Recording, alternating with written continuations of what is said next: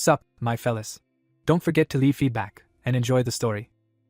The main character flies in space. The information window said that the status window was unlocked. The artifact player was activated. The protagonist closed his eyes. He opened them slightly and couldn't figure out where he was, and noted that it felt like he was deep underwater. A systemic drac, a destroyer of worlds. He had asked himself what that meant. In front of him stood a huge deity. His eyes burned red. He opened his eyes and wondered if it was a dream, although it was too vivid for sleep. The deity opened his mouth slightly. It seemed to him that he was trying to say something. An image of a human eye appeared. The guy's eyes widened. A few hours earlier, the training ground of Ignite Academy. Clouds flew over the mountains. In the middle stood a huge building, a voice saying that Ruin would be next. Heidel had glasses on his face, and he explained that all he had to do was create a fireball and hit that effigy with it. The guy looked at his hand and thought that the fireball was the kind of magic that any student of the academy should be able to handle with a bang. But for someone who was incapable of using magic, it was an almost impossible task. There were drops of sweat sliding down his cheek. He doubted whether he would succeed this time. The professor looked at him menacingly and loudly ordered him to begin. A fire burned in the guy's hand. He realized that he should not give up. Maybe this time he would succeed. He didn't look to the side and decided that he could handle it at any cost. A drop of sweat slid down his cheek. Not far from him, there was a crowd of schoolchildren. One asked to see the size of this ball. The other wondered that a person could have such an amount of mana. A man with a beard watched him. He put his hand back and thought that everything was going fine. If he continued like this, he could. Of course, he was straining his teeth and silently asked that this not happen again. He held out his hand in front of him and added that he had to hold out. The guy's hand was enveloped in fire. A clot of vomit fell on the grass. The young man wiped his mouth with his hand and said that he couldn't take it anymore. Heidel looked at him and shouted for him to let him go. The guy stood in a fighting stance and complained that the fireball did not escape his hand. The professor took a look at him and told him that he was already in his senior year. If he still couldn't perform ordinary magic in the form of a fireball, then he simply had no chance of passing the final exam, and noted that he was destined to fail. He lowered his head and replied to himself that it was so. He was destined to fail. Ruin clenched his hand into a fist and asked for forgiveness. He promised to train more in the future. He walked towards the crowd of his comrades and pondered that in this practical shooting test, they had to create 10 fireballs and hit the target several times. And he was not able to charge even one ball at the target, and realized that he could not even count on the role of a third-rate magus. A group of students stood in front of him. Someone wondered how this misunderstanding did not enter the academy with better scores at all. The guy wiped his mouth with his hand and thought that due to the fact that the offspring of a nobleman from the provinces was the best entrant, peers from more prestigious families began to envy him and feel inferior. As a result, this caused a hostile attitude, and noticed that he could not withstand their bullying. The young man looked up in front of him and noted that the reality that deprived him of hope was beginning to destroy him from within. This damned curse was the only thing that had held him back all these 6 years. Ruin walked forward somewhere, and thought that even though he had held up well all this time, he couldn't help but wonder how long he would last. Corridor of the academy. There was a balcony on the columns. A group of students stood on the red carpet and discussed the exam. The main character looked at them. Someone from the crowd wondered if this was not the stupid guy. 2 guys stood in front of him and said that he should already pack his things. In his place he would be embarrassed to show, but he turned out to be very persistent. The blonde guy spread his arms in different directions and asked if he knew what the junior squads called him, and immediately answered his question that the Ruin was a dumbass. He added that because of him, the graduating class is not a role model, and clarified that maybe he will already fall back to his province. The protagonist furrowed his brows in displeasure. He stood silently in front of his offenders. The second told him that since nature had deprived him of his skills, then he should at least be rich, and noted that the trouble was that he heard his name only when he entered the academy.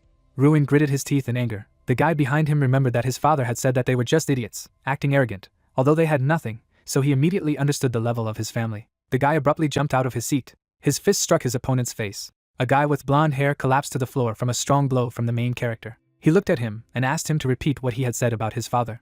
He grabbed his broken nose sharply and exclaimed, "How dare he!" The protagonist gave him a contemptuous look and explained that he needed to know when to stop, and asked who he was to say anything about his father and family. The second guy jumped and swung his fist at him and shouted that he at least understood who he was against. He opened his eyes sharply in pain. Ruin's fist struck him in the stomach. The guy fell sharply to his knees. He cringed in pain. Saliva flowed from his mouth. The young man turned his head to shout. Ben raised his hands above him for a magic strike and heartily asked how he dared to hit him. He was shocked that he was going to use combat magic within the walls of the academy. He stretched out his arms in front of him and shouted that he was a trash with a magic release disorder. He wondered that he didn't care that he could be excluded. A huge charge of energy rushed into him. He spread his hands in different directions and realized that he could not move. Heidel opened his eyes wide and ordered this to stop immediately. The guy put his hands out in front of him for protection. A drop of sweat slid down his cheek. He carefully looked at the charge flying at him, and concluded that, as he thought, his end had come. The information window stated that he was the embodiment of a fighter, the destroyer of worlds. The status window was unlocked. The player artifact was activated. The eyes of the huge deity glowed red. The main character looked at him and could not understand what was happening. The deity opened his mouth slightly and called the protagonist by name. He opened his eyes wide in shock and wondered, this was definitely his name. A woman with golden eyes stared at him. She stood in front of him and noticed in surprise that he was awake. The guy's eyes widened. He rose above his bed and asked where he was. She replied that he was in the break room. The young man grabbed his forehead with his hand. She advised him to lie down. He did not need to get up. He noted that everything was fine. His head was just a little dizzy, but he could sit down, and he thought to himself that he had lost consciousness. The eyes of the huge deity glowed with red fire. He could not comprehend what had happened, although the knowledge seemed so real. He asked how long he had lain. Helen looked at him and replied that it was almost a day. She stood next to his bed and remarked that what a blessing that nothing worse had happened. God saved him. No other way. He asked if he was all right now. She looked down at him and told him that he needed to check a few more tests, but he looked pretty good for someone who had been struck by a lightning ball, and added that she had never seen any wounds, burns, even organs intact. A drop of sweat slid down his cheek. He wondered how this was even possible, because lightning is a terrible magic that burns the body in seconds, and he took a direct blow. He looked at his hand and asked himself why he was all right. A man came into the ward, asked him to forgive him. Helen looked at the patient, and noted that since the professor was here, she would go further to analyze the results, and asked him not to remain silent if anything bothered him. Heidel crossed his arms over his chest and asked how he was feeling. He replied that he felt fine. The professor looked at it, and remarked that it was quite good, and said that a professorial council had been convened on this incident. He stood in front of his bed and explained that first of all, he was reporting that Ben would be expelled for using battle magic with the intent to kill, spreading false rumors about the head of the Ardo family, and treating and bullying him. As a result, all of the above actions were taken into account in the verdict. The guy looked down and noted that he had hit Ben as well. He replied that of course he would also be punished, but given the circumstances, he would be engaged in volunteer service for a month. He stared at the floor and agreed with his words. The professor looked at him and expressed his desire to ask him something, namely if he was in possession of the artifact. A drop of sweat slid down the guy's cheek. The professor put his fingers to his chin. He said that no, he didn't, because if he had something like this, he wouldn't be bullied like that. He remarked that based on its value and rarity, the head of the Ardo family would have already used it for his people. The young man looked up at him and did not understand why he was asking. Heidel stared at him. A drop of sweat slid down the boy's cheek. The man reflected that he was sure that before the lightning ball caught up with him, his body was surrounded by a red light, as if he had been protected by a high-rank artifact, reflecting Ben's magic. Ruin sat on the bed and asked what he said, and thought about what artifact he was talking about. The guy slightly closed his eyes from fatigue and noted to himself that this could be somehow connected with that very strange dream. He assured that he did not understand what he was talking about, and besides, he was absolutely sure that he did not possess the artifact. The professor desperately lowered his eyes down. He turned around and told him to rest. He concluded that he really had no idea what had happened, and the professor didn't ask any further, and wondered what he was thinking now. Heidel headed for the exit. He put his fingers to his chin and reasoned that it was an experience indistinguishable from a dream, and that strange voice. The eyes of the huge deity burned with red fire. He spoke, the artifact of Drak, the destroyer of worlds, and the player. The young man scratched his temple and remembered that there seemed to be something else, and realized that this was a window of status. A drop of sweat slid down the guy's cheek. The nurse approached him and anxiously asked if he was okay. Maybe he was not feeling well. He replied that this was not the case, and asked if she also saw this blue thing in front of him. She gave him a blank look and asked what he was talking about, since there was nothing here, and added that he was sure that everything was fine. A drop of sweat slid down the guy's cheek. He couldn't believe that she really didn't see it. It turned out that only he could see it. An image of the information window with the characteristics of the main character has appeared. He scratched his temple and realized that first he had to come up with an excuse, and asked not to take it into his head. Most likely he imagined it. She replied that it was not funny at all. She folded her arms over her chest and said that his tests were normal. He could return to the dormitory. He looked at her and thanked her. An image of a system scoreboard appeared, which revealed that he was the embodiment of Drak, the destroyer of worlds, who reasoned that today he had survived a lightning ball strike without consequences, met a man with a red eye in an alternate dimension, and had a status window that only he could see. The guy stared somewhere ahead and remembered that it was written in that window that he was the embodiment of Drak, and wondered if it was possible that the artifact of a mage named Draka had been given to him. Birds flew over the fortress. The guy put his hand out in front of him and noticed that another strange window had now appeared in front of him. An image of the information window appeared, which read about a new task. He looked down at his hands and thought that punching and kicking was related to physical strength. He didn't understand how it would help a mage like him. He closed his eyes and decided that it was not the time to doubt. He had to try first. He clenched his hand into a fist. The system scoreboard reported that he had made one punch with his fist. Ruin threw his hand in front of him, the information window saying that he had made another punch. He smiled slyly and noticed that the number was growing. At this rate, he would quickly reach his goal. The young man threw a clenched fist in front of him. The information window said that the number of blows remained the same. He put his finger to his chin and realized that this time the number did not change due to the fact that a blow is not counted if there is even the slightest mistake in its execution, and decided that in this case, he would go through the training properly. The moon shone high in the sky. Drops of sweat dripped from the guy's face. He rested his hands on his knees and concluded that he was finally done. He smiled broadly. The information window said that the task was completed. He wiped his face with his hand and clarified what kind of reward it was. Streams of sweat ran down his cheeks. He looked at his hand and was puzzled by the feeling he was feeling, and noticed that it was barely perceptibly circulating in his blood, and it looked like something even more fundamental than mana.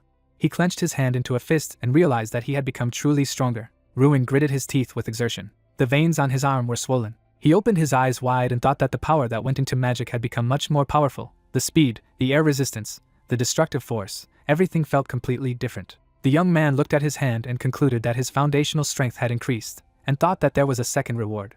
A status window appeared in front of his face. An image of the information window appeared. He opened his mouth slightly and asked that it replaces mana circles with power circles. He put his hand on his chest and realized that this meant that his mana would be replaced by physical strength. An image of a human heart appeared, and he noted that everyone who feels and learns mana has a circle around the heart, which plays an important role in releasing and amplifying mana, and the number of these circles increases depending on the mana stored and the amount that the magician can control.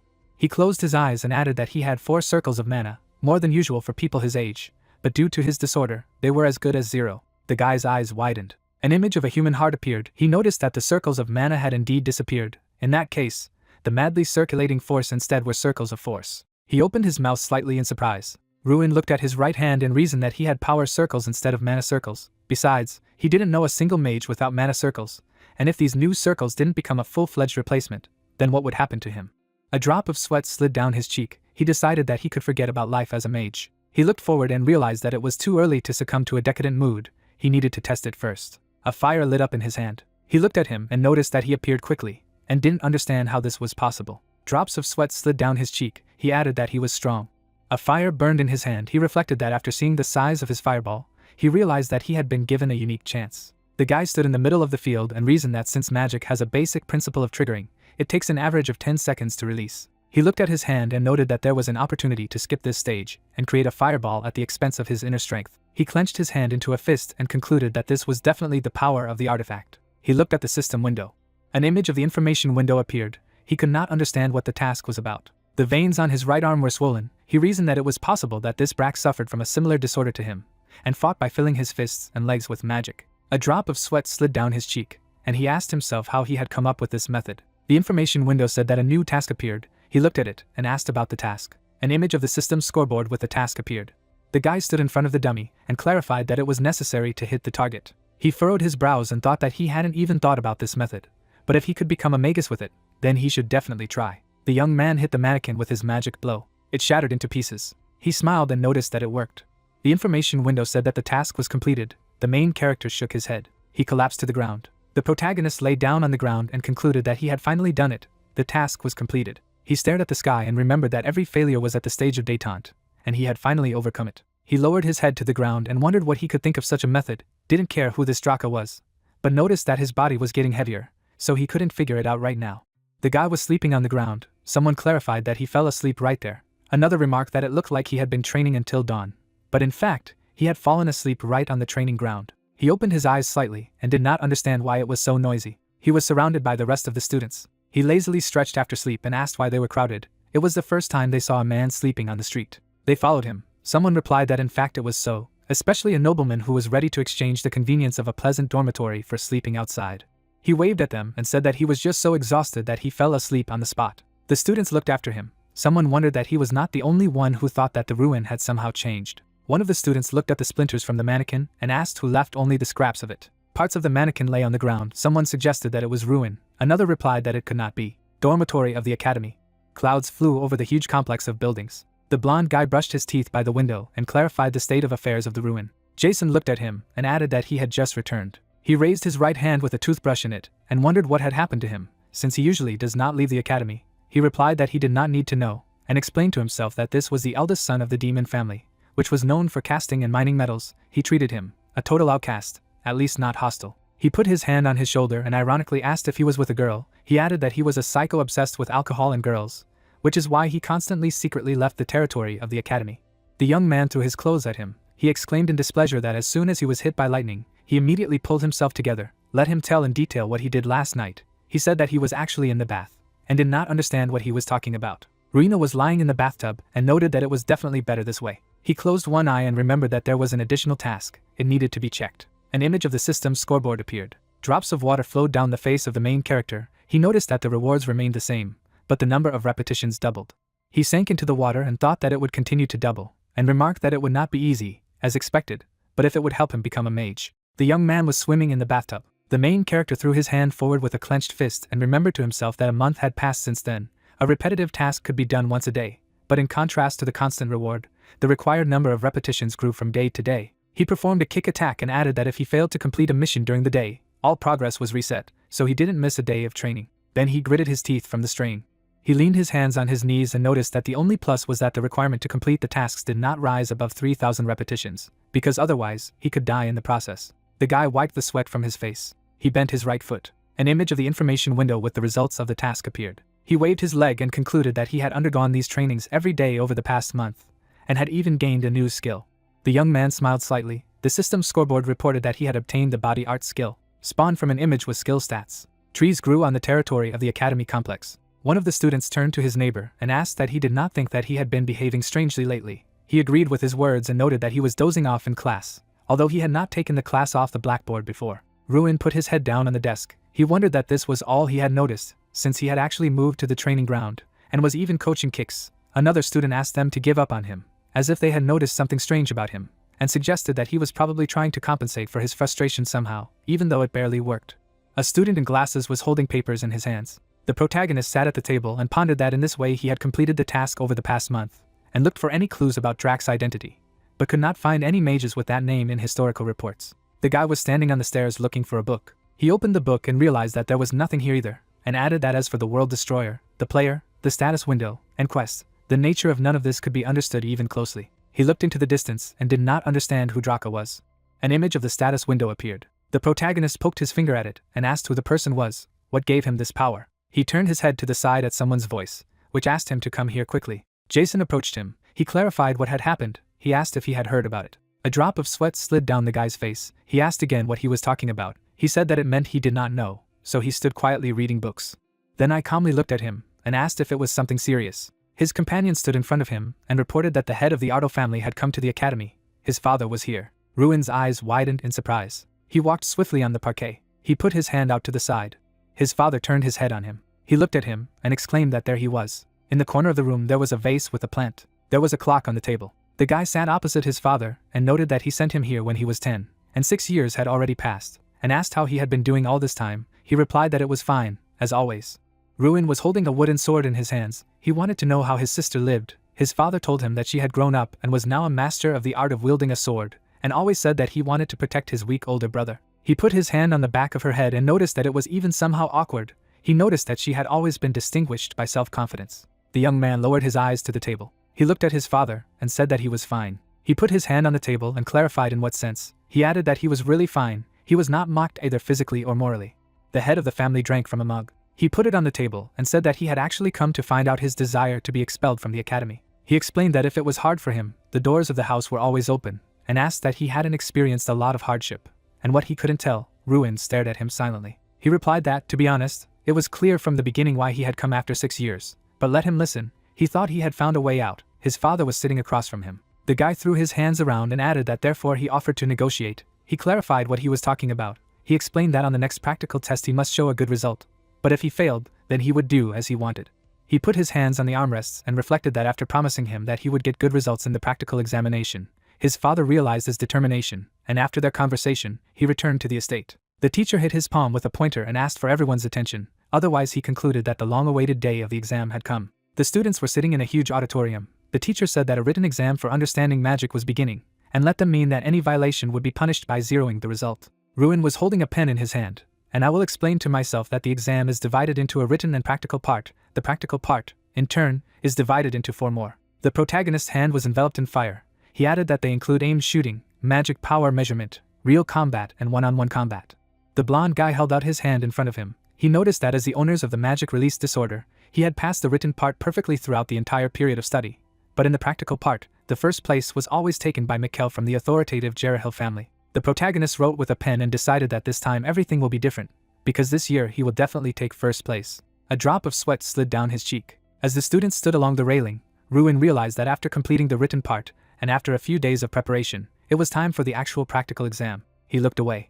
Jason stood next to him and told him that he had been behaving strangely lately, and asked if he had some kind of action plan for the practical part. He replied that today he was trying a new approach. His comrade smiled and asked again what was so. He had found a way. They both turned to the voice that asked what Ruin was doing here. Mikhail crossed his arms over his chest and added that he was really going to take part in the exam, and noted that with his disorder it was useless. The main character put his finger on his chin and noted that he really came to take the exam, and clarified what was wrong with it. He put his hand on his shoulder and said that as an honorary student, let him give him a little advice, since he had already failed the practical part 6 times. He looked at him and advised him to just surrender instead of humiliation. He looked away and replied that he did not think his advice would be of any use to him. Mikhail stood in front of him and noticed that he did not seem to understand him, and asked if he thought that a person with a magic release disorder would be able to pass the exam normally. He irritably asked himself what he wanted from him, because he had not behaved so boldly before. Where did he get such confidence? And added that it infuriated him. The blonde guy gritted his teeth and growled that he would deal with him in a one-on-one fight, so let him wait. Ruin realized that the first part of the practical exam was aimed shooting. Officially the stage was called the multi-target shooting exam. Dummies materialized in the air. He held out his hand and realized that his goal was not easy, to find out how many targets a future Magus could hit at once. However, this year's difficulty level of the exam was increased as the goals were constantly moving. Magic attacks hit the targets. The girl held out her hand in front of her. The guy held his hands in front of him. The main character noticed that in this regard, the average was just terrible. The young man raised his hand in front of him for a magical attack. 2 teachers sat next to each other in the stands. One noted that who would have thought that the results would fall so much due to a slight complication. The second added that the quality of the current graduates leaves much to be desired. They both turned their heads to the voice that told them not to be disappointed yet. Professor Elec looked at them and said that it was Michael's turn, so they had to wait. He stepped on the ground. He held his hands in front of him and silently appealed to Ruin to look carefully. He didn't know what he was up to, but he would show him the difference between them. A blue fire burned in his hand. The examiner raised his hand and ordered him to begin. He threw up his hands in front of him. The guy was standing in a fighting stance.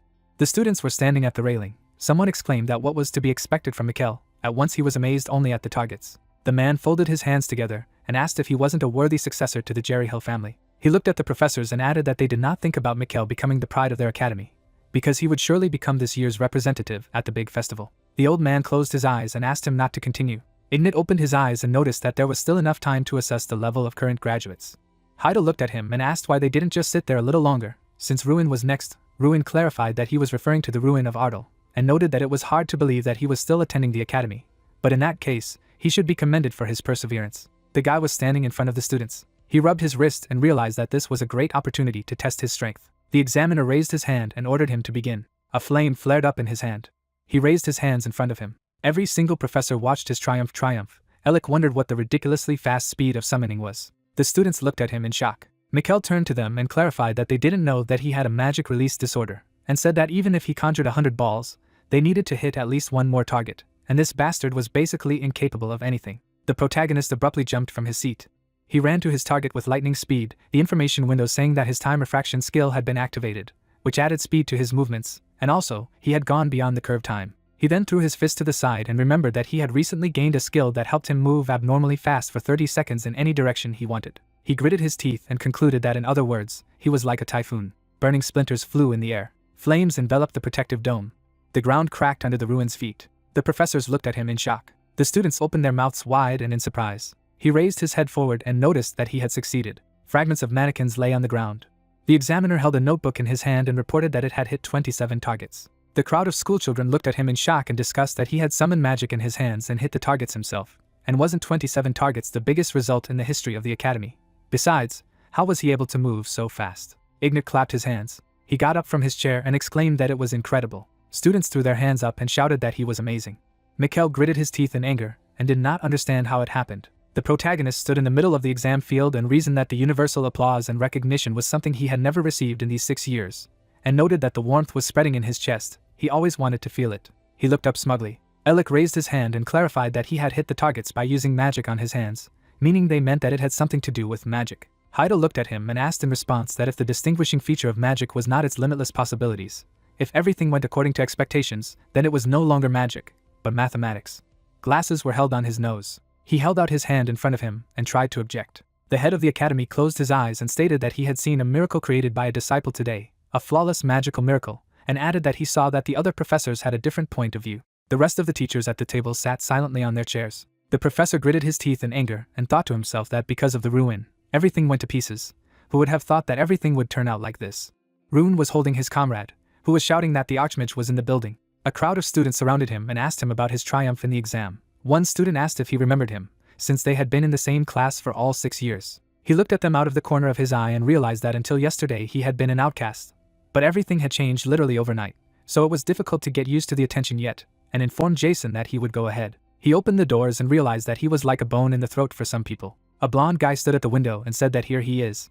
Ruin stood in the doorway and asked what Mikkel was doing in the stranger's room. The latter approached him and explained that he seemed to be proud, having scored a few points with something that could not be called magic. His impudence infuriated him so much that he decided to warn him not to show off. He wondered if it was the confusion of losing to someone he had looked down on for 6 years. The guy grabbed him by the shirt and shouted what he said. The protagonist calmly took his hand. Mikkel looked at her in bewilderment.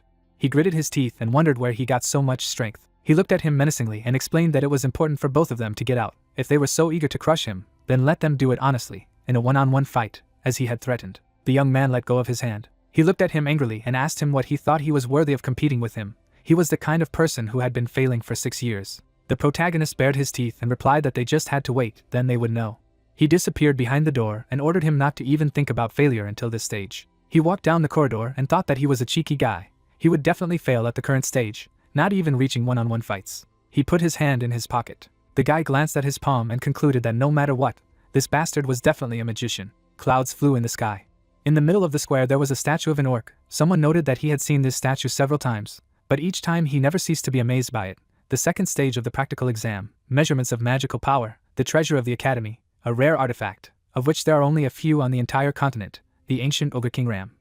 500 years ago the Archmage Freud turned into an artifact of King Ram during his lifetime. He, locked in the artifact, absorbs the mana of mages and is a magical punching bag. The second stage requires students to direct magic to the statue and get a high score. King Ram's eyes were shining. The protagonist looked down and clarified that this meant that all he had to do was aim at the statue and use the spell he was most sure of. Jason confirmed his words. The guy clenched his hand into a fist. He added that this ogre is famous for evaluating very harshly. Getting a result from him above 20 is already considered something commendable. The young man raised his hand in front of him. There was a statue in front of him, a voice from there telling him to get out of sight, and told him to quit his magic right away. He looked at him and stated that he thought he had done well as expected. It wasn't that simple. The voice ordered the next one to stand in front of him. The girl looked at him and clarified that now it was her turn. She raised her hand and asked her to look carefully. A charge of magic rushed into the statue. There was a statue in front of her. The voice told her that he would definitely remember her. She asked again if it was true. An image of an ogre statue appeared, and a voice replied that it was, because it was impressive how hopeless it was. Tears poured from her eyes. She exclaimed that this could not be. This was her best attack. Clouds flew in the sky. The ogre continued to humiliate the rest of the students. The examiner sat on a bench and asked Jason not to make a scene, to return to his seat.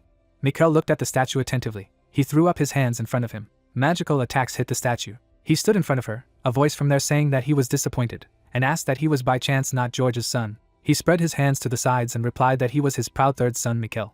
The statue stood in front of him. A voice from there asked that he was proud, and added that his father was a blockhead who begged for more points, and he had even less talent. Only 27 points. He opened his mouth wide and exclaimed what he was carrying. The examiner stretched out his hand and asked him to calm down, and called the next one. Ruin watched the statue intently and noted that he was somehow nervous. Although the attempt was not torture, he would cope. He clenched his hand into a fist. He looked up at the statue and introduced himself. The statue stood in front of him, a voice from there saying that it was the first time he had seen him. Although it didn't matter, let him start. A fire broke out in the hand of the main character. One of the students looked at him in shock and clarified that it was explosive burning mana. The rest of the students also looked at the protagonist in shock. He got into a fighting stance. The voice asked what kind of stance it was. He abruptly broke off from his place and reported that he was advancing. He jumped at the statue. He attacked with his foot. The student looked at him in shock and said that it was impossible. He moved the magic from his fist to his leg and exploded it in an instant. The rest of the students also watched him in shock. He slid a few meters back. Someone exclaimed that he wanted to say that Ruin was at least a 5th class mage. A drop of sweat slid down his cheek. He thought that his spell had worked properly. But the King Arm's reaction was so strange. The young man was standing in front of the statue. The statue's eyes lit up. A voice asked who he was. He reminded him that he had already introduced himself. The ogre immediately asked if he was Draka. The guy opened his eyes wide in surprise. King Ram's eyes burned with red fire. He said that he had been waiting for him for a long time. A crowd of schoolchildren stood near the statue and discussed who it was talking about. From the guy's face, a cross of sweat, he mused that over the past 2 months, he had read all the available books, but could not find a single mention of Drak. but the ogre had some information. He asked if he knew him. The statue was standing in front of him. A voice from there answered in the affirmative. He looked up at her and asked why he didn't tell her more about him. The statue was located a couple of meters away from him. The voice noted that it was curious. Who would have thought that he would meet his incarnation here in the academy? An image of a statue appeared. He could not understand what incarnation he was talking about. King Ram asked for his name again, and Ruin raised his head and identified himself. He was standing in front of the statue, a voice saying that he would remember it. The examiner asked for the number of points that Ruin received. The statue of King Ram was standing not far from them. The voice replied that there were too many years, he would later say, and said that the evaluation was complete. His magic was not something he could assess. The examiner threw up his hand and could not understand what he was talking about. He spread his hands in different directions and said that according to the rules, he must evaluate students, no matter what. This contract must be observed for 5,000 years from the date of Archmage Freud's death. The statue's eyes lit up. The voice ordered him to stop, and wondered why he dared to mention the rules in his presence. He had been evaluating children who didn't even look like mages for years, and added that this damn Ignat might be going to hell. But a contract was a contract, so he would give him an assessment. Drops of sweat rolled down the examiner's face. King Ram asked how much the young destroyer wanted, 100 or 0 points, and Ruin opened his mouth slightly in surprise. He smiled and replied that of course he wanted to get 100 points. A crowd of schoolchildren stood in the academy. They discussed that King Ram rated the student at 100 points. The main character slightly opened his mouth in surprise. Heidel said that he was again in the epicenter of events. He asked what he was doing here. The professor crossed his arms over his chest and explained that the news that he had received 100 points had already reached the head of the academy. Upon learning about it, he stated that this was an unprecedented case and he deserved an award. The man handed him a scroll and asked him to take it first. He opened it and clarified what the artifact room was. Heidel waved his hand and asked them to follow him. The main character walked behind him. He looked around and noted that he did not know about the existence of such a place. He added that it was the only place in the academy where entry was prohibited. They were standing in front of an unknown gate. He asked about the only place, and could not understand why he had brought him here. The professor pointed at them and said that they were standing at the entrance to the artifact room. He was only allowed to go as far as here. A drop of sweat slipped down the guy's cheek. He clarified that he should go there alone. He replied that it was so, and he would wait outside. The protagonist opened the doors and realized that he was not aware of what was happening. But since this was his reward, he needed to come in to see. He went into the room. He looked around and noted that there were so many objects that he had only heard of, most likely the magical warehouse of Archmage Freud and Ignat. He turned abruptly to the voice, which said that he looked lost. The ogre looked at him and added that he didn't seem to realize his true value. He sat on the throne. He was surprised that he was no longer a stone statue. King Ram held out his hands in front of him and clarified that he was surprised that he was not in the form of a statue, and revealed that this was the only place where he was allowed to appear in his real form, thanks to the ancient mana filling this room, so he could be in his body instead of in the form of an artifact. Ruin looked at him and asked what he meant by value. The ogre looked down and replied that exactly what he said. He was not aware of it at all, even though he was using the same artifact as the player. The main character opened his eyes wide from what he heard and thought that he knew about him. The guy looked at the monster attentively, who explained that it was a rare artifact, one of a kind, and asked how he got it, and what connects him to Draka. The young man looked up and replied that he himself wondered who Draka was. King Ram's eyes burned red. An image of an unknown magician appeared, who, I will explain, is a creature who wanted to become a god. A lone traveler stood in the middle of endless fields. Someone said that once he came to the Heavenly Peak tribe to which he belonged, he was short and small, which looked unsightly, but his strength was so monstrous that no one from the tribe could resist it. The monsters flew in different directions from Drak's magical attack. He added that he had stopped more day by day, so even a few ogres could not defeat him. Besides, they respected him. He lived with them and was a member of their tribe. The ogres were sitting at a table in the bar. King Ram put his finger to his chin, noting that he had been teaching him, the next chief of the tribe, language and magic, for almost 100 years. The guy opened his mouth wide in surprise and exclaimed how a person could live so long. The ogre broke into a smile and replied, he was not a human. His true form was a black dragon, Dracagonia. An image of a huge dragon appeared. The young man opened his mouth slightly in surprise and wondered if dragons really existed, and asked if it was true. He looked down. The latter replied that it was so, and asked that he didn't know that magic came from dragons. He thought that of course he had heard about it, but it was just a story, and he thought it was just a legend. The ogre's eyes burned with red fire, and he noticed that however, Drak himself was incapable of using magic, so he created a way to fight the way he did, imbuing his arms and legs with magic, and wondered what he understood now. The main characters attacked with his foot. He opened his mouth slightly and remarked to himself that he was sure he had been treated the same way he had been treated. The mage clenched his hand into a fist, and King Ram explained that Drak had created an ability that only he could use, the ability to turn magic into power, which he demonstrated to him, and with its help he became the most powerful being, and added, however, he was not satisfied with this and infinitely increased his power until he eventually destroyed everything around him and himself.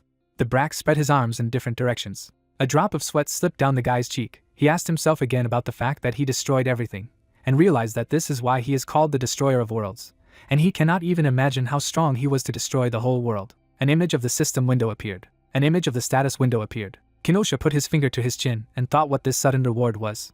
Another image of the status window has appeared. He looked at him and realized that it was a strengthening skill. He took his hand into the sphere and couldn't understand if it was the embodiment of power. The ogre looked at him and explained that he had apparently received a reward for the mission. Drac had a habit of talking about such things while staring into the void. Ruin looked up at him and asked him what it was, if he knew what it was, and he asked him to take a look at it.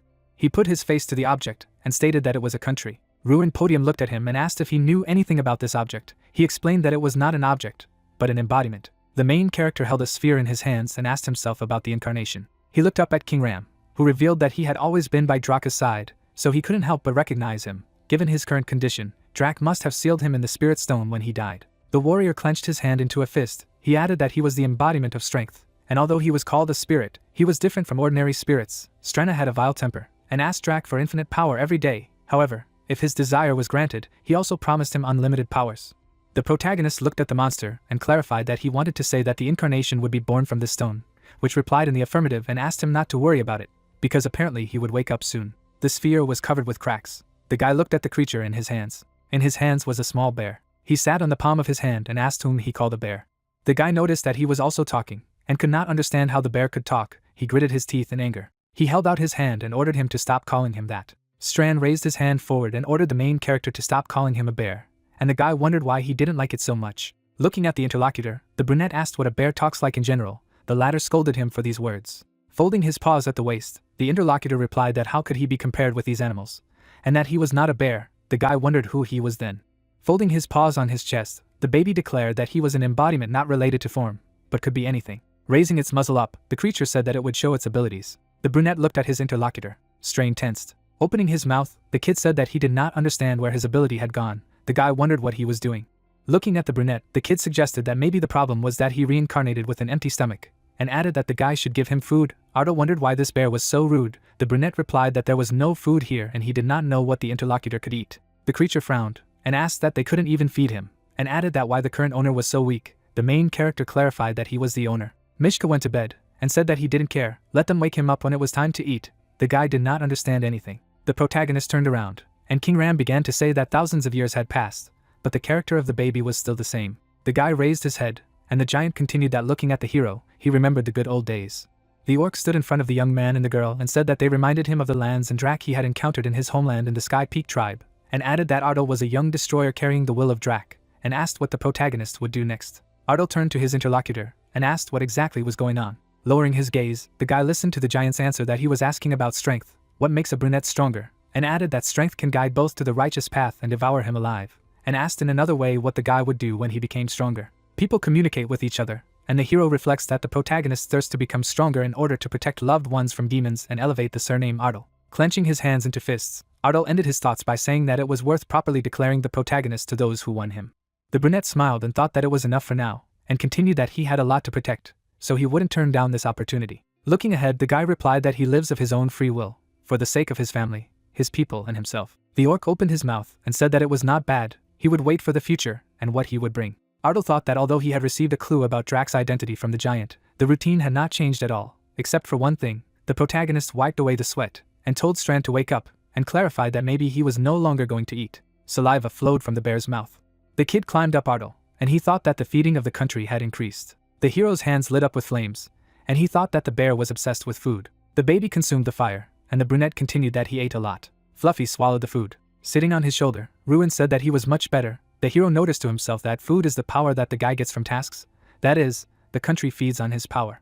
A system window appeared about the teddy bear that he is the embodiment of strength and has 1 star. The one-of-a-kind spirit of the physical world in charge of primitive strength becomes stronger with the growth of the vessel, and also defied the 7 rulers and was destroyed. A new window popped up, saying that the unique skill of 1 star, this is the height of a companion with a guy, is 100% divided, and the unique skill of a companion gives 100 to strength.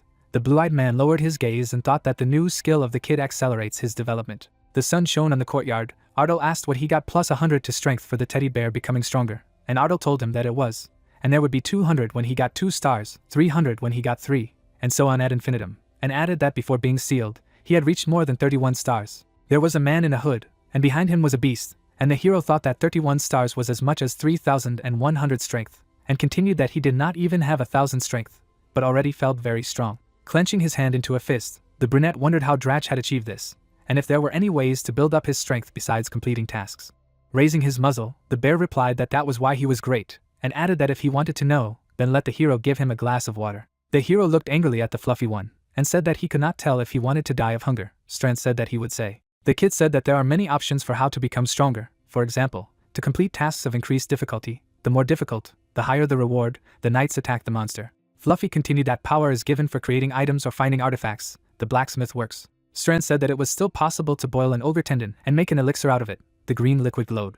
The bear closed his eyes and continued that all the listed options are not for the hero. The protagonist asked why. Because there are so many options. The kid folded his paws and replied that first he needed to gain 1,000 strength, and continued that the guy's body would not withstand such power, growing exponentially, because now the brunette is as soon as the child who began to walk. The blue-eyed man frowned and thought that he was sure that he had become stronger, but it turned out that he was only at the very beginning, and continued that in this situation, the next goal was to gain 1,000 strength. The guy is training, and he says to himself that he trained daily to increase his physical strength, and when she reached 930, the third stage of the exam began, called a real fight. The arena is illuminated by a soft light. Mishka clarified that the hero says that he has a trial and battle today. Ardal opened his mouth and replied that it was so, he was waiting for this day. The weather was clear. The brunette said that usually magicians attack when they are behind, so in such chaos, they can fly from anywhere. For this a test was created, to check how much magicians manage risks, so this stage can be called the most important. The blonde attacked with a fireball. One of the knights raised his hand and shouted, "What is the guy doing? Don't aim at them." The man closed his eyes and said that Mikkel was getting out. The guy bowed and agreed with the professor, and the protagonist reasoned that the Knights of the Fulren were invited to help conduct the exam, for the safety of the students, and to check the compatibility of them. The giant is surrounded by flames, and Ardal said to himself that since today is the last day, everyone is wondering what the monster will be. The participants raised their heads in bewilderment at the noise. The red opponent raised his head and shouted, and the people were surprised, saying that it was an orc. The giant attacks with weapons. The protagonist reasoned that orcs live in groups, and the habitat is the entire continent. They are much stronger than humans, and have comparable intellectual abilities. They are also cruel in nature, and there is an eternal war between the two sides. The guys opened their mouths. One of them asked if it was right to fight orcs as part of the exam, and the second added, "And what if someone died from him?" The man with glasses said that they were magicians, so they should keep a sober mind. Let them take it as a real fight and give their best. The group looked at the teacher and replied that it was for sure. The giant rushed forward. The knights repelled the enemy's blow. Mikkel was preparing for a magic attack. The blonde man stretched his hands forward and shouted the name of the spell, Ice Wall. The shell hit the floor. An orc was flying from above, and the group was shouting, warning the guy. Opening his mouth, Heidel shouted for Mikkel to dodge. The mage froze in place, and said to himself that he had to dodge, but his body was shackled by fear. The professor raised his hand and said a spell, a tree prison. Plants began to appear around the enemy. The giant was stopped. With a scream, the orc reached out to the guy. The blonde looked up, and a voice sounded that Mikkel was out. The man slammed his fist into the seat. The brunette, gritting his teeth, cursed to himself, and thought that the guy had failed again, and continued that it was necessary to somehow prevent the main character from passing the test. Elik raised his hand and, turning to the processor, asked if it planned to continue the test in the same vein. The old man looked in the direction of the interlocutor, and asked what the man was hinting at. He replied that soon it would be the turn of the protagonist. The gray-haired man replied that he was, smiling, and the brown-eyed man said that Ardal was the only one who had received the highest score from King Ram. The guy is standing in front of the statue. The man said that it is not fair to evaluate the brunette on an equal basis with others, and asked if the professor thought so. Putting his hand on his beard, the interlocutor replied that he understood what he was getting at, but they did not have other opponents prepared. Smiling even wider, Elik said that there were actually some. The orc grinned, and the man mused that when the knights brought the orcs, they brought an ogre with him. A huge monster opened its mouth. The protagonist entered the battlefield, and Elik thought that using an ogre in the test was extremely dangerous. But since the exam was a professor and knights, he would like to see what Ardal was really capable of. The blue-eyed guy smiled. The snow-white corridor is illuminated by several torches. The man leaned against the wall. The main character, opening his mouth, asked what Professor Heidel was doing here. Ardal's interlocutor, taking his hand aside, said that he should tell him before starting that the protagonist's test would be more difficult than the others. Frowning, the bearded man said that the Academy expects a lot from Ardal. Since King Ram gave him a perfect score, he added that therefore, some people think that it is unfair to give him the same monster as others. Because of this, the test will be more difficult. The protagonist, turning to the teacher, asked what this meant. The professor interrupted him that he would fight an orc. The bear on the guy's shoulder twitched. The hero thought that he would really fight with such a monster. Showing his fangs, the bear explained that the opponent of the student would be an orc, so it would be fun. The monster resists the chains. The monster with spikes on its back screamed furiously. Two young men say that the monster is not an orc captain and an ogre. The blonde guy frowned and thought that this could not be. The man clutches the sword in his hands and says that he was asked to bring this ogre. The knight looks at the monster and says in his head that he doesn't think it's right to use an ogre to test his skills, how strong that student is. The ogre smiled, the soldier saying that ogres look like orcs, but physically much stronger. They can fracture a skull or displace vertebrae with a single blow. The brown-eyed guy turned to the professor and asked him if he was sure that even the knights had a hard time capturing the monster. Heidel replied that it was the order of the head of the academy. The teacher's interlocutor gritted his teeth and said that the academy likes to put their lives on the line. The hero's shoe stepped on the floor. The guy explained that he would put his life on the line. The knight turned. The protagonist looked in the direction of the soldier and said that he was Ardal, a participant in the test. The armored man froze in place in surprise. The protagonist thrust his chest forward. The soldier with the sword thought that this guy was put against the ogre, as if he could defeat him. Ardal walks towards the arena, the man behind him mentally saying that if anything happens, he and the professor will protect him.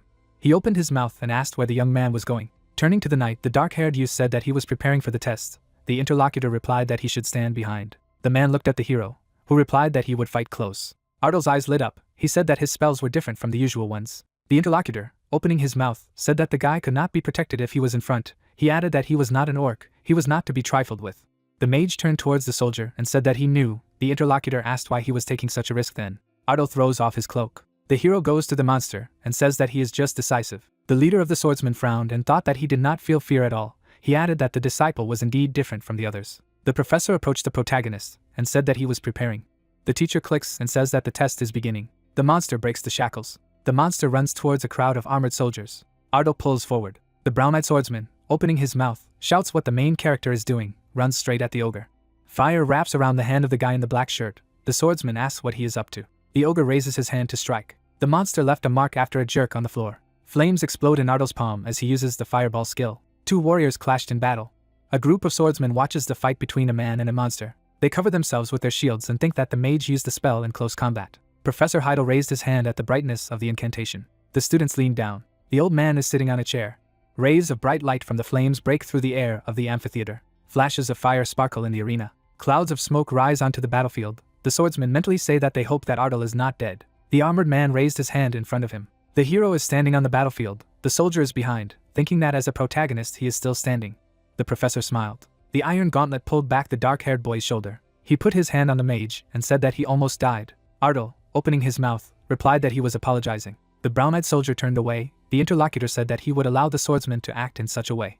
Both men turned to the side and Ardal said that he had no time to talk now. He would complete the test first. The ogre's eyes glow red. The swordsman raised his palm and told the hero to step back. He added that he was strong, but it was too dangerous. The man with dark hair opened his mouth and told Ardal to stay on the sidelines while they sorted things out. The magician goes forward. He went to the front line. The protagonist, turning to the armored soldier, said that this was his test. His eyes lit up. The guy said that let him be allowed to complete the test. Ruin looked at the monster and thought that he did not know how it happened. There was an ogre 5 times his size in front of him, against whom he was to fight. His face was serious. Frowning, the guy emphasized that there were 2 reasons that gave him courage. Looking at the projection, he noted that the first reason was a title he had received from King Ram, which allowed him to communicate with ogres. Looking at the monster, he listened to it screaming not to be approached and freed, after which the protagonist reported that he understood that it was he who was screaming. Ordinary people only saw a ferocious monster, but not him. This ogre was frightened because he was surrounded by mages and knights. He glanced at the notification for the second task, which said that he had encountered an opponent that he could not avoid. He needed to subdue the enemy faster than the others. As a reward he would receive 30 strength points and the player's eye skill, and then emphasized that this was the second reason that gave him courage. Smiling, MC remarked that it was a great reward for him to have to do the same job every day. He rushed into battle. The guy was moving at great speed and reasoned that he had no reason to hesitate. He launched a powerful attack on the monster. The ogre was shocked by the damage he had taken. He flew aside. The protagonist saw a message that the first goal had been completed and noted that there was more to it. Frowning, the monster announced that he would kill the man. He jumped on the guys. The ogre swung his arms from behind his head. The monster opened its mouth wide, saying that it would smash its head. Ruin managed to jump away from the attack. With a calm look, he came to the conclusion that he had to find the enemy's weak point. The guy rushed back into the fray, using time refraction. Taken aback, the man wondered where he got such speed. Approaching the ogre, the protagonist came to the conclusion that he needed to get closer. A bright aura enveloped his fists. He stabbed the monster in the stomach. The surprised warriors thought that MC didn't flinch against the ogre. They didn't understand who he was. The guys were shocked. MC tried to hold back his opponent's fist. They began to fight. The main character hit him on the arm with his knee. The monster grabbed his leg. He threw the guy aside. He fell head down. Upon landing, Ruin was suddenly taken aback. The ogre attacked. The main character was behind him. The enraged monster called him a dodgy rat. The protagonist rushed at him. He was preparing to make a powerful attack. The guy hit him in the face with his fist. His opponent fell off his feet. MC jumped on it. Swinging his fist, he emphasized the fact that it was time to end this. The ogre was dumbfounded and wondered if he was even human. He was taken aback when the guy asked if he expected to be answered. Ruin prepared to finish him off and said that he understood what he was saying, just like the ogre. Explosive burning mana surrounded the monster. The protagonist's eyes began to glow, after which a notification popped up that there was a transition to Berserker mode. Energy surrounded the battlefield. The ogre's gaze was blank. Looking at him, MC wondered if that was all. Frowning, Strand thought that the guy was not bad, maybe even better than he expected. Watching MC, viewers asked if he really defeated him. They enthusiastically began to shout words of support. Frowning, his father noted in his mind that he had indeed won. Tyrion smiled. The knights approached the corpse and began to examine it. Crossing his arms, the man asked who taught the guy to fight like that, to which he received the answer that no one taught him. Frowning, the knight asked if Ruin wanted to say that he had learned it himself.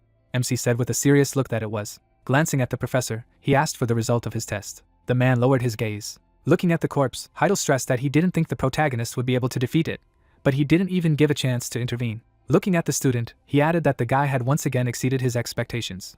A shout could be heard in the arena that he had passed. There was a smile on his face. A notification popped up that his task had been completed. The surprised guy read that he had obtained the passive skill of the player's eyes, with the help of which he gained the ability to see the nature of everything. Now he can collect and digitize all the information and can sense surveillance and track the invisible. Strand jumped on his shoulder and noted that he was now a real player. Smiling, the spirit emphasized the fact that this is something that only a player can possess. Looking at his comrade, Strand added that enemies hiding themselves with stealth or invisibility magic would be visually different to him, with a faint outline around them. The guy paid attention to the notification that the minimap was unlocked. Looking at the map, he listened to the fact that with its help you can see everything within a radius of 500 meters. Crossing his arms, the bear added that there were even more surprises.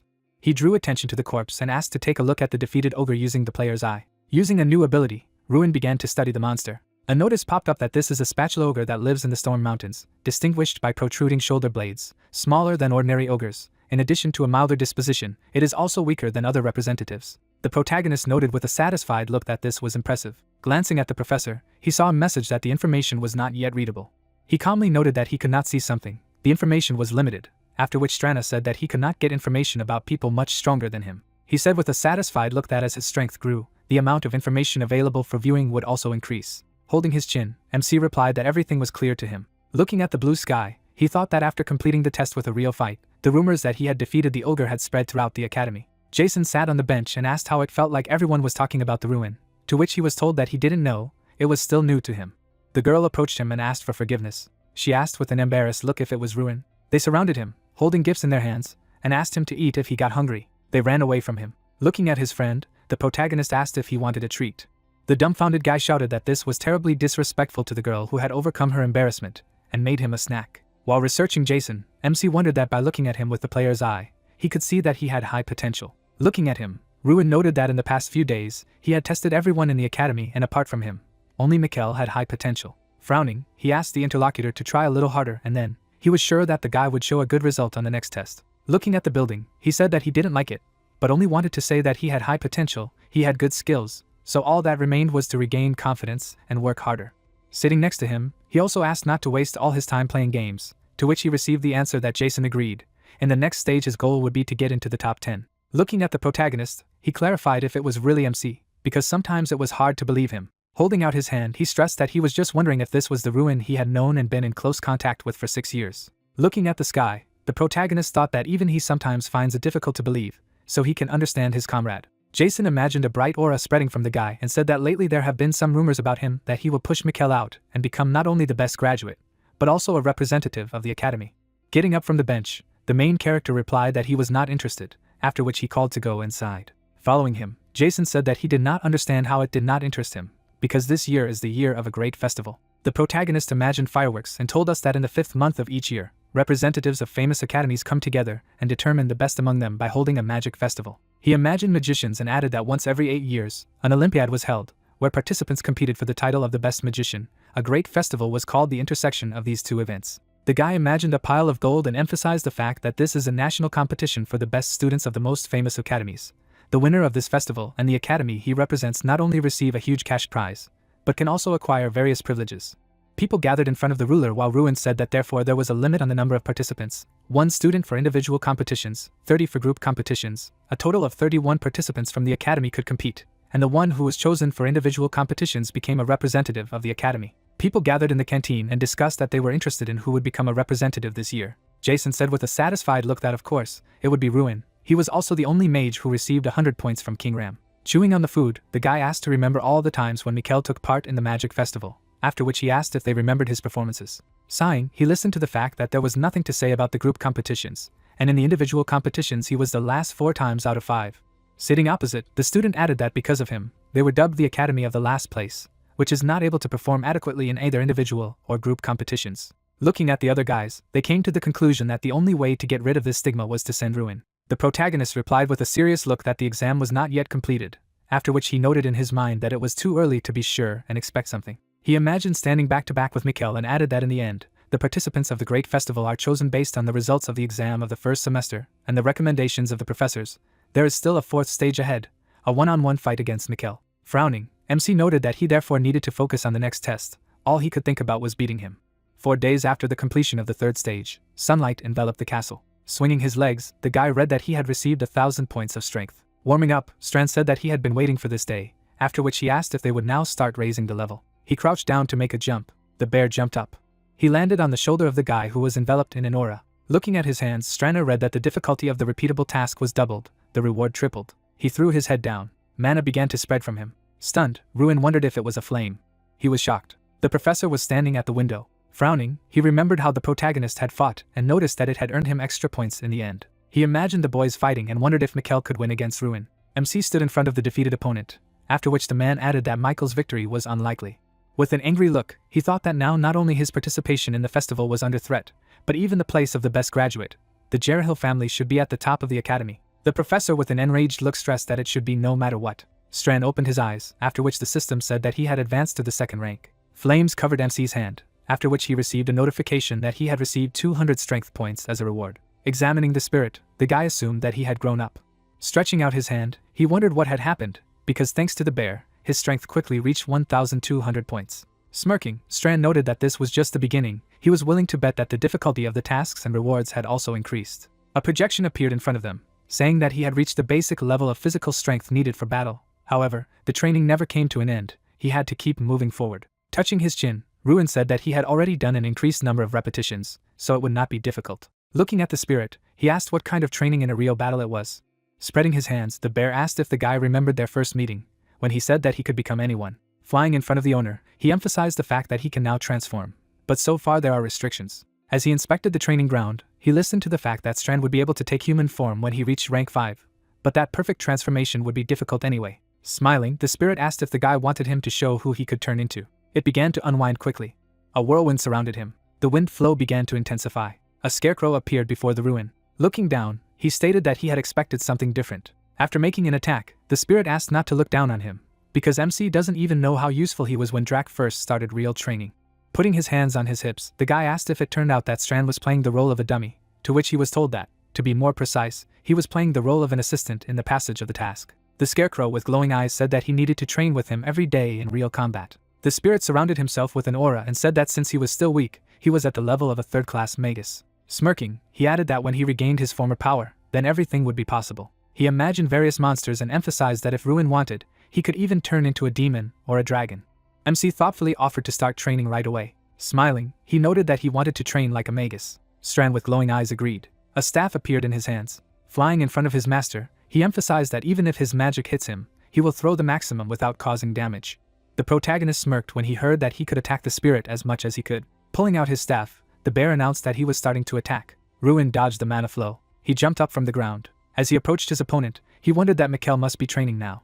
Looking at the sheet, the guy clarified what he should do, because this fooled him off. Looking at him, Alec wondered if Mikkel should be the one to tell him, if he were even a little stronger. Shaking the dust off his hands, the guy said that he did not think that his uncle had the right to be indignant, because if rumors were to be believed, it was he who contributed to the fact that Ruin received high scores. Frowning, he added that it was the professor who had proposed to bet against the MC Ogre. Going to it, Mikkel noted that thanks to this, the protagonist got the best possible result. If their family found out about it, then he would clearly be in trouble. Embittered, Alec wondered if the stupid boy was blackmailing him. Stretching out his hand, the guy said that if a man did not like this, then he should stop chatting in vain and think together about how to fix the situation. Mikkel noted with a serious look that if Ruin became the representative of the academy at the great festival, to which he received the answer that this would not happen. He handed over the bottle and asked the guy to take it. As he inspected the plant, the boy asked if it was the awakening herb called the flaming flower. We were shown the flower, and told that it grows in the northern territories of hallucinations and is a rare and valuable medicinal plant that is sometimes used to create special elixirs. Standing in front of him, the professor said that if his nephew drank it, he would get an awakening effect, which would greatly reduce the time it took to cast spells, after which Mikkel wondered if it was true that as a side effect, he would experience pain and stop distinguishing between friends and foes. Smiling, Alec replied that in simple terms, he would not see anything. The puzzled guy listened that he really should drink it. Looking at the greenhouse, the man asked if the guy now wanted to be expelled from the family in disgrace. Mikkel imagined Heidel with a serious look and stressed that this was still a risky undertaking, because the professor knew perfectly well what he was capable of. If he noticed the changes, he would not remain silent. Putting his hand on his chest, Alec asked not to forget who was in front of him, because drug testing was his duty. He handed over another bottle and stressed that this potion would hide the fact that he had taken the flower. He put the potion in his nephew's hand and added that it should be drunk after the first one. Grinning, he asked not to worry, because they were the Jerryhill family, and this was their way of going forward. Michael's face was serious. Blue skies surrounded the arena, and the plot told us that the day of one-on-one fights has finally come. The exam stage is held in the hall of the mana barrier. Spectators gathered in the stands and said that every year during one-on-one fights it was filled to capacity. Ruin stood opposite the enemy. He began to go forward. Looking away, the protagonist noted in his mind that this was finally the last stage of the exam, and he was fighting against Mikkel. Strand stood on his shoulder and said that the enemy knew that he would try to close the distance. If he was ready for this, then it would be difficult for him to fight. Smiling, MC asked what if he could still get there, to which he was told that one hit would be enough. The judge stood between them and said that since this test was as close as possible to the conditions of a real fight, various geographical objects were placed in the courtroom. Smiling, he asked if the guys were ready, after which he heard a positive answer. Ruin was suddenly embarrassed. His face was serious. Considering the image of the enemy, he came to the conclusion that his condition was far from normal. Frowning, MC noted that he was not as cheeky as usual. Something was wrong there. He needed to be checked with the player's eye. He began to analyze the enemy. Looking at Mikkel, the protagonist read that he was affected by the hidden state of the berserker. Gritting his teeth, he noted that he had never seen such a notification, especially in a hidden state, and then asked if his opponent had taken something so that others would not discover that he had taken a certain drug. Glancing at the teacher, Ruin wondered if he, being Michael's uncle, had helped him hide the fact that he had taken the drugs. Holding his hands in front of the guys, the judge said that the only forbidden magic in the duel is black. Any magic based on the 4 elements is acceptable. The points are given taking into account the level of magic that will hit the opponent. With a calm look, he stressed that there was no need to worry about the enemy. They were now in the hall of the mana barrier, where the effectiveness of magic was reduced by 99%. The protagonist raised his hand. Looking at the judge, he clarified what would happen if it turned out that someone had taken a forbidden potion. Standing in front of him, the stranger said that they would be deprived of the right to take the exam and fail, depending on the severity of the violation. At the discretion of the examiner, various punishments could be considered, up to expulsion. Mikkel was frightened. The guys dispersed to their positions. Standing on the emblem, MC thought that he didn't have any evidence right now. Only he could see the status window, so no one would believe him. Frowning, he concluded that he needed to get his hands on the reinforced concrete proof. The judge held out his hands to them. His face was serious. The guys rushed at each other on command. Creating a clot of green mana in his hand, the guy shouted that he wished death to the protagonist. The vine bound Ruin's feet. He suddenly broke free. With a surprised look, the guys asked how he had freed himself so quickly and if the spell had worked properly. He began to get closer and thought that the Hall of the Mana Barrier reduces mana power, but does not affect its power in any way. Mikkel created a skull and asked if his opponent thought he would stop there. The skull began to breathe fire. Applying acceleration, the protagonist dodged the flames. He rushed into battle. His gaze fell on a pile of stones.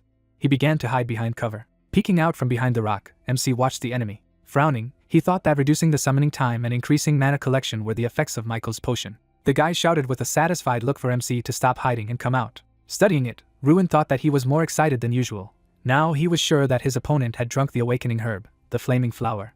He imagined a plant. A distraught Mikkel screamed for his enemy to come out while MC thought he had hand tremors, overexpression, suppression of pain receptors, decreased ability to distinguish between opponents and comrades. Frowning, he noted that all that remained was to confirm the decrease in sensitivity to pain. He came out to him saying that it was not surprising that he was so sure. Smiling, Ruin stated that it was all because of the flaming flower.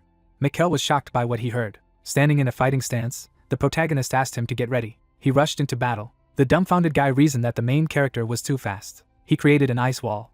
Swinging his leg, the protagonist shouted that it was useless. He destroyed the iceberg. Surprised people asked if it was magic at all. The sorcerer summoned a fiery lizard. Ruin prepared to attack with an earthquake. It slammed into the ground, creating a powerful shockwave. The lizard was amazed. The spectators opened their eyes wide and shouted that he had defeated the fire element with an earth spell. Stunned, Mikkel fell to the ground. He was shocked. The enemy stood over him. Smiling, MC asked him not to be so gentle. He was preparing to give him a slap. Energy enveloped his hand. A terrible rumble rang out in the arena. The guy flew aside. The guys were taken aback by what they saw. A cloud of dust rose. The protagonist was watching him closely. Distraught, Mikhail asked not to look down on him. He was hit again. The guy received many blows and screamed in pain. He fell to the ground and hit his head on a rock. Smiling, he cried out that he was not in pain at all, after which Ruin thought that he was still conscious, even after such a blow. At this rate, he could die from the accumulated injuries. Taking his opponent by the shoulder, he added that it was dangerous to continue the test. He chained the enemy with the help of a vine. Raising his hand, the protagonist stated that Mikhail had used a banned substance. Standing in front of him, the referee said that if it was a lie, then he would be disqualified. Frowning, MC said that he was sure of this, because the use of the drug can always be hidden by others or the inspector can turn a blind eye to the violation. The man listened to him attentively. Turning around, he listened to the fact that there was only one person in the entire academy who could get a few rare materials for his pet, and the one who tested drugs before matches. The judge was shocked by what he heard. Alec rushed there. He landed next to them and asked if Ruin understood what he was saying. With an enraged look, he asked if the guy was saying that his nephew had taken the drug, and he turned a blind eye to it. Smiling, MC replied that it was, and he could prove it. As he was leaving, he heard that they would do another drug test, after which he replied that it was useless, because the professor had given him a special elixir to conceal the fact of taking it. Watching him, Alec asked what the protagonist proposed to do in such a case. Touching the tree, the guy noted that he would now demonstrate. He blew up a tree. Ruin held out his hand. The man shuddered at the words that the crack he had given to Mikhail was so strong. Standing with his back to them, the guy added that even assuming that his opponent's magic was stronger after the practice, he continued to laugh and remain conscious after such a blow, which was not normal. In his current state, he had at least a concussion and at least 4 broken ribs. Watching the chained Mikhail, the main character added that he continues to laugh, as if he does not feel any pain. Alec was taken aback by the question of whether he was still denying the obvious. Tyrion watched them and called out loudly to the professor. His face was embittered. The old man was watching them and wondered how the man dared to do such a thing in the sacred territory of the exam. He was frightened. Mikhail hung above the ground and continued to laugh. Students walked along the corridor and said that the professor had been fired, and his nephew had been expelled. The stranger hugged him and said that he congratulated the exorcist. He stopped in front of the gate. Bright mana surrounded the protagonist as he reasoned that he had been summoned to the head of the academy. Bright rays fell on his face. He was shocked by what he saw. There was a chair in front of the guy. With a calm look, he said that it was a little different from the territory of Ardal. His eyes fell on the chair. Looking at it, the protagonist noted that this is the throne of Theron, on which the king of mages sits. The old man came up to him and asked him what he saw. Following him, the guy listened to the appearance of this place being created with the help of Maloroc's eye. We were shown a demon and told that the name Maloroc belonged to the leader of the demons that invaded the continent of Frelia. It is said that he had the power to make the target see what they most desire. After the fall of Maloroc, his parts were turned into artifacts. Looking back, Tyrion revealed that Maloroc's eye showed the world that Ruin wanted to see. The images around him were close to what he wanted. Looking down, MC concluded that he wanted to see the territory of Ardal flourish and become a better mage. Looking at his interlocutor, the guy clarified what he saw there. Smiling, the old man stated that he saw a world in which disciples behaved like disciples, and magicians behaved like magicians. Stopping at the gate, he added that he understood that this was not easy to achieve. The doors opened. The guy turned around. The guys started tossing him up, shouting that he had won. Smiling, the guy listened that he was the best graduate. They arrived at the office. Setting the cup down on the table, Tyrion asked his guest for a treat. The protagonist was sipping coffee. He was taken aback by the question of whether MC would answer him, as Tyrion had summoned him because he wanted to ask something. Folding his hands, the old man asked how he was able to determine that Mikhail was using a flaming flower. The guy lowered his gaze. Sitting in front of him, he replied that his opponent was not acting like usual. He immediately thought of the flaming flower due to its aggressive and at the same time anxious behavior. The mana flow around him was unusual, and the mana itself was enhanced. Looking at him, Tyrion stated that from what he had seen, Ruin did not suspect him of taking the flower, but was sure of it. Frowning, the protagonist said that he used physical strength, not magic, and the Hall of the Mana Barrier only suppresses magic without affecting physical strength, after which he thought that there was no need to tell about the player's eye. The director listened attentively that even if Mikhail was in a state of shock, his laughter despite his injuries could only be explained by the use of a flaming flower. The old man thought with a calm look that at 16, MC was perceptive enough to instantly notice subtle changes in his opponent, and able to remain calm in critical situations, taking into account his undeniable magical abilities. Placing his hand on the table, he said that as the head of the academy, he was terribly sorry for what had happened and apologized. He would personally make sure that the Jerahil family did not harm him. Smiling, Tyrion added that he had an offer, and then asked if he would like to take part in the great festival that will be held in the 7th month of this year, as a representative of their academy. The guy was taken aback by what he heard. He bulged his eyes and thought that the representative of the academy at the great festival was a status that everyone dreamed of. He had suspicions even at the moment when he was summoned to the office of the head of the academy. He closed his eyes. The old man stared at him. Sitting at the table, Ruin said that he was grateful for the offer, but that he knew he did not have enough experience since he had not participated in real battles in the past 5 years. Looking down, he said that due to the mana release disorder, all events were closed for him, so he did not know if he would be able to perform well at the Great Festival against other gifted peers. He was surprised to say that this was not a problem at all. Moreover, Tyrion, as a judge at a great festival, believes that he is more than worthy of being considered a candidate for victory. He pointed his finger at the interlocutor. Stroking his beard, the head of the academy emphasized that he could confidently say that he had every chance of winning, and what was much more terrifying, he would become a secret weapon that appeared out of nowhere. Ruin was embarrassed by these words. Sighing, the director noted that from the opponent's point of view, the protagonist is a dark horse. There is no information about him, so they will not be able to develop methods and strategies against the magic he uses. Smiling, the guy noted in his mind that he understood what was going on, due to the fact that he was always the last. No one looked at him. Unlike Mikkel, they have no information about him, so it will be easy to take them by surprise. He clenched his hands into fists. An enthusiastic MC cried out that he would do everything possible to justify the trust of the head. The knight entered the room while the old man said that he assumed that it would be more useful for the protagonist to attend classes in the art of the body than magic. Especially for this he invited a professor of martial arts. The guy was shocked by what he saw. Looking at the warrior, he thought it was Galter. He imagined the knight fighting and emphasized that he was the leader of the Fulgrim Territory Knightly Order, one of the 5 6th-rank knights, and the only one in the Radiant Kingdom. He remembered standing behind the warrior and added that he had crossed paths with him in the 3rd stage of the practical exam. Galter sat down across from him and told him that he needed to confirm something first. Smiling, he said that according to Professor Heidel, he was a special magician who was forced to fight only at close range. Ruin nodded, saying that everything was correct. The knight remembered how his apprentice fought and noticed that he could tell from the previous time that his attacks were quite good, clear, and without unnecessary movements. Ruin was taken aback when the warrior pointed out that it was too obvious that he hadn't studied martial arts properly. Looking at him, Galta added that his skills could work against an ogre, but a skilled knight would read it like an open book. No matter how strong he was, opponents who had studied the art of the body would only be able to guess his next actions by looking at the movements of his shoulders and hips. MC sat tensely and thought that the knight was right. His movements were the result of repeating the same blows within the framework of the task, so their use in practice was very limited. The man got up from the table and said that there was no need to worry. After his classes, the protagonist would be able to move beyond the basics. Smiling, he asked why they didn't start right away. Going outside, he said that the most important thing for a knight is his legs. They give strength to the sword and allow you to predict the actions of the enemy, so you first need to learn how to walk correctly. Looking after him, the man added that only then could the study of the art of the body begin. Waving his hand, the young man listened to the fact that the training center usually taught heavenly martial art. Gusts of wind enveloped his hand. Watching him, the teacher said that except for sword techniques, the heavenly martial art includes 36 martial techniques. Frowning, MC rushed forward. He began to perform a series of attacks. The knight stood quietly and watched the training. A smile appeared on his face. He remembered how the puzzled Ruin had followed him and asked why they wanted to teach him. Since his training would not be of any use to him, he would have to come to the academy every day. He listened with a calm look that this was a kind of investment. Closing his eyes, Galta said that he had met a man who could become a great magus. If he could help him, then it would be considered a worthwhile investment. The protagonist lowered his gaze. He bowed, saying that in that case he was at his service. The man laughed, and noted that it was impossible to listen to this. It was becoming too embarrassing. The guy struck. He repeated the movements.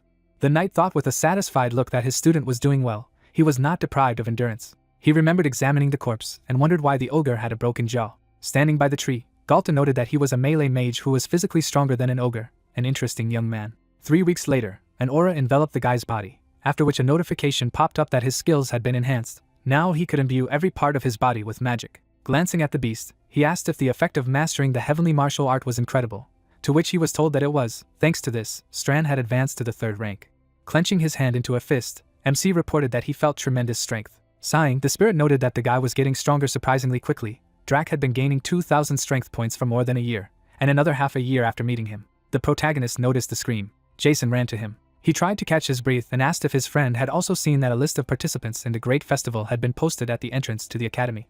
Surprised, Ruin thought of the Great Festival. A boy with blue eyes holds his palm raised, and the young man remembers that at the entrance ceremony he introduced new students and performed from the stage, and that he won first place. He looks ahead and thinks that he was envied and casts incredulous glances because of this. The guy covers his face with his hand and continues to remember that justifying his secret hopes. All these years he showed himself only from the pitiful side. The protagonist stands with clenched fists and reflects that he could only watch from afar as Mikkel receives all the laurels.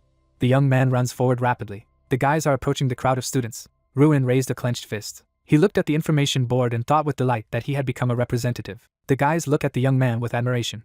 They rush to congratulate him on his place as a representative. and one of them exclaimed that he would speak on his behalf at the great festival. The main character closed his eyes in pleasure and thought that it took a long time, but he became a representative of the academy again, and that he was on the list, 31 participants in the group competitions. Professor Heidel looks at the guy attentively and says that he was surprised when he heard from Sir Galta that the Ruin had mastered the heavenly martial art. Ruin put up a block, and the professor said that sometimes the genius of a young man frightens him, and that he reached the 5th grade at the age of 16. The man turned his head and added that he believed in his student. The platform of the station is filled with passengers. The students of the academy go to Altheim, the site of the festival. The guys are standing next to each other and talking about how they're going to get on the Mana train, and that they're going to ride it for the first time, and that it's incredibly fast. The main character closed his eyes, and the guys continue to discuss that there are only 2 transit points in the Radiant Kingdom, and there are more of them in the Reenac Imperial Federation, and they do not stop talking about the fact that the kingdom is still less to look for. The guys look away with delight, and someone says that they are hillbillies, as if they have never seen a train. Henkies crossed his arms over his chest and told the protagonist to be silent and not to disgrace himself. The young man looked angrily at the young man and asked if he had said everything, and thought that this freak was called Henkies, who was singing along with Mikkel, who was taking part in the magic festival with him last year. The blonde guy clenched his fist, and the opponent continued that if Ruin thought he would work a miracle at a great festival, then he shouldn't hope, and Jason replied that he was proud early only for getting good grades in the first semester. The young man looked out from behind his comrade and shouted that the representatives of the other academies were like ghosts, and that they would have a better chance if the representatives chose Mikkel, who had already fought the enemy, and stated that they did not recognize the Ruin as their representative, and let them go themselves. The blonde guy turned to the side indignantly. The protagonist shifted his confident gaze to the guys and thought that many were eager to gain an advantage in order to somehow curry favor with the Jericho family, and decided that they were obliged to perform, even if someone disagreed with his candidacy, and said that Mikkel would be flattered. Henkies folded his arms over his chest with arrogance. The guy bowed his head slightly and said that Michael's dogs remained loyal even when the owner was thrown out of the academy. The young man shook his neck to the side and continued that he had purposely expressed himself as clearly as possible so that a person of Henkies' level of intelligence would understand and realize everything. The protagonist spread his arms to the sides, and the opponent began to say that he was a representative of the academy, and the guy did not let him finish. Ruin looked at him cruelly and said that this festival would be a level higher than the ones he had attended, adding that if he did well, he would get better opportunities than his connections with the Jericho family could have given him. The academy student opened his mouth furiously and shouted that it was understandable, but that it could only be talked about if they achieved something, and asked if it was possible, and continued, after all, those who were chosen to participate in the festival were all monsters, and that in the end, their fate was to be stuck in the Radiant Kingdom and work under the leadership of the Jericho family. And he finished for him to come down from heaven to earth. The main character approached the young guy and said that it was possible. He turned his head and said that a great festival is an event in which cooperation plays an important role, and added that it is better not to use those who interfere with teamwork. The guy looked at the protagonist and said that he would compete without them. Rold turned around and said that he suggested that the boys think about who their representative was while they were on the way, and added that he wanted to remind them that there was no one from the Jerichos here to gauge their loyalty. Henkies gritted his teeth angrily. He leaned over to the protagonist with fury and said that he would only try to blow in the first individual battle, because then he would not listen to a single command from him at the great festival. A high-speed train rushes through a green valley. Young people enthusiastically look around through the windows and admire the speed of transport. The protagonist closed his eyes, and his bear said with admiration that the world had become a great place, and that in his time there were no such fast ways to travel. The rays of the sun break through the windows in the train. Jason put his hands on the glass, and behind the boys' backs someone said it smelled like losers. A man with short hair looks ahead haughtily and asks who is the hillbilly from the post-academia. On his chest hangs the symbol of the National Space Institute Iota. Kimono-clad fighters stand in a stance. The Iota National Magic Institute, the only educational institution in the Sand Kingdom of the Desert, famous for its school of sword art and body training. The young man turned his head to the guys and thought about what they were doing here. Malcury leaned back on the sofa and quipped, "Where is your Mikhail Jerichil?" And that he hadn't run away because of some, and added that he wanted to ask him to take care of them this year as a servant, of course. The guy closed his eyes and laughed. The protagonist shifted his gaze to the young man who was having fun, and he continued that this year the guys from the academy would also take the last place, and suggested that they get along. Ruin looked sideways at his rivals, and the bear asked if he was too calm, and that after such words he did not raise an eyebrow. He pursed his lips in concentration and thought that he had not participated in such events, so he had no idea that they were so openly persecuted. The young man turned his gaze to the teacher. Professor Heidel is enthusiastically reading the book, and the main character is surprised that he is not going to stand up, and continues to reflect that the great festival is a competition for students, and at the moment he plays the role of an ordinary escort. The protagonist looks intently in front of him and thinks that now the power and responsibility for the team is in his hands, as a representative of the academy. Malcury hovered over Henkies and asked where his representative was hiding, the one who was Mikkel, and continued that it was interesting to be with him. The young man turned around, and the main character replied that now Mikhail is most likely lying in bed and praying that his broken ribs will heal properly. The guy got up from his seat. Mercury turned his head, and the young man said that he was their current representative. The man turned to the young man and said that it was the first time he had seen him. He confidently approaches the guy. He looks directly at the protagonist and introduces himself as Seth Mercury, a representative of Oyat, and asks what his name is. The teen representative looked confidently at the guy and introduced himself too, and continued that this was enough for the first time, and that if he was done looking for problems, then it was better to get out of their car. Ruin looks at the guy confidently. He looks at him and asks if he will apologize for all the insults voiced in a polite manner before leaving. Looking at his opponent haughtily, Ruin asked that before that, he would apologize for all the insults voiced in a polite manner. Gritting his teeth in displeasure at what he had heard, Mercury asked what he had just said. Clenching his hands into fists, the guy asked if he had told him to apologize. Suddenly, Octus's representative called out to Hinkies and asked if he had not told his new representative anything about him. Looking menacingly ahead, Mercury asked if he could ever do it right, and said that he would strike again so that he would remember it for the rest of his life. Hearing this, the guy became alert and finally understood what was going on. Looking at the guys trembling with fear, the protagonist reflected that, apparently, the students who participated in the magic festival were trembling in the presence of Ida. At this time, Hinkies turned back, frightened. Ruin looked at his opponent seriously, and just silently realized that it was all because they were being attacked by Seth Mercury. Looking at the frightened sorcerers, the guy thought that their plan was to trample on the morale of their rivals even before the battle. With an air full of determination, the protagonist knew that the great festival had already begun. Grinning mischievously, he looked at Mercury, who was standing next to him, and asked if he wanted to sort it out on the spot, and Mercury said that he was crazy. Waving his fist, the warrior asked if he really thought that he would cringe at his words, and then asked him not to regret what he had said. Suddenly, a teacher entered the carriage and told his student to stop. Turning sharply to the side, Mercury asked if it was the professor. Coming closer to him, the man asked him to sit down and calm down, and asked what kind of fuss he had made there, and whether he really wanted to make enemies from the very beginning. Looking at Heidel, who was sitting at their side, the professor said that their students had shown rudeness, so they asked for permission to apologize for them, and he agreed. Then the teacher would push his student and tell him to quickly return to his car, and he would try to say something in response. Turning back with dissatisfaction, Oates' representative said that he would deal with him later. Hearing this, the protagonist silently stared in front of him and reflected that, as he thought, everything was not easy from the very beginning. Then Mercury's voice reverberated through the train car, asking the professor why he had stopped them. Waving his arms to the sides, the warrior said that he had already suggested this method to him, and asked what had changed. Lowering his head down, the professor wondered if he had not noticed, and his student asked what he was talking about. A moment later, Ita's representative was extremely stunned when his teacher said that he was smiling. Remembering Heidel reading the book, the professor said that the man from the academy Ignat grinned, watching him, as if he was just waiting for a fight to begin. Looking at his teacher, Mercury asked if it was certainty, and he replied that he could not know for sure. Imagining the ruin shrouded in flames in his mind, the professor stated that the guy definitely possessed something they didn't know about, and that he was definitely different from the Mikhail Jurhil he had fought the last time. Hearing this, Oates' representative silently looked in front of him. As the train rushed forward at great speed, the protagonist reflected that after a short showdown with another academy, the atmosphere in the car had changed. A lot of students came up to Ruin and asked what about the first battle, because the first match would be a group competition without a representative, and it turned out that he wouldn't join, so they wouldn't be able to do it on their own. With a serious expression on his face, Henke stated that they could handle it and had to win, and the others agreed, saying that they couldn't lose to those bastards.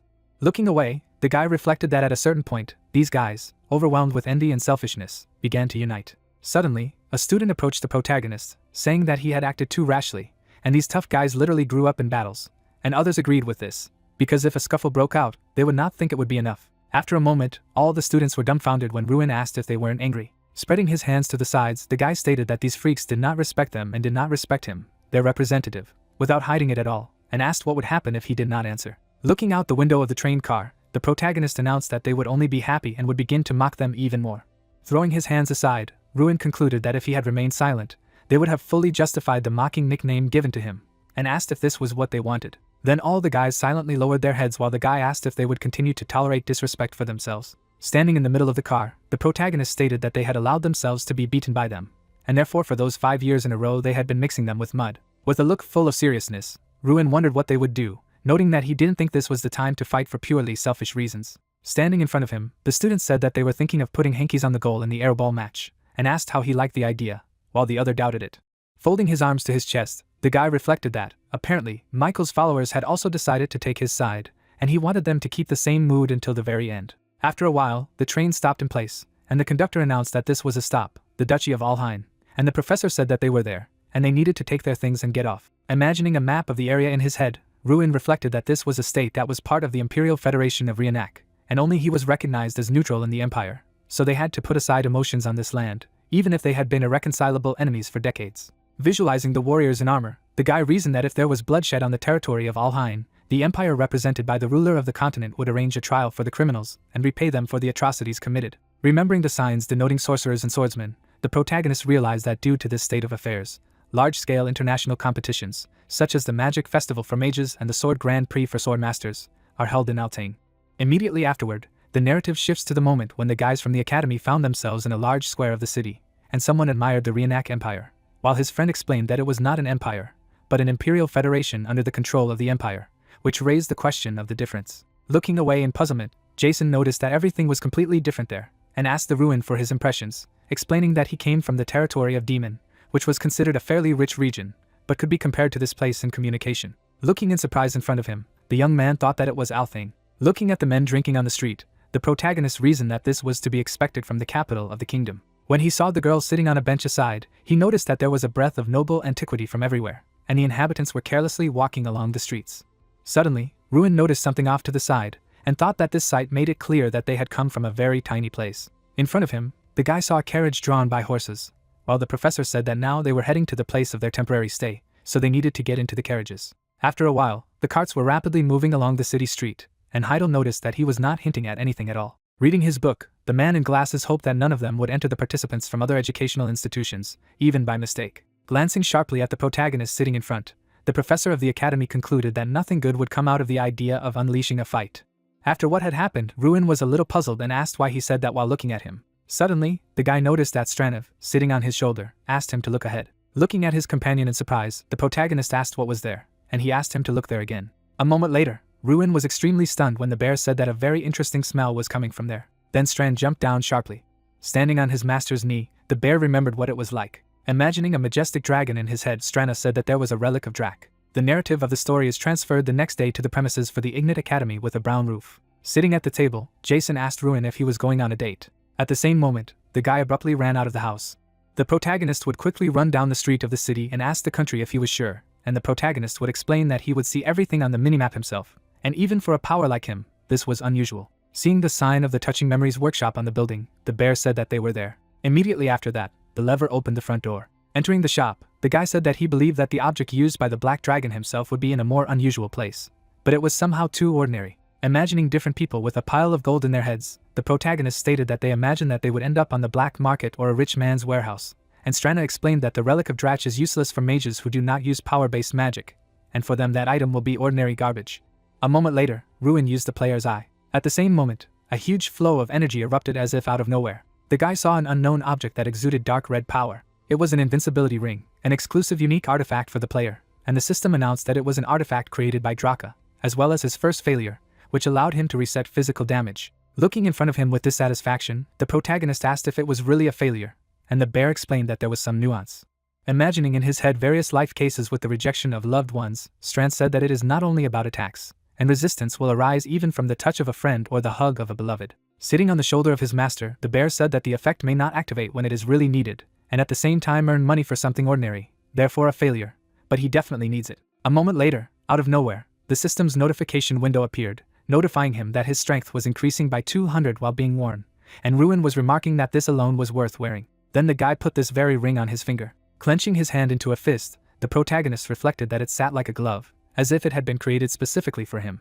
Approaching the seller, Ruin said that he would like to buy this ring, and asked how much from it. Closing his eyes, the owner of the workshop said that he could take it just like that, because it had been lying there for many years, and did not even know what to do with it. Then the voice of a guy echoed through the jewelry shop, saying that he would buy something else then, and the craftsman explaining that he did not mind at all. Passing by the shelves of the workshop, the protagonist noticed that the player's eye was indeed a useful skill. He looked at the books on the shelves as the system showed information about their rarity.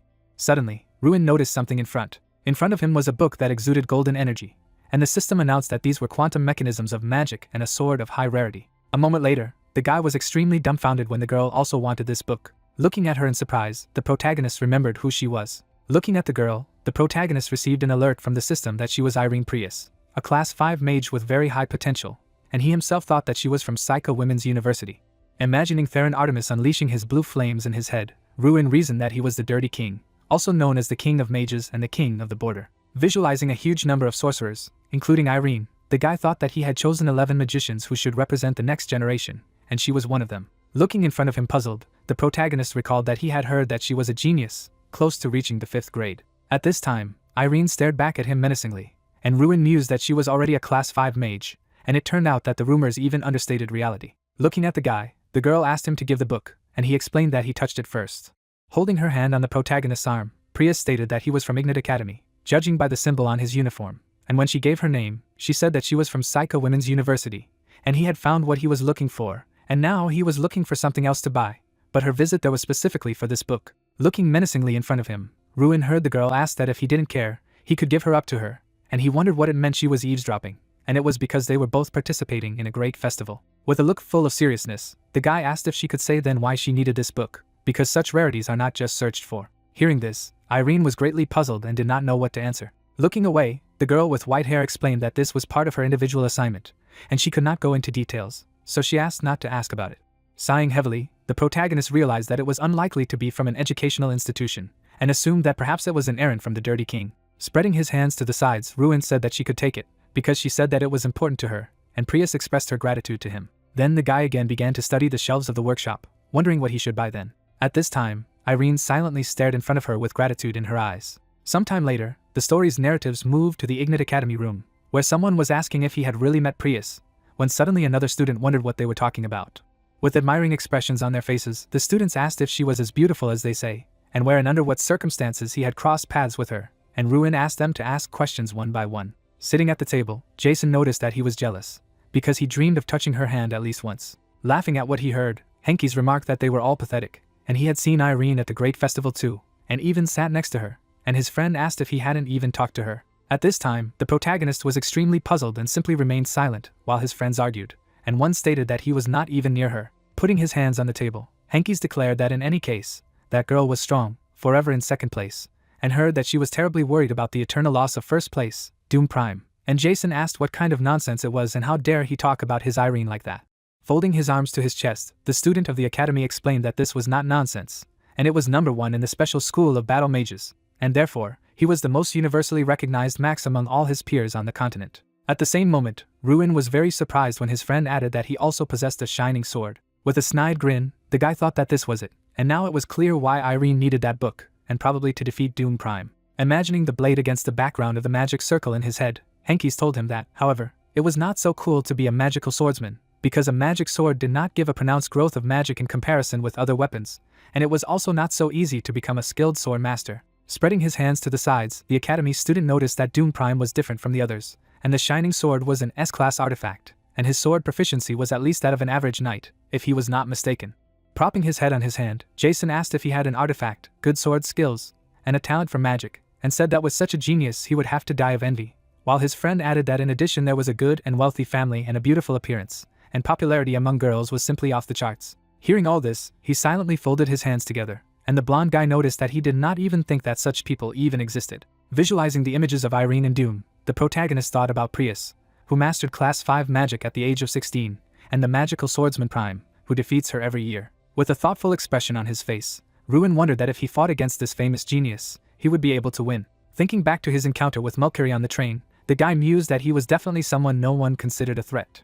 Then, an image of Tyrion appeared in his mind, pointing his finger upwards, saying that he was more than worthy of being considered a candidate for victory. Closing his eyes, the protagonist reasoned that he wanted to make sure of this. Suddenly, someone opened the door to the house and told the guys that it was time for the first lineup to gather outside on the opening day of the great festival. Looking menacingly in front of him, Ruin agreed. Then he got up from his seat and slowly walked towards the exit. The young man, with an air full of self-confidence, thought of the great festival. Approaching the exit from the building, the protagonist realized that this event was beginning. The disciples were standing in the main square of the city when it was time for the opening matches of the great festival. Ruin stared menacingly before him, thinking of their opponent. Looking at the tournament bracket drawn on paper, someone said that their first opponent was the Post Academy.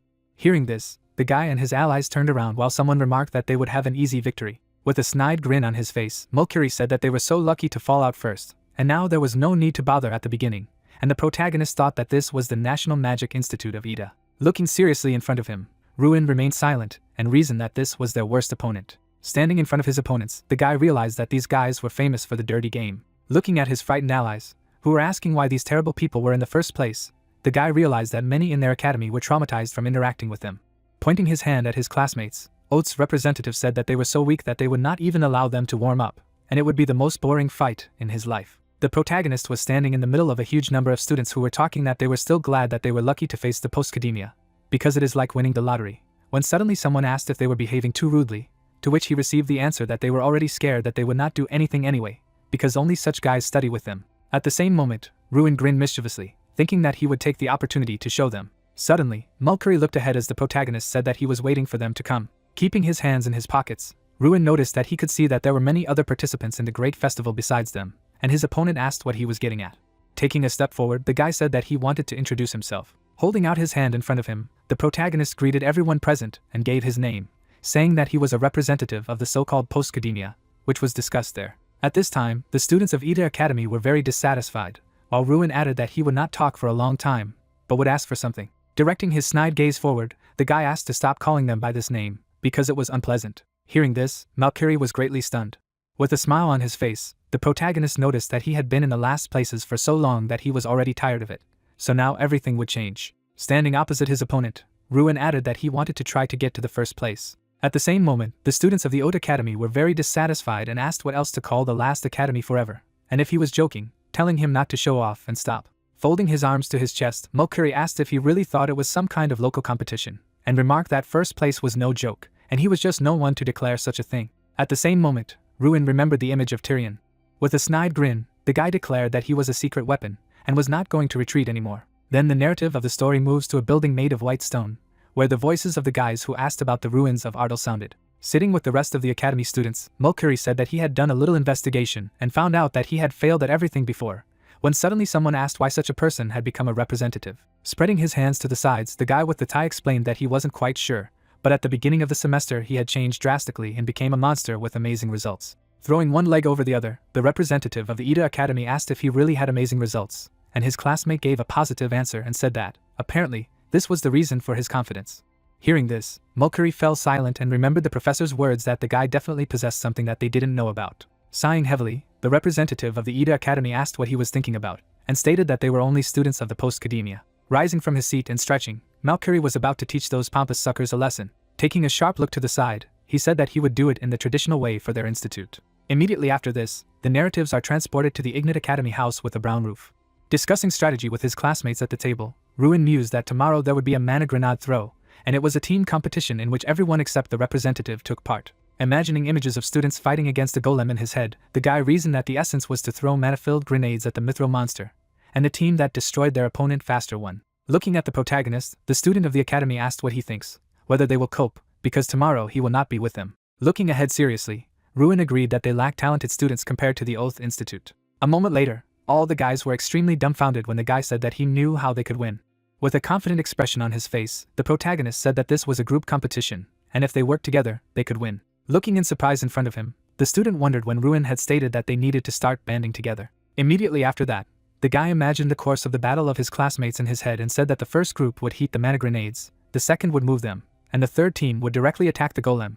But a fourth group was also needed to restore the opponent's golem. Hearing this, the guys began to talk to each other, asking if this approach would take them longer to destroy the golem, when suddenly they received a positive answer and an explanation that the opponent would attack with all 30 pairs of hands, and if they hit their golem with fewer people, they would lose, because on top of everything in Oat, the guys themselves are not weaklings. Listening to all this, Ruin stared silently in front of him. Suddenly, he surprised all his classmates when he asked what they thought about it. With an expression full of seriousness, the protagonist explained that he was talking about what he had said in front of everyone, and that now they would not be the last, but the first, because this was his sincere intention. Placing some papers on the table, Ruin explained that he would therefore do everything he could to achieve this, including in games where he himself could not participate. Moving his hand to the side, the guy said that while Ida was throwing one grenade, they would throw 2 or even 3 at once, and for teams with outstanding individual skills, the traditional approach was effective, but for their team, such a method would require a lot of time. Placing his hand on his chest, Jason declared that he trusted him completely, and Henkies also agreed to this. Immediately afterward, the rest of the classmates, with an air of enthusiasm, also agreed to the protagonist's proposal. Looking at the smiling guys, Ruin said that the team led by Henkies would heat the grenade, and it included Zala, Mill, Mora, Ike, Freya. Looking at the worried Thamans, the guy explained that he would move the heated grenades. Explaining to his classmates the plan written down on paper, the protagonist reflected that he divided the children into groups taking into account their strengths, and of course, his ability was behind this choice. Using his magic on his vision, Ruin activated the player's eye. He looked at his classmates glowing in different colors and thought that with this ability, he could see the essence of the goal, and with it, he was able to minimize weaknesses and focus on the group's strengths. Suddenly, a student from the academy Ignite said that it should definitely work, and another guy remarked that this way they would have a good chance of winning. The guys talked to each other, and someone said that he was not particularly strong in throws, but he could heat grenades in 5 seconds, and the other noted that, on the contrary, he was confident in his throws, which he would not say about the rest, and Ruin reflected that as soon as everyone got into the perfect group for themselves, even those who doubted him began to be imbued. Folding his hands at his chest, the guy rejoiced at everything that was happening. Observing classmates who happily interact with each other, the protagonist reflected that the team members had become more confident. Suddenly, someone broke into the academy house, and Ruin reasoned that hope was beginning to emerge in the boys. It was Fulham, who, with a beaten face, fell to his knees and called out to Ruin. The guy immediately ran up to him and asked what had happened to him and how he was, and he asked for forgiveness and said that they were Otha's disciples. At the same time, the protagonist was very stunned when his classmates said that the representative of the institute had brought his guys with him, and then they took him out and beat him. After some time, Oath's students who were in their house were surprised by something. At that moment, the guy came to their abode, and Malkiri was glad that he had come. With a snide grin, the representative of the institute noted that he had said that he would come as a sweetheart, and asked what he was going to do if, of course, he thought that he could do at least something. With a look full of seriousness, the protagonist asked him to leave immediately. Right from the house of the Ita Institute, a voice was heard, which called Malkiri to come out immediately. Hearing this, Representative Ita grinned mischievously, remarking that he was just crazy.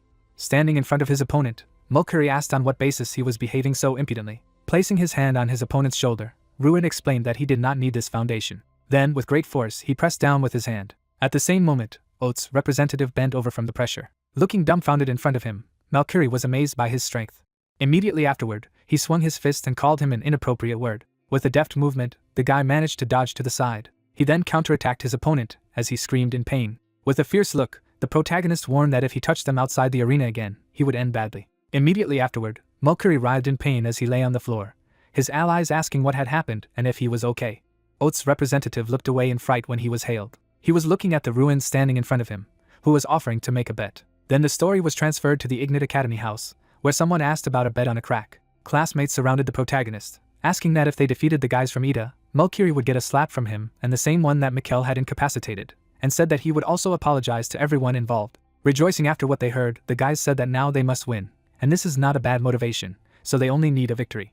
Suddenly, someone opened the front door and said that it was time for them to go to Altheon Stadium, so the guys had to prepare. Ruin, along with the rest of the members of the academy, stood in the arena and thought that this was a mage festival held for the entire continent, a great festival. Looking at Mikkel standing aside, the guy was talking about the magicians who stood out in some way within the framework of the festival. As the guy with the monocle grinned mischievously, the protagonist thought that they were becoming important people by recording their names in the history of the continent. Suddenly, he noticed the guys in the stands who were supporting the Ignite Academy.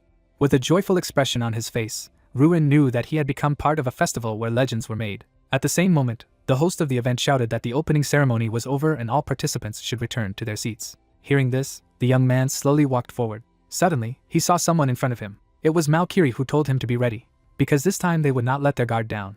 Then the representative of Ida walked away. Looking after him, the protagonist reflected that now he was not trying to analyze him at all. Ruin then looked sharply to the side. Among the crowd of competitors he saw Doom Prime. He stared menacingly in front of him as the boy mused that he was the winner of the Magic Festival and the man who was in the lead in every discipline at the special martial mage school.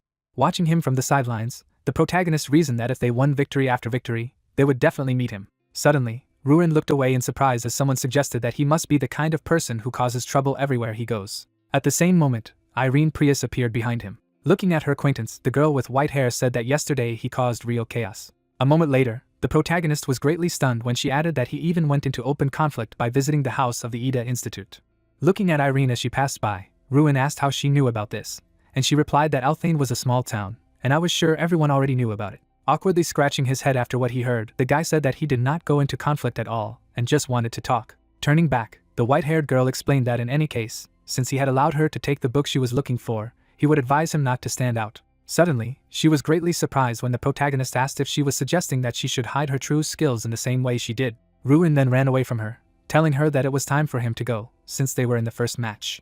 Irene just silently followed him with her eyes. The narrative of the story takes everything to the gate leading to the arena, with the announcer announcing that in just a few minutes, the mana grenade throwing will begin, with the Ignite Academy and the Oath Institute being the first to participate. The guys were standing next to each other, when suddenly someone asked if everything was ready. Looking back, Jason offered to prove to everyone that they were strong, and to show that they were no longer the last. Immediately afterward, the students of Ignite Academy headed towards the gate leading to the arena.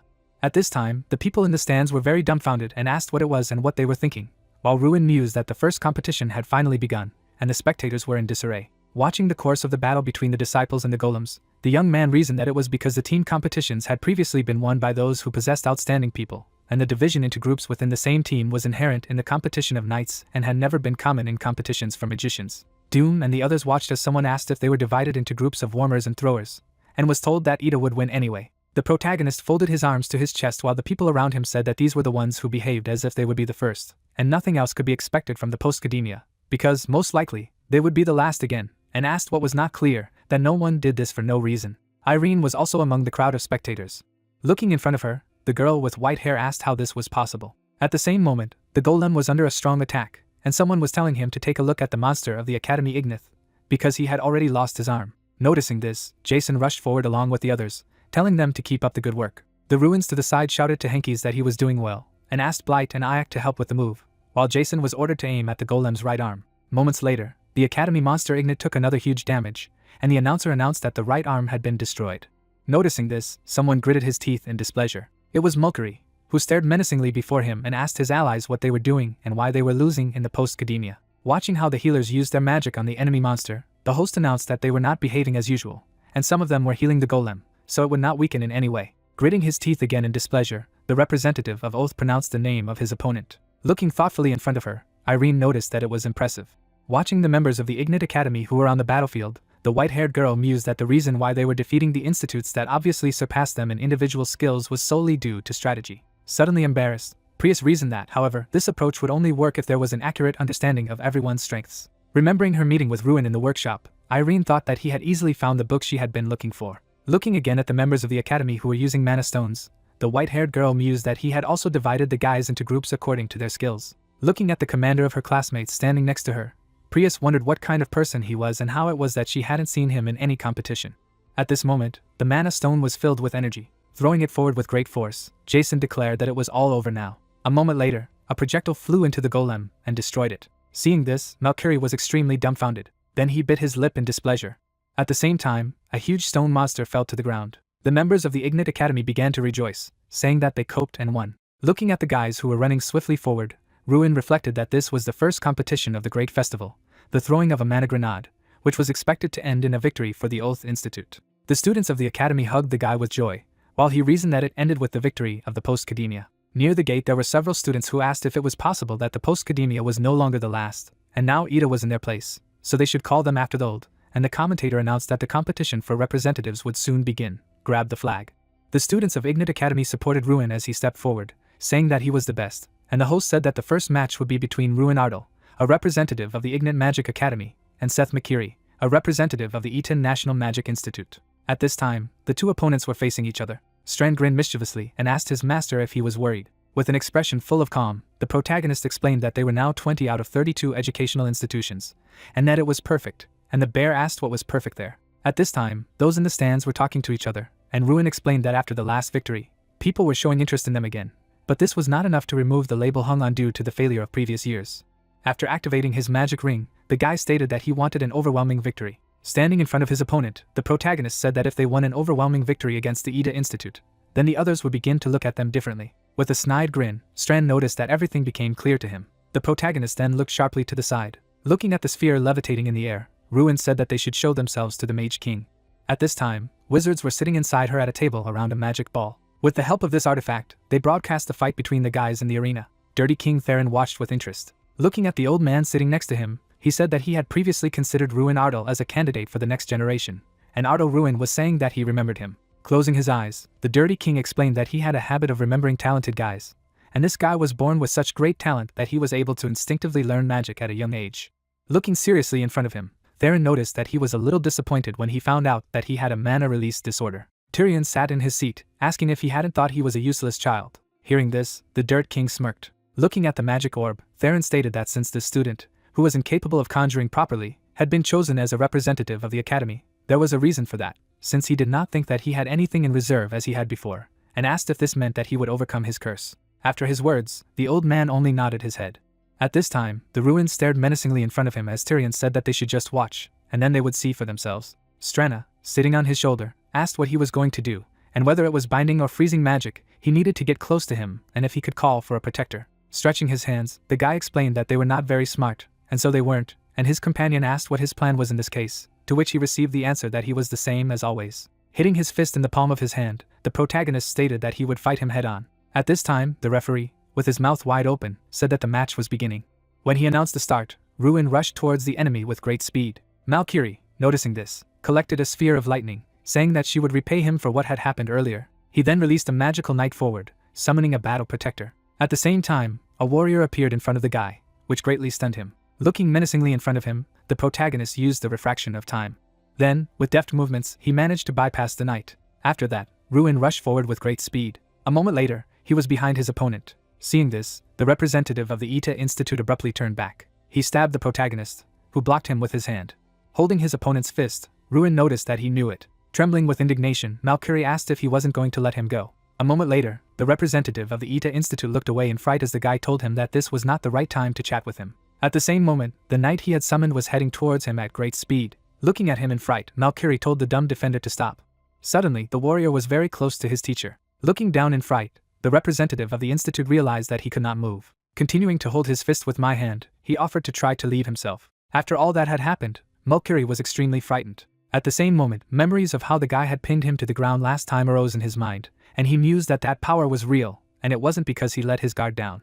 At the same time, the magical knight found himself near the representative of Oath, who immediately admitted his defeat. Valkyrie closed his eyes in sadness. Suddenly, he looked away in surprise. In front of him was the protagonist, who threw the magic knight aside with a blow of his fist. Stunned by what was happening, the representative of the Institute Ita thought that this was impossible. Watching Ruin fight against the steel protector, Valkyrie couldn't believe that he had punched him with his bare hands. A moment later, the knight was exhausted from the attacks he received. At the same moment, the representative of the Ita Institute fell to the ground from fright. Having finished with the magical warrior, the protagonist moved in his direction. Dumbfounded, looking in front of him, Valkyrie asked why he had saved him. Glancing at his opponent, Ruin asked if he was completely crazy to save the one who was bullying his classmates. Grinning mischievously, the guy explained that he just wanted to finish him off himself. With a smug expression on his face, the protagonist asked if he had forgotten about their bet. Pulling his finger, Ruin said that he had only lost one snap to him. A moment later, the guy struck his opponent, sending him flying. At the same time, Valkyrie looked at the sky and said that it was very blue. The people in the stands at that time were extremely dumbfounded, saying that it was simply unbelievable. The students of Ignite Academy, who were watching the battle, began to cheer, and Ruin mused that Althane Stadium was filled with applause. The guy stood in the middle of the battle arena while people asked what kind of magic it was, and noticed that the battle turned out to be so one-sided. Tyrion looked away, wondering if it had happened again, the protagonist reasoning that he had caught the attention of one person. At this time, the Dirt King silently released his inner energy, and mused that he was at the demigod stage. With an expression full of incomprehension, Theron reasoned that he was the only Class 8 Magus known as the King of the Border, but even he had never heard of such magic before. The Dirt King then continued to stare ahead in surprise. Watching the magic ball that broadcast the image of the ruin, Theron wondered who he was. After that, the Dirt King directed his menacing gaze at the protagonist, calling him by name. Theron was beside himself with rage as he stared in front of him. As he sat in his seat, the filthy king turned to Tyrion Ignith and asked him to tell him everything he knew about the ruin of Ardeli. Hearing this, the old man silently closed his eyes. Suddenly looking in front of him, Tyrion told him that he was an exemplary student who was expected to give up, but had fought to the bitter end, and was the one who had turned his weakness into strength, the mage who behaved more than anyone else. Theron listened to the old man's story with displeasure, as he added that this was all he knew about the ruin. Grinning mischievously, the dirty king asked if he was trying to shield his apprentice from his curiosity. Abruptly rising from his seat, Theron asked what would happen if he tried to call him himself, and asked him directly. Hearing this, Tyrion also began to get up from his seat and said that if he tried to get an answer from him by force, he himself would not stand aside. Glancing menacingly at the Dirt King standing beside him, Ignit added that he would have to stop him. At his words, Theron grinned happily. Standing in front of the great sorcerer, the Dirty King asked if he was going to remind him that mages had the right to keep their techniques secret, about Millie's oath, to which he received a positive answer. Snidely looking around in front of him, the Dirty King wondered if they could exchange a few words with him. With an expression full of evil intentions, Theron mused that he and no one else should stand at the pinnacle of magic, and therefore would do everything to find out about this magic he had seen for the first time. He then continued to watch Ruin Ardel, who was rejoicing at the victory along with his classmates through the magic ball. Immediately after this exploration, the story is transferred to the bar. Holding his head, Ruin said that they had only won one competition and hadn't even prepared for the rest. and in such a situation, it was somehow wrong to fool around. The students who were celebrating said that the guys from other schools were also there, so there was no problem, and they just wanted to enjoy the evening, because they always dreamed of going there whenever they came to outing. Suddenly, Jason ran up to the guy, who explained that everything was fine, and offered to celebrate their first victory, because this is a festival. Looking at the booze on the table, the blonde guy noticed that the local coconut vanilla juice and dragon kiss were already on the table. Suddenly, the protagonist glanced at the bottle of alcohol in surprise, hearing that it was called the Dragon's Kiss. Holding out the bottle in the direction of his friend, Jason noticed that he actually had a great sense of patriotism, and he said that it meant that this was a special drink from his territory. Someone walked between the tables, while the blonde guy was telling me that of course, it wasn't just about love for his native land, and from one sip he would feel as if he had shared a kiss with the dragon, so this was a great drink. Going to pour alcohol into a glass, Jason said that it was better to stop bickering and it was better to try, because after just one glass he would immediately acquire a dark past, that is, taste its wonderful taste. Suddenly, Ruin turned back. Behind him stood Malkiri with a visibly doubtful expression on his face. A moment later, all the guys in the bar were extremely surprised by his appearance. Jason gave him a menacing look, saying that he knew that losing to Ruin had hurt his pride, but at least for now, he had to leave them alone, because they had only just begun to have fun. The guy looked sadly at his defeated opponent, and wondered what had brought him there, and if he really wanted to swear again. Closing his eyes, Ida's representative explained that he had come to ask for forgiveness. Hearing this, the guys were extremely surprised. Malkiri stood in front of the boys, saying that he apologized for looking down on them all this time. Lowering his head down, he added that after losing to Ruin in the stadium, he finally realized that you shouldn't consider others inferior to you just because they are weaker. The students of the academy listening to this were puzzled, and Oates' representative concluded that there were many people in this world who were stronger than him, so he was also a weakling to someone, and at that moment, he felt that his past actions were fundamentally wrong. Looking ahead in surprise, the blonde guy asked him to wait and said that everything doesn't change so easily, and he explained that he understood everything, that words were not enough for them to forgive him, but he wanted to say it. Making a bow, Malkiri declared that he was very sorry. After listening to him, Ruin stared forward in silence. The guys sitting at the table suddenly became embarrassed, saying that it was somehow embarrassing. Standing opposite the guy, Oates' representative apologized for spoiling the atmosphere, and noted that now it was time for him. Suddenly he turned when someone called out to him. It was the protagonist who looked at him menacingly and asked if he had apologized to them because of their argument, or if it was his real feeling. With an expression full of regret, Malkiri concluded that he had spoken all this sincerely. At his words, Ruin smiled happily. Stretching out his hand in his direction, the guy thanked him for having the courage to ask for forgiveness. At the same moment, Ita's representative silently looked ahead. He then shook the protagonist's hand. A moment later, the voices of the students of the academy could be heard from the bar, who continued to drink and noticed that it was excellent alcohol, and Ruin reflected that the guys also accepted Malkiri's apology, and at some point they began to celebrate together. Sitting at the table with his recent opponent, the guy reasoned that with their hands dangling over each other's shoulders, they drank the dragon's kiss and immersed themselves in the heady atmosphere. Suddenly, Ruin silently opened his eyes, thinking of his intoxication. There were guys opposite him who asked if he had finally woken up. Immediately after that, the guy got up, and his classmate asked that the night was not in vain.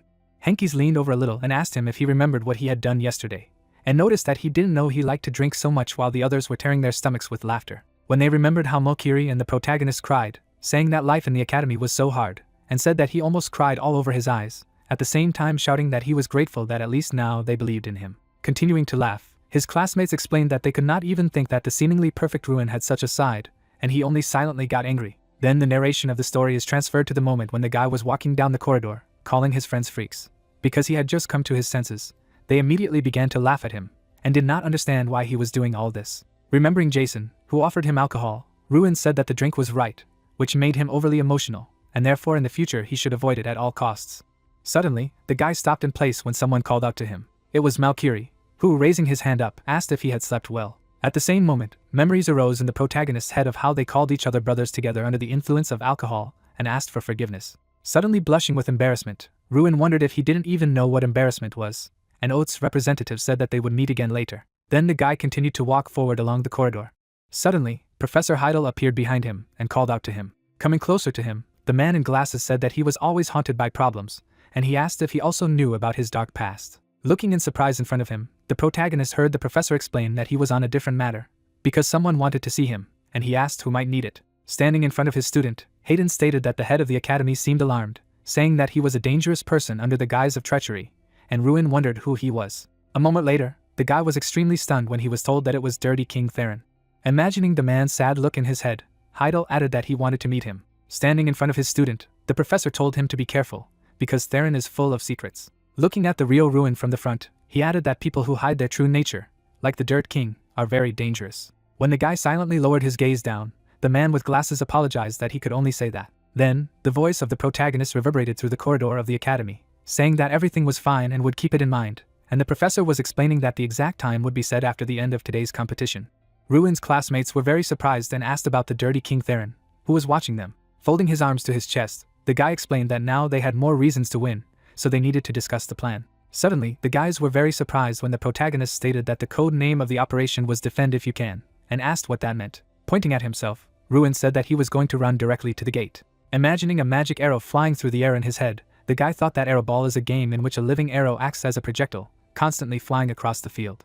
Visualizing the placement of players on the field, the protagonist reasoned that the 9 participants are divided into teams of forwards, defenders and goalkeepers, and the team that directs the most arrows into the opponent's goal wins. Imagining how light bulb lit up in a person's head from the idea that had arisen, Ruin realized that, despite the simple rules, the game requires the development of complex strategies and tactics. Visualizing a magician using an ice wall, the guy thought that he needed to know when to use defensive spells. Imagining a person lifting an opponent with the help of a vine, the protagonist reasoned that you also need to be aware of when to use crowd control magic. Visualizing a sorcerer grabbing a magic arrow, Ruin knew that he needed to know how to grab the projectile and direct it into the gate, and so on, so there were many aspects to consider. When the student looked dumbfounded straight ahead and said that he was advancing, the guy reflected that this is usually what a match is. At the same moment, Ruin was approaching his opponents at great speed. Standing his hand in front of him, the sorcerer activated the ice tree. The other person concentrated the energy in his hands and released an ice spear outward. Putting his hand out in front of him, the student used a wall of fire.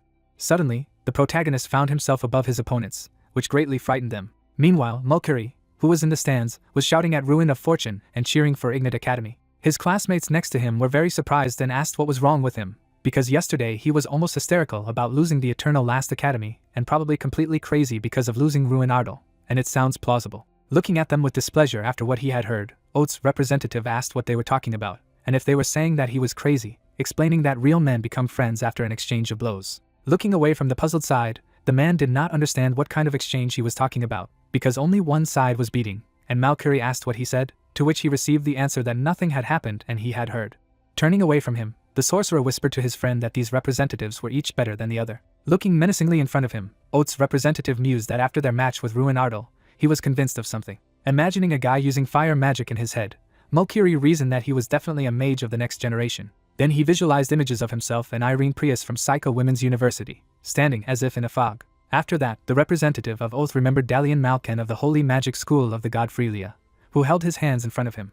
Mulcahy also imagined Doom Prime from the Battlemage Special School with his arms folded and understood that they were all strong, and he knew this because he personally competed with them as part of the Magic Festival. Suddenly, remembering the Ruin, who only destroyed a magical knight with his fists, Representative Oath reasoned that he was stronger than either of them. Watching the guy head forward at great speed, Mulcahy knew that it wasn't just about strength. Recalling how he extended his hand to him, the representative of the institute said that the protagonist had leadership skills and was capable of reconciliation. Closing his eyes, Mulcahy noticed that he could not even think that he would accept him as his friend.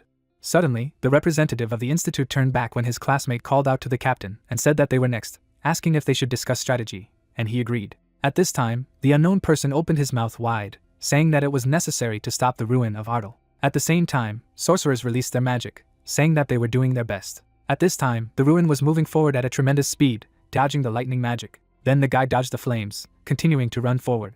The protagonist was heading towards his opponents at great speed, who were very surprised by this. Suddenly swinging his fist, Ruin asked if they were done already, and said that it was his turn. A moment later, a huge wall of ice appeared in front of him. Noticing this, the guy gritted his teeth in displeasure. Immediately after that, he struck a wall of ice. At the same moment, it was destroyed, and long fragments flew at his opponents, which greatly frightened them. The guys jumped to the sides so as not to get under fire. At the same time, Jason grabbed a magic arrow and asked if they really thought that there was no one else to fear besides the Ruin. The students who noticed this were very stunned and said that he grabbed the arrow ball, so they needed to stop him, but the defenders had already lost. Immediately afterward, the blonde boy threw a magic arrow forward with great force. At this time, the score was 1 o'clock on the scoreboard. A moment later, the score changed and became 2 o'clock, and someone was happy that they got another point. As he stood in front of his magic-using opponents, Ruin mused that even after that, the opposing team was focusing their efforts on him. He rushed towards his opponents, who said that they could not stop him, and realized that when the enemy's attention weakened and they could not stop their team, the defensive formation immediately collapsed. At that time, the people in the stands were extremely dumbfounded. They said that this simply could not be. The disciples in the arena were breathing heavily, saying that they were giving up and admitting defeat as Ruin mused that Arrow was more usually expected to have a score of 3 to 4 points. At the same time, the score was 11 o'clock on the dial, and the commentator announced that the team would admit its defeat and the winner of the match would be the Magic Academy Ignite. Immediately afterward, the guy along with his allies rejoiced, and he reflected that their academy had won by a staggering margin of 11 points. The protagonist's opponents left the arena and talked to each other, saying that this bastard was not joking and perhaps he will really win this time. The students of the academy in the waiting room rejoiced at the victory and asked if they could really become the first at this rate. Suddenly, Ruin turned back when he was called by name. It was Professor Heidel, who was standing in the doorway. Coming closer to his student, the man in glasses explained that the time of the meeting had been set. Putting his hand on the guy's shoulder, the professor said that it would happen at 7 p.m. during dinner. At this time, Theron drank wine from a glass. He stood near the window and admired the view. From the huge, dark palace of the Mage King, the voice of his master could be heard, telling the Ruin that there was nothing to eat before the meeting. Ruin walked confidently along the corridor of the academy. Suddenly, he saw Tyrion standing in front of him, telling him to go there. Noticing the old man, with a calm expression on his face, the guy greeted the head, and he offered to come in. Then they passed through the magic portal to another building. Looking in front of him, the protagonist heard someone greet him. In front of him sat Theron on his throne. Stren shuddered sharply, asking if he was a dragon, and did not understand why his mana was so terrifying. Looking ahead, puzzled, Ruin mused that he was a sorcerer standing on the border between a human and a demigod. Looking at the Mage King sitting on his throne, the young man knew that it was the Dirt King. There were a huge number of different dishes on the table. Theron cut the meat with a knife. It is said that he may not be aware, but he had known about it for a long time. Pulling his hand aside, Theron explained that it had been 5 years since he had chosen 11 children. Ruin and Tyrion looked at each other as the Dirt King told him that he had been one of the candidates then, but now he was like a different person. The guy looked seriously at his interlocutor while he asked to be allowed to go straight to the point. With a look full of calm, Theron looked at the boy and asked if he could tell him what had been happening to him all this time. With a look on his face that didn't show any signs of concern, Ruin mused that everything was clear now, and that he was like a thorn in his side, living proof that the boundary mage wasn't shrewd enough. Looking down, the guy reasoned that Theron wanted to hear from him that he wasn't really wrong. After a moment, the Dirt King was a little surprised when the protagonist apologized, which can only tell him one thing. With a grin, Theron wondered what it was. With an expression full of self-confidence, Ruin stated that even if the words about talent may turn out to be an exaggeration, they cannot negate his efforts. Looking away in surprise, the Dirty King asked about the effort. As Tyrion and the protagonist exchanged glances with each other, Theron noticed that the teacher was the same as the student, and asked how it was that they both decided to speak in the same way, and the old man explained that this was why he liked the Ruin so much. Theron's voice then reverberated through the Sorcerer King's palace, asking if he had made any effort, to which he received the answer that he had recently become interested in the art of the body. Sitting at his place at the table, the Dirt King clarified that it turned out that he had studied the art of the body to overcome his disorder, and thanks to which he had become strong as an ogre and was able to cast spells without releasing mana, and now he wanted him to believe it. As Theron imagined legendary items in his mind, he asked if it was an artifact, but he had never heard of an item with such an effect. Looking at the Dirt King spreading his hands in the directions, Tyrion asked to be allowed to interrupt him at this point. Folding his arms to his chest, Theron agreed with this, noting that there were still many competitions ahead. Glancing at Ruin, who had a calm expression on his face, the Dirt King stated that he would be watching him. With a snide grin, Theron was about to see if his efforts would help him hold his own even against the children he had chosen. Suddenly, a smile appeared on the guy's face, and he asked to watch them. Suddenly getting up from her seat, the protagonist stated that he was also interested in something. Looking confidently in front of him, Ruin explained that he wondered how different he was from the children and the mages chosen by the king himself. Hearing this, Theron was very angry. Immediately after that, the narrative of the story is transferred to the battle arena. People in the stands rejoiced with joy. The sun shone on the flower standing on the window as he declared that he spoke much more politely than he expected, so she thanked him. The maid brought the teapot along with the cups, while the unknown person asked if he really expected that he would swallow him alive, to which he received a negative answer.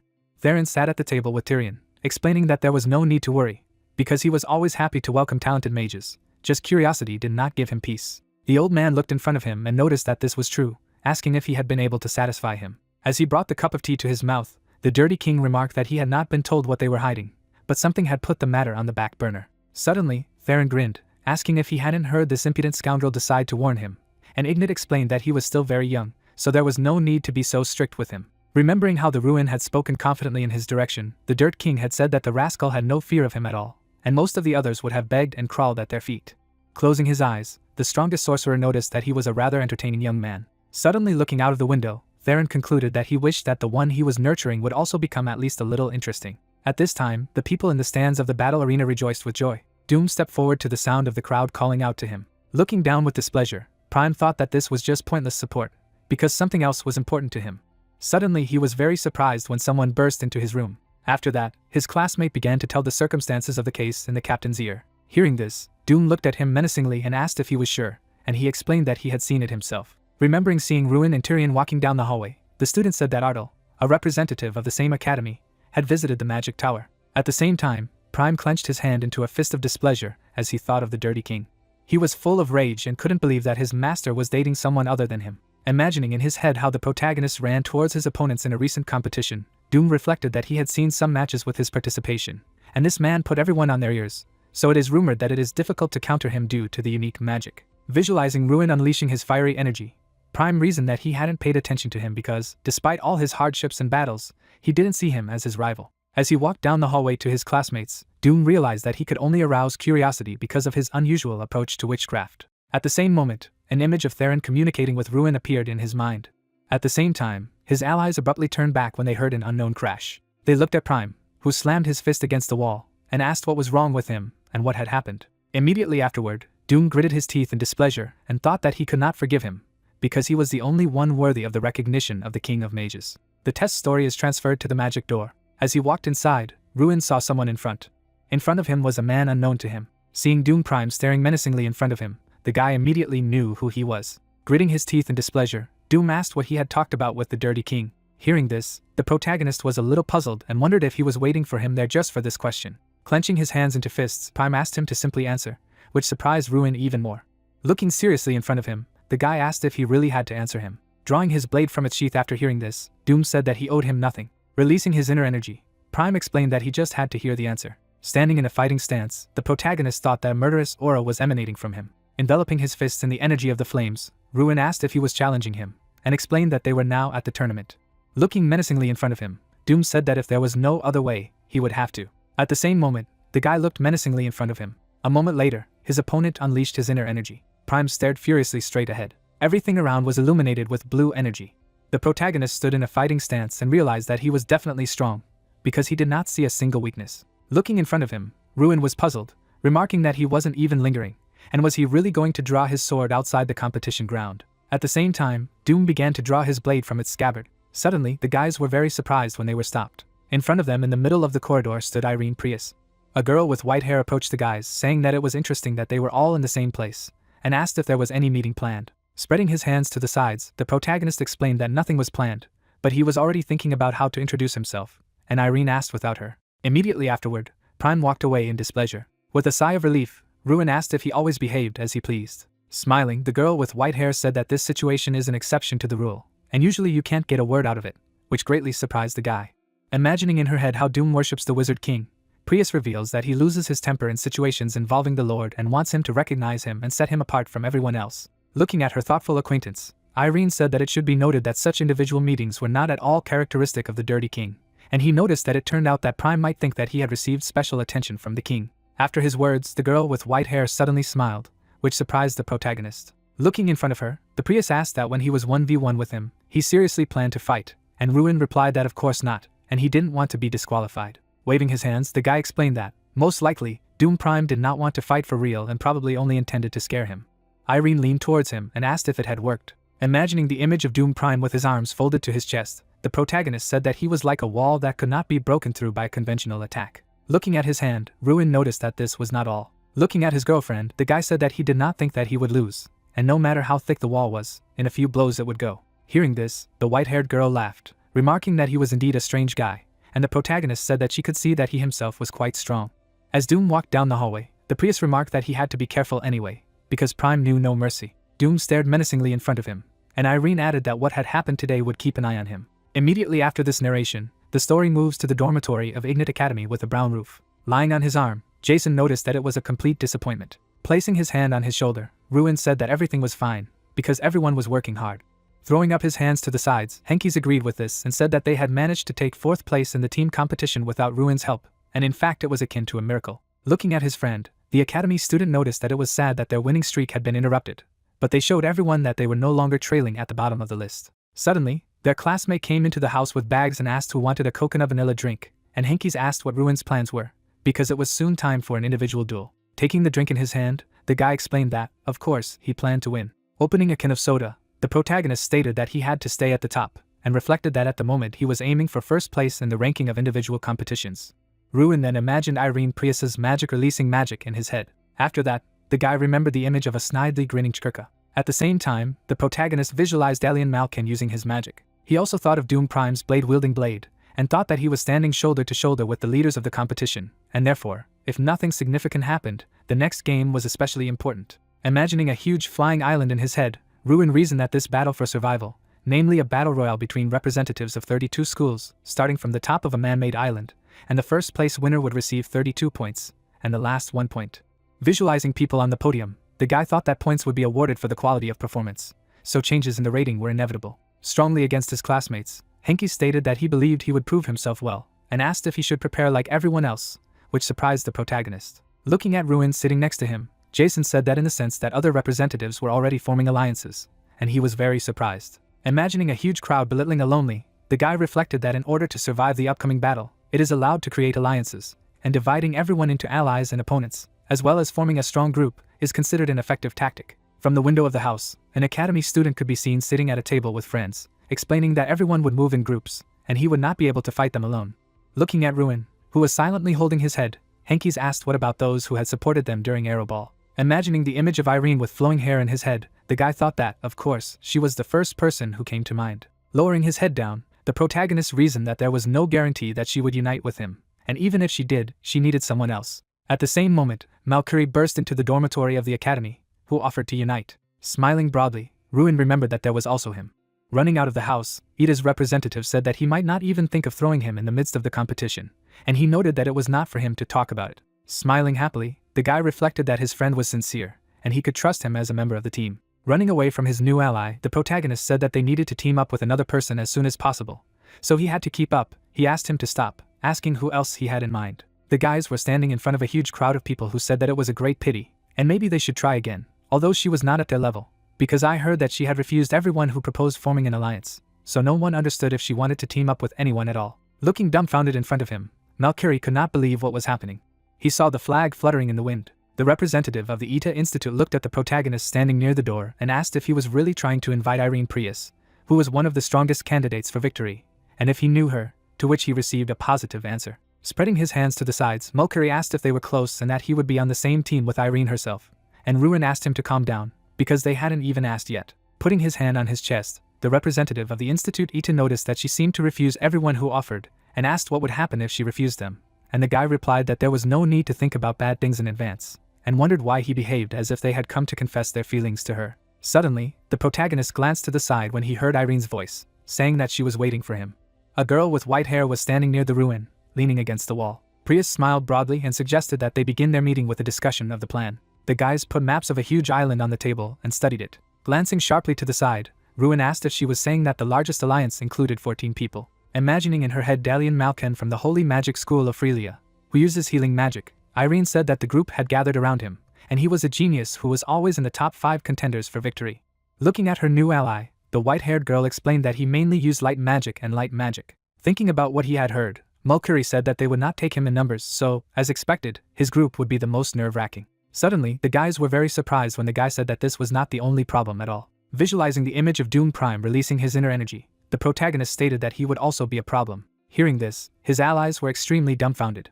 With an expression full of seriousness, Ruin stated that the course of the competition would depend on his actions. Then the narrative of the story shifted to the moment when a huge ship was flying over the ground and someone asked if everyone was wearing protective equipment. Holding the armor made of metal in his hands, the man explained that if its durability was exhausted, they would be automatically excluded from the competition and teleported off the island, so they should keep this in mind. Immediately after that, a huge white and gold ship sailed up to the shore. After that, a huge number of students left it.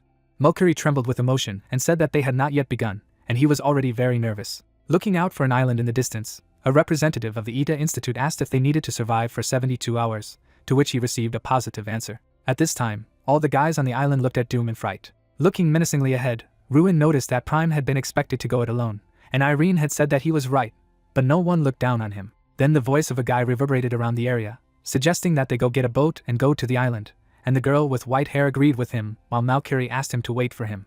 After some time, the guys sailed on a wooden boat to the protective barrier of the island. Then they managed to penetrate it. Touching the magical barrier with her hand, Prius assumed that this was their safe zone, and Ruin noted that this was indeed the case, and the barrier would shrink over time. Suddenly, rushing forward with his allies, the guy suggested hurrying up and taking a good place before everyone else. This whole island was covered with a huge number of trees.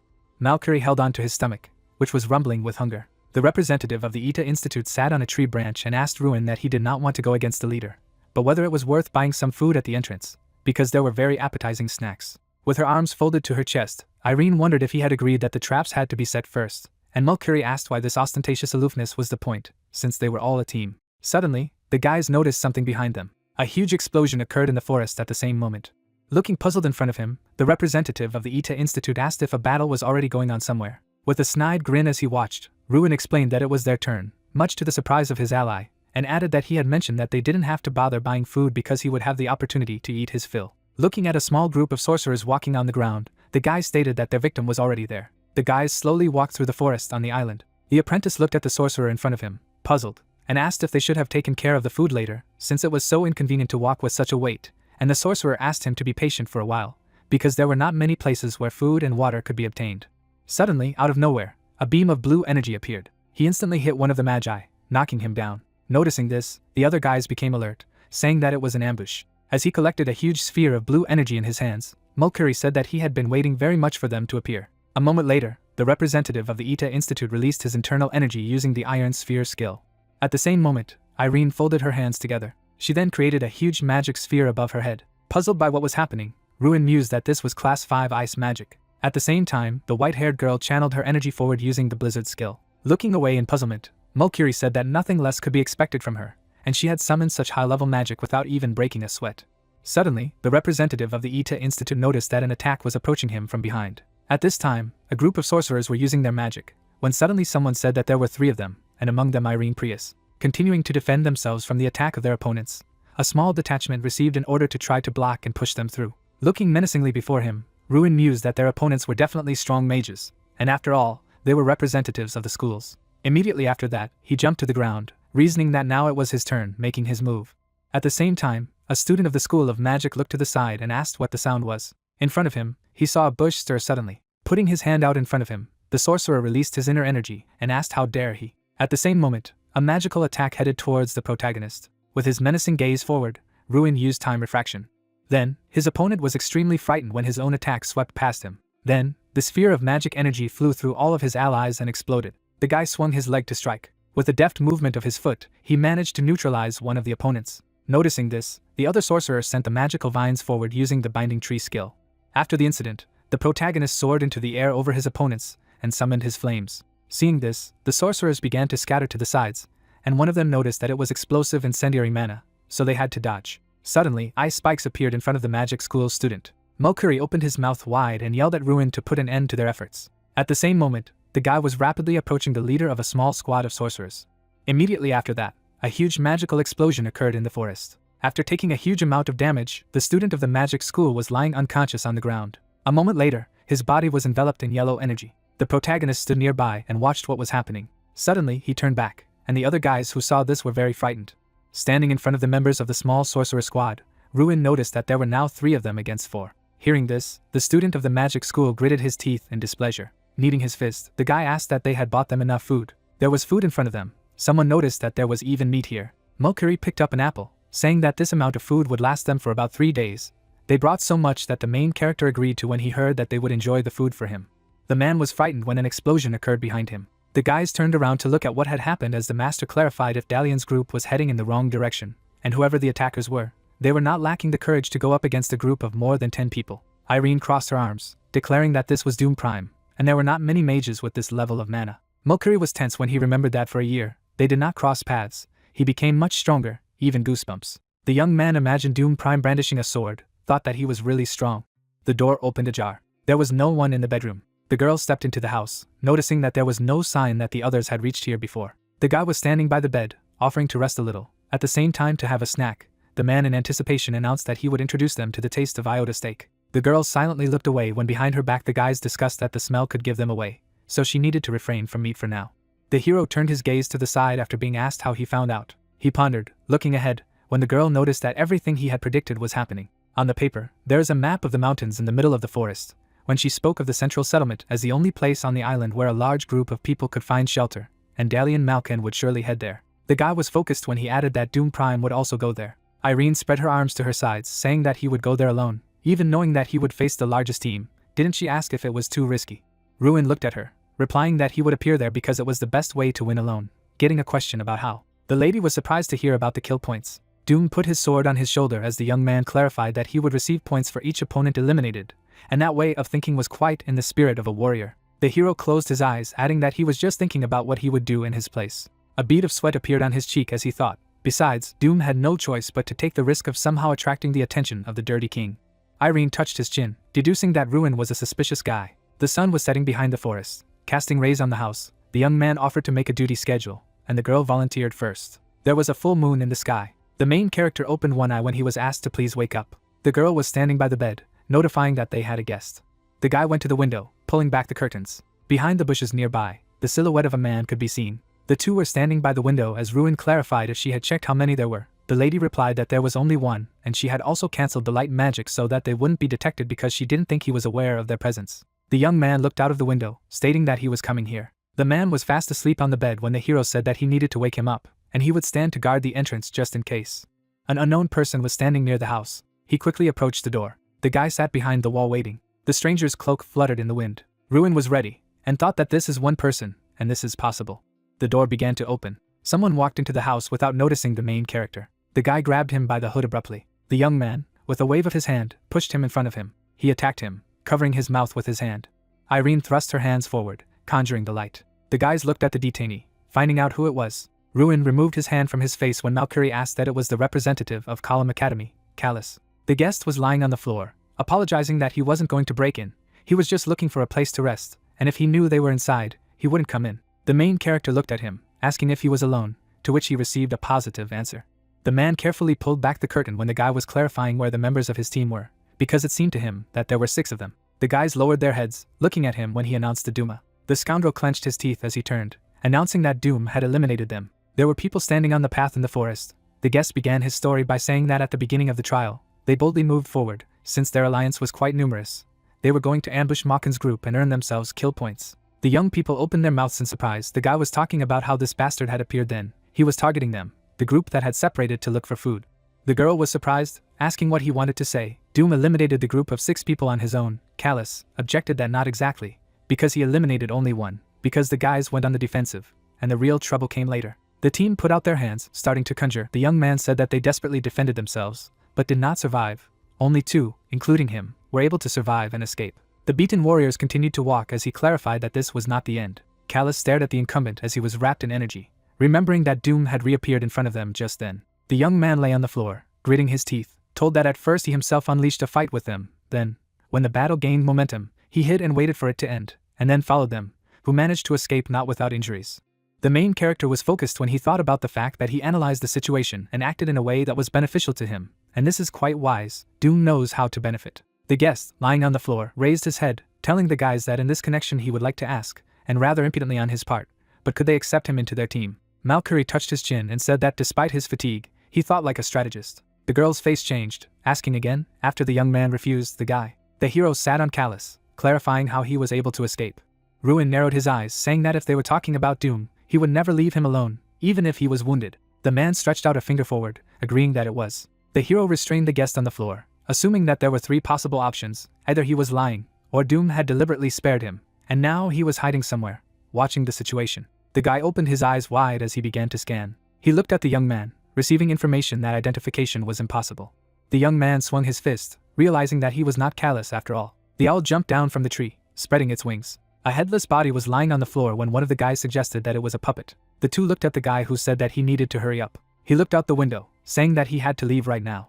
The sun was rising from behind the mountains. As the guys walked down the path, when the man said that it was most likely that Callus was removed by the same person who created the puppet, therefore, there is a high probability that all members of Callus's group were eliminated, Iris remarked that in fact, what the puppet said could be true. The guys looked at her when the girl added that although she had someone on her mind who could do it, she stiffened, exclaiming about Churky. The villain was operating magic ropes tied to his fingers when the heroine began to tell that as one of the 11 chosen children, he was the best student at the Delphiniac College of Magic, and had also excelled in creating potions and puppets, and among other things, Churky was a member of Dalian Makin's group.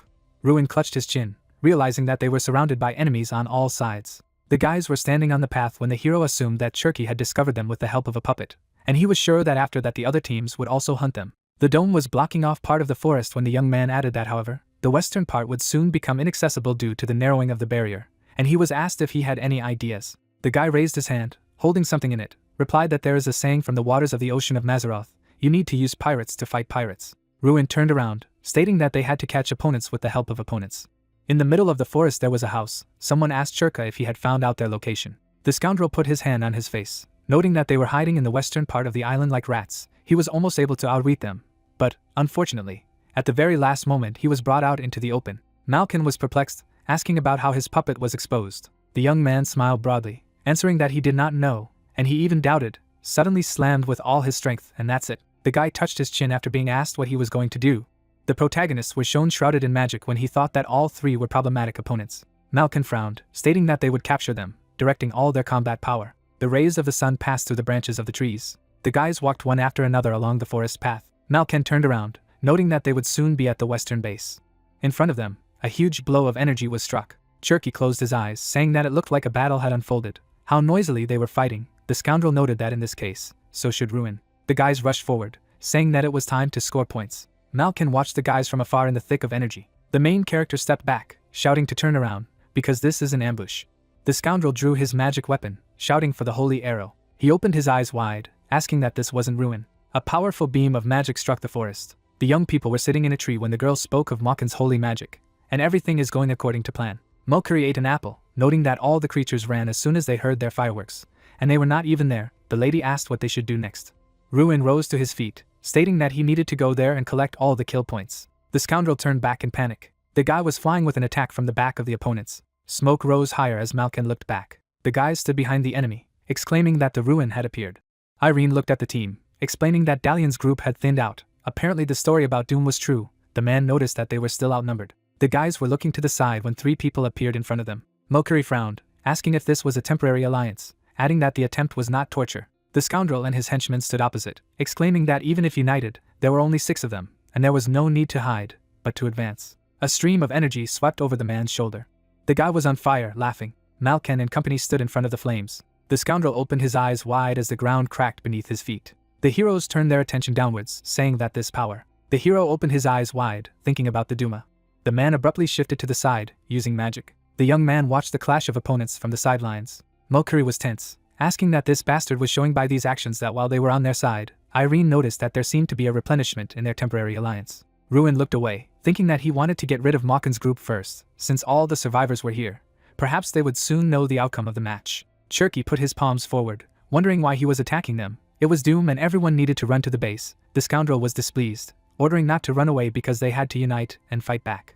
The young man clenched his fists, saying that they also needed to make their move. Ruin opened his eyes wide, using the refraction of time. The guys fought with the help of magic, striking blows. The young man swung his fist, asking how they dared. With all his might, he struck the ground, causing an earthquake. The hero was surprised, watching what was happening. The man jumped over the guy, heading towards the Ruin. The man was looking at his opponent with concentration. He passed by, calling the young man by name. Doom narrowed his eyes, saying that he would get rid of it with his own hands. The man swung his sword, heading to the side. The young man exhaled, looking after him. The men sat at the table, discussing that in this way the 10 finalists were determined, and it included all those who were supposed to. Tyron leaned on a chair, wondering if Ruin had promised to show that he was better than 11 chosen children. The old man replied that he was interested himself. The king looked away thoughtfully, not knowing if he could do it.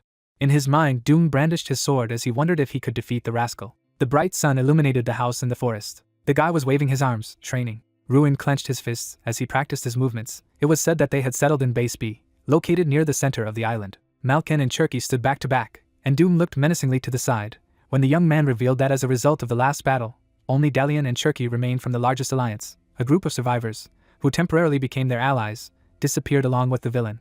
A system notification popped up about a recurring task, when Ruin noted that it was great, because for the first time in a long time he had managed to complete the task. The guy turned around when the front door opened. The girl beamed with a smile when he clarified whether she was already awake. Irene came closer, asking if the guy had trained, to which she received a positive answer that her whole body was itching, even after what had happened. There were dishes on the table when she told me that Malkiri had left her portion, so let him eat, he'd come in too.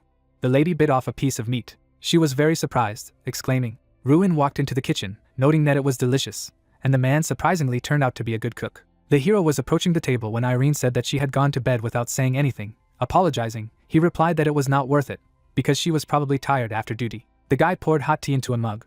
The couple was sitting at the table when the girl addressed him. He was surprised to ask again that she had long wanted to ask something. Irene put her hands on the table, wondering what he planned to do after graduation. The hero, folding his hands, asked why she was interested. The girl replied that this was just curiosity, because his approach seemed to be extremely unique, so she thought that he would not follow the standard path either. The rivals looked around as he revealed that as soon as the magi who compete here enter society, they begin to live in symbiosis. The knight stood behind the mage, the guy paced from his robe, and the hero looked at a mug of tea when it was mentioned that they could join a knightly order in their homeland, defend the country as a member of the Empire's army, become a servant of the Mage Tower, or join a special group to earn money, all of which are the so-called standard ways. The lady asked again, in that case, what about her? Ruin sat next to her at the table, replying that to be honest, he had no idea, he hadn't even thought about it yet. He held a mug of tea, noting that he had been the worst student until this year. He couldn't waste time thinking about the future because he was worried about whether he would become a mage at all. He closed his eyes, believing that after this competition and returning to the academy, a couple of ideas would definitely appear. The guy looked at the girl, asking what about her. She replied that, to be honest, she didn't know yet. Irene lowered her gaze, saying that she had never been sure what kind of magician she should become. She had always acted as others said, something like, a girl should become a great magician. The young man silently watched the lady drink tea. The lady put the mug on the table, saying that it led to that. The girl folded her hands on the table, stating that she would like to fight Doom first. Irene looked at her interlocutor menacingly, assuming that after that she would understand what kind of mage she would like to become. Ruin stared at her silently, thinking about the battle with Doom Prime. The girl looked at her rival when it was explained that for Irene, who always took second place, he became a mountain that must be climbed, a kind of homework that must be done. The hero smiled, agreed, reflected that he respected her for these ambitions. The girl, closing her eyes, thought that everyone had problems that needed to be solved, and thanked them.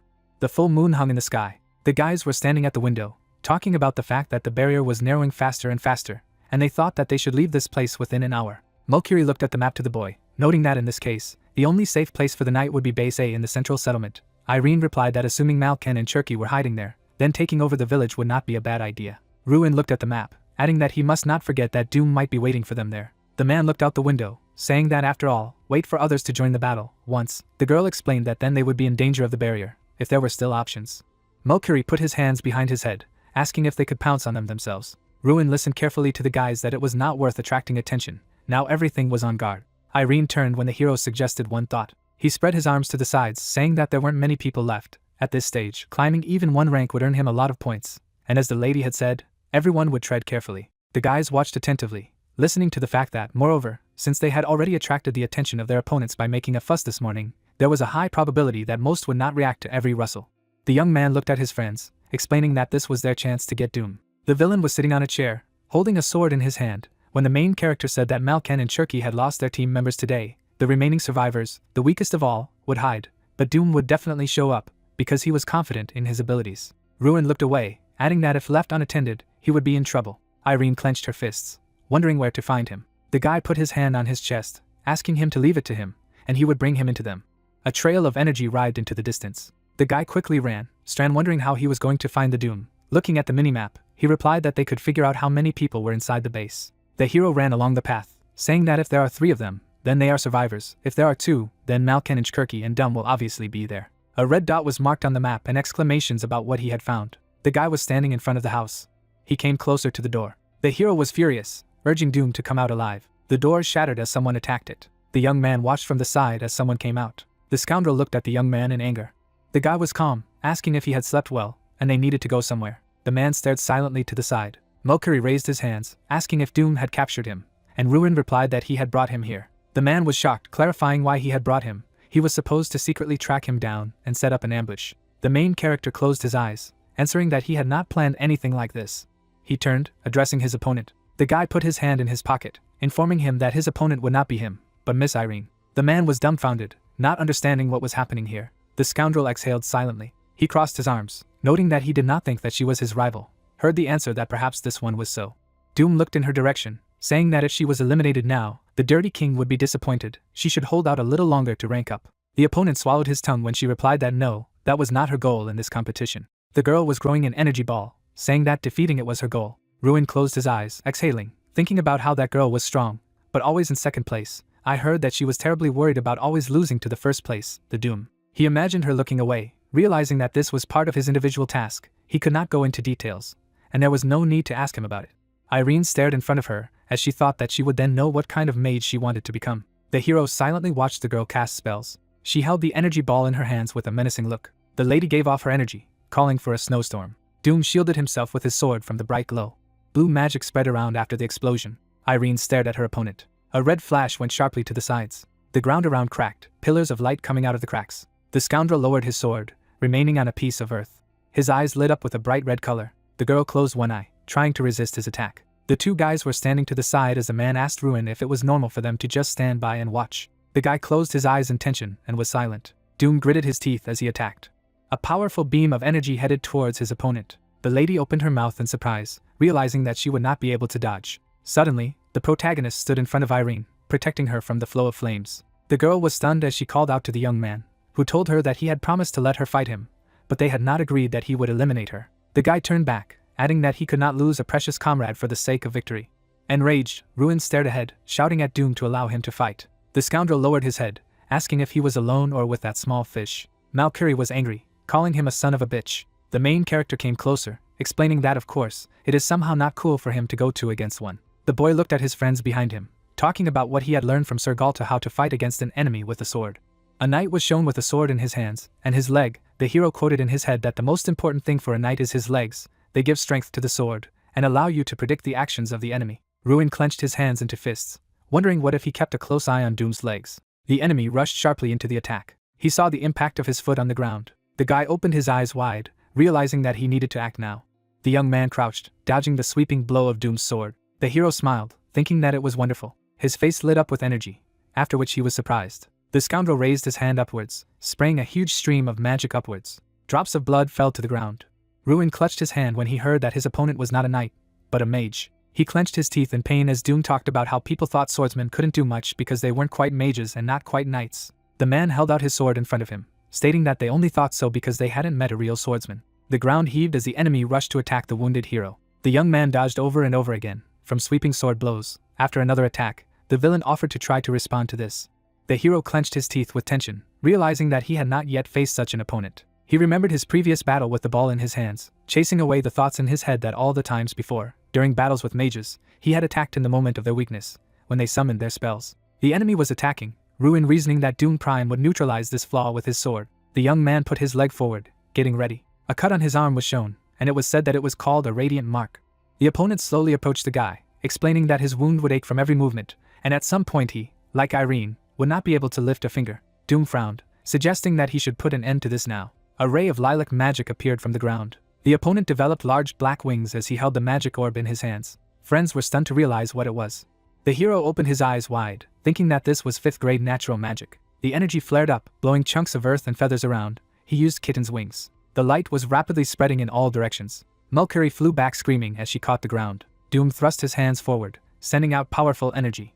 Ruin hid behind a boulder, chasing in his head what one would expect from a man, that every year he won a magic festival, and he was really strong. The young man began to tear his sleeve with his teeth. He made a tourniquet, tying it around his leg. The guy looked away in alarm. The ring on his finger emitted a bright light. Doom stood in the middle of the scorched earth in the forest. He exhaled, and with a menacing look, told Ruin that he had expected at least something, but was completely disappointed. The main character peeked out from behind the rock, admitting it. He came out of hiding, saying that the enemy was so strong that for a moment it seemed as if there was an insurmountable wall in front of him. Doom frowned, asking what he wanted to say, that he was giving up. The hero quickly looked in his direction, denying it, because he could not do so. All the relatives and friends of the young man were shown when he explained that many people believe in him. The guy stretched out his fist, showing the ring, said that because of this, he only wanted to destroy it more. The scoundrel exhaled, asking if he was in his right mind. The enemy took the sword in his hand, saying that he would teach him a lesson so that he would not dare to open his mouth again. Ruin spread his arms to his sides, summoning the ogre's fury magic. The energy was in the air. The guy noticed that Doom was watching his chin. The opponents rushed towards each other. The scoundrel brandished his weapon, shouting about who would have said that if he did not dodge, he might actually die. The guy clenched his teeth, swinging his fist. Doom stopped his slash with his sword, emitting a bright light. The rivals looked at each other with hatred. The ring rested on the blade of the sword. A system notification popped up stating that by using the power of invulnerability, there was a small chance of withstanding any physical force that affected his body. The sword shattered into pieces, unable to resist the magic ring. Doom's eyes opened wide as the shards of the weapon and the blood splattered apart. He was stunned by what had happened, holding a broken sword in his hands. His shoulder was cut when he asked how. Ruin unexpectedly undercut, kicking him. The scoundrel fell on his back. The opponent looked away in surprise. The hero lowered his head, asking to be told one thing. The guy towered over his rival, saying that he had no enemies, this arrogant belief that there was no one better than him. And this was exactly the reason for his failure. The young man swung his fist, about to carry out an attack. Dum lay on the ground, his eyes wide. Ruin, sitting on it, struck one blow after another, and the energy flew to the sides. The guys stood silently at the feet of the scoundrel. Mulcahy put his hand on his chest, saying that his heart would almost jump out of his chest if Ruin had lost. He would definitely not have had a chance. The hero explained that he was just lucky. He almost lost himself. The young man drew attention to the upset girl. Irene stared at her feet in silence. The guy threw up his hands, apologizing to the lady for interfering in her battle. She closed her eyes, smiling, made it clear that she should ask for forgiveness. The girl bowed her head, explaining that due to her selfish desire, she had put the entire team in jeopardy by apologizing. A drop of sweat rolled down the boyfriend's cheek as he objected that she had failed to achieve her goal in this match because of him. Irene turned around, following the path, told him to forget, this goal was no more. The lady looked away, explaining that she was not interested in Doom now. She pointed her finger at him, saying that now she was interested in the hero. The young man smiled, saying that it would not be easier with him. The girl smiled back, answering that she was ready for this. She added that he should wait, because one day the girl would surpass the guy, no matter what it cost her. The guys defended themselves hard when it was said that in this way, including 5 participants, Malken and Cherky fought with all their might. Irene and Mulcahy conjured with their hands. The guy said that they could not oppose anything to their team. A bright flash occurred in the depths of the forest. Particles of magic swirled in the air. The defeated opponents lay on the ground. Malken was ablaze with energy, being unconscious. The guys stood next to them, exhaling. The main character put his hands in his pockets. Noticing that the 3 of them remained glued, the man remarked that who would have thought that they would go so far. Ruin looked at them, warning them that he was not going to give in to them. Irene put her hand on her waist, stating that at this stage she was giving up, not in the best condition now, and sadly, but offered to fight another time when both were in shape. The young man smiled, answering that he understood, and would consider it a promise, banishing the thought in his head that it was quite understandable that the lady was tired. Mulcahy closed one eye, wondering what his turn meant, saying that even though the guy was the leader, he wouldn't back down so easily. The man had treated him lightly last time, but this time. The main character stood up, asking if they would start right away. The man flew high to the side, shouting that he had asked to wait. The young man joyfully exclaimed that long live the winner, the representative of their academy. Young people sat at the table, calling for the Ruin to raise mugs. The guys approached the guy, saying that he was not in the dormitory, so they realized that he would be here. In front of him stood his friends Irene and Mulcahy. The girl crossed her arms, saying that they could not miss the congratulatory party in honor of Ruin, with whom they shared joys and sorrows, so they came here with Mr. The young man leaned his hand against his head, listening carefully as the man asked that she was shutting herself off again because the competition was over. She explained that she was the only one who decided how to address them. Ruin dreamed, looking at them, that everyone was behaving as before. After the battle for survival, he was the only winner. The hero remembered the villain with the outstretched debris, his girlfriend, and Malken, reasoning that Doom Prime had received a lot of kill points, but his rank had dropped a lot due to the relatively low number of survival points. The other candidates for victory, Malken and Irene, had also fallen below him if he could continue like this. The guys threw him with a cup in his hand. He continued that victory would no longer be just a dream. The young man looked with loving eyes, noticing that who would have thought that he would sit at the same table with Irene Prius. Now he could die. The team was sitting at the table when he shouted that they needed to shudder once again for the goddess who had descended to them, to which the girl asked not to say so.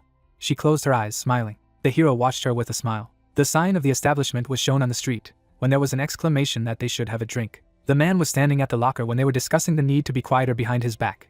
Doom hears everything. He was looking in the closet, thinking that he had lost. A shattered sword lay in front of his eyes. When he realized that he had slackened, he didn't expect that he would aim at the man's sword and not him. Doom recalled the moment of the punch, reasoning that he had been able to notice it at the very moment he had put up his sword as a defense, but had been unable to prevent it. The warrior lowered his head, realizing that he had lost right in front of the Dirty King. Doom asked if the Dirty King was looking for him from the man behind him on the bench, who replied that not yet. The magician behind said that there was no need to worry so much. Most likely, he did not call a man. For his own good, knowing that he was tired and needed to rest, the scoundrel apologized, saying that he needed to be alone now. He got up from the bench, saying that he would leave now, and let Doom call if necessary. The man stood silently at the locker. He stood with his back to him, thinking of nothing. The sun shone on the decorated street, where shouts were heard that Ardal had defeated the Doom, and that the next generation of mages was here. The old man looks down silently. Tyrion turned and said in his mind that he expected to show his best side, but no one could have expected such a great feat, for he did not expect that the GG would defeat Doom. Theron approached the man and noticed that after Ruin's victory, a smile did not leave his face, and this hurt his pride as an organizer. And you can't look at the face of that snot in the competition hall without tears. The gray-haired man looked away in surprise and could not believe that it was all over. The sun shone on the two figures on the balcony, and the words that the great festival was coming to an end swept through the wind. The spectators looked forward happily, and the hero said that it has been a few days since the end of the battle of survival, and in the meantime, in the group competition, they secured 4th place with a total score of 5 wins and 2 losses, but unfortunately, in the last game they lost the battle for 3rd place. But for them, called the post-academia, this was already akin to a miracle.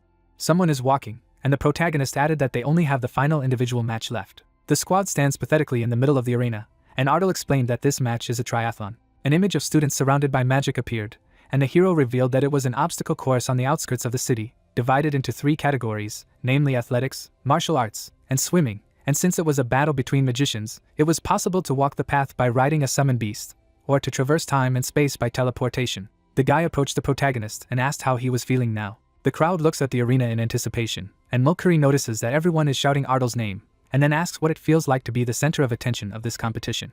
The hero turned around and replied that it was still difficult for him to say, because he still did not understand what he felt. The protagonist looked down and thought that he wanted to enjoy this amazing moment, but he couldn't yet. Doom looks forward confidently, and the guy mentally said that it was too early to celebrate the victory until the final winner was determined. Clouds float across the sunny sky. The bald man put his hands on his chest and sarcastically said that there was an individual competition today, so he wouldn't give in, so Ardal would have to try to dodge. Yosadi raised his pistol and shouted for all the participants to get ready. The girl leaned forward. The blonde man looks ahead seriously. The young man adjusted his monocle. A shot rang out.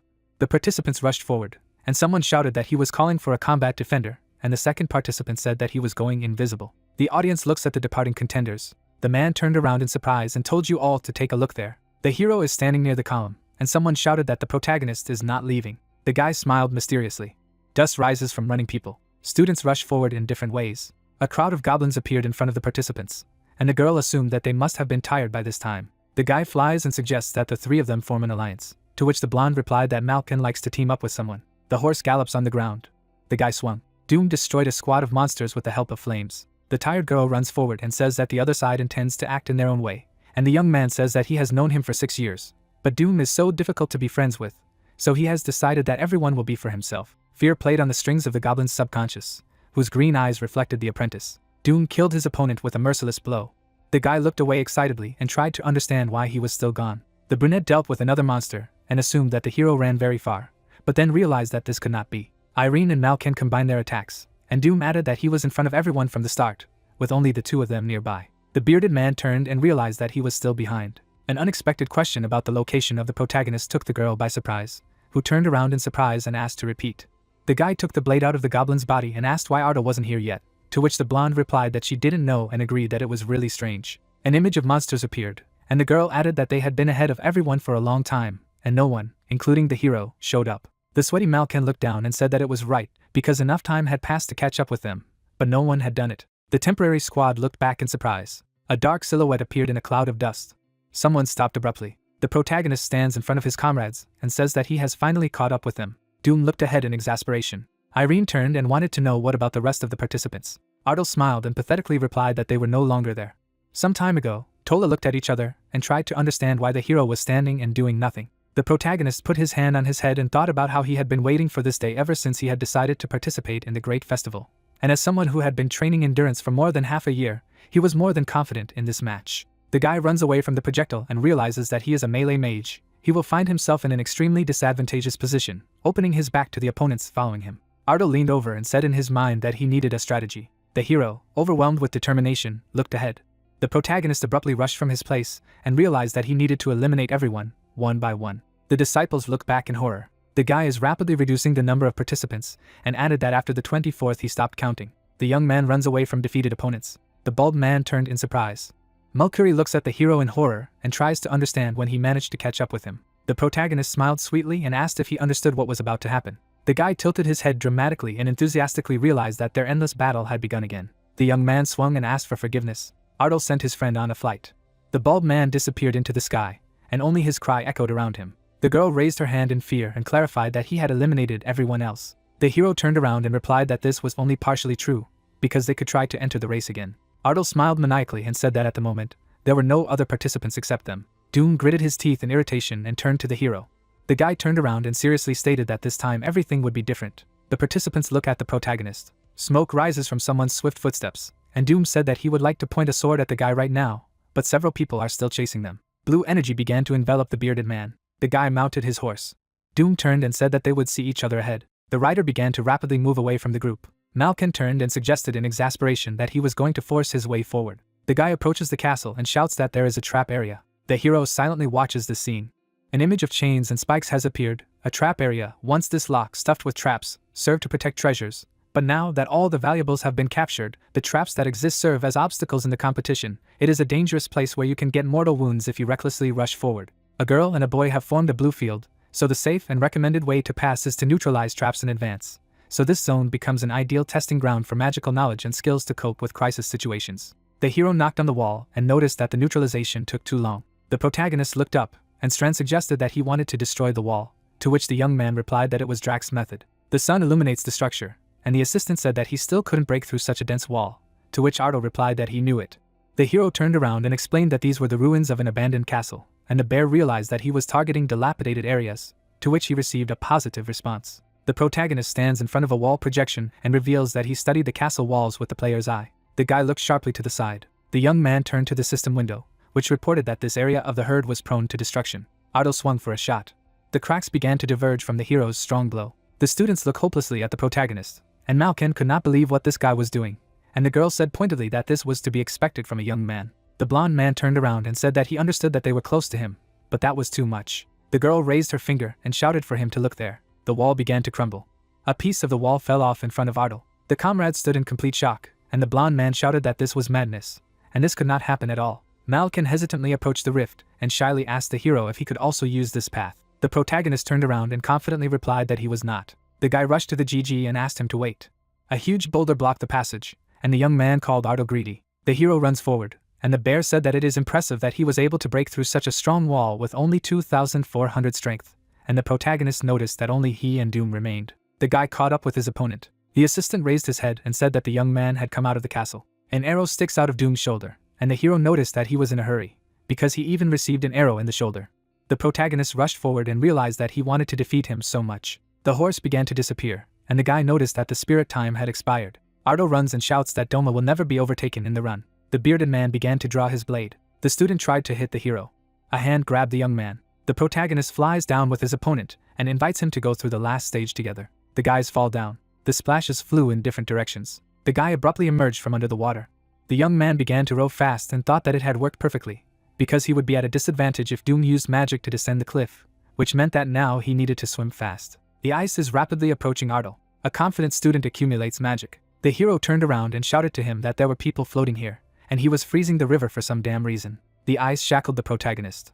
Doom sits on his horse and says that he doesn't have to worry about that as part of the competition. The smug guy turned around and said that he would go. Ardo looks after the departing student. A fiery glow appeared from under the ice, and the hero shouted that he needed to free himself as soon as possible. Cracks began to diverge across the surface. The protagonist got out of the shackles. Doom rides his horse. The shocked guy turned around and couldn't believe that the young man had caught up with him. The apprentice gritted his teeth, and the hero realized that they would soon arrive at Althane Stadium. The protagonist confidently tilted his head and noticed that there were no obstacles left on the way, so he could only run. The guy pushed hard off the water. The young man quickly approaches DM and offers him to arrange a revenge march. The tired disciple gritted his teeth and thought that in his condition, it would be fatal. There was a deafening explosion. The audience looks at the screen in shock and tries to understand who won, because it is not yet clear. The man raised his finger and shouted that someone was walking there. The silhouette of a horse stands in the smoke at the stadium. The horse quickly ran onto the platform. People wave their arms and try to understand what happened to the magicians, and the man shouts that someone can be seen on the screen. Ardo stands on his feet.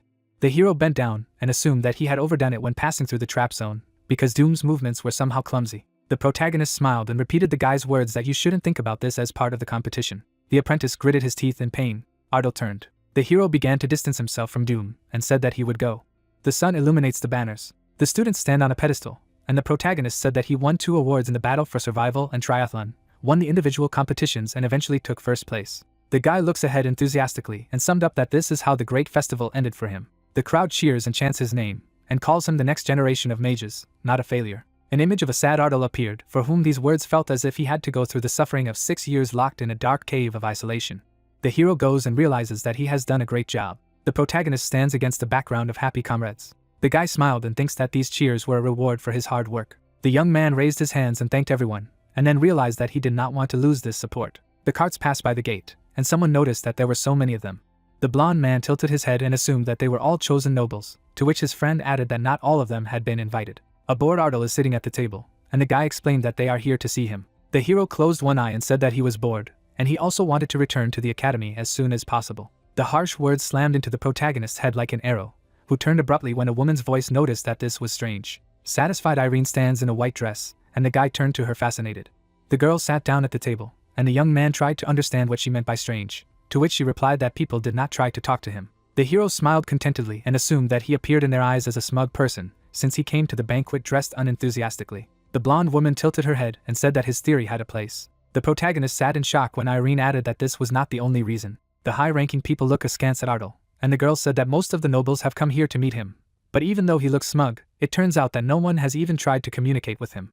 The blonde smiled mysteriously and explained that they were talking about someone eating it. Fear shackled the hero, whose face was dripping with a drop of sweat, and the words that this man was so powerful that no nobleman would even think of talking to him rang like a bell. The protagonist turned around and tried to find out who it was. The old man raised his head and shouted that they were starting the evening banquet, and representatives of 32 educational institutions should follow him. Food is on the table.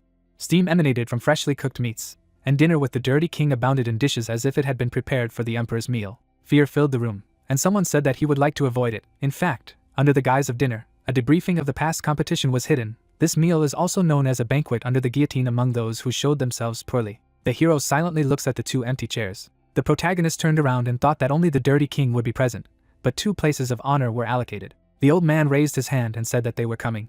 The students got up from their seats. The servant bowed. The guy made a deep bow and called the man my lord, and he thought that his fingers cramped at this word. A sharp thought pierced the head of Ardal, who opened his eyes wide when the dirty king addressed someone with respect. The unknown person should also hope that he did not interfere with the meal of the godfather. The guy looks ahead seriously. The light shone on the man in the hat. The hero raised his head and tried to understand who this person was. People abruptly fell to the floor and shouted that they were greeting the crown prince. The protagonist is the only one standing in shock that this is the crown prince.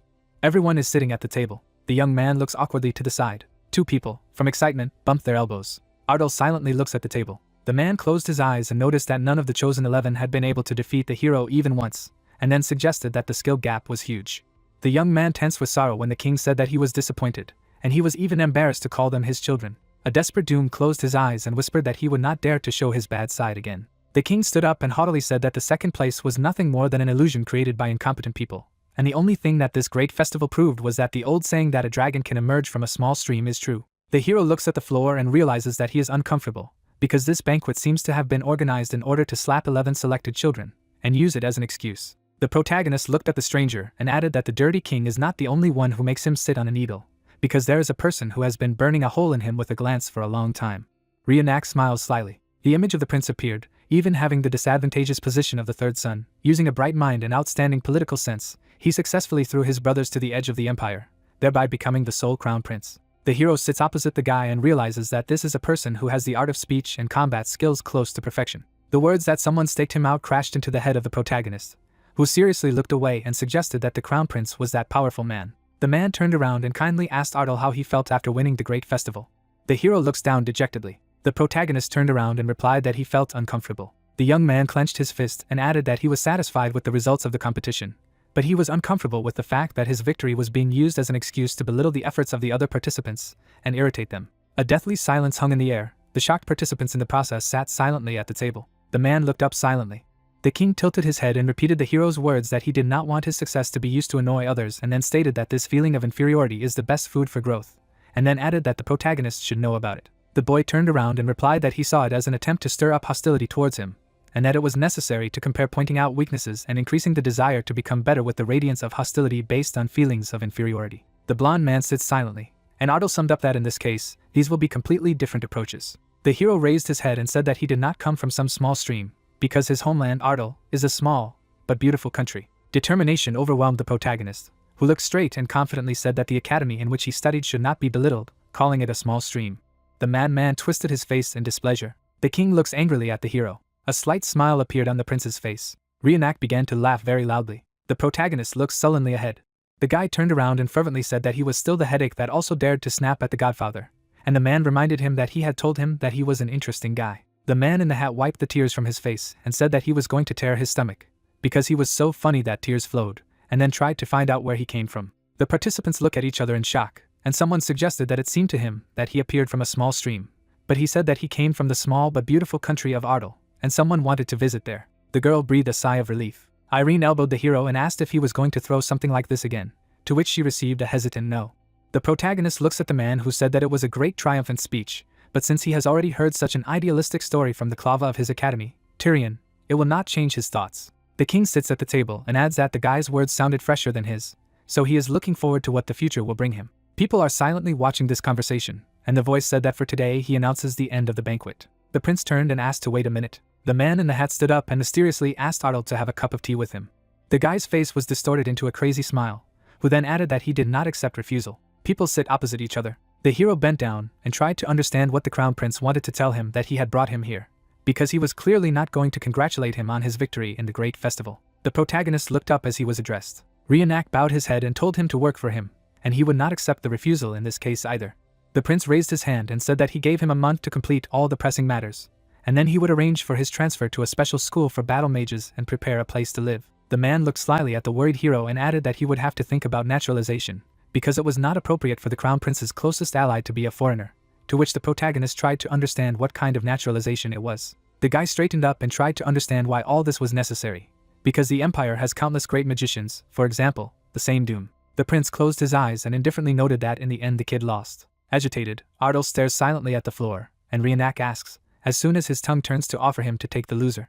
Fear seemed to take a physical form, and the man in the hat raised his head and said that it was better to keep something in mind when talking to him. Superiority and strong will came from the prince, who looked ahead with a haughty look and said that he preferred simple yes as an answer rather than counter questions. The hero raised his head silently. Reenact took out a cigarette and said that he would answer him. An image of the king appeared, and the prince said that the first reason for his decision was the personal recommendation of the godfather, because a few years ago he had told him to report if he suddenly came across a promising magician, but until that moment, he had not recommended anyone. The man in the hat looked up confidently and said that he liked his courage. The prince pointed his finger at the blushing protagonist and explained that it was the courage with which he had donned this tie to meet him, while others went out of their way to impress those in power. Reenact raised his head and added that the courage to confront his godfather and open up to state his position. The hero lowered his gaze, and the man in the hat added that it was courage, bordering on recklessness, to keep asking him anything despite the warning. The prince threw up his hands and said that in matters of politics it is sometimes necessary to have someone who will express an interesting position. The protagonist leaned over and suggested that all he needed to do was give him advice, to which Reenact angrily remarked that he had asked him the question again, and then explained that he would have to protect him from the damned brothers who were unable to accept his younger brother as crown prince. People sit silently opposite each other. The awkward silence was broken when the man in the hat raised his hand and realized that the hero did not want to which he received a positive answer. Despair enveloped the protagonist, who stared desperately at the floor, and Reenact reminded him that he did not accept rejection. The prince is sitting opposite, and the guy remembered that the highest power in the empire belongs to the crown prince, and the opportunity to become his closest associate is a chance in a million. An image of the king appeared, and the young man revealed that most magi end up teaming up with powerful people anyway, and even in the magic tower where magi lose all their lives learning magic, so if he misses this chance, he may seriously regret it in the future. The hero confidently raised his head and replied that there was still a lot he would like to do, and he thought that he didn't want to become someone's magician. The prince smiled and said that he thought he was a reasonable person, but he turned out to be unexpectedly idealistic. The protagonist leaned over and at Reenact's words that such an opportunity is hardly given even once in a lifetime, and he can wish for it, replied that everything is quite possible. The guy stood up, and the man in the hat said that they had to pretend that this conversation didn't happen. The prince put his legs on his feet and said that Ardal is called the brightest gem of the past festival. The man in the hat crossed his arms and explained that collecting such stones was his hobby, and there was not a single gem that he did not receive. Darkness began to obscure the room as Reenact leaned over and said that he was destroying what he could not possess. The hero looked back seriously. The protagonist confidently opened the doors.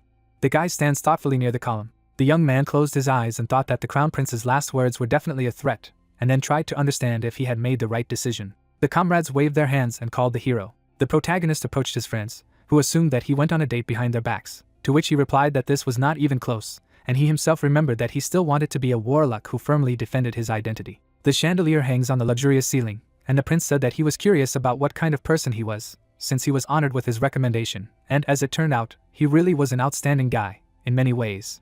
The man turned around and suggested that the dialogue with him did not work out, to which the guy said that he even threatened him, but this did not cause any effect. The king closed his eyes and suggested that he was going to surrender, to which Reenact laughed and replied that she would not surrender. The light reflects off the ring of the man in the hat, who has adjusted his collar and said that he knows it well, because there is nothing stronger than his passion for collecting. The prince looked out of the window in irritation and declared that Ardal would be his, because he had decided so. The hero awkwardly fights off the attacks of his friends.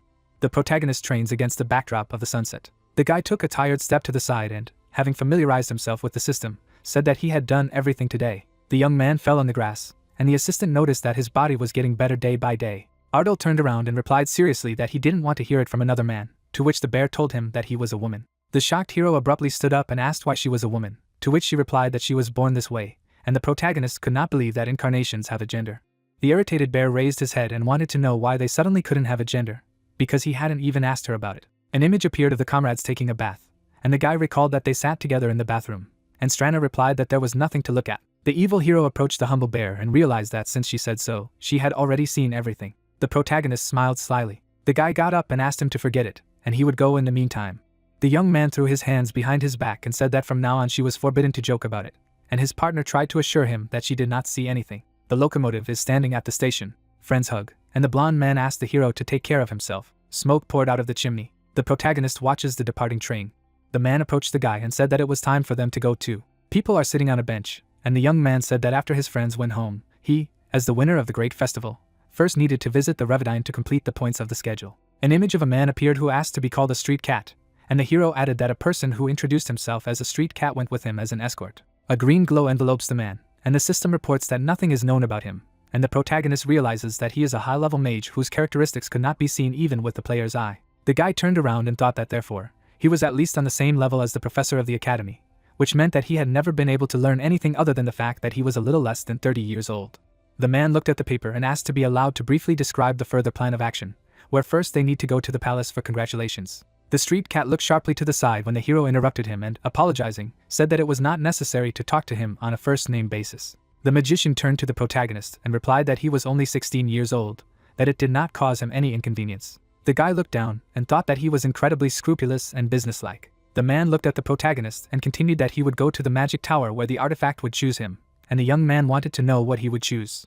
The street cat turned around and said that there was a chance that he would leave without the artifact because it was the item that had to choose him. The hero stands against the background of an orc and tries to understand whether the artifacts in the tower have a self-consciousness like King Ram. The man put the plan in his bag and summed up that at the end he would be assigned a mission. An image of a cloaked figure appeared, and a street cat said that in general, due to the status of a student, he could not receive any missions, but an exception was made for the winner of the great festival, which meant that this could be considered as an announcement to the world that the next generation of mage had appeared. The protagonist looks at the bundle and said that this is his debut. The guy unfolded the list, and the man explained that he could now choose the mission from the list that he liked best, and Ardal said that these were missions to search, subjugate, kill, explore, and so on. The bear pulls the hero by the collar. The protagonist pulled out the paper in front of him. The locomotive is rushing forward, and the guy said that he wants to choose this mission. The sun illuminates the city.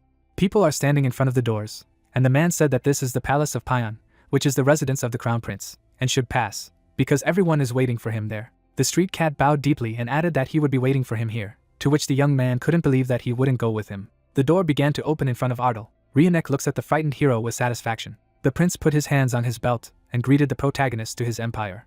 The guy looked up silently. The young man got down on one knee, and then remembered that at first he received 10,000 prize gold from the crown prince, and then realized that this amount was more than the annual budget of the Ardal territory. The hero began to leave, and the blonde man said that if this was not enough, then he could come to him at any time, and if he changed his mind, then the doors of the Peony Palace were open to him, and the protagonist assumed that the crown prince had not yet given up on his account, but he hurried to move on to the next item in the schedule. People are walking along the red road, and the guy said that people here must have good stamina, especially if you have to walk around the palace all day. The man turned around and asked the hero to refrain from joking comments, because the master of the tower was waiting for him.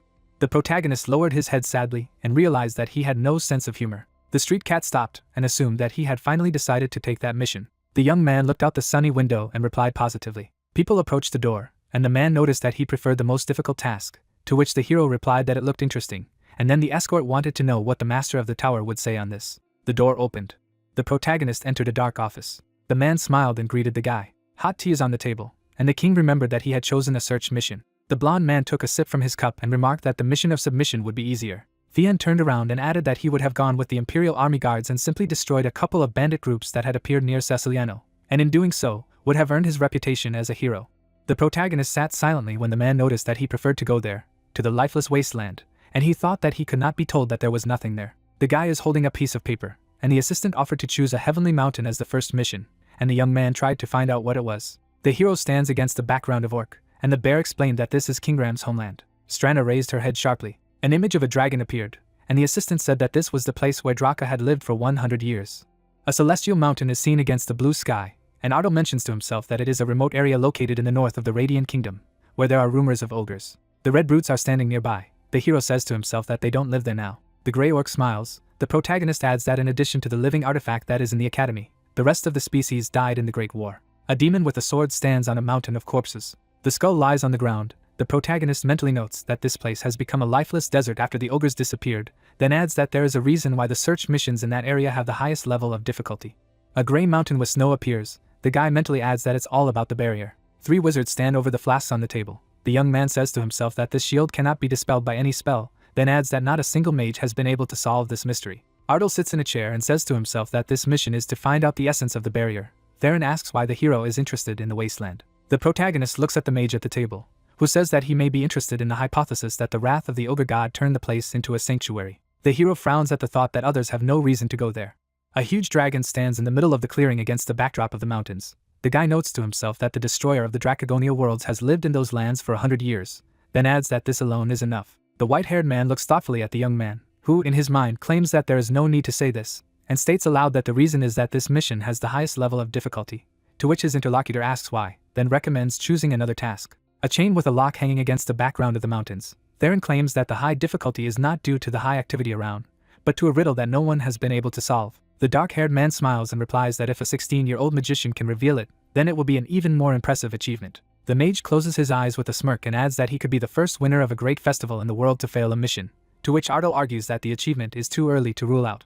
A white-haired man looks at the hero with a smile. The protagonist makes a surprised face when Theranos asks if he knows why he recommended the protagonist to the crown prince. The mage looks straight and states that the reason is that he wanted to leave the guy in Revidine to watch him. The young man's face fades. The man sits at the table opposite Ardal and asks if the interest in this mission is related to his ability. The white-haired man smirks and adds that whatever it is, he will be watching. A drop of sweat runs down the protagonist's face. The guy lies on the bed and asks the country if everything will really work out, to which he asks if he is worried that he will not cope. The young man looks at the ceiling and declares that he is a little worried and adds that this place has not been visited for several hundred years, and it is not a fact that he will be able to find out at least something. Ardal turns to the bear, who says that up to this point no one has been able to find out anything in a human way, but adds that the hero will succeed, to which he claims that he is also a human. Someone knocks on the door. Strana claims that the protagonist has skills that exceed the usual capabilities. The guy asks again in surprise. The young man rises from the bed. Someone declares that it is Voka. Ardal asks to come in. 2 people enter the room. The hero greets them and calls them a delightful boar and a street cat. The bear sits on the protagonist's shoulder and wonders aloud at the nicknames, to which the protagonist replies that these are the preferences of the Dirty King, and all the mages of the tower have such addresses.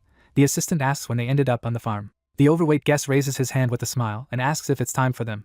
The group walks along the sidewalk. One of Ardal's escorts says that the place they are going to is divided into 4 zones. The cat turns to the hero and talks about each section and explains where the rarest artifacts are. The protagonist looks at the skinny man, who adds that they will escort him to Area A, to which he notes aloud that they said there was Section X. Street Cat looks directly and reveals that the entrance to that place is only available in case of a special event and even the Emperor is forbidden to pass. The guy frowns and repeats the words of the interlocutor to himself. The young man and his escorts are standing in the storage room. Ardal tells himself that he followed them to Area C. The hero holds a large sword in his hands and asks if it is magical, to which the delightful boar agrees and adds that they collect and store items only in good condition, which they received during the Great Demon War. The protagonist's face is reflected in the blade. He notes to himself that this weapon is no worse than the shining sword used by Doom Prime, then adds that this is to be expected from the artifact room of the Magic Tower. The book with the cat on the cover lies on top of the pile. The guy states that he considered this volume lost, to which the boar replies that this edition is more than 100 years old. The young man adds that there was once no other entertainment except reading. A bookshelf is shown. Ardal reads the names aloud. Shelves with volumes appear. The hero pronounces the names of publications. He stands with an open book and asks if the protagonist is allowed to read them in the Magic Tower, to which the skinny man replies that the master sometimes allows him to read them, but it is forbidden to take them. The shelves with the volumes are lined up. The young man tells himself that Area B was a treasure trove of knowledge, which contained forgotten magical tomes and rare historical publications, then adds that as soon as he left behind the charm of this place, he went to Section A. Ardal looks intensely at the artifacts, and notes to himself that none of them reacted to him. The hero turns to the boar and asks if there have been such cases, to which he replies that it is extremely rare. The silhouette of a man holds a green sword of energy. A plump man says that the one who is allowed to visit Zone A, then a priori at least one artifact should react to him. The protagonist makes an awkward face and says that he is sad about it. The guy shifts his gaze to the smug country on his shoulder, who asks not to kill himself because of the garbage, to which the young man is surprised aloud.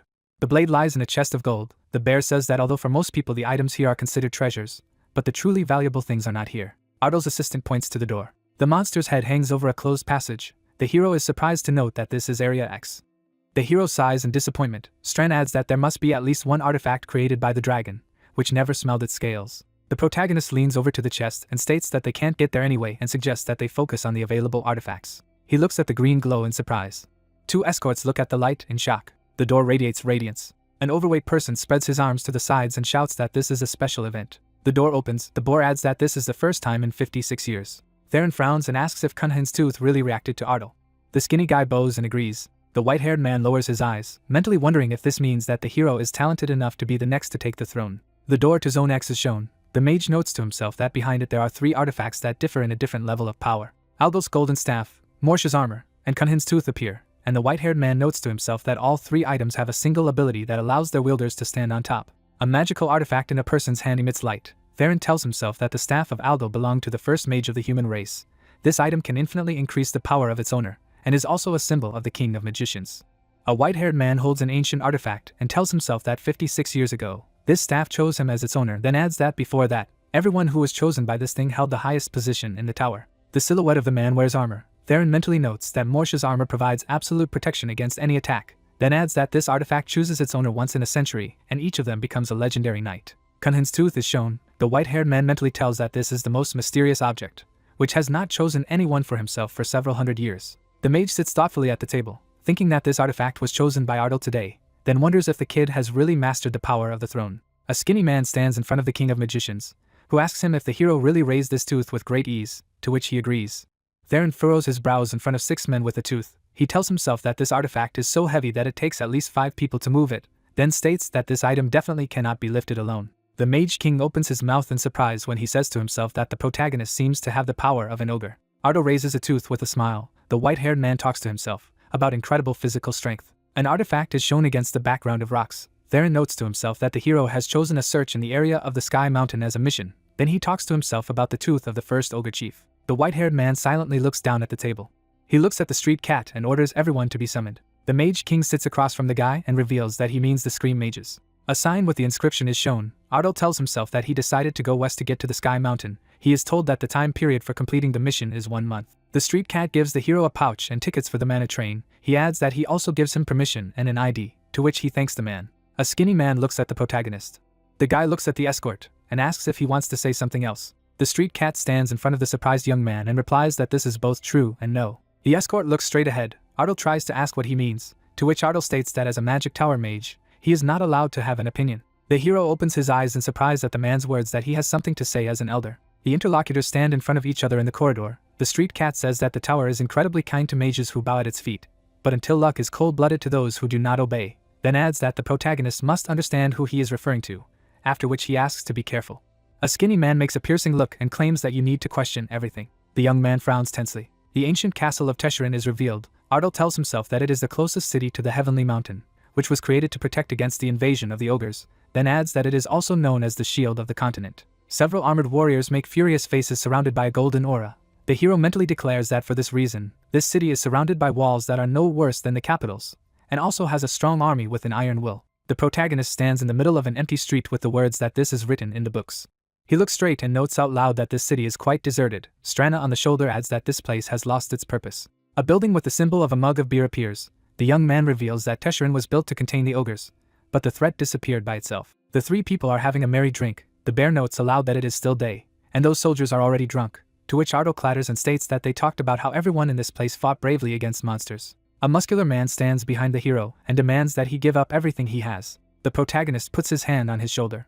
The guy leaves the fallen robber with the words that the real world is very different from books. A man with drool and snot snores. Ardal looks at the sleeping man. The man wakes up from the hero's greeting. The interlocutors stand under the canopy of the house. The awakened man apologizes to the magician for dozing off, to which the protagonist replies that there is nothing wrong, then asks where he can buy a horse. The man scratches his head. An empty stable is shown. He frankly tells the guy that there is not a single mare now. The young man asks in surprise if this is true, to which he agrees. Ardal raises his hand and asks if there are any more stables nearby. His interlocutor replies that this is the only place in the whole city. Strand clutches his stomach and laughingly says what kind of place it is and where such things have been seen. The hero notes aloud that it is somehow wasteful to maintain a stable without horses. The awakened man nervously raises his hand and replies that there were 3 of them in the morning, but they were taken away, then adds that there were no guests for so long, and here there were so many at once, then offers to wait 1 day. The man makes a surprised face when the protagonist stops him. The guy stands in front of the horseman and asks that until this time no one cared about the horses, but today someone urgently needed them, to which he agrees. The young man lowers his eyes, thinking that people came from somewhere who wanted to take transport in a city where no one comes, after which he asks himself if this could be just a coincidence. The street cat makes a serious face and asks to question everything. Ardo looks at the assistant on his shoulder and asks if he feels the same way he does, to which Stranet replies that he has felt it since he got off the train. The bear and the hero look around. A cloaked man stands behind a building near the protagonist, who claims to be being pursued. The guy runs with the thought that after discovering the surveillance of himself, he immediately took action. The young man hands a gold coin to an overexcited man, and said to himself that he asked the hotel staff to let him know if anyone asked about him. Ardo moves down the street thinking that he decided to walk around the city in order to lure out his pursuers. The hero claims that those people should have realized that he had left the hotel and started asking about him. The protagonist smiles and notes to himself that it is obvious that he was being followed by people from the Reenact Empire. The crown prince smirks. The guy states to himself that he does not know if Reenact sent pursuers because he did not want to follow his orders. The wizard king looks straight ahead. The young man says to himself that it could be Theron, who is showing too much interest in him. A mountain is revealed. Ardo silently states that both options are unpleasant for him and adds that he needs to solve everything before he goes on a mission. The hero frowns at the thought that he cannot let them follow him when the surveillance became obvious. The man makes surprised eyes and says that no one came. The protagonist stands in front of him and asks him again, to which he adds that he swears that he was waiting for someone to be interested in the guy, but no one came. Strand crosses his paws and claims that this does not look like a lie. The hotel employee touches his chin and tells him that something is bothering him. The young man is interested. Ardo makes a shocked face at the man's words that he has a memory gap of 3 minutes. The hero and the bear look seriously at the interlocutor, who adds that he cannot remember. The man screams painfully under the large arm. The protagonist tells himself that mind control is a high-ranking 6th class spell that can subdue the mind of a creature without remembering that he was under control, and the caster gets the opportunity to look into the memories of a subordinate. Ardo climbs the stairs with the words that the opponents turned out to be more careful and stronger. The country notes aloud that since they were able to look into the memory of the hotel employee, they definitely know that the hero is aware of surveillance. The protagonist opens the door. The guy examines the room with the bed. On the wall hangs a piece of paper that says they don't intend to harm the young man, so he doesn't have to waste time trying to figure out his identities and carry out the mission further. Ardo furiously tears a leaf from the wall and shouts that the pursuers dared to show up in his room, daring to tell him not to try to find out about them, then declares that this is pure threats. The hero makes a serious look and says that let everything be according to them. The protagonist jumps from house to house. It moves on rooftops.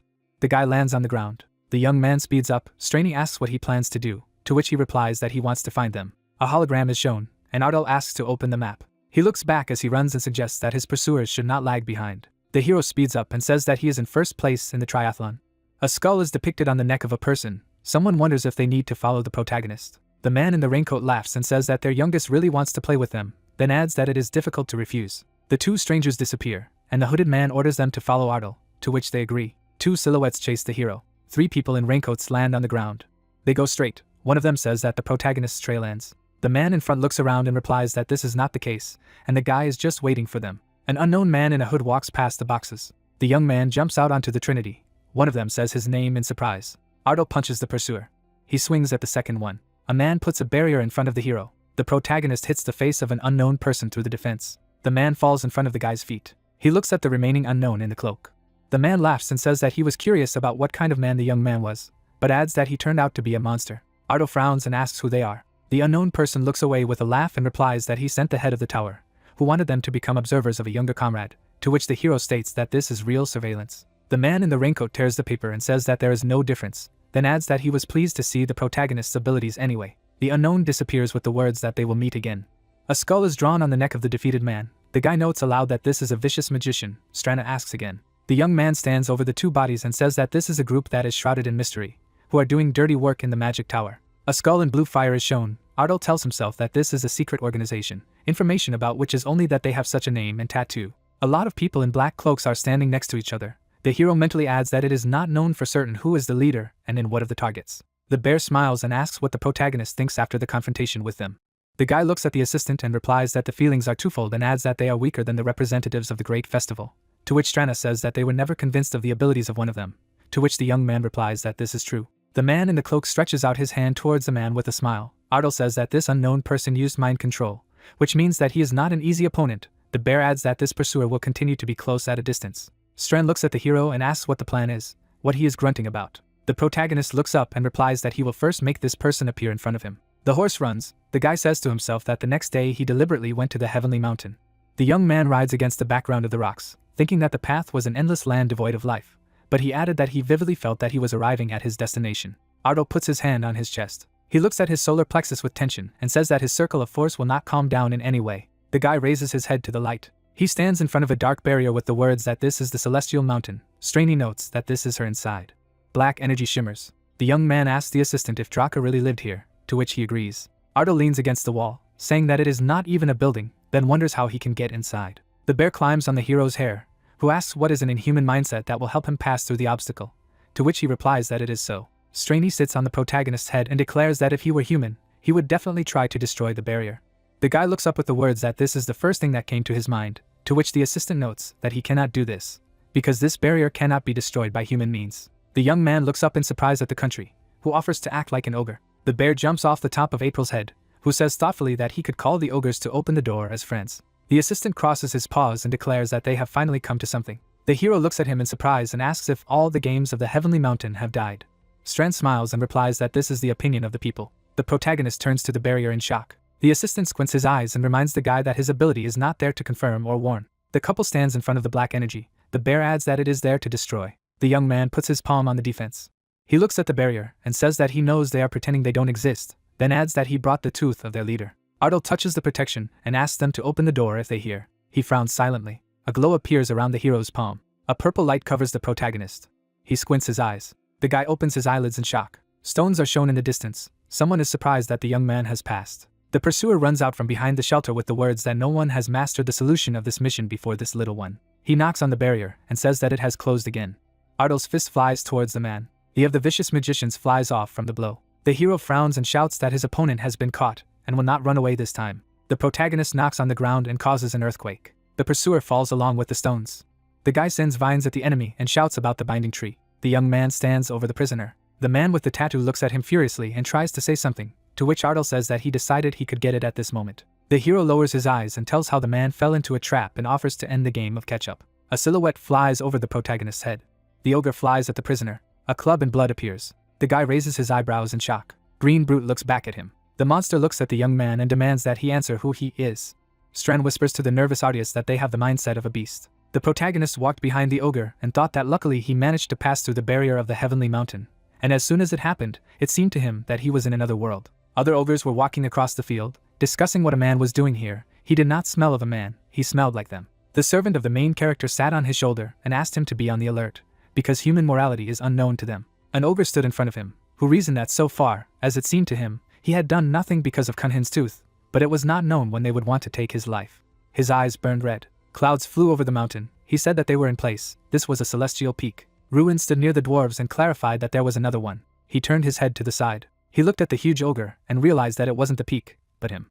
He looked at him and said that he was Harkon, and he had heard that he had the relic of Kunhin. He lifted his head up and realized that he was much larger than the others. The ogre looked down at him and greeted him as their guests, adding that he had not yet decided to tear him apart and throw him to the eagle's food, and asked who he was. He raised his head up and replied that he had said at the entrance that Kunhin's tooth had chosen him. The huge monster sat down on the ground and noted that it was a lie. The man could not cope with this object. He objected that he was telling the truth. He raised his head and clarified that he could just show it. He was convinced of his truthfulness. The ogre looked down at him and told him that he was a very interesting person. He had smelled him since he came from here, and he was filled with power. He looked at him and replied that he was right. He was quite strong. He got to his feet and asked him to answer the question of who he was. The guy looked at each other from the countries. He asked if he also knew the name Dracagonia. It belonged to a dragon that once lived here, in the heavenly mountain, and his eyes widened at what he heard. He looked at him and asked how he knew the name, and he told him what he had heard from King Ram. He opened his mouth wide and wondered that he was still alive. The ogre sat on the throne. He said that he was alive as an artifact in his academy. He was one of their professors, so to speak. The main character raised his eyes and noted that they were interested in finding out who he was, and he was a friend of King Ram, the former leader of the heavenly mountain, and the man who was chosen by the tooth of Kunhin, and the one who inherited the power of the destroyer of worlds.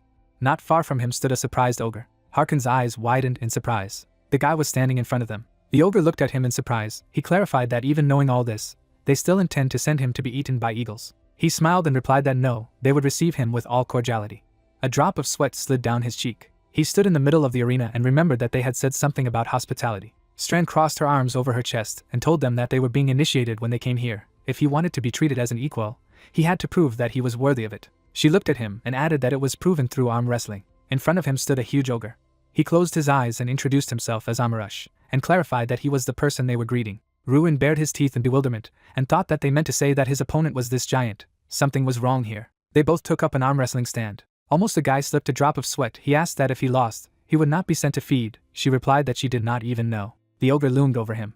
He squeezed his hand. He realized that he was really frightened by his huge physique, but he didn't go for it blindly. The guy looked at him resolutely and added that a match between an ordinary human and an ogre sounds more than ridiculous, but thanks to the artifact, he also has extraordinary physical strength, and noticed that since he got his hands on Kunhin's tooth, his strength has increased by 1,000 points, and now it is 3,520, so winning is possible. An image of a tooth appeared. The young man looked menacingly at his opponent. He stood in front of him and told him that he did not think that he was an ordinary person, but his hand really felt different.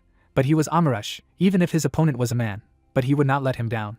The latter looked at him and replied that it was okay, let him try to defeat him once and for all. An ogre with a ring in his nose stuck out his hands and asked him to get ready. He opened the plastic wide and shouted that they were starting. The sleeve of the main character's jacket was torn. His eyes widened in surprise. He lowered his head. The guy gritted his teeth from the tension. He opened his mouth wide and realized that this was his last attempt. The latter calmly put his hand on the table. The young man's mouth opened in shock. The ogre threw up his hands in the air as a victory. He lay down on the ground and realized that he had lost, even though he had put all his strength. He wiggled his fingers and asked what they were going to send him to be eaten. The protagonist stared at the sky. The ogre ordered him to get up. He leaned over to him and noted that he had held out against Amarash, the best warrior of the Heavenly Mountain for so long, a truly incredible man. An image of the status window appeared. The young man looked up and thanked him. Strand looked at him and congratulated him, and remarked that while he had managed to gain the respect of the ogres, he clarified that she was silent because she knew how it would end. She replied that it was fun. He smiled and asked again that it had taken Fight 17 years to defeat him, then he would do everything in a month. The ogres were sitting at the table. He recalled that at the end of the arm wrestling match, a large-scale banquet was held at the small peak. There were tables on the wooden floor. He said that the dishes here were tastier than he thought. The ogres, surprisingly skilled cooks, she agreed with his words, and added that even the smell of the food is strong, such an aroma. He sat down on the grass and wondered why they lived here, locking themselves in this shelter. The guy buried himself in the ground and thought that it felt like he would have to face something more important than a mission. The ogre put his hand on the shoulder of another ogre. Amarash approached the young man and declared that he was a strong man. He looked at him and asked what he was going to make with the tooth of their first chief, who asked if something could be made from it. He smiled and replied that if he wanted, he could help make a weapon that would only suit a human. His eyes widened in surprise. Above the gate hung the head of a dragon. The main character took a tooth in his hands and asked, "Well, what's next?" Strand stretched out her hand and told her that it was a source of primordial power, a symbol of great power, the tooth of an ogre who had inherited the strongest willpower. He interrupted and said that he was not talking about it, and asked how he could use this artifact. An image of armor appeared. He added that Algal's staff and Morsha's armor had a clear use. Ironically asked what he had to remake his mace. The young man was holding a weapon in his hands. There was a lamp hanging on the wall. The servant advised him to just take it with him and come up with a use later. The fact that it increases his strength is already a huge advantage. The ogre smiled and offered to help him create a weapon that would only fit a human. A drop of sweat slipped down the protagonist's cheek, who thought he brought it with him, but did not know how to use it, and this unexpected offer would only do good. He raised his left hand and told him that the chieftain's tooth was quite hard and heavy, so not everyone could make something out of it, but for him, Amarash, who worked iron, it was possible. He looked at him and asked him again that he worked iron. The servant explained that in human language it is called a blacksmith. The monster turned his head and asked if he had any thoughts about the weapon. He smiled slyly and asked what he could make a weapon according to his idea. The guy sat in the bushes and remembered that half a month had passed since he had come to the Heavenly Mountain, during which time he had either helped the ogres hunt, or done training that he had not been able to do before. The ogre stuck out his index finger, and shouted that it had gone there. The protagonist jumped and asked to be entrusted with it. The young man ran on the ground. He looked at the status window and noted that it was super. He clenched his left hand into a fist and added that, however, something had taken up most of his day. Strand raised her hand and said that 15 matches, 15 defeats. He noted that this was the result of his arm wrestling matches with Amarash. The guy brushed the dust off his shoulder and said that he had lost again. It was starting to get annoying. The protagonist's servant came up to him and encouraged him, and noticed that he was gradually getting better. The ogre looked at him and told him that it was so. He began to use all his power, and began to waste less and less of it. The latter turned his head on him and thanked him, and noticed that he was slowly getting to the bottom of it, and realized that thanks to the advice, he was gradually figuring out how to use his power correctly, so the time he could hold on was growing. He put his hands in his pockets and said that he had to defeat Amarush before he left this place. In the middle of the field there was a huge cave. He shouted that he was afraid of him. He objected that no, he had no chance of winning. A few days later, Amarush's eyes widened in surprise. Ruin clutched his pinky finger in his hand, and Strand announced 17 matches, 16 defeats, and 1 win. A drop of sweat slid down her cheek. The protagonist raised his hands above him and exclaimed that he had won. An image of the status window appeared. The ogre closed his eyes and admitted that he had surprised him many times, and he ended up losing.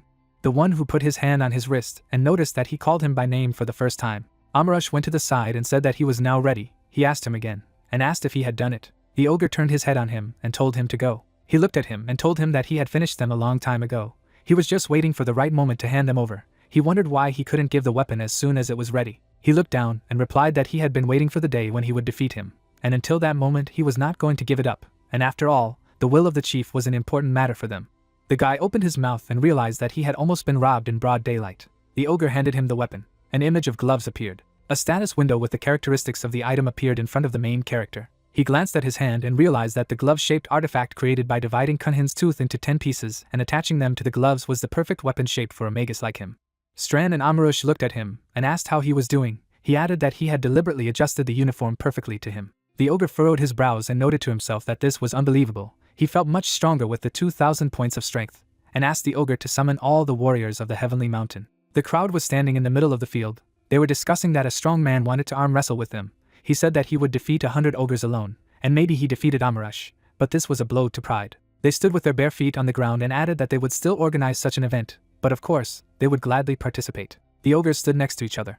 The young man stood on a rock and reasoned that from the point of view of the ogres, such a proposal would sound impudent, but the atmosphere was quite pleasant, and the ogres, who respected strength and had a love of competition, seemed to appreciate his fighting spirit. The little monster threw his hands up. The servant of the main character folded her hands together, and noted that this brings back memories of the old days. Drac also liked to do this. The protagonist glanced at him, and she added that after 30 years here, he had only been able to defeat 17 ogres in a row, so he had something new to offer. He noticed that humans don't live as long as dragons, so he needs to act quickly. He put his hand on the stone and realized that if he had been here yesterday, he would have agreed that it was impossible. But with the feeling he got from putting on these gloves, it seemed to him that he would never lose. He held out his hand for the competition. The ogre looked at him and asked him to get ready. He opened his mouth wide and shouted that they were starting. Ruin instantly placed his opponent's hand on the table. He was standing in front of a crowd of his comrades. One of them asked if he was going to leave, and he said he had to go to Revedine. They all looked at him, one of them stating that he had given them great memories. He lifted his head up. He held out his hand to them, and they asked if he wanted to arm wrestling again, even after 100 victories over them. The ogre bared his teeth, and the ogre replied that he was not asking for it. Ruin shook his hand and explained that it was called a handshake. He looked at him, and added that it was a human way of greeting each other when he was glad to see someone, or when he crossed paths with a friend. It was another way of saying see each other again. The monster lowered its head to him. He waved after him. Clouds flew over the huge building. A man with white hair was sitting at the table and asked if there was any news. His subordinate replied that there was no news yet. He clasped his hands together, and thought that there was still no news of the Scream Mage, and it had been long enough since the return of the 2 mages with serious wounds, and nothing was known about the Scream Mage who had gone after the ruin. He silently looked ahead and added that even the tracking team he had sent after had reported that they had not sensed any sign of human presence at the Celestial Mountain. He said that they had been deceived. The servant was standing opposite him. They both turned to the voice that he wanted to report that Ruin had recently arrived in Revedine. Another subordinate was standing in the doorway. The white-haired man stared ahead silently. An assistant was sitting on the shoulder of the main character. He ordered to immediately call him here. Clouds flew over the tall building. A man with white hair with boredom in his eyes leaned his head on his palm. The guy said that he failed the mission. As he said, there's a reason why no one succeeded. When he got to the Heavenly Mountain, he realized that this task was the highest of his capabilities. He lowered his head down, and added that the barrier was so strong that it was impossible to pass through it.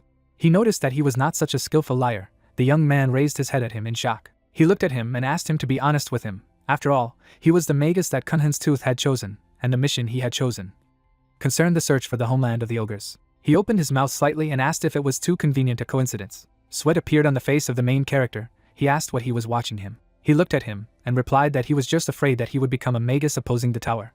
The protagonist lowered his head slightly, and said that everyone who goes against the will of the King of Mages becomes enemies of the tower. He sat at the table and confirmed that it was the majority, and asked him to stop talking and get to the point, and asked what he had seen on the Heavenly Mountain, if the first ogres were still wonderful. His eyes widened. A drop of sweat slid down the guy's cheek. He walked away from the building. Ruin closed his eyes and noted that it had passed. The white-haired man folded his hands on the table and said that he didn't need an obvious lie, especially since he could look into his memories if he wanted. The latter wondered why he would not do this. He threw an uncomprehending look at him. He looked down and clarified that the great Magus King wouldn't stoop to such a thing, and noticed that especially against an ordinary disciple like him. The latter opened his eyes wide and asked him what he dared to challenge him, and added that besides, the word ordinary seemed too modest. The man closed his eyes and said that his official first mission had failed, so let him go back to the academy. There was a bookcase against the wall. The guy furrowed his brows and thought that he was playing on the king's pride, and fortunately it worked, although he wouldn't have resorted to extreme methods like magic. If the dirty king was even a little reckless, he would have been caught red-handed. However, just the thought of it is already terrifying. He closed his eyes, and realized that this was not the end. The X-Area artifact had chosen him, and they both knew what the Lord of the Throne meant. Although it had not been voiced aloud, the Magus King would continue to watch him closely. An image of a tooth appeared. The Magus King raised his right hand. The main character was walking down the street and said that he did not know. So far he just wanted to get out of here as soon as possible. Black smoke poured out of the locomotive's chimney. A banner with the main character fluttered in the wind. A crowd of schoolchildren threw him up and shouted that they were congratulating him on his victory at the great festival. A box fell on the table. Jason leaned his hands on his hips and said that these were letters to him, because, as expected, the winner of the main tournament of the year is incredibly popular. There were letters in the box. He noticed that there were a lot of them. His friend added that these were only from the recent ones. He turned to the cabinet and noted that the ones that had come earlier were stored here. All the letters fell out of the closet. Ruin opened his mouth in shock. He sat down on the bed with a letter in his hand and specified that there were letters even from princes. And read it. One of the letters said that he had been agitated by rumors that he had rejected the crown prince of the empire's offer, that he was a true patriot, and that letters had fallen out of the closet, who added that it was even written on the road, although they had not met in person. Jason looked at him arrogantly and said that what a formality, expensive, is used not for those who are already close, but with whom they want to get close. He wondered how much he knew about it. He lay down on the bed and asked if he planned to do something during the holidays. The young man smiled slyly. He looked at his interlocutor and replied that he planned to conduct them differently than usual. The protagonist rode on horseback. He looked into the distance and remembered that it had been 5 years since he had last been to his homeland. Until last year he had always stayed in the dormitory, even on vacation, because he didn't have the courage to look his men in the eye. The guy leaned against her and added that he was not sure that he would be able to answer their questions about how the studies were going. The guy smiled hesitantly and said that now he could proudly show himself in front of them and finally see his family. Below under the cliff was a village. Residents opened their mouths in shock. The latter put his hand to the back of his head in confusion and asked if they were doing well. Tall trees protruded from the ground. People exclaimed that it was true, he, the young master. They surrounded him and noted that how long had he been gone. They had been waiting for news about him for so long. He apologized for his long absence. They asked how he was doing in the academy, if the words that were said about him were true. She smugly put her hands on her hips and noted that there had never been a single letter in all the time, and then it appeared. He put a hand to his forehead and noticed that it was waving so much, he barely recognized it. The guy smiled and added that she remained just as cute. Clouds flew over it. The young man asked his father to call the rest of the family, because they had a lot to talk about. The moon shone high in the sky. The entire Ruin family gathered in the hall. He remembered that he had told his family and the people of the manor about everything that had happened in the intervening time. The girl wiped a tear from her eye and noted that he had really gone through a lot. The woman added that he had overcome so many difficulties that she could not help but be proud of him. A drop of sweat slid down the man's cheek. He clarified that he had won such a large-scale competition and had not even met the crown prince. He looked at him and replied in the affirmative, and thought that it had been 2 months since then, but for their distant estate, this news was a novelty. My father took out a letter and remarked why the ruling family sends such letters, not to mention the news of noble families. The young man looked away in embarrassment, and remembered that he wanted to be the first to report this. The man looked at him and said that he needed to know something. The father noticed that they had already closed this topic. He added that he should be aware, because it concerns him too. Ruin looked at him uncomprehendingly. He turned his head to his father and asked him to tell him about it, because if he heard from someone else, he would be disappointed. Her father put her hand to her face and realized that there was nothing she could do. He stood next to the man and told him that, as he had already mentioned, a lot of letters had come to their estate, and all of them were about him. Many of them offered substantial monetary donations in their territory under the pretext of respect for him, and some of the authors of the letters even offered him high positions. His sister looked at him. He added that, of course, all proposals were rejected, but there is a small nuance. The main character sat opposite him. He noted that Manzo wrote to him. He uses it as a lever of pressure on the family. The father of the main character closed his eyes. An image of a map of the world has appeared. Manzo is the only city near the territory of Ardal. Most of the goods produced in Ardal by trade routes pass through Manzo. In other words, the territory of Ardal is maintained by the funds earned in Manzo. The protagonist put his hands on his knees and clarified that they had indeed asked for such an absurd low price for their goods. The father replied that it was because they wanted him as the protector of the territory, threatening problems for the Ardal territory. At this rate, they would run out of money. The man put his hand to his head. He lowered his head and added that they had not yet figured out how to solve this problem. The young man put his head on the back of his head. The residents of the city said that this year's abundant harvest would definitely please him, and this year they have exceptionally high-quality goat's milk. He closed his eyes. Father and Baggins turned to him, and he remarked that if you sow, you will reap. Since Manzo is eager to see him, he thinks you should show yourself to them. The guy looked at his fist. There were bags on the horse's body. The man said that there was some dried meat and water for the road, and let him be very careful. Ruin thanked him. His uncle stood in front of him and asked him for forgiveness for taking on this situation on him. Even though he had just arrived, he replied that he shouldn't. He was just doing his job. He, like a young lord, would do his. The man looked at him with hope in his eyes. The guy turned to him, who asked him not to let the lord's efforts go to waste. He looked at him and told him that the lord had done everything he could, even covering the losses due to Manzo from his own pocket. Most did not even know that there were any problems. The current peaceful situation had been achieved at the cost of the lord's sacrifice. A drop of sweat rolled down Ruin's cheek. He closed his eyes and said that he was even embarrassed by his impudent thoughts. He asked what he meant. His father was looking ahead, and he replied that, to be honest, he was confused, wondering why his father had just put up with it, and the thought of him being able to decide everything on his own made his head spin. The main character looked at him. He looked down and added that since he was a child, he had known that his father cared for and loved this land more than anyone else. His uncle looked at him hopefully. He handed him the box and asked him to give it to his father, who clarified what was there. His eyes widened in surprise, and he replied that there were 10,000 gold there. There were bars of gold in the box. He noticed that this was a prize for a great festival. He hoped that these funds would be spent on what was required. The protagonist looked at his uncle and revealed that he himself believes that it is best to purchase land with them. He believes that in the future they should become self-sufficient, and not rely on Manzo. Baggins put his fingers to his chin and remarked that he was right, but that would be problematic enough that no one would want to sell them yet. He looked up at him, and he offered to take them. Ruin looked at him and said that they needed to clean. The wolf's eyes burned red. He said that they could claim the problematic territory of the Wolf Hills, and the Chinhen Plain occupied by the Mud People. He thought it wasn't such a bad idea. The guy was sitting on a horse and noticed that with these funds, you can hire people to clean up the territories, and then cultivate the land, and rent it out to visitors, so they can dispose of even more money. Uncle put his fingers to his chin and added that if they could get mercenaries at a reasonable price, then the attempt would be worth it. The young man looked at him out of the corner of his eye and concluded that in this case, he left the subtleties to him and his father, and it was time for him to go. The horse galloped forward abruptly. People walked through the busy square. The trading city of Manzo is the largest territory in the southern part of the kingdom, where all the resources of neighboring areas are accumulated. Man sat on a rock. The landlord of the city is Pilka's Manzo. There are many rumors about him, for example, that he bought his title, or that he was previously the leader of the Valp gang. The main character furrowed his brows and realized that he needed to be ready for anything. Guards stood near the gates to the castle.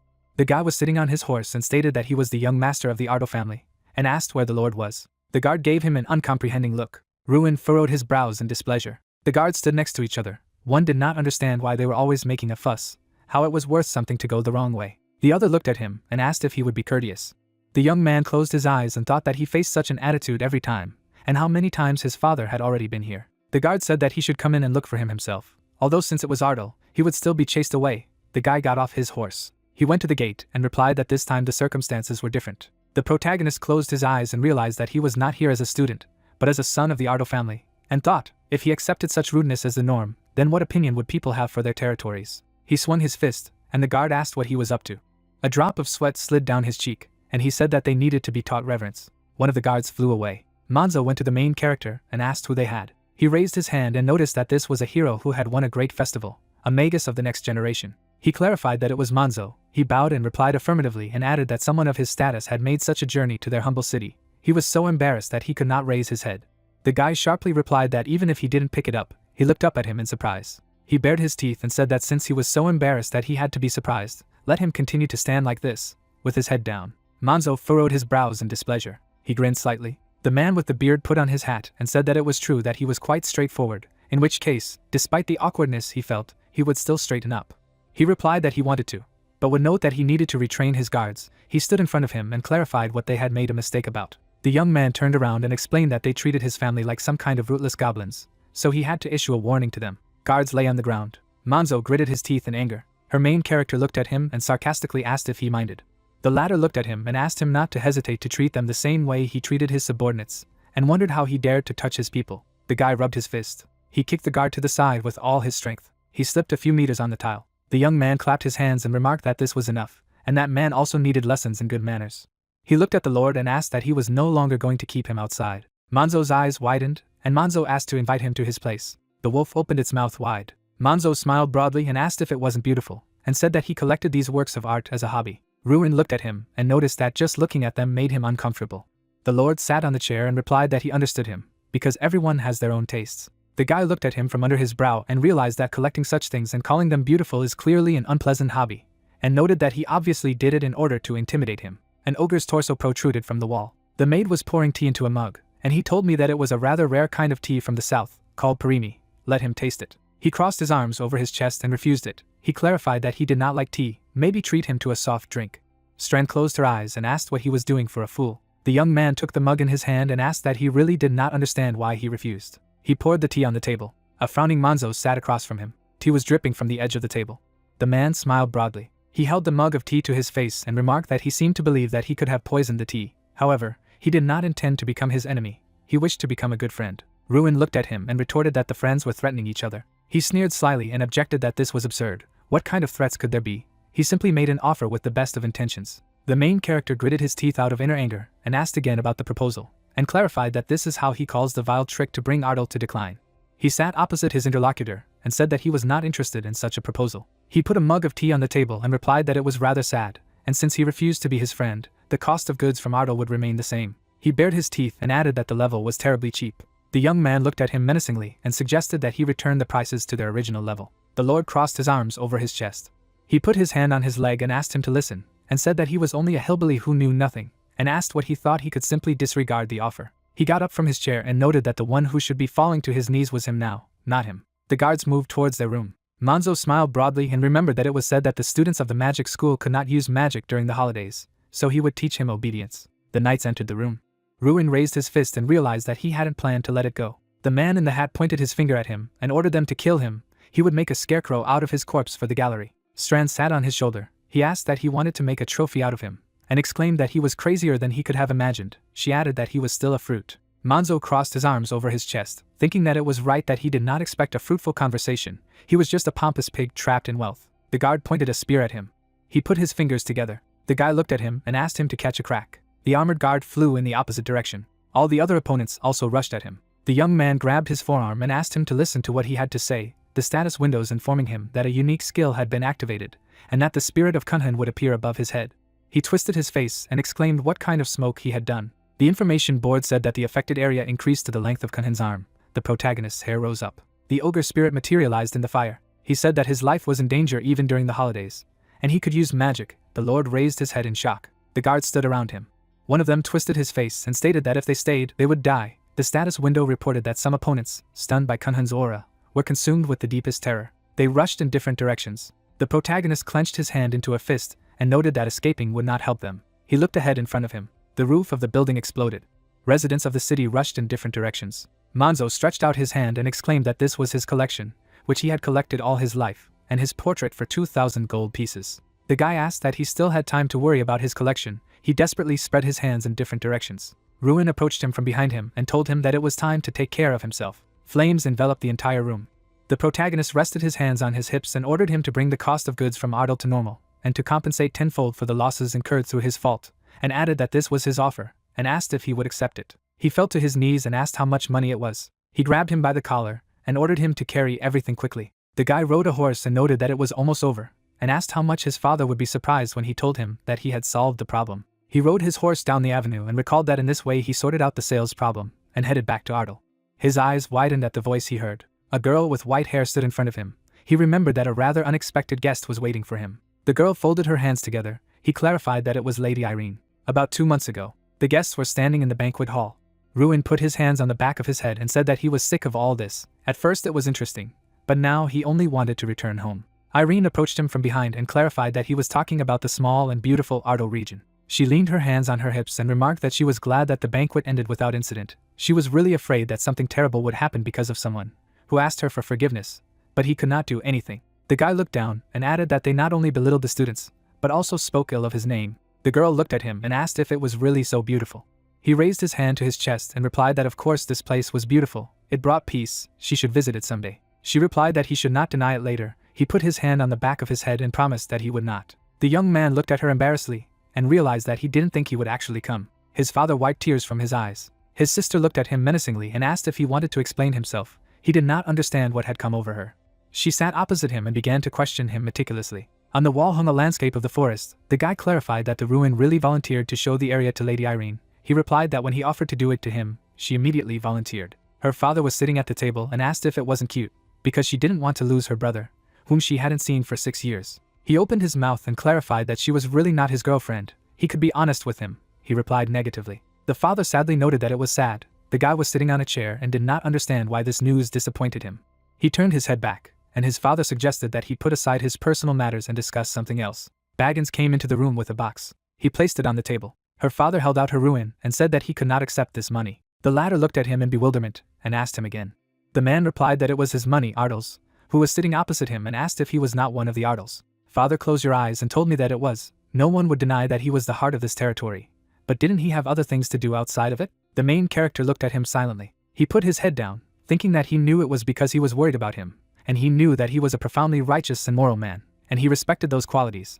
But he was hurt that he was discussing governance without him. Ruin squeezed his eyes shut. He put his hands on his knees and said that he wanted to use these funds for the benefit of Ardle, just as he did. My father opened his mouth slightly from what he heard. His uncle put his hand on the back of his head and said that he thought that the young master should know about how he had been supporting Ardle all this time at his own expense. The man folded his hands and asked that in the future he discuss everything with him first, rather than make such hasty decisions. Baggins replied that he would mean. He raised his right hand and told him that whatever his intentions were, he could not accept his money. He was not yet ready to put the responsibility for the estate on his shoulders. He held out a bag of money and noted that he still had 3,600 gold pieces, which was their legitimate money, but receiving it in the current circumstances was akin to discovering a long-forgotten stash. Ruin approached his uncle and asked how to understand this. He gave 3 times more. He replied that he refused to accept the rest. He was so categorical that even the topic of subjugation of new lands could not be raised. Drops of sweat flowed down their cheeks. The guy clarified why his father was so adamant. He explained that it was so. He had already given up trying to understand him. The protagonist opened his eyes wide at him. His uncle put his hands behind his back and noticed that such was their lord. He stared silently at the wall. The guy looked down and agreed with him. His father put his fingers to his chin. The young man peeked out from behind the door. Ruin and Irene were holding hands. They noticed the main character. He spread his hands in different directions and asked if she liked the tour of the estate. The sister looked at the girl and said that she would go, and wished her good luck. She waved her hand and asked him to get along with her brother, because she was a good person. Embarrassedly, she turned her eyes away and did not understand why she was saying such strange things.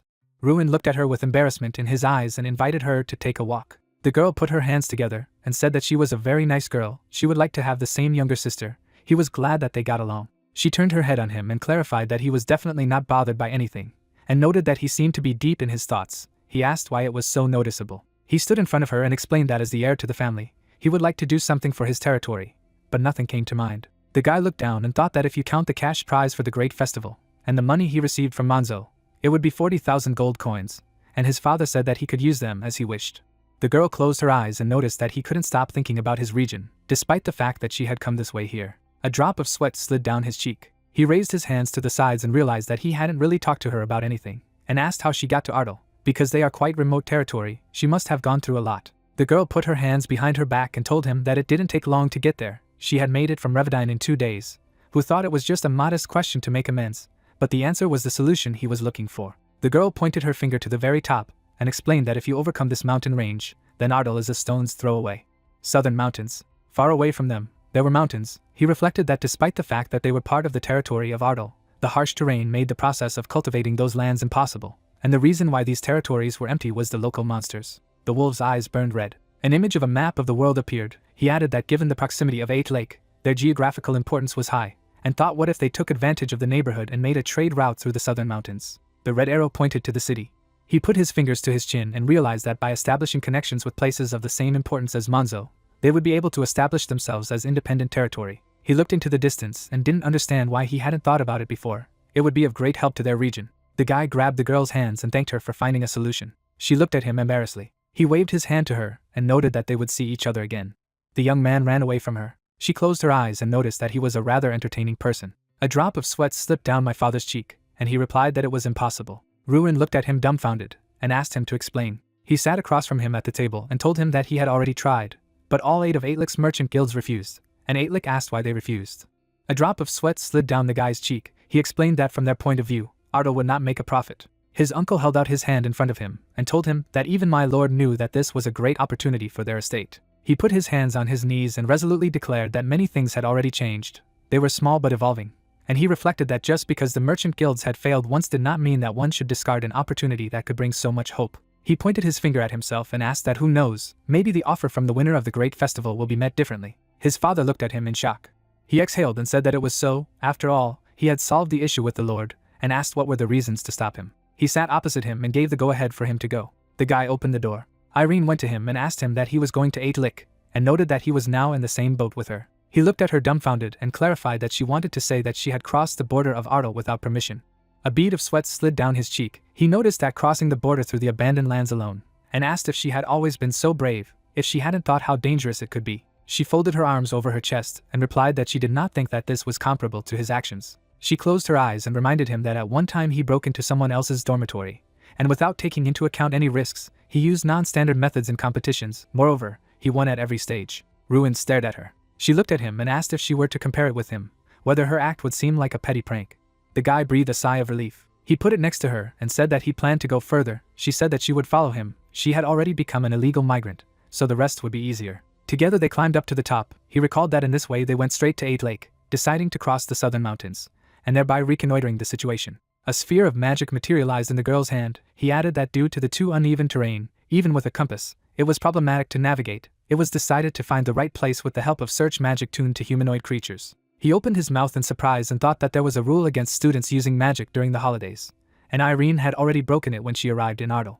They ran together. He clarified that it was not forbidden for students to use magic outside the walls of the educational institution. She offered him to use a compass. They were surrounded by a pack of wolves. He noted that, however, the search magic first tracked down the humanoid monsters, causing them to unknowingly fall into the werewolf's lair and put themselves in danger. The main character jumped on the monster. Fragments of stone flew in different directions. The defeated werewolf stuck out his tongue. He added that after learning that werewolves depend on their leader, they were able to defeat the main one and avoid it. An image of the status window appeared. The monster's body glowed golden. He noted that this was how he received an unknown task. A drop of sweat slid down his cheek. Fire burned in his hand. He remembered that they had used the magic trail next, and rushed back to their destination, and fortunately, they did not encounter any more monsters along the way. The girl held on to the strap of her backpack and noticed that this time, they had come to the right place. They were standing in front of a huge gate to the fortress. A map of the world appeared. 8 Lake, a huge city-state, in which 8 large lakes are connected to the sea, like Althing, is a neutral party, under the control of the empire. Here, instead of the king, representatives of 8 merchant guilds, called the joint government, have power. Being a trading city, it dominates trade on the continent. Important people stood in the same crowd. There was gold in the chest. It is rumored that 8 Lake trades even with pirates. If they consider the deal profitable, here money is valued above all. Irene looked at him and asked where they were going now. He replied that they were going to the Hall of Gold. There was a guard in front of the gate who clarified that they had an appointment. It was a large estate in 8 Lake where representatives of the merchant guilds gathered for lunch, so it was the perfect place to negotiate with them. Ruin looked at him and replied that no, but he could wait here and asked for a message. He said that if they officially submitted the documents, it would take some time for consideration. He stood resolutely in front of him and asked him to tell him that Ruin had come to see them, as well as Irene. The girl was embarrassedly holding on to the straps of her backpack with her hands. The guard opened his mouth in shock and exclaimed that he was the winner of the great festival. The young man folded his hands on his chest. He asked for forgiveness for not recognizing him. There was a chandelier hanging on the ceiling. Here he noted that fortunately, they were able to get into the Hall of Gold. There was a golden statue in the hall. Irene walked next to the young man and noticed that the atmosphere fully corresponds to the name. He agreed with her, and added that it was impossible to compare with Ardal. The guard pointed to the door with his hands and invited them in. A drop of sweat slid down the guy's cheek. He mentally asked himself not to worry. He was here for a fair deal, not a petition. He threw open the doors and said that he was glad to see them. Those present turned their gaze to him. In the distance, a guy in a robe was sitting. They were all sitting at a round table. The black-haired man clasped his hands together. Ruin and Irene sat down at the table. They discussed that what they thought was just a rumor was true, that they had seen him in Altain, and that he was the winner. The bearded man put his hands on the table and wondered what had brought the venerable magus of the next generation to their distance. He looked at them and thought that the status of the winner of the great festival even here had weight, and he was worried that coming without an invitation would backfire on him. But it seemed that the conversation would still take place. The blonde-haired guy put his hand on the table and stated that whatever the matter was, it was good if it would benefit their guild. The other asked him not to jump to conclusions, although he was also curious. The main character looked at everyone with his gaze, and I will inform you that he has arrived to discuss the issue of trade between Ardal and 8 Lake. Those present closed their eyes in thought. The guy leaned his head on his arm. She sat strangely on his shoulder and noticed that it seemed that he had cooled their ardor. The man turned to the other and said that Ardal sounded familiar, and asked if he did not know where he was, who replied that in the south of the small kingdom of Radian. The girl put her head on her hand and noticed that it was so. An estate in the countryside selling fish and sweet potatoes. It seemed that the lord of those lands had already come to them, and clarified how all the negotiations ended. Someone replied that they refused unanimously. The guy put his hands on the table. She asked why this happened. He replied that because it was not profitable for them, it was a one-sided proposal. The young man silently spread his hands in different directions. The man with the beard put his hands together and said that in this case, he thinks there is nothing to discuss. Ruin lowered his head and realized that they were merchants to the core. As soon as they heard something contrary to their interests, they immediately changed. He crossed his arms over his chest and mused that he was both the next generation Magus and the young Master Ardal.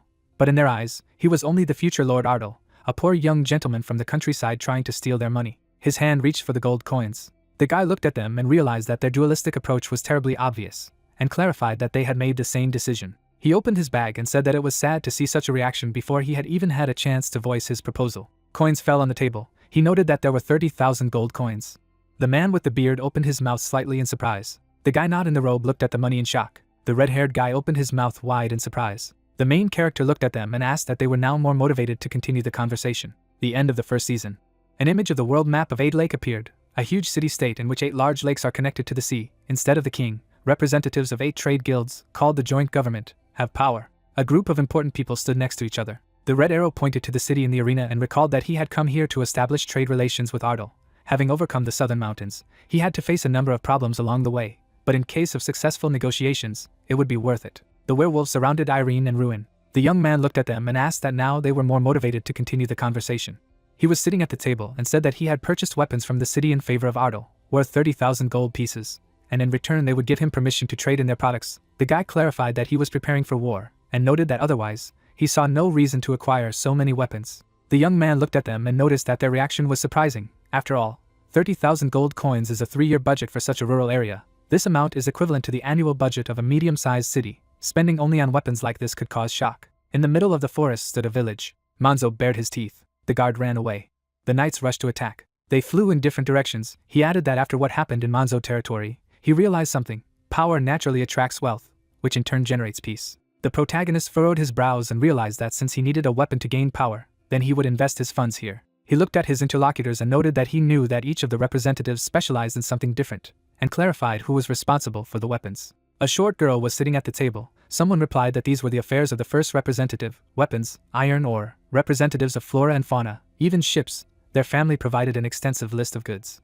A drop of sweat slid down the young man's cheek, and he noticed that she was younger than him. She slightly furrowed her brows. He added that the look was devoid of childish naivety. An incredibly strong presence emanated from her. What kind of life she had lived. She sat across from him, wondering what he planned to do with the weapons he had received, and said that she understood the inappropriateness of her curiosity.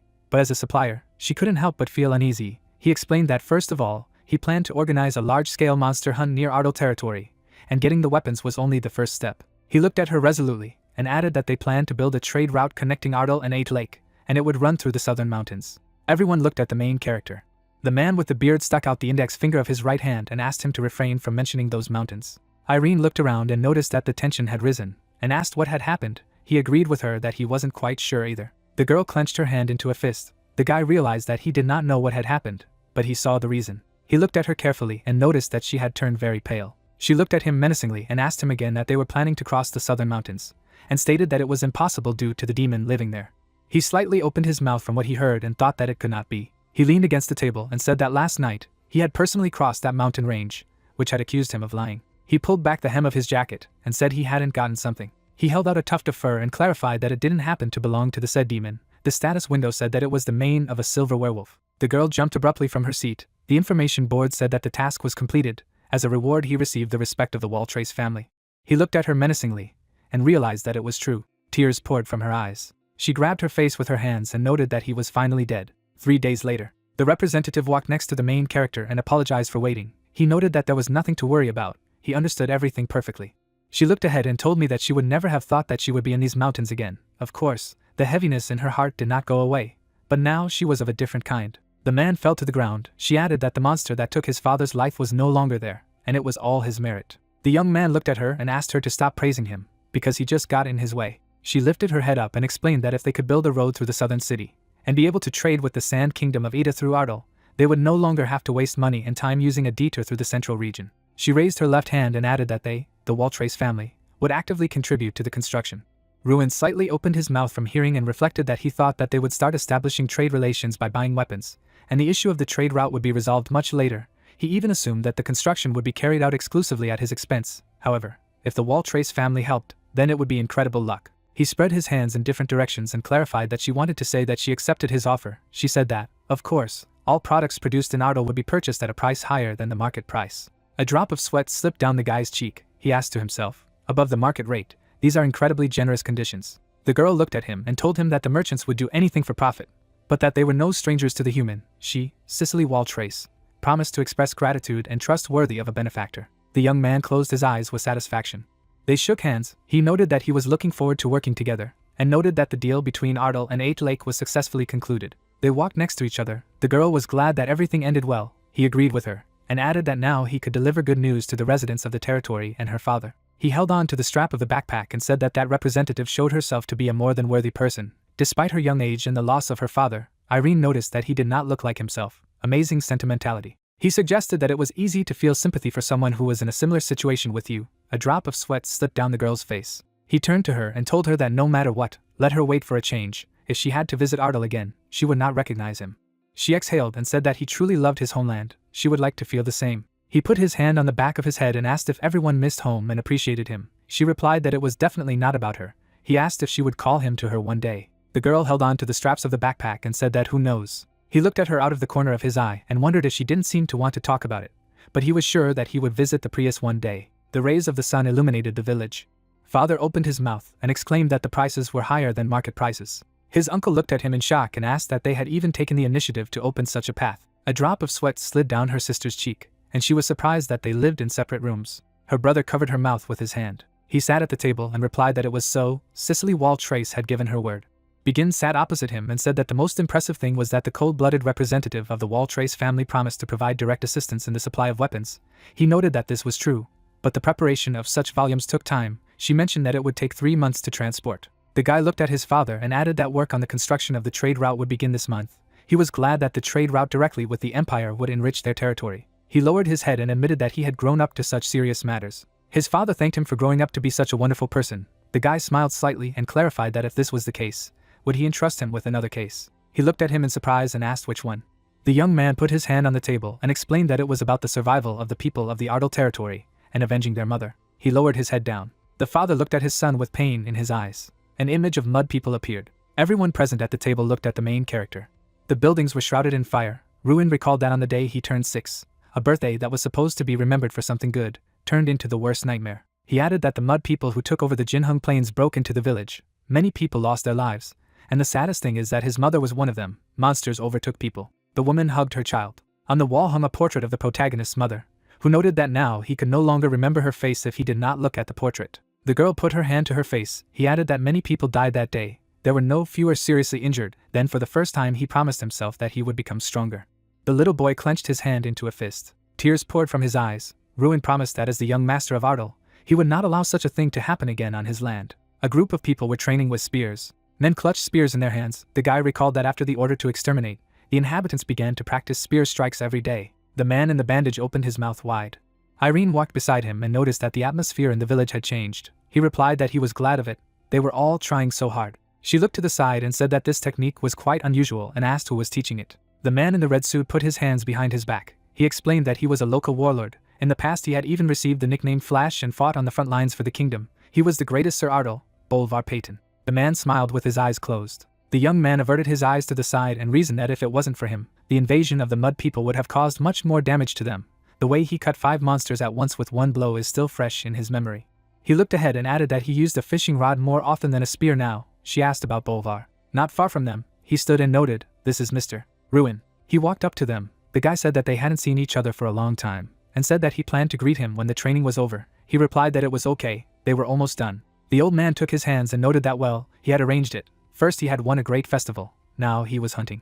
He looked at the girl and asked who it was with him. She said that she was pleased to meet him. She closed her eyes and explained that it was an honor for her to meet a saint with a spear here. The man's eyes widened in surprise. A drop of sweat slid down the guy's cheek. He did not understand what it meant. The girl folded her hands together. He clarified what she wanted to say. She explained that she remembered being told about him at the night's performance, as part of the training of the Gifted 11, and seeing that he was using the technique of the capital citizens, everything became obvious. She lowered her head slightly and added that she was the only spear knight of the Radiant Kingdom to suddenly retire, and who had disappeared from sight at the age of 30. Bolvar smiled slightly and noted that he no longer thought that anyone would remember those incomprehensible stories. The girl closed her eyes and replied that they were so impressive that she had read them to the hilt, and the tale of how he had broken through 10 high-ranking magi in the Fern Confederation was truly legendary. The man put his hands behind his back. He closed his eyes and expressed his respect that she found the stories about him so impressive. However, he was just an ordinary old man now. Ruin looked at him and asked why he was hiding it from him. He replied that he wasn't hiding anything, he just didn't ask. He pulled his eyes aside and said that even so, there was still disappointment from hearing the stories of his exploits from someone else. All this time he was in complete ignorance. His eyes widened at what he heard. He said that he knew more about him than anyone else, because stories are only part of who he is. He is someone who loves to fish and lives in a house at the bottom of the hill, went for walks and played with them when they were little and now enjoy how they have grown up. The man threw the fishing rod into the river. Bolvar was holding the hands of 2 children. He put his hands behind his back and asked that it was not enough to understand who he was. The main character closed his eyes and agreed, and added that for a moment he did not think about whether he really knew him better than others. He thanked him for his understanding. The old man stood beside him and noted that he would be helping the young lady with the sword today, and asked if he would like to join. He replied that for observation, with pleasure. He smiled and said that no, he would like to arrange a sparring. The guy opened his mouth wide in surprise. Clouds flew high in the sky. The Ruin blocked the attack with his sword. Irene kept her hands behind her back and noted that it was amazing. Already at 12 she had such incredible skills. He looked ahead and thought that he agreed with her. He was also impressed. Perfect balance, consistent movements, all proof of a deep understanding of the basics. The girl was holding a sword in her hands. The old man was holding a sword in his hands, and noticed that he only used his left hand against her, and did not use his main specialty in battle. Instead he brandished a wooden sword. He put the weapon on his shoulder and said that that was all for today, and turned to Ruin that if he had seen how much the young lady's skills had already progressed, even he could not compare with her in possession of the ball. He looked at her and agreed that his sister was indeed a truly outstanding person. The old man looked at him and asked what he understood, that it was his turn. He grabbed his sword and thought that at about 9 he and Sir Bolvar had also had wooden sword matches, because even a mage needed to understand sword techniques in order to fight knights on equal terms. He made eye contact and added that since he had been honing his martial art all along, it was now his turn to show what he was capable of. The Ruin lay on the ground. The Pain held the sword in his hand and noticed that his movements had improved in 7 years. He was more than happy. He noted that it did not make him feel any better at all. He put his hand on his knee and asked how good his skills were compared to who he was now. He replied that he had long since retired, so he couldn't answer with confidence. The young man looked down and wondered if there wasn't a suitable example to compare with. He raised his head and revealed that he knew of one knight who was said to be the only 6-star knight in Radiana, and remembered that he had helped him with martial arts before participating in the great festival. He was incredibly strong. The old man raised his head and said that 20 years ago, when he left the order, he was a 7-star. The guy sat in front of the status window and wondered that he was a 7-star 20 years ago. It made him the strongest knight in the kingdom. Why did someone like him end up in Ardell? An image of the status window appeared. The status window hung in front of the protagonist, who thought that this was a sudden task, and in relation to Bolvar, with a time limit. A drop of sweat slid down his cheek. He wasn't sure if he could handle it, as his current sword skills left much to be desired. Irene looked at him and stated that he had a unique opportunity in the form of a 7-star knight's lessons. She smiled and added that he was the only knight of the kingdom to have participated in the tournament. Such an experience was quite difficult to get even for money. The guy smiled and realized that this was an incredible chance to gain experience. Due to the fear of defeat, he almost missed such a great opportunity. The old man was holding a sword on his shoulder and said that he liked the look on his face. He raised his sword and agreed, for he was quite angry now. He held the sword in front of him and stated that he was looking forward to the next sparring, and thought that there were 3 days left until the completion of the task, during which time he would definitely succeed. An image of the status window appeared. Ruin recalled that during the sparring with Sir Bolvar, a new task appeared. He fought with him every night until successful completion. The guy gritted his teeth from the tension. The old man struck his body with his sword. He added that at first he wondered if it made sense, but continued because there must have been a reason for the appearance of this task. The man waved his weapon. The guy rushed to attack him. Drops of sweat dripped down his face. The old man clutched the hilt of his sword in his hands and noticed that he had done a great job. Tree leaves were flying in the air. He asked if he was tired. He replied that no, he could continue. Bolvar stood opposite him and noted that there was no need to overexert himself. It was dawn soon. He looked away and realized that he had spent enough time with him. But the critical blow, he still hadn't landed it. An image of the status window appeared. The young man gritted his teeth and thought that after several sleepless nights, it was impossible to deal a critical blow to the 7-star knight from the very beginning, and now there was very little time left. He clenched his hand into a fist. The girl asked what was happening. He did not sleep all night. The sister raised her hands and asked him to stop. He fought enough. The uncle said that he went purely just in case. Why is he trying so hard? She stood not far from him and added that even he had a limit. Let him rest at least today. He stood with his back to her and said that half an hour. He needed only half an hour. His loved ones watched him. He thrust his sword in and thought that he was well aware that it was unlikely to achieve the unattainable in half an hour. The guy grabbed his forearm and stated that this was his last attempt, so he would try something different. Irene opened her mouth slightly in surprise. His father and uncle looked at him in shock. Bolivar closed his eyes and clarified that he was serious. He took a boxing pose and confirmed his words. He narrowed his eyes and remembered that in a few days of sparring with wooden swords, he had already learned to predict the movements of a knight, since so, he could win using his specialty. The old man held a sword in his hand and said that it seemed strange to him that he fought it all night long. Now he understands. He asked if he needed anything. He smiled and noted that he had guessed. The man opened his mouth slightly and asked to be allowed to add one rule, namely that for the next 30 minutes he could use magic against him. However, he would also be serious, curious to see his skills. A drop of sweat slid down the guy's cheek. The old man took a fighting stance. He bent his foot and announced that he was advancing. The young man gritted his teeth and realized that without a sword in his hands, he had to close the distance, and in return, the body itself became lighter, and the balance improved. Getting so close, the sword became a hindrance due to the blind spot. Boulevard opened his mouth slightly and noticed that this was how it was. He held out his sword in front of him. Drops of sweat slid down the guy's cheeks. He realized that he wouldn't give him a chance to get closer. After all, the way he dealt with Prime at the Great Festival, namely destroying the sword, was not a universal strategy. Ruin swung his fist. He rushed to attack, and pondered that knights of Sir Balver's caliber were not entering into a direct confrontation, but were redirecting the power of the attack. He smiled and noticed that the plan to go into the sword's range was good, but only guessed at. It became almost impossible, because the enemy would try to keep his distance. The guy gritted his teeth and realized that he was right. He saw through all his strategies. He smiled and noted that he had overlooked something. In the Ruin's hands, a huge sphere of energy glowed. An explosion occurred at the side of their battlefield. Ruin grabbed him by the collar. He was lying on the ground and said that he was expecting him to use some frightening magic, which was just a flash of light to blind him, and admitted that he had overpowered him. The guy smiled and replied that this was the only thing he had thought of. He apologized for taking him by surprise, and thought that in fact, if he was in good condition, nothing would have happened, but because of him, he did not really rest. A drop of sweat slid down his cheek. He noted that he was finally there. An image of the status window appeared. He raised his head and realized that he had finally achieved what he wanted. The guy grabbed his shoulder. His sister shouted what he was doing.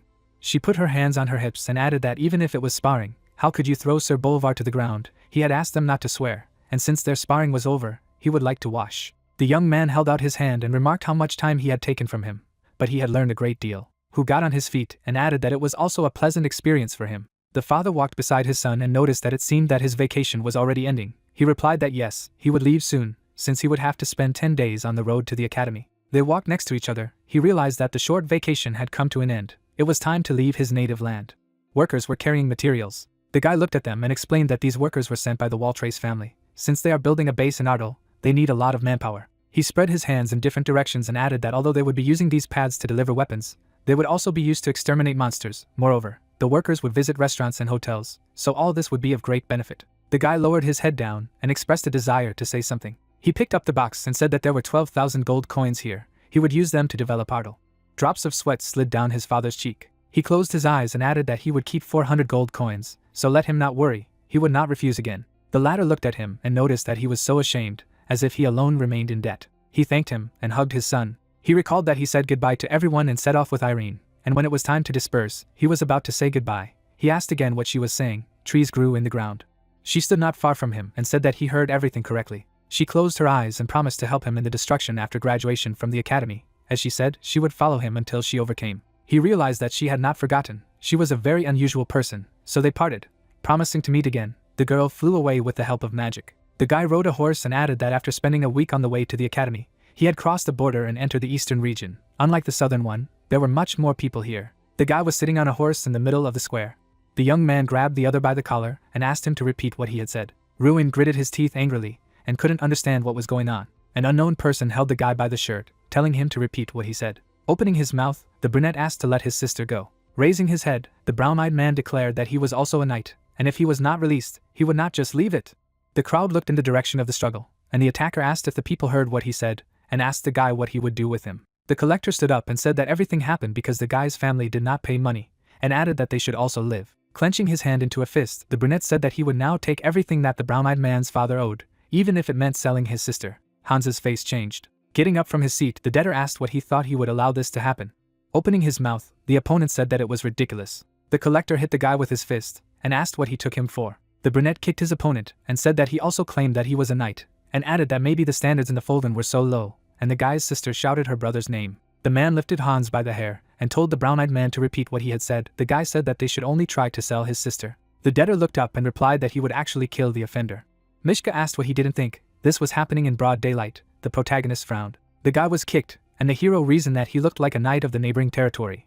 But he was very weak. Ardo got down from his horse, thinking to himself that whatever it was, such eyes were not seen every day. They belonged to someone who had something to protect. An unknown person grabbed the shoulder of the main character. The man looked at the guy and began to explain that it was not worth getting involved in other people's showdowns. If he got involved with Angie Lambert's gang, then no one would be in trouble. Another person from the crowd confirmed what he had said. Opening his mouth, the brunette wondered what people were doing here. The stranger asked what Ardo was talking about, and he replied that the watchers were not trying to stop what was happening, were not trying to help Hansu. Gritting his teeth, the protagonist said that he should be ashamed, and added that they were all no different from the offender. The hero headed towards the fight, and in his mind he thought that such eyes are the one who can become stronger, and continued that he was curious about the value of that guy. The brunette walked forward, and a man from the crowd shouted that it was his right, but they were worried about him. The collector looked away. The protagonist stopped next to the attacker. The man asked the brunette who he was, and continued that he also wanted to get beaten. The blue-eyed man threw the other man away with magic. The attacker's eyes widened. Ardo stood with his arm outstretched, and the collector wondered why he saw the stars. People in the crowd opened their mouths from what they saw. One of the gang came closer and asked what it was. The man asked what had just happened, and the main character attacked the speaker. Fire magic hit his opponent right in the face. The debtor raised his head up, and the gang members begged for mercy from the protagonist. The blue-eyed boy stood in front of the debtor, and Hans asked who was in front of him.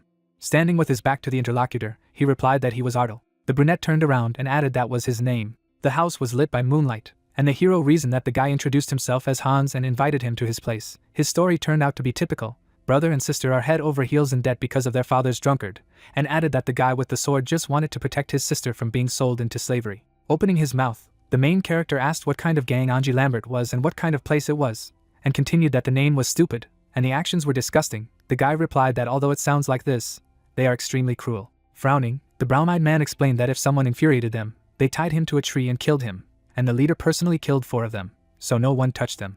The boy's feet touched the floor. The blue-eyed man asked that the territory of the Fulben allowed such individuals to roam the area. The knight replied that the gang was active outside the territory, similar action in their village and several other small ones. These places were too small to have their own guards. Looking down, the protagonist thought that they were worse than he thought, and added that he would like to figure it out personally. But there was no time. Lowering his head, the guy thanked the hero and said that he had already heard about the brunette. Hans opened his mouth and asked that he had defeated the great festival. Ardo replied that it was so, and asked what Paranti had told him, and the debtor opened his eyes. The guy got up from the table and clarified that as he understood it. The protagonist replied that he had heard from the bandit that the brown-eyed knight was Fulgren, and if he knew sir, then he was definitely mentioned. Folding his hand into a fist, the wounded man replied that everything was correct. Their captain had told a lot about the hero, that a strong mage studied at the academy, but of course, not stronger than himself. Adrel reflected that he had defeated Paranti in arm wrestling. Smiling, the young man stated that he wanted to become stronger as soon as possible, like a captain. Blue Eyes looked ahead and thought to himself that it was good to have such a landmark. The guy kept his fist in the chest area, and the protagonist wondered that Hans was too weak, whether he would be able to graduate from the academy at all. The debtor lowered his head and admitted that, to tell the truth, he was the last in the academy, so they mocked him and said that with such skills he stayed at the academy at all. The cobwebs stretched across the ceiling, and the knight continued that everyone criticizes, but not the captain. He says that the guy has a talent that others don't. Hans smiled and said that Pyrant claims that if he continues, he will shine one day. The protagonist opened his eyes. Ardo thought that they had similar stories, because Heidel and the head of the academy believed in him to the last, while Paranti believed in the brown-eyed man. The 3 men looked ahead, and the hero said that hard work never hurts. Putting a spoonful of food in his mouth, the blue-eyed man said that even if he moved the slowest of all, perseverance would bear fruit, and thought that it was like in his case. The guy said that he forgot to warn that his sister's cooking skills were very specific. The brunette's face changed, and he said to himself that why say it now? The interlocutors turned to the noise from the street. Unknown people shouted for the guys to get out. The man with the beard said that it was necessary to settle everything with this nobleman earlier. The other replied that they would now simply finish off that family. The brunette frowned and explained that they did not finish them off, but would sell them. The man kicked down the door and shouted that the tenants should not hide, but go out. The collector's face changed, and he asked where everyone had gone. The protagonist stood in the center of the room. The bandit asked who this guy was. The blue-eyed man put on gloves and said that he was thinking about what to do, thanked the interlocutor, and added that he made it easier for him. A pillar of magic threw the intruder into the street. The participants in the raid were shocked. One of the men said that this was the same nobleman, and asked what he had forgotten here. Opening his mouth, the main character told Hans to protect his sister. The guy clarified what he was going to do. The brunette smiled. Clenching his hand into a fist, Ardo replied that he would pay for the food. Several bandits crowd around the protagonist. They say that they are not afraid of the hero, since there are 20 of them. They rushed to the guy screaming. The hero's hand lit up. He said that the bandits should attack at once. Ardo leans down. He thinks that in sparring with Sir Bolvar he has gained a new skill, the Steel Destroyer. Ardo breaks the blade. He mentally says that the moment he comes into contact with his fist, the first one breaks in the blink of an eye. A blue aura follows the main guy's hand. The bandit picks up the shard of the sword, saying that it was his sword. The eye of the guy in the shirt sparkled blue. He declares that in a different situation, the bandits would get off with a light punishment, but it is obvious who is the villain here. The mage deals numerous blows to a crowd of enemies. One of them sat down on the ground. He called his mother. The protagonist stands over two men, who say that the hero should spare them. They have committed a mortal sin. The rays of the lonely moon fell on Ardo's clothes. He realized that now the criminals had to understand that it was pointless to continue. The bandit looked in the direction of the dark-haired youth and called out to him. He is holding a girl hostage, threatening her with a knife. The robber said that if the guy moves, he will cut this woman's throat. The gang leader opened his mouth and told his idiots to stand up briskly. He added that they should tie up the nobleman. The hero turned back. Frozen in place, the protagonist asked that whoever was holding the woman was the leader of the mercenaries. He replied that the leader of the Anji gang.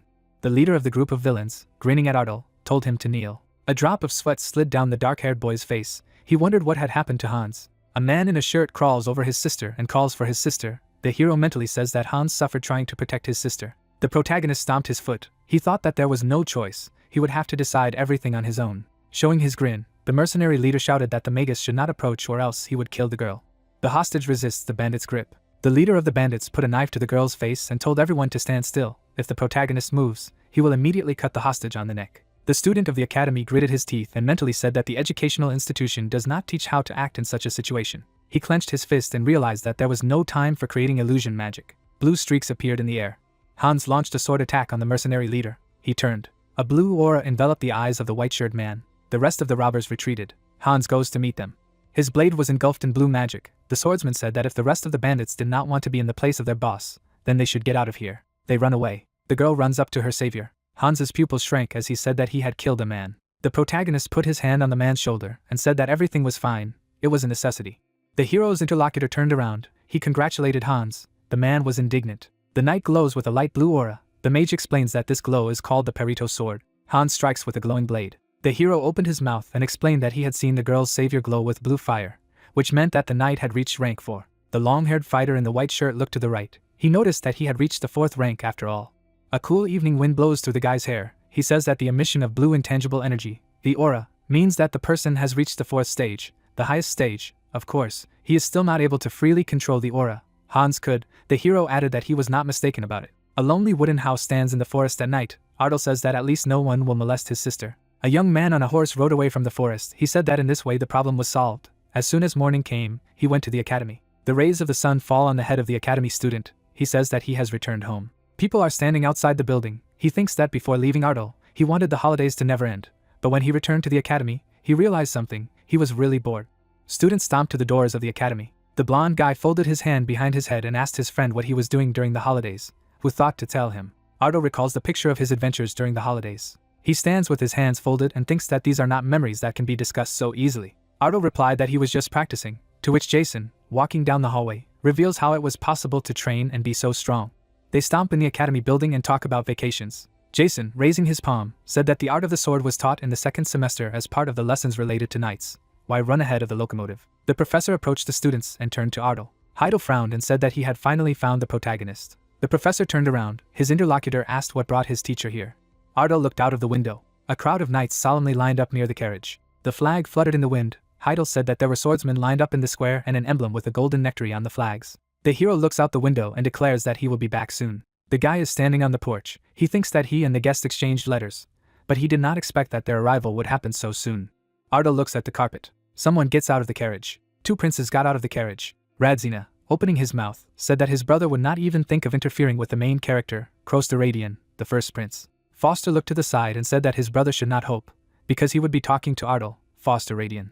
The protagonist put his hand on his chest and stated that he was honored to meet their highnesses. He was the ruin of Ardo. Waving their hands, the princes say that they have prepared a gift. The hero frowned and thought that the brothers' intentions were obvious. If he was the winner of the great festival, he would take the side of any of them. This would help him advance to the role of crown prince. The brothers turned to the hero and heard that the hero had an idea. They asked again what the idea was. Kroster opened his mouth. Fasa looked ahead. Ardo grinned and said that the 3 of them would discuss everything. We were shown a map and told that the kingdom of Radian, on the territory of which his estate and academy are located, is currently known as the weakest state on the continent. Looking at the brothers, Ruin noted that despite this, there was still an internal rift in the kingdom. due to the confrontation between the monarchical faction of the first prince and the reformist faction of the second. He imagined how people were being controlled and thought that the mages of the kingdom were deprived of independence, being nothing more than pawns in the struggle for power. If you knew all this, the reason for their arrival became obvious. Screams were heard in the room. The puzzled protagonist sat in front of the brothers. They couldn't share a chair and begged each other to stop this circus, after which MC concluded that with such infantile rulers, it was no wonder that the country was in such a state. They looked at each other with a fierce look. Closing his eyes, the young man said that he had been confused by their sudden visit, but that their arrival was very opportune. They were taken aback by the words that he also had something to say to them. Frowning, the protagonist stated that he did not intend to choose any of them as his master. The stunned brothers got up from the table. They lowered their heads and said that it was expected, but still, like a punch in the gut, even the legendary strategist Jaggies refused the offer 3 times. Disappointed, Foster noted that he was also aware of the story. Jaggies, who had rejected the emperor 3 times, eventually sided with him, after which MC mentally asked if they really put themselves on a par with the first emperor. He looked at them and noted that even if they continued to offer, his answer would remain the same. He had to do something like ruin. He imagined a settlement and added that he was going to return to his homeland, the territory of Ardal. Looking at him, the guys asked if he would leave the kingdom even after graduation, to which they received the answer that of course, he could become the power of the kingdom. Smiling, the prince said that he was pleased to hear this. The embittered main character said that the situation in Ardal is far from good. He hopes that they will understand his desire not to leave his native lands. The guys were shocked by what they heard. Croster slammed his hand on the table and shouted that the future power of the kingdom should not suffer from groundless worries. He would lend his support in any matter. A dumbfounded Foster told Ruin to ask him for help first, not his brother. The brothers began to argue again, and MC came to the conclusion that he would definitely not choose one of them. Smiling, he noted that he would not choose, because it was much more profitable for him that they fought for him.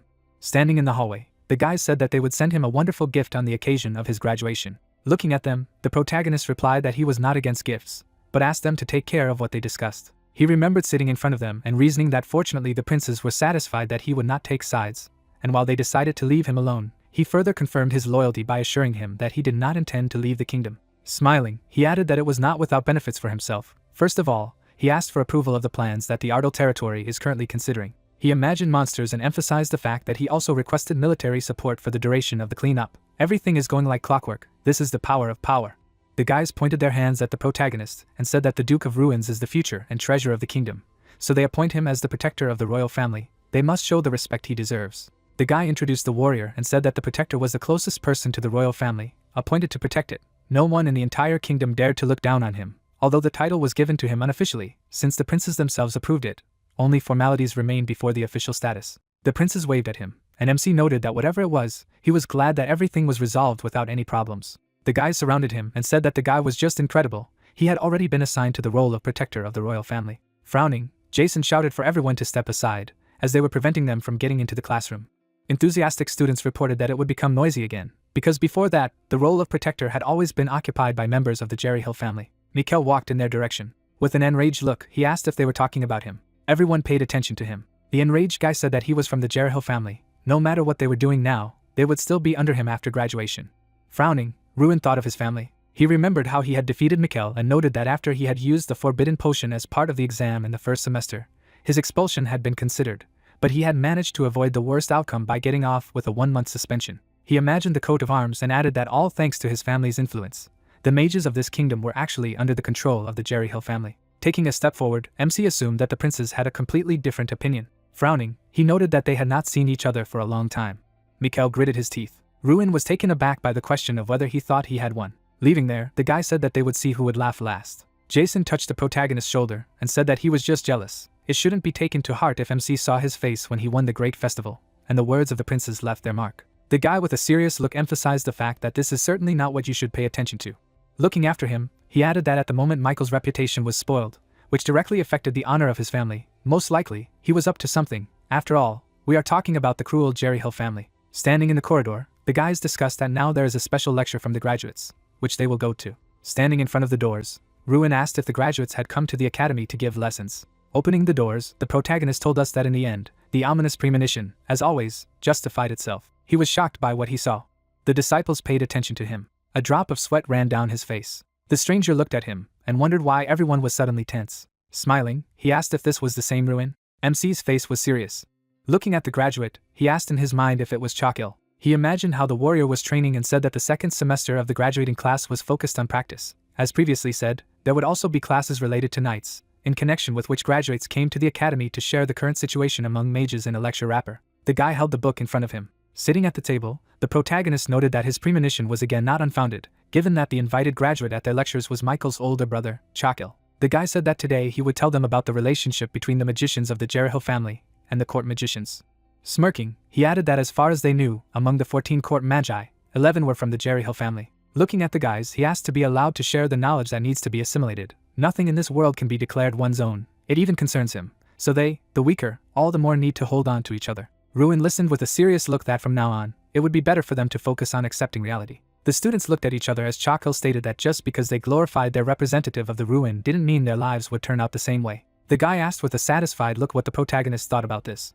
He got up from the table. Looking at the teacher, MC said that even if the 10 pieces of trash were combined in a single burst, a masterpiece would not be born. At best, only a huge pile of garbage would appear. Frowning, Chakil wondered if this was a reproach in his direction. The boys' faces were puzzled. Looking at him, the guy noted that he had heard a lot about him from his brother Mikkel, at least that he was a real loser, to which he received the answer that his brother did not tell him the other part of the story, the one in which this loser beat him well.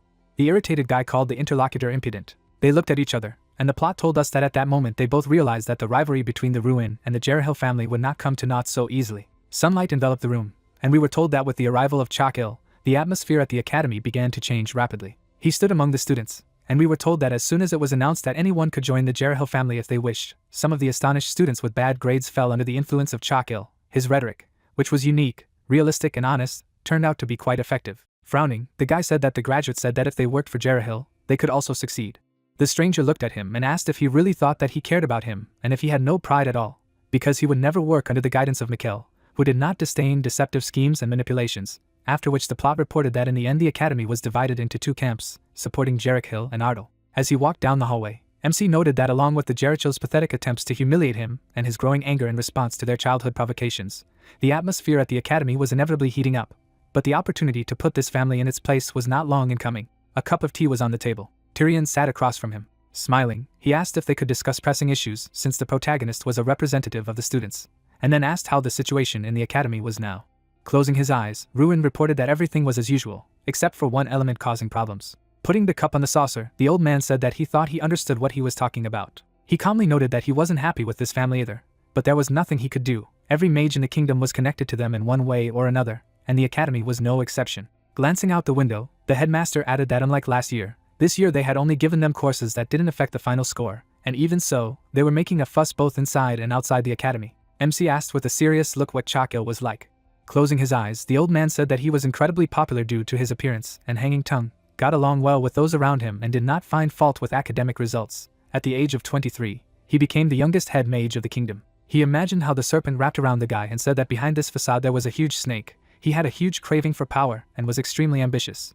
Achieving his goals at any cost was just in his character. Frowning, Ruin thought that Chakil seemed to be a decent person on the outside, but in essence she was completely rotten, and he would use anything to get what he wanted. Clenching his hands into fists, he noted that in this case, there were plenty of reasons to fight. The only question was what excuse to use, after which the old man remarked that since the guy was there, he would like to discuss a special activity with him. Sitting across from him, Tyrion stressed that he had a great idea. Walking down the hallway, he reasoned that the idea was good, but he didn't know if the graduate would agree. He had already asked, but the reaction was mostly negative. Opening the doors, he came to the conclusion that it was better to ask directly. The surprised disciples looked at him. Chakil took notice of him. Smiling, MC noticed that he had come to ask the elder for something. The guy grinned. He pointed his finger at the protagonist and shouted that it was only a matter of time. Frowning, Ruin noted that he didn't want to be misunderstood. This wasn't the kind of request. He imagined knights and reported that he had heard that Chakil had received an offer from the head of the academy to invite knights to the next classes, but he refused. He added with a satisfied look that therefore he had come to ask the graduate himself to allow him to get this joint lesson. He was shocked by what he heard. The protagonist imagined standing in front of him and thought that as part of joint classes, graduates who came as lecturers could participate in the training like the rest of the students. In other words, this is an official opportunity for the two of them to fight on the same level. The guys looked at each other and asked if that meant they could finally see Chakil. Looking at Michael's brother, Ruin stressed that the bone had been rolled. Now the decision was his. The guy with a serious look asked why this was happening. Furrowing his brows, he noted that their graduates were already experienced magi with years of practice. There was no need for such an activity, and it would be a waste of time. Ruin said with a calm look that it was strange, because the elders came to them to teach them something. Chakil was surprised at these words. The upset MC said that in this case, the teacher refuses to study together, although this is an ideal chance to try out new knowledge and practice. The dumbfounded guy listened to him insist that Jarek Hill was a single group. Smirking, the protagonist wondered why his interlocutor was acting contrary to this, and if there was a reason that he was scared. The young man laughed and stated that even though Ruin had won the great festival, he was still a student with little experience. Closing his eyes, he noted that the protagonist could not do anything against real weapons, only continued to be stubborn. They did not need to conduct such classes. The students said with an enthusiastic look that they wanted to see his skills in action. Mikhail slammed his hand on the table and loudly asked what his brother was waiting for. He shouted with a satisfied look that this was the perfect opportunity to crush this guy in front of everyone. Smiling, Ruin listened that he would regret for a long time what he had suggested, because his brother was a truly powerful mage. Closing his eyes, the boy wondered if it was true that the Knights of Fulden would come, since it was a joint occupation. Furrowing his brows, he noted that he had given up on doing it together so that the protagonist could continue to shine as a member of the class. But if he wanted to brush it off, he was taken aback by the request to do this. Holding out his hand, MC added that he wished to see his skills as a junior. The graduate shook his hand and offered to try. He was shocked as the protagonist squeezed his hand. Leaning over, Ruin whispered that he was leaving it to him. Grinning, he asked to prepare to be surprised.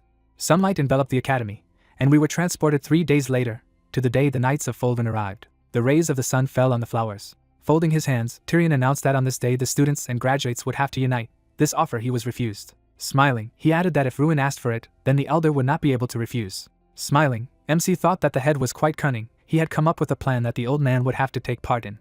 The disciples pointed their fingers at the knights, shouting that they had arrived. The soldiers stood before them. Galter asked with a satisfied look how the ogre in the guise of a child was doing. Standing in front of him, Ruin replied that he was fine. Going further, the man noticed that now he needed to see the head of the academy, so the protagonist should look after his guys. Putting his hand on his chest, he introduced himself, after which he asked to say who was the representative on their side. His gaze fell on the way the guys mocked the guy. Hans noticed the MC. He walked up there and asked what they were doing. The stranger with a grin on his face introduced himself as Maltiv, the representative from Fulden. He imagined a war and asked if the guy had heard of the 7th rank knight, Vengeras, the commander of the Golden Knights, adding that this man was his father. Frowning, the protagonist said that this was good, but he would appreciate an answer to his original question. Frowning, he again asked what was going on there, to which he received the answer that this guy had completely stopped obeying lately, so he decided to give him an individual training. Frowning, Maltiv stated that it was rude to show interest in a commoner during the exchange of greetings. Clenching his hand into a fist, Ruin declared that Hans was his friend. The representative of the knights with a satisfied look suggested that the commoners understood each other best. After all, the Ardo family was not particularly influential, and the representatives of the academy had chosen a person with such a bloodline. He suddenly became disgusted with talking to him. Frowning, MC clarified how he should understand this. Surprised, Maltiv called his brother. The dumbfounded protagonist thought that he had finally realized why the stranger was so hostile towards him. Raising his hand, Chaco clarified what the trainee knight was doing there. Looking at the guys, Ruin came to the conclusion that even if he didn't know Hans, they still wouldn't be able to get along. The man with a serious look ordered everyone to get together, adding that as they knew, they were having a joint class today. Putting his hand on his thigh, he asked to first break into groups. Looking at the students, he emphasized that each group should have 2 academy students and 1 trainee knight, for a total of 54 groups. Holding the back of his head, Maltiv said that he did not want to participate in this. He did not understand why they should train with these suckers at all, to which he received the answer that Chakiel had graduated a long time ago, and he himself did not understand what he had forgotten there. Smiling, Maltiv offered to unite and overcome this situation together. Hans wondered with a look of distress whether it was true that no one would join him. Ruin approached him and offered to unite. He noted with a satisfied look that he did not mind it, because Hans was his friend. Smiling, the guy turned to him. Jason walked in their direction and said that it was quite cruel. He said with an enthusiastic look that since they were united on the basis of friendship, then he should be included in the group. Because since Hans was Ruin's friend, then so was him. He put his hand on the knight's shoulder and suggested that he communicate less formally. Standing in a circle, MC said that their goal was not just to get a good score. He shifted his gaze. Looking at the guys, he added that they had to deal with that annoying guy. Looking at the chandelier, the protagonist told us that once the formation of the groups was complete, it was time for a short break. Holding out his hands in front of him, Hans said that he did not need to be escorted to the first aid post, because he was all right. Looking down, he noted that he was really glad to meet him again, but it was probably better to pretend to be strangers. He noted with a sad look that Ruin himself saw that many people disliked him, so when there were no witnesses around. Frowning, MC stated that it wasn't as he said, Hans was his friend, so there was no need to worry. They followed Maltiv, after which the protagonist asked if he had bullied him on the training grounds, to which he received a positive response. Watching him, he read that it was a 4th-class knight with high potential, after which he thought that he could understand why Hansu was scared. He must be a very skilled warrior. He shifted his gaze. He remembered how his comrade was enveloped in energy, and emphasized that the moment Hans hacked down the bandit leader with one blow, a blue aura surrounded his body. Looking at him, Ruin read that he was a 3rd-class knight with very high potential, and then thought that although his status was still the 3rd rank, He already met the criteria of the fourth. Moreover, he had a very high potential. He had great opportunities for growth. Hans was taken aback by the words that the protagonist was thinking of dealing with Maltiv. He was puzzled by the question of whether he would remain a punching bag and where the stern look with which he had defended his sister had gone. The knight's representative turned. Frowning, he wondered if he could be overpowered by this useless commoner wasting air, and then ordered him to come over. Embittered, the guy said that he did not want to do this. Standing opposite, Maltiv asked if he felt special standing next to him. Drawing his blade, he asked if Hans had gone crazy from the beatings he had received. The guy prepared for battle, after which MC asked not to fight him. He stood quietly and said that his comrade was not like Maltiv, so it was not worth stooping to his level. As he walked on, Ruin added that his friend would fight him, but not today. He had to wait for the right opportunity to grind him to powder. He rushed at Maltiv. A blow flew into his face. The man threw him aside. The dumbfounded protagonist turned to him. Looking at the warrior, he wondered if it was Galter. Looking at his charge, the knight asked how to understand this. Sitting on the floor, the guy shouted that they were the first to start. He swears that he did nothing wrong. Frowning, Galter said that from that day on, Maltiv was no longer a representative of the knight's trainees. This role would be temporarily taken over by the deputy, and upon returning to the walls of the educational institution, disciplinary sanctions would be applied to him. The dumbfounded guy said that if he was deprived of his position, his father would not be silent. He was frightened when the teacher told him that this was so. He would not be silent until he heard that his son had drawn his sword in the academy and tried to stab someone with it. From such a Hungarian would even be speechless. Frowning, MC thought that the warrior was pompous, but trembled in fear at the mention of his father. He added with an enraged look that anyway, watching the frightened Maltiv, he assumed that he had been noticed. The guys began to fight, and we were told that the first in the framework of joint training was close combat and defense training. The knight swung his sword, and the plot revealed that Sir Galter had taught how to neutralize the main weakness of mana, the time it took to create a spell. Heidel appeared in front of the students, and we were told that he had demonstrated how to predict the movements of the knights and leave their area of attack, each group training these techniques. The guys with an exhausted look began to agree on who would attack. Holding the back of his head, the guy said that he was terribly angry with this fool. He did not understand how to train, where there were plenty of people like Ruin, after which the graduate offered to sit it out for now, because they already knew all this. With a serious look, he wondered how he was supposed to train there. Watching the guys, Chakil wondered if they expected him to reveal his skills in front of all these people. Hans tried to catch his breath and suggested a little rest. Throwing his sword over his shoulder, Ruin reported that he had just warmed up. The knight came to them and asked for a minute if MC wasn't very tired. Smiling, he added that he wanted to make sure of something. The protagonist listened with a serious look that it is impossible to master such skills on your own.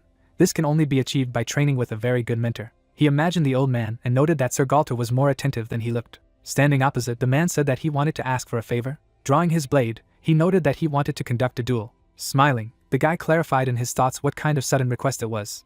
Looking at him, MC said that he wasn't even a knight, and he had only studied for a week, so he wouldn't be able to defeat him. Watching the man, he listened to the fact that he did not ask to defeat him. Galter said with a satisfied look that he wanted to teach those present there. The trainee knights were taken aback by the words that there was no one with sword skills better than the Ruin. Frowning, the protagonist thought that he was under pressure from sudden attention, but this was a wonderful opportunity. Looking at his opponents, he concluded that if he performed well, he would get a chance to put some in their place, so the idea wasn't so bad. Getting into a fighting stance, he said that he was looking forward to learning something new from the man. Watching him, Galton noted that he had an impressive stance. He rushed into battle. The surprised guy said that the commander was too serious about sparring, because he was moving too fast. Ruin repelled his attack. With a serious face, he began to breathe heavily. The guy jumped back. Approaching again, the man said that even seeing his skills with his own eyes, he could hardly believe in them, after which he wondered where MC had learned this. Frowning, he guessed that his opponent couldn't reveal the tutor's name. Puzzled, the protagonist asked in his mind if he could voice the truth. With a calm look, he thought that nothing terrible would happen. The knights were shocked when they heard that he had been trained by Sir Bolvar. The disciples behind the man's back began to discuss that this was a legendary spearman. Galter glanced at the boy. Holding out his hand, he asked for more information about how MC met him, to which he received the answer that Bolvar had retired and had since taken up residence in Ardal, having known him since childhood. Embittered, Maltiv ordered not to lie. He went at him and told the guy not to dare to lie. Pointing at him, the guy cried out that it was all a lie, because his father had personally said that Bolvar was dead. Frowning, Ruin replied that he didn't need to prove anything, because he wasn't in the habit of calling the dead alive. Smiling, Maltiv noted that even if this was true, nothing would change. After all, his father was still the strongest in the kingdom. Looking at him, the protagonist thought that he understood what was going on. He imagined Vangeras and noted that he was the strongest knight in the kingdom. The protagonist introduced the old man and added that if the legendary Bolvar was alive, it could affect the existing order. Closing his eyes, he asked the interlocutor to think what he wanted. He added with a serious look that Maltiv could think anything about the strongest in the kingdom, because Bolvar did not care about any miserable regalia. The enraged guy asked if he called the regalia pathetic. He drew his sword and clarified how the guy dared to insult his father. The embittered guy noted that he was challenging him to a duel, after which he asked to bring a real sword right away. He was suddenly hit on the head. Standing next to him, Galta asked if he really wanted to fight Ruin. Looking away, he noted that the first match of tomorrow's group sessions will be a battle between the protagonist's group and the Maltiva group. Looking at each other, the guys noticed that they had no objections. Looking at the sky, the knight asked if they were ready. The group stood opposite each other while the man said that, as it was said yesterday, the first match would be a battle between the two groups.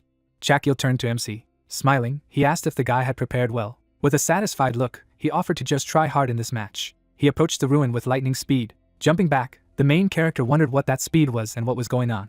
Frowning, he emphasized the fact that no one could be that fast. The enraged protagonist said that this was stupid. Looking at the opponent, he read that it was a 5th grade magus who possessed 6 hidden artifacts, and then wondered how desperately he needed to win to bring as many as 6 artifacts with him. In the 2-story building, all the windows are burning brightly. The man looks directly at his interlocutor, and he says that this is who they have, Sir Vengras, and he, laughing, replies that they have not seen each other for a long time, and continues the conversation that he has heard about Chakil, who was invited to give a lecture at the academy as a representative of the graduates.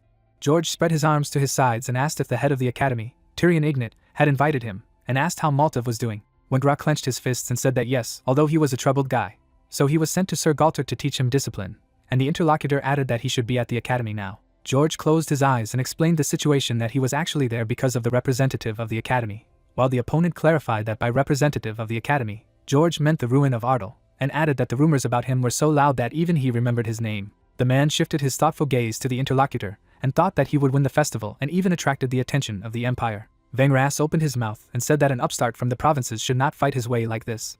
The blonde head agreed and proposed a plan that the main character should not be allowed to lure the princess to his side, if he could find it, and continued, of course, as people devoted to the country, caring about its well-being. There is a bouquet of white flowers on the table, and the man continues to wonder if there are any ideas about her well-being, and continues that it so happens that his sons and Maltiv are now on the same team, and that they will face Ruin Ardal, and suggested why not give Maltiv the artifact. The dark-haired interlocutor knitted his eyebrows in amazement. A drop of sweat runs down his face, and he declares that if they give him the pendant, he will definitely give it to the guy, and asks that he offers to commit forgery. The man put his hand on the shoulder of the interlocutor, and said that there was no need to focus on this now, and added that if they wanted to rein in the boy before he caused even more trouble, they could go to extremes, and added that he had already passed on the artifacts to his children. Wengra looked away in bewilderment, and asked if it was Bolvar Peyton, and if this name was familiar to George. The latter rounded his eyes from surprise and asked what he had mentioned to him. The blonde conspirator lowered his eyes and said that he had heard that Bolvar Peyton was still alive, and it turned out that he had taught Ardal's sword art on his property. The head of the Gigan family takes off the pendant, and says that not only did the guy get attention from the princes, he also took sword lessons from the knight Bolvar Peyton, and added that if the guy defeated their children in a duel, then their situation would worsen, and the interlocutor continued that their position would be shaken anyway. A man with a beard passes the pendant to his opponent, and says that he hopes it will bear fruit. The head of the Jerahil family opened his mouth and replied that of course. The interlocutors shake hands and George says that all this is for the good of their kingdom. Chakil lowered his head slightly and, mocking his opponent, exclaimed who this Ruin Ardal was. Powerful currents of energy burst out of his outstretched hands, and he said that there was so much bragging with such meager skills, and continued to mock that it was a complete disappointment. The young people's hands are entangled in green streams of magic. The player resolutely looked ahead and thought that he expected them to pull some trick, but he didn't think they would go down so low. A table appeared with information that Chakil Jerahil was a 5th-class mage with high potential. The guy with long hair clenched his fist and asked the protagonist why he was standing, and added that Ardal should show his amazing strength, and that otherwise Maltiv would knock the whole soul out of him. The young man raised his sword, preparing to attack. Jason turned and shouted furiously for the protagonist to dodge quickly. The guy took a step forward. The blast wave throws the guys away. The protagonist looks ahead in amazement, and thinks that how can a wooden sword be so hard? The weapon glows with a golden glow, and the young man realizes that Maltiv Gigan has received an amulet of fortitude from Sir Vengras. The young man shifts his evil gaze to his opponent, and says that he missed, and that this blow could have killed him. The artifact has the shape of a pendant to wear, enchants the weapon, making it sharper and stronger.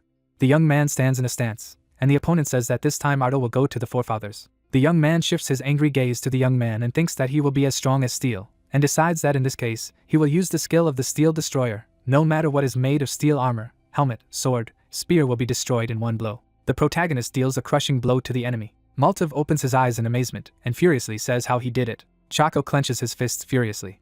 He looks at his defeated comrade. The young man looks ahead in bewilderment, and is indignant that this is even possible, despite the fact that they are carrying artifacts, and adds that they have completely failed to push him away. The main character raises his hand and says that he wanted to do with little blood as much as possible, but now it is clear that nothing will come of it. He angrily clenches a fiery beam of magic in his fist and declares that if it comes to this, he will take the matter seriously. A description of Ardal's skills appears on the screen, that the will of the leader is a unique skill, and until his strength is exhausted, the first chief of Mount Kunhan supports him.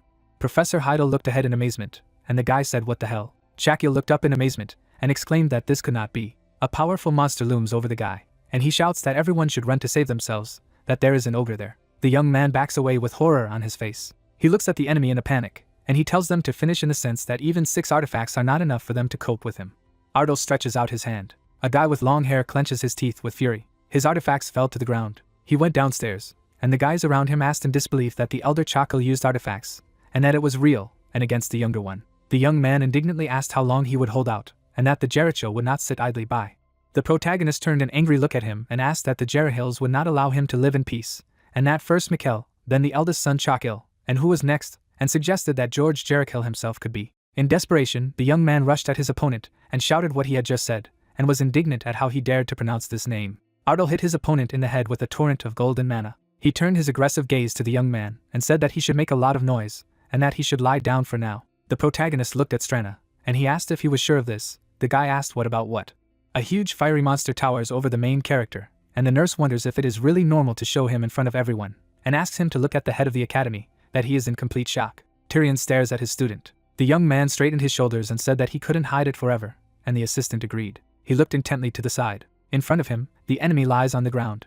The young man leans over him and thinks that Chakil Jerihil has been defeated, and that apparently Mikkel fainted only when he saw the ogre. The main character shifts his gaze, and the professor thinks that the winner is determined. Paranti brings his hand to his mouth and, clearing his throat, is about to pronounce the name of the winner. A young man with 2 swords in his hands approaches the crowd and declares that the duel is not over yet. He grips his weapon tightly in his hands. The guy calls the opponent sitting on the ground to him and asks if his sword just broke, and suggests that he use another one, and asks him to raise the sword. Maltiv looks at Hans in amazement. He violently leans over to the guy and exclaims that the insignificant commoner has lost his mind, and how dare he. A drop of sweat runs down the young man's tense face, and he sees the sword Perito in Hans' hands. The young man confidently clutches a weapon in his hand. The knight holds the sword by the golden hilt. He has at least the 4th rank, and therefore has the control of the aura. A warrior in armor brandishes a weapon. A 4-star knight has blue mana. A 5-star knight has red mana. A 6-star knight has a color of aura close to purple. Then the color of the aura does not have a specific color and reflects the individual traits of the knight. The approximate level of a knight trainee is 3 stars. Maltiv is still sitting on the ground in bewilderment, and behind him, the guy says that it's impossible, and asks who the weakling Hans is, and adds that even he hasn't mastered the aura yet. The student resolutely looks forward. Even among those who have already officially become knights, there are those who have yet to reach the level of 4 stars. The protagonist watches the guys, and the country asks if he thinks to stop Hans, and that the duel is already over anyway. He looks at his friend with interest and replies that it is worth watching, and thinks about his friend, that at last he has returned his confident gaze. The guy looks at his opponent decisively. He stretches out his hand to the sword and says that he will not accept it. Mikkel rushes off and shouts that he will never accept that the most ordinary commoner has challenged him, and asks if he has mastered the aura. The guys cross their weapons in a furious duel. Hans shifted his gaze to his opponent, who continued that it was impossible, and that such a weakling could not be on the same level as him. The young man looks at his rival with hatred. The young men attack each other again, and Miguel declares that his opponent must continue to lie on the ground. He resolutely raises his sword, and the guy clarifies that he continues to cling to statuses. Hans looks furiously at his opponent, and says that he was just lucky to be born into a good family, and adds that he is a selfish and narcissistic scoundrel. The young man's face is distorted by hatred, and he asks that his opponent has completely lost his fear. His foot steps forward. He, with all his strength and fury, rushes at his opponent, and says that if this is Hans's wish before he dies, then he will fulfill it. Miguel swings his sword in the air. The protagonist rushes forward, shouting for Hans to take care of himself. The professor and the armored man run forward, and one of them says that Maltiv is a bastard. Energy blue mana envelopes the entire space. The young man looks ahead in bewilderment. The young man flies back from the enemy's blow. He rolled his eyes.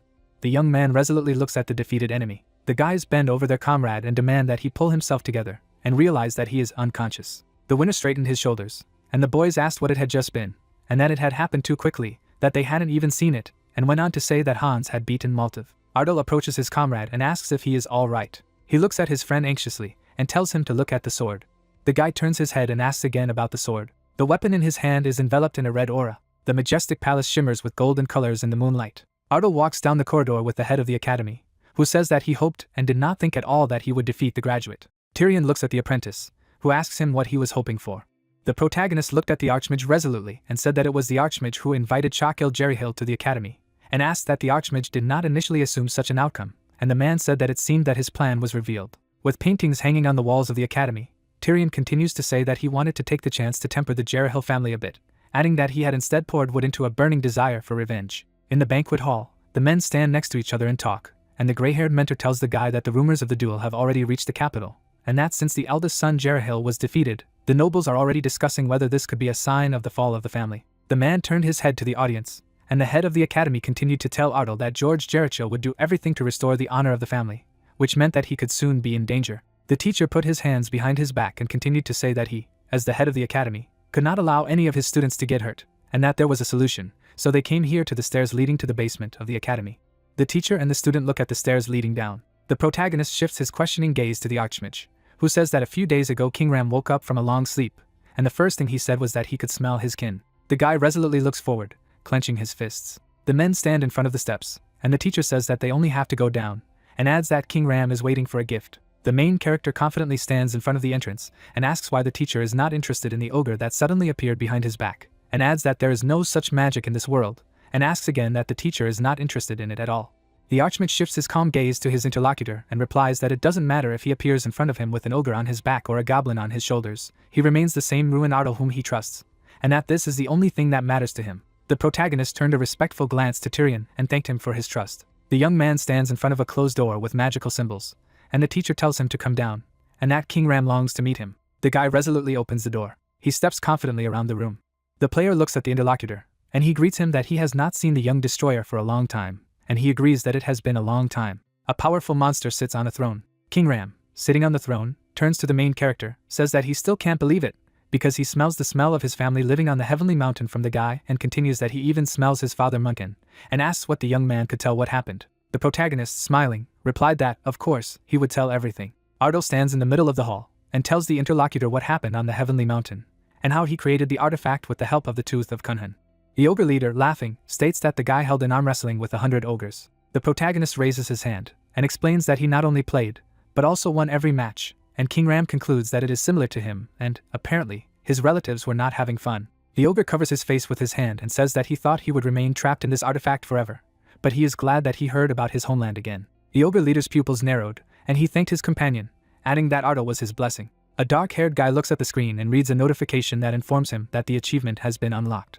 Information appears on the screen about the elevation of the ogre's friend to ogre lord, the increase in power, the increase in the power of the countries, and the availability of the humanoid form. The ogre looks at the guy reading and reveals that he is the epitome of brawl and his benefactor, and adds that he is the only person who has been trusted by the ogres of the Sky Mountain. The protagonist lowers his gaze thoughtfully and reflects on the improvements he received as a gift. Stren stands on the shoulder of the protagonist, and states that the stars are growing much faster than she expected. Ardal clenched his fists, and his assistant said that she had been in this useless petty form for too long. The main character takes off. He runs rapidly and does not understand what is happening. The red-haired girl, grinning, looks at the main character. She lowers her gaze and asks her partner if what is happening is not amazing. Smiling, Stran raises her head and says that she has been waiting for this for a long time. The steps lead down, the protagonist reasoning that he received 2 more gifts from reuniting with King Ram. The ogres stare intently ahead, and the protagonist continues to mentally say that he has received the power of the chieftain, allowing him to command the ogres as their lord, and has also received the summoning of the ogres. King Ram sits motionless in his chair, and Ardal thinks that he has also received a special privilege to summon the head of the ogres, who is connected to the academy for life, once to himself. The guy thoughtfully looks into the distance, and remembers what he said, that he can summon King Ram to him once in the event of a real threat to his life. The young man lowers his head excitedly. The red-haired girl throws up her hand and enthusiastically says that there is nothing better for her than transforming into a human, and Tyrion asks Ardal about the stranger. The protagonist stands in front of a young lady and thinks that this young lady has since become visible to the others, and asks her that she is indeed a girl, and Stranna replies that she has told him this many times, and the protagonist says that he thought she lied to him. The guy lowers his gaze, and the head of the academy asks to explain how it happened that only 1 person went down, and 2 came out, and Ardal decided that he was dead. An image of brick walls appears. Tyrion holds his beard and asks that, given his limited knowledge, he assumes that the girl is a spirit, and the country replies that his conclusion is close to the truth, and adds that she is an incarnation, and the protagonist wonders if this explanation is enough. The young lady looks away and explains that they have a symbiotic relationship, so they cannot be separated from each other, and Ardal, interrupting her, says that it is not worth addressing the head of the academy so disrespectfully. The young lady continues that she lives several dozen times longer than him. Tyrion looks at the girl thoughtfully, and says that since she came from the King Ram quarters, respected by the incarnation of the ruin, he will arrange for her to stay at the academy, and the interlocutor clarified that he has some kind of plan. The head of the academy closed his eyes and confirmed thoughtfully. The sun's rays illuminate the well-groomed territory of the palace. The red-haired girl stands in front of the astonished young men, and the blonde guy asks that the girl is, for sure, Ardal's cousin, and has transferred to the academy. Strana laughs and introduces herself, and the protagonist reveals that she is in her senior year with them. Jason asks again, how can she be in her senior year? Because he said that she is younger, and the main character explains that she skipped several classes because she is a genius. A classmate of the main character stretches out his hand and says that it is a pleasure to meet him. The blonde guy got down on one knee, introduced himself, said that he was Jason Damon, Ardal's best friend, and asked if she would like to walk around the academy if she had not seen her yet, and the protagonist was surprised by the guy's actions. The main character closed his eyes, and Jason asked the girl if she wants to go to the cafeteria, try the baguettes of the highest class, and the young lady, refusing the offer, said that she did not want bread, and asked to leave, and the guy continued that he offers to see the ocean, which is amazing. Ardal calmed down that he managed to create a working legend.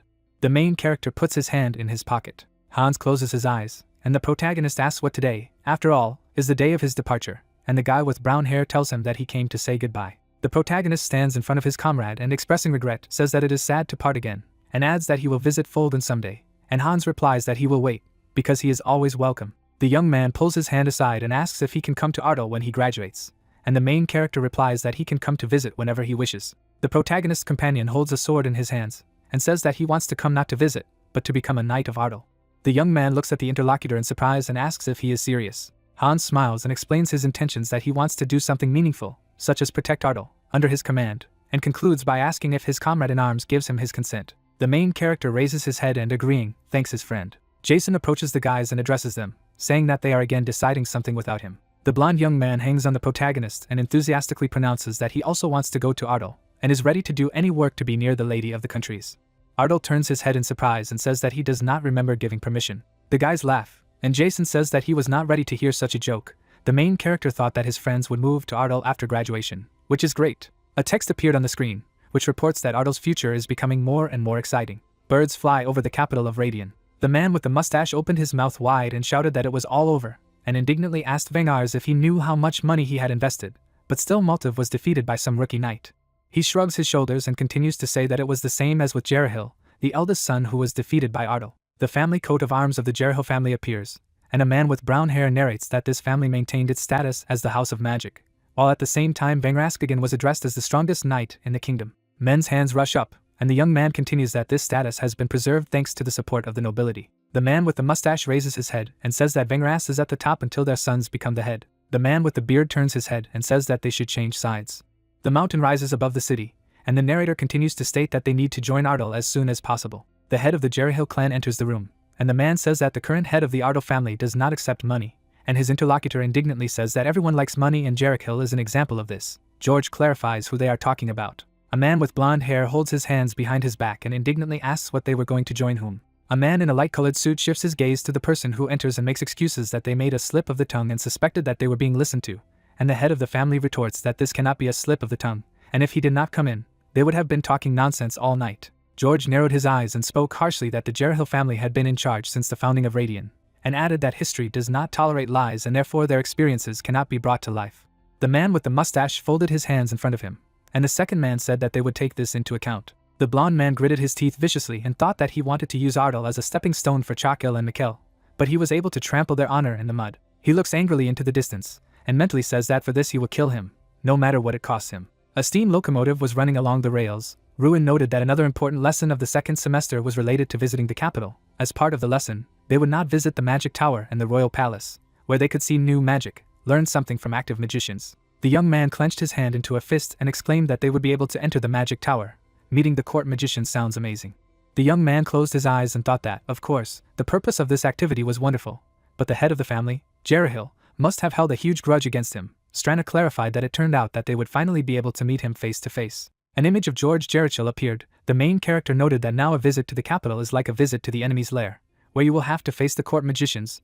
There are plenty of opportunities to target him in such an environment. The girl looked at him and asked if this George was even strong. He replied that according to rumors, he was a 7th grade magus, just like the head of the academy. She noticed that if she had been here before, she would have held him with one finger. The protagonist folded his arms over his chest and realized that he did not know how strong the country used to be, but a 7th class mage should not be underestimated. The head of the academy was sitting in front of him. He thought that the information about the head that was on the same level was not visible to his eyes of the player. The status window said that the information was not available for viewing.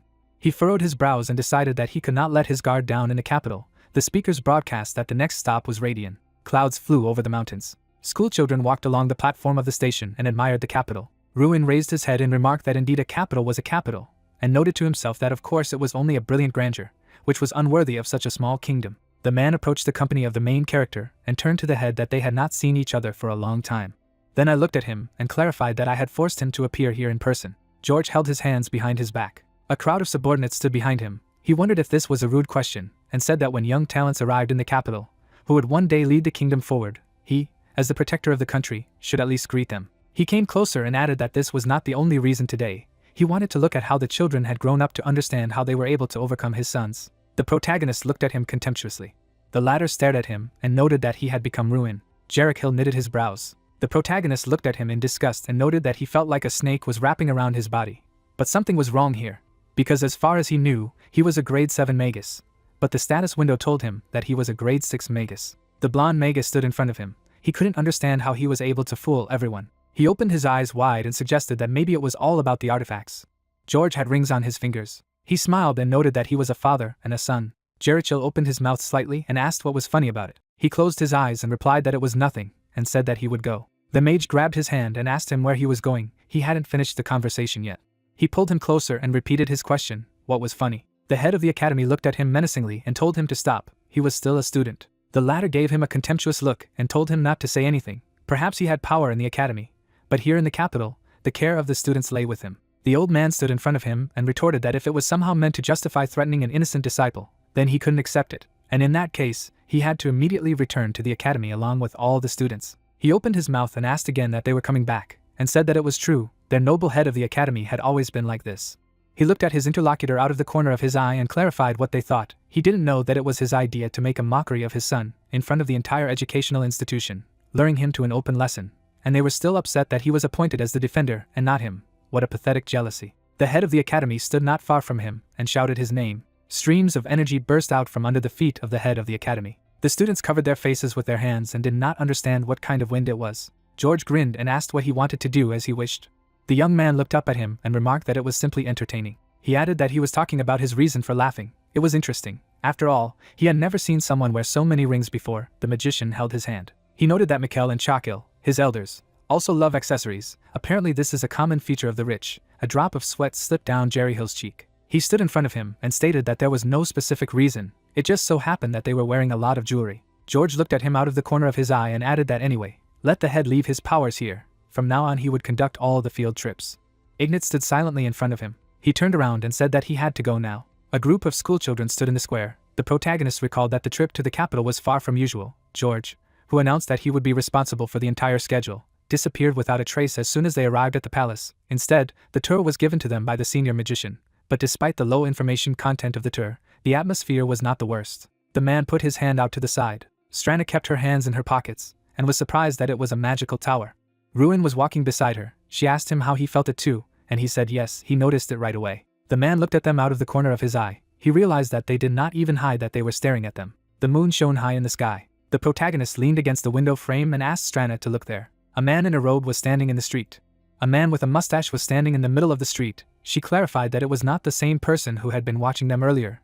He confirmed that he had been there since they entered their home. She noticed that she thought that something strange was going on, that he was up to. The main character looked down and replied that this was an illusion. He felt subtle magic in the surrounding space. He created the situation around with the help of illusory magic. There was a huge building on the street. People walked along the avenue. He said that the landscape opening from the windows, even passers-by, everything is not real. In addition, he put a barrier to protect this place from the outside world. The girl put her hand on the back of her head and stated that she could not believe that she did not notice this. But despite this, she managed to return her human form to its former strength. The guy reflected that he expected something like this, but did not think that it would come to his soul so soon. He looked intently at the street. The man of the robes ran to the side. He looked out of the corner of his eye at the protagonist, who noted that he was running away, or trying to lure him out. He realized that if they fought in a confined space, like the building where he is now, he would have an advantage. But he knows that he can't let the students get hurt, so he will be forced to fight outside. The man turned his head back. He reasoned that a 6th grade magus was quite capable of creating illusions, but illusory magic of this magnitude was beyond the strength of one person of this level. There were at least 2 or even 3 opponents against him, maybe even more, and they were all 6th grade magi. He realized that his chances of winning were slim. An image of George Jericho appeared. He cast a contemptuous look. The young man averted his eyes to the side and thought that perhaps he could take advantage of this. The girl looked at him and asked that he would go right away. He replied that yes, he would have to. He immediately walked to the exit and said that this evening would be long. A few hours earlier, George banged his fist on the table and asked what was it. He opened his mouth and added that he had personally called everyone to the meeting, and yet, it was everyone who showed up. The man with the mustache put out his hand and justified that it seemed that many people were deliberately avoiding the meeting. He said that today the ruin would be finished, but the others were still afraid and did not come. He was standing in front of a huge table and added that usually, the room was so full that people had to even stand due to lack of space, and today only 4 people came here. Jirahel gritted his teeth and realized that this bastard had ruined everything. He lowered his head down and said that okay, they would soon regret it, and clarified that the topic of today's meeting was clearly explained to everyone. The man replied. That is, the night guards of the capital are made up entirely of their people, so if there is a fuss, it won't be a problem. The mage put his hand on the armrest and asked what about the task he had assigned to the captain. The other man said that they had received confirmation last night that the assassins had arrived in Ardal. The bearded men present folded their arms over their chest and added that after midnight, they would infiltrate the manor and take Deline's head. George sat on a chair and noted that at least father and son would go out into the world that night. The man noticed that not only them, Delin also had a daughter. He glanced at his leader and said that Bolvar must disappear too, for there was only room for the sun in the sky. Bolvar strolled through the courtyards. He put his hands behind his back and noticed that it was suspiciously quiet. The young master's recent victory over Jerichel's eldest son had drawn the attention of the nobility to Ardal, and the Jerihil he knew would not give up so easily. The main character stretched out his hand in front of him. The latter closed his eyes and remembered the words of Deline, who had asked him to report immediately if he noticed anything, and thought that apparently the gentleman shared his fears. He had to remain on his guard. Bolvar noticed the man with the box. He looked at him and asked what he had finished for today. He replied that yes, he was just putting everything in its place and was going home. The man put his hands behind his back and asked if he had noticed anyone suspicious among the visitors today. He looked up and remembered that there were 5 merchants who, however, did not sell anything, and did not see them leave. The old man closed his eyes and mused that assassins often disguised themselves as merchants, and now they had disappeared from sight once they had entered Ardal's territory. He opened his eyes wide and added that they also had swords with them. He should also be careful. Bolvar instantly took off. The man was holding a box in his hands and thought that it seemed that he was worrying in vain. Clouds flew high in the sky above the house. The assassins were standing in the bedroom. One assumed that the lord had already left, because he had never returned to the estate. The other objected that everything was calm in the city. No one noticed anything. He should come soon. He just had to wait a little longer. The guy looked to the side and agreed that there was still time. They both turned their heads at the noise. Bolvar stood in the window with a spear at the ready. He looked at the assassins and asked how dare they. At least they understood where they had come. They stood in front of him and did not understand how he realized that they were here, and noted that it was expected that he was a 7-star knight. He did not care about hiding skills. The assassin held out his sword in front of him and added that maybe it was for the best. He still had to be killed. They all rushed at him sharply. The assassins hired by Vengraskigan, all those who had invaded the territories of Ardal were at least level 6 masters. The man's mouth opened slightly. Bolvar, a 7-star knight, had not held a spear in his hand for a long time, preferring a fishing rod. So many believed that his skills were no longer what they used to be. His spear was shrouded in lightning, which was a fatal mistake. From the attack of the old man, the attackers scattered in different directions. They opened their eyes wide in pain.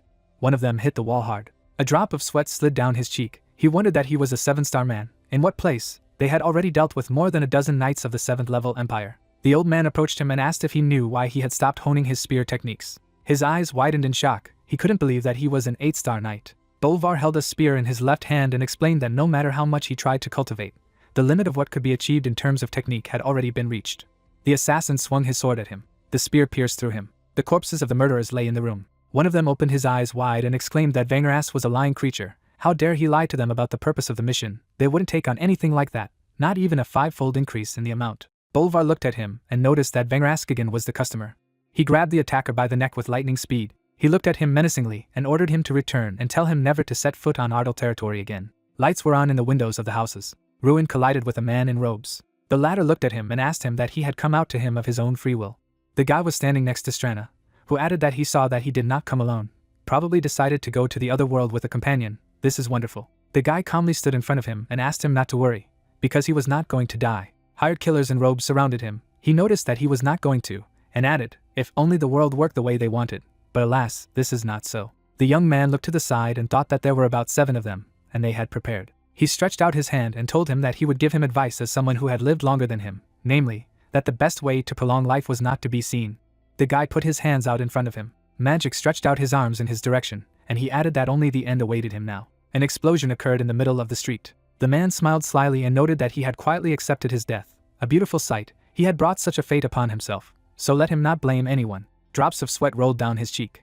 Strand stretched out her arms in front of her. He wondered how he was still on his feet. After such an attack, he should be dead. The guy smiled and said that there are creatures that are not able to die. The girl smiled slyly. The country folded her hands together, he explained. The incarnation is an immortal and indestructible creature. The only way to incapacitate the countries is to kill him, the contractor. The status window said that a unique skill was activated. The guy swung his fist and noted that as he said he was going to die. He was not going to die here.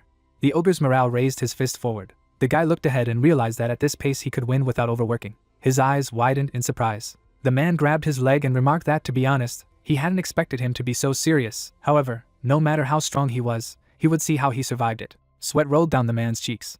A group of people in robes stood next to each other. There are those who practice forbidden dark magic that has been rejected by all magicians, warlocks, the seal of water, a spell invented by a water warlock. It will not leave the one it has come into contact with until it has sucked all the life force. This spell of dark magic is the most famous. The mage raised his hand in front of him. The main character gritted his teeth from the tension. I thought that he could not even imagine that they would go so far with dark magic. Two people in robes grabbed the protagonist. The man said that what a pity, because he witnessed the use of dark magic, so he can only die. The guy was brought to his knees. He added that his murder was already part of their plans. He looked at the young man and noticed that his friend who had tried to interfere was no longer a hindrance either, so everything had become easier. Ruin looked at his opponent angrily. He stood in front of him and asked him not to be sad, because he would not go on his last journey alone. He asked him again. The man explained that by this time, his father and younger sister would already be dead. A drop of sweat rolled down the young man's cheek. He raised his hand and remembered that of course he didn't know about it, otherwise he wouldn't be hanging around here. He looked at him and asked him to answer why he had gone against the senior advisor. Did he really think that he could win? On the face of a man in a robe, the hand of the main character appeared. He grabbed his hand and wondered. He was under the influence of the seal of water. His eyes widened. Ruin clenched his fist. Blood gushed from his hand. He looked down at his palm and concluded that he didn't care now. The status window reported that a unique skill had been activated, and a huge fighting spirit had stepped on the ground. The robed boys looked at him in shock. He noticed that they had crossed a line that should not have been crossed. The young man stood before his spirit and asked them not to be angry, because they had brought trouble on themselves. The boy's eyes widened in shock. He remembered that at that fleeting moment, only one thing echoed in his head, the call to kill. The eyes of the fighting spirit were videographed red. He added that like the once destroyer of the world's Drac, he would destroy everyone. The ogre looked at his master and asked why he had summoned him. The latter stared intently into the distance and expressed a desire that none of them should live. No mercy for them. He swung sharply at the people in robes. The main character swung his fist at one of them. His fist hit the stomach of one guy. He realized that he could never forgive them, so he would kill everyone, because it didn't matter what his fists destroyed, and it didn't matter who his magic killed. His eyes widened. The young man instantly rushed to attack the other. Strand grabbed him by the shoulders and asked him to stop.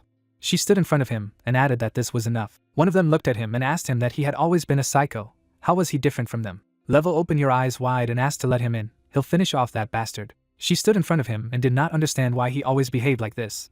Because nothing had happened in Arda yet. Let him trust that night. He was much stronger than he thought. He had to pull himself together. If he succumbed to the force, he would end up like a fight. He opened his eyes wide. She reminded him that he had forgotten what his last days had been.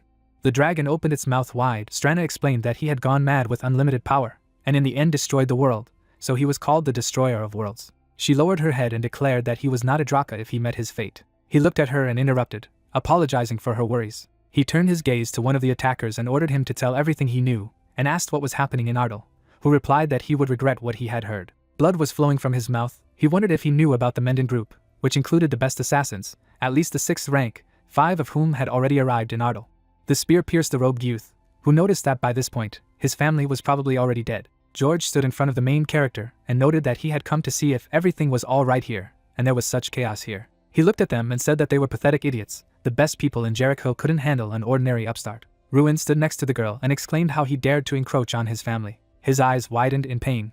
They both knelt. He could not understand what kind of dark magic it was. The magician said that it was worth just going to the academy, and being quieter than water, lower than grass. Why provoke them? The guy opened his mouth wide and shouted that he was also a dark mage. If they found out about it, then the best outcome would be a dungeon. He clenched his fist and remarked that no one would know if he fell silent forever. A drop of sweat rolled down the protagonist's cheek. He realized that he could not lift a finger. Kingram's summoning had already ended. Spears flew out of the magic circle. He concluded that now he had to end everything. It was time to die. The young man was on one knee and realized that he could not allow it to end like this. Suddenly, water gushed in the middle of the battlefield. His eyes widened in amazement. In front of them stood the head of the academy. George looked at him in shock and didn't know where he was coming from. He opened his mouth wide and shouted his name. Jericho covered his face with his hands from the powerful flash. Streams of energy rushed in his direction. This artificial world was created by George's henchmen, 6th-class mages, so that no one from the outside could find out what was happening inside. But this magic only restrains ordinary people from the outside. A mage of the level of Ignite is able to immediately determine the unnatural flow of mana. Ignite's hair rose up. The magic ball grew in size, and a serious disadvantage of this magic is that if a magus of a higher level than the one who created the barrier casts his spell, the illusion will immediately dissipate. The magic ball took over houses. George held out his hand in front of him and asked that he planned to destroy the entire city in order to defeat it. He stood in front of him and replied that no, he was the only one who would be hurt. Besides, he had already set up a barrier to prevent destruction in the capital. He had not only become interested in dark magic, but even dared to harm his disciple. Jericho looked at him dumbfounded. He waved his hand and said that he would punish for this crime on his own. The flow of energy rushed into the enemy. He gritted his teeth from the onslaught. He opened his mouth wide and shouted the name of his enemy. George spread his hands in different directions. In the middle of the battlefield, there was an energy explosion. Strand looked ahead and noticed that this was expected. With such a difference in class, the gap between them was too obvious. It was a crushing victory. The guy did not squint his eyes and agreed with her words, and added to herself that this difference was of a completely different scale. The head of the academy clenched his hands into fists. He realized that he was so superior to him that he didn't even dare to challenge him. Despite all his strength, it was obvious that there was still a long way to go. He looked at the main character and asked if he was okay. He replied that yes, thanks to him. Residents of the city climbed out of the windows of the houses and wondered what had happened here. Jason opened his mouth slightly in surprise. George was lying on the ground, and he couldn't understand why the senior commissioner was in such a state. 2 guys were standing near the head of the academy and reported that they had arrived. A crowd of people stood behind them and explained that they had heard that the head of the Jericho family had completely seized control of the capital's guards. The only one who had arrived in the capital on an official visit that he could target was the Ruin Lord. They ran up to him and asked about his condition. They stood in front of him and told him that all the way they were worried that something could happen. They could not think about anything else. Their hearts were beating in anxiety. He realized that they had not changed at all. Ignite tilted his head slightly. They noticed that he was also there, and concluded that in that case, the man lying on the ground was George, who had tried to use black magic against the ruin, but the head stopped him. Jericho lay with his face to the ground. The prince opened his mouth wide and exclaimed, "How dare he attack his precious lord? This is a betrayal, a direct challenge to the royal family. He will immediately report everything to his father and demand that he be arrested for criminal conspiracy." The other prince opened his eyes wide and added that this time, he completely agreed with him. It was a betrayal, and now that they had confirmed the use of forbidden magic, every member of this family should be taken into custody. The young man looked at them and expressed his desire to voice one request. He clenched his hand into a fist and declared that he needed to make sure that his father and younger sister were safe in Ardal. Strand crossed her arms over her chest. He remembered that in order to get information about the state of the territory of Ardal as soon as possible, they had to send a request to the nearest trading city of Monzo, and still the wait dragged on for half a day, which turned out to be longer than the entire life lived. The man was holding a piece of paper and said that they had received information from Monzo. He looked at the documents and assured that everyone was safe, adding that the Lord had already been aware of the possible danger, and Bolvar had successfully neutralized the assassin scent. Moreover, they had managed to find out the organizer of the assassination attempt. A drop of sweat slid down the guy's cheek. The prince looked at the man and clarified that it was not obvious that this was the work of George, who agreed and noted that there was an accomplice. The bearded man looked back, and he explained that the man involved most was Sir Vengraskagan, the captain of the Golden Knights. The blonde guy put his hand to his forehead and realized that how rotten everything was. His brother said that from now on, he officially lost his rank. Besides, all of George's titles and powers were also removed. The red-haired man looked at the prince and explained that given the positions of the two of them, he needed to appoint temporary executors due to their duties. The prince replied that for the time being, the deputy captain would take over the duties of the captain, and noted that regarding the position of advisor and protector, whether the head of the academy could assist in this. The green-eyed prince looked back. Ignite's eyes bulged at him in surprise. He put his hand to his chest and replied that he was only old. He objected that he was well aware that he was not interested in politics. But as he himself could see, their situation was not the best, so he asked to take this position until a suitable candidate was found. The old man looked down. The princes stood in front of him. The main character recalled that it was widely known that the princes had been trying to bring the head of the academy to the capital for a long time, spending a lot of money on it, but the head remained adamant and refused all offers, firmly believing that the teacher had no place in politics.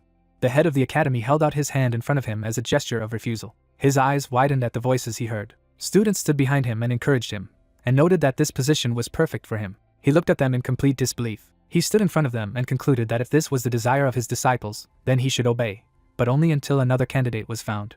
The princes looked at the new advisor with joy. George silently watched the further development of events. The protagonist realized that at this rate, there might not be another candidate. He looked to the side and added that he was just glad that everything ended well. The dawn morning lit up the city with rays of sunshine. He realized that as soon as the trip to the capital was over, the period of final exams would begin. The long and at the same time fleeting stay at the academy would soon come to an end. The trip to the capital, which did not go well from the very beginning, served as a reason for talking about whether it should be cancelled altogether. In the end, it was decided to leave the schedule unchanged. As a result, they stayed in the capital for a few more days. Students were walking down the street.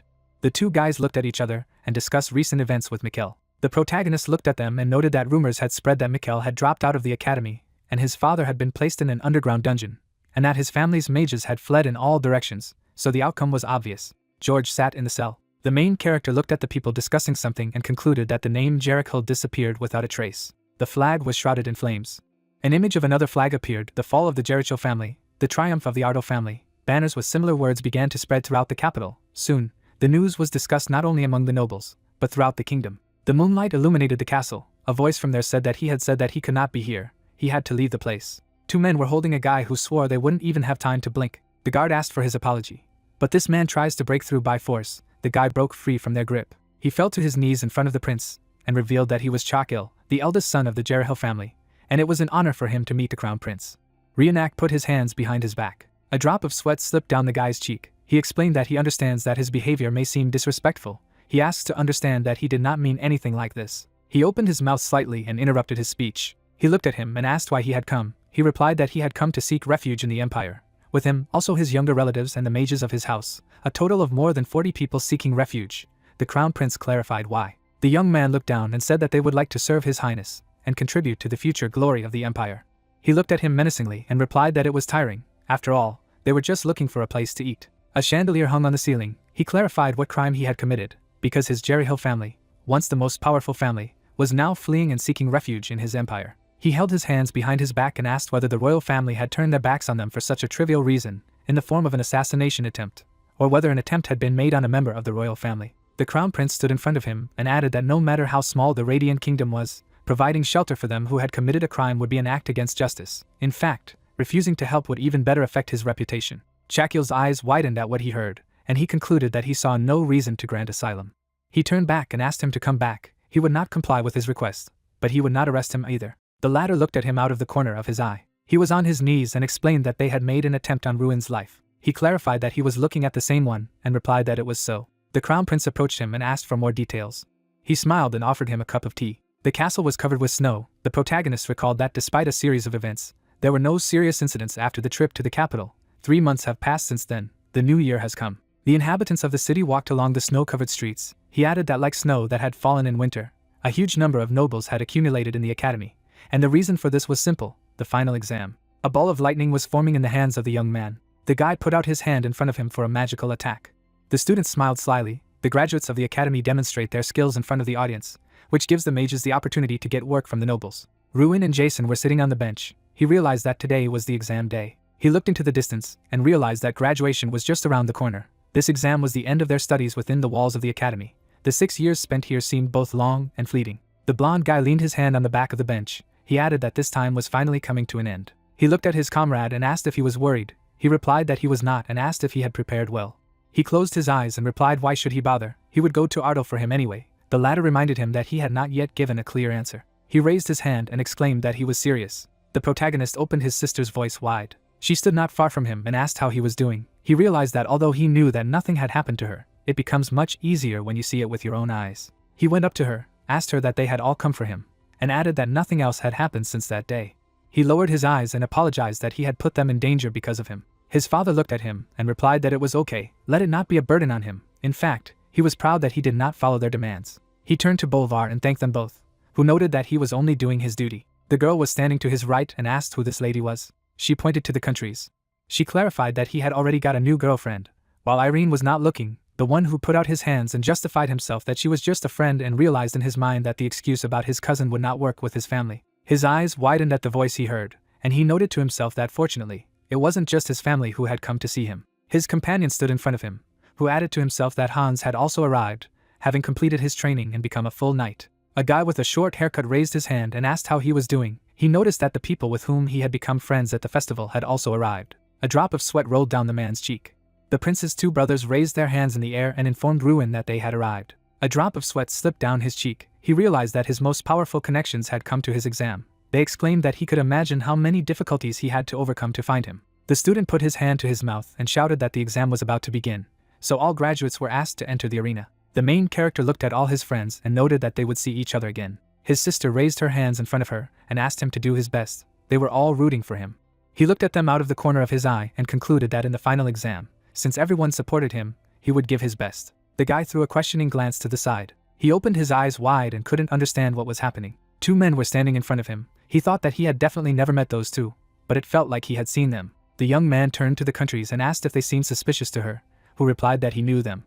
The blonde man looked to the side. She noticed that the one on the left was the dirty King Theron. The guy with blonde hair looked away. She added that the man on the right was the crown prince. She stood beside the ruin, wondering if they really thought that their magic would deceive her incarnation eyes. They had changed their faces, but they didn't let the frightening aura go anywhere. He couldn't understand why they had come so far to get here. Besides, they didn't have to hide their appearance for the sake of getting to the graduate exam. The guy looked ahead and assumed that it might be because of him. After all, they had come secretly to see how much stronger he had become. He smiled slyly and remarked that this was very well thought out on their part. Two strange men huddled in the crowd, and he realized that if they made the same offer as he did, the answer would remain unchanged. The guy with cunning eyes watched them and decided that since they tried so hard, he would give them a spectacle worth their time, and asked them to look carefully. He would show how far he had come. The crown prince in disguise was smiling. A lock hung on the chain. The final exam contained the stage of isolation. Ice blocks protruded from the ground, a battle with ice. There was a brick wall on the ground, and the destruction. The exam is a time test, in which the examinees must cope with the above tests as quickly as possible. There were doors on the runway. The first stage of the insulation test requires the student to get out of a room with a well-protected door. Jason put his finger to his chin and thought, there are many ways to get into the room. There was a lock hanging on the door bolt. For example, you can cancel the locking magic that was applied to the lock, or create a key using a magic stone. Several students ran along the lanes. The host exclaimed that all 7 magi left the rooms almost at the same time. No matter what, the method used did not matter. Only the final result, escaping from the locked room, mattered. A huge ice monster appeared before the examinees. At the next test the exam becomes absurdly difficult. This stage requires you to destroy the ice monster in the glacial zone of the arena. The guy put his hands out in front of him and did not understand why the wall was so strong. At the last stage of the exam it was necessary to use the most powerful magic available to destroy the wall. The finish ribbon fluttered in the air. As soon as all the tests were passed, the final exam would be considered successfully passed. Jason threw his hands up victoriously, the presenter concluding that Jason Damon was the first of the number 6 team to complete the exam 55 seconds before the end of the allotted time. 3 of the 10 members of the number 6 team completed the exam. Not far from the obstacle course, students were standing. Ruin crossed his arms over his chest and reflected that Jason, although he was acting impossible, was actually actively preparing. He narrowed his eyes and added that those 3 had passed. With each of the allotted 15 minutes having less than a minute, he could think of a way to complete the exam as quickly as possible. The host asked the students of team number 7 to enter the arena. The main character stood on the running lane and realized that now it was his turn. The host said that in team number 7 there was none other than Ruin, the pride of the academy. Mysterious guests sat in the stands. The host added that he heard that many honored guests came to watch his performance. The crown prince looked at the main character and wondered how much stronger he had become, and noticed that the godfather was also curious. A blonde man stood beside him and asked what he planned to do. He noted that he had come here to voice the final proposal. He confirmed that he would have no other opportunities. The main character was moving around the arena. He resolutely went to his victory. He added that with proper cultivation, his talent would be a huge advantage, but without proper supervision, it could cause disaster one day, and then he would deal with it with his own methods. The young man stood up to the room with a lock. The host exclaimed that the test of team number 7 was beginning. He knocked on the wall and realized that he had put a lot of effort into these walls. Even if he hit with all his strength, he would not be able to break through them so easily, and thought about whether it was worth opening the lock like everyone else. He smiled and said to himself that it was too boring, and if the great festival had taught him anything, it was that nothing was perfect. The piercer took his hands into the lock and noticed that no matter how strong the wall was, it must have a weak point. The status window reported the activation of the skill. Spectators sat in the stands and discussed how long it would take Ruin to solve this situation. A stream of energy burst out of the door. The audience watched his triumph in shock. His jacket fluttered in the wind. Hans looked at him. The mysterious guest smiled slyly. The host noticed that he had opened the door, which on average takes 5 minutes to open, in 13 seconds. The audience opened their mouths in shock.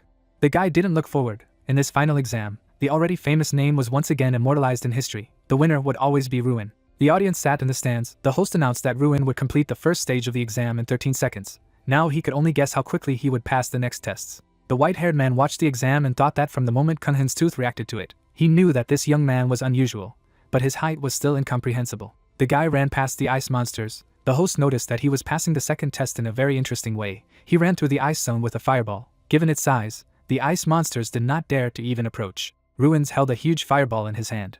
The blonde-haired guy folded his arms over his chest and exclaimed that he surpassed even the craziest assumptions. The man in front of him had been watching the development of events and reasoning that he always achieved impossible results. Now he had seen enough. Well, how he would overcome the last wall. The main character aspired to a huge stone wall. He swung his fist at her. His eyes widened in surprise and realized that there was no doubt.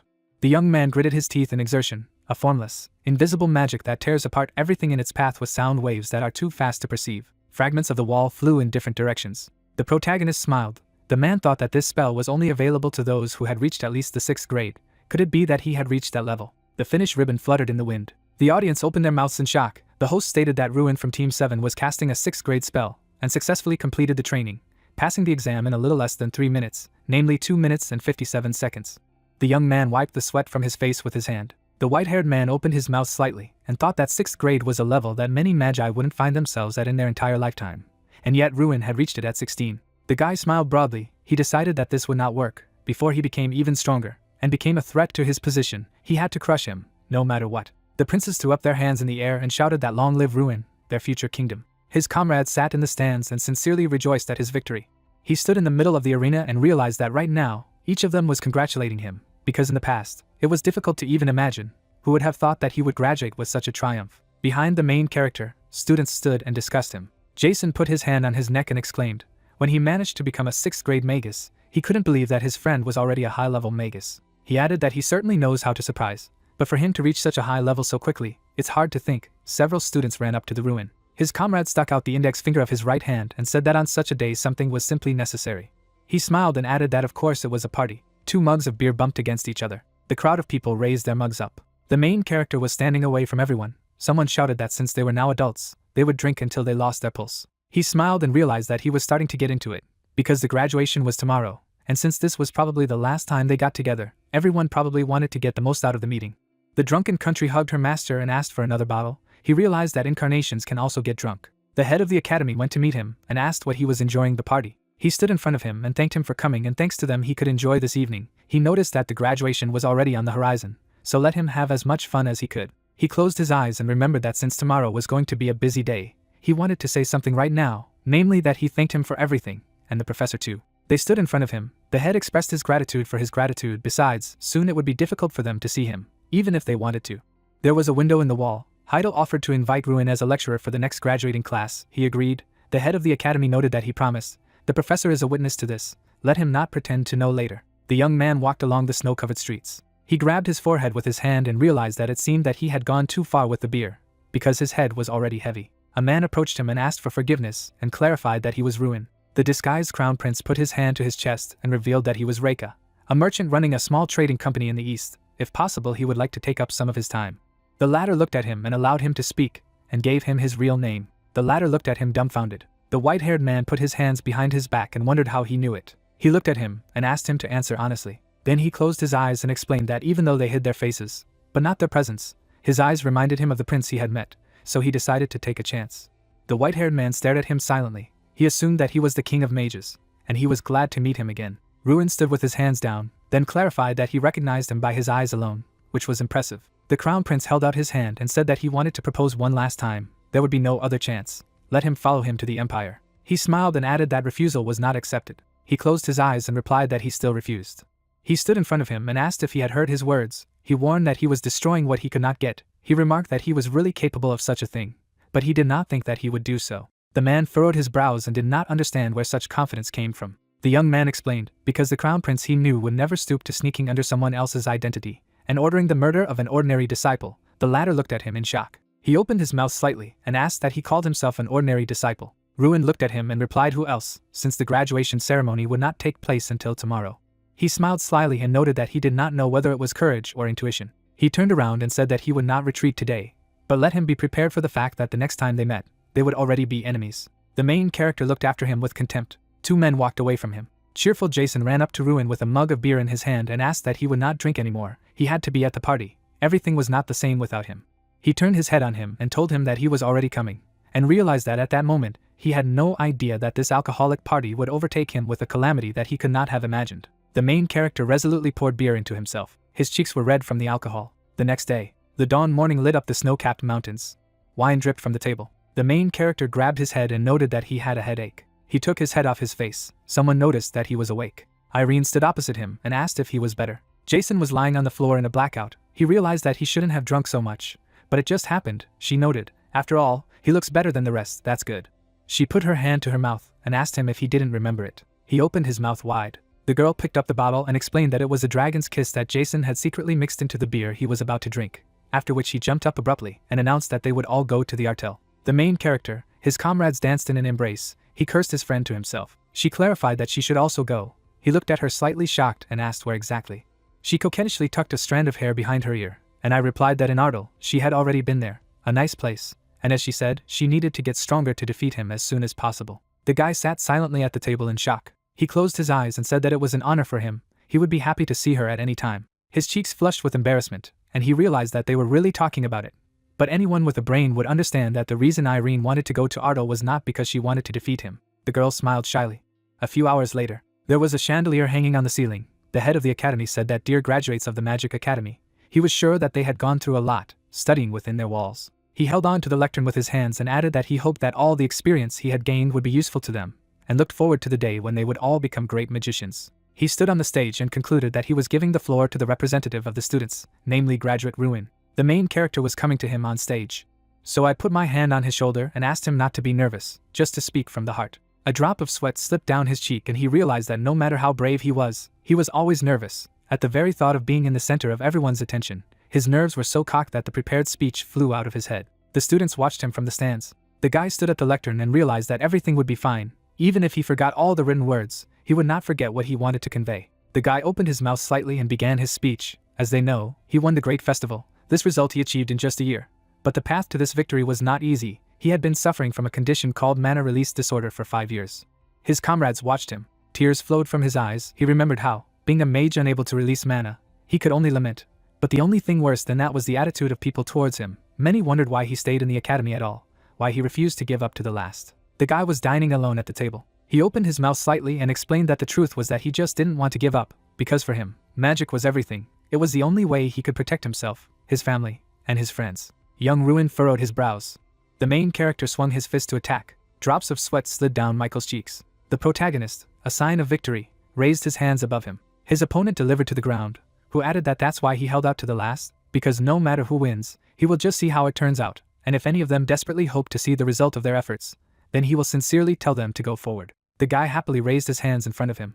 The young man cast a resolute glance at the hall. His friends were sitting in the stands. He said that if they fell, then you need to get up. Even if it seems that no one notices them now, someone will definitely see them. Until they give up, there is always a place for a miracle. The guy grabbed the lectern with his hands and thanked everyone for their hard work over the past 6 years. I was moving along the snow-covered road. Horses ran ahead of the carriage.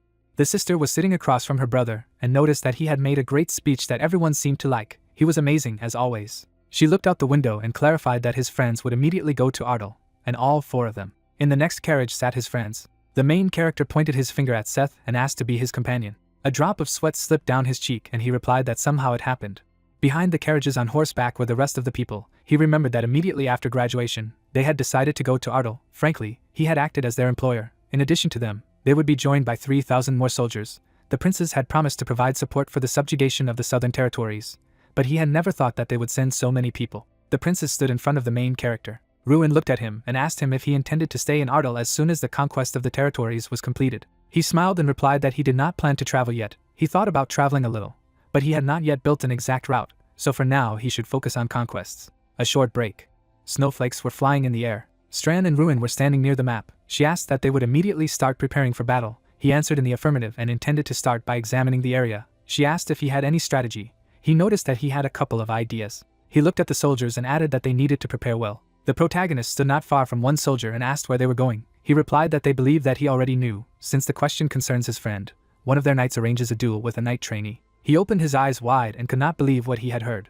The 2 sword-wielding guys stood opposite each other. Hans was holding a wooden sword in his hand. The Ruin couldn't believe that he would fight a full-fledged knight. He had only recently taken an oath. Snow fell on the branches of trees. The knight rushed to attack with lightning speed. The main character raised his leg.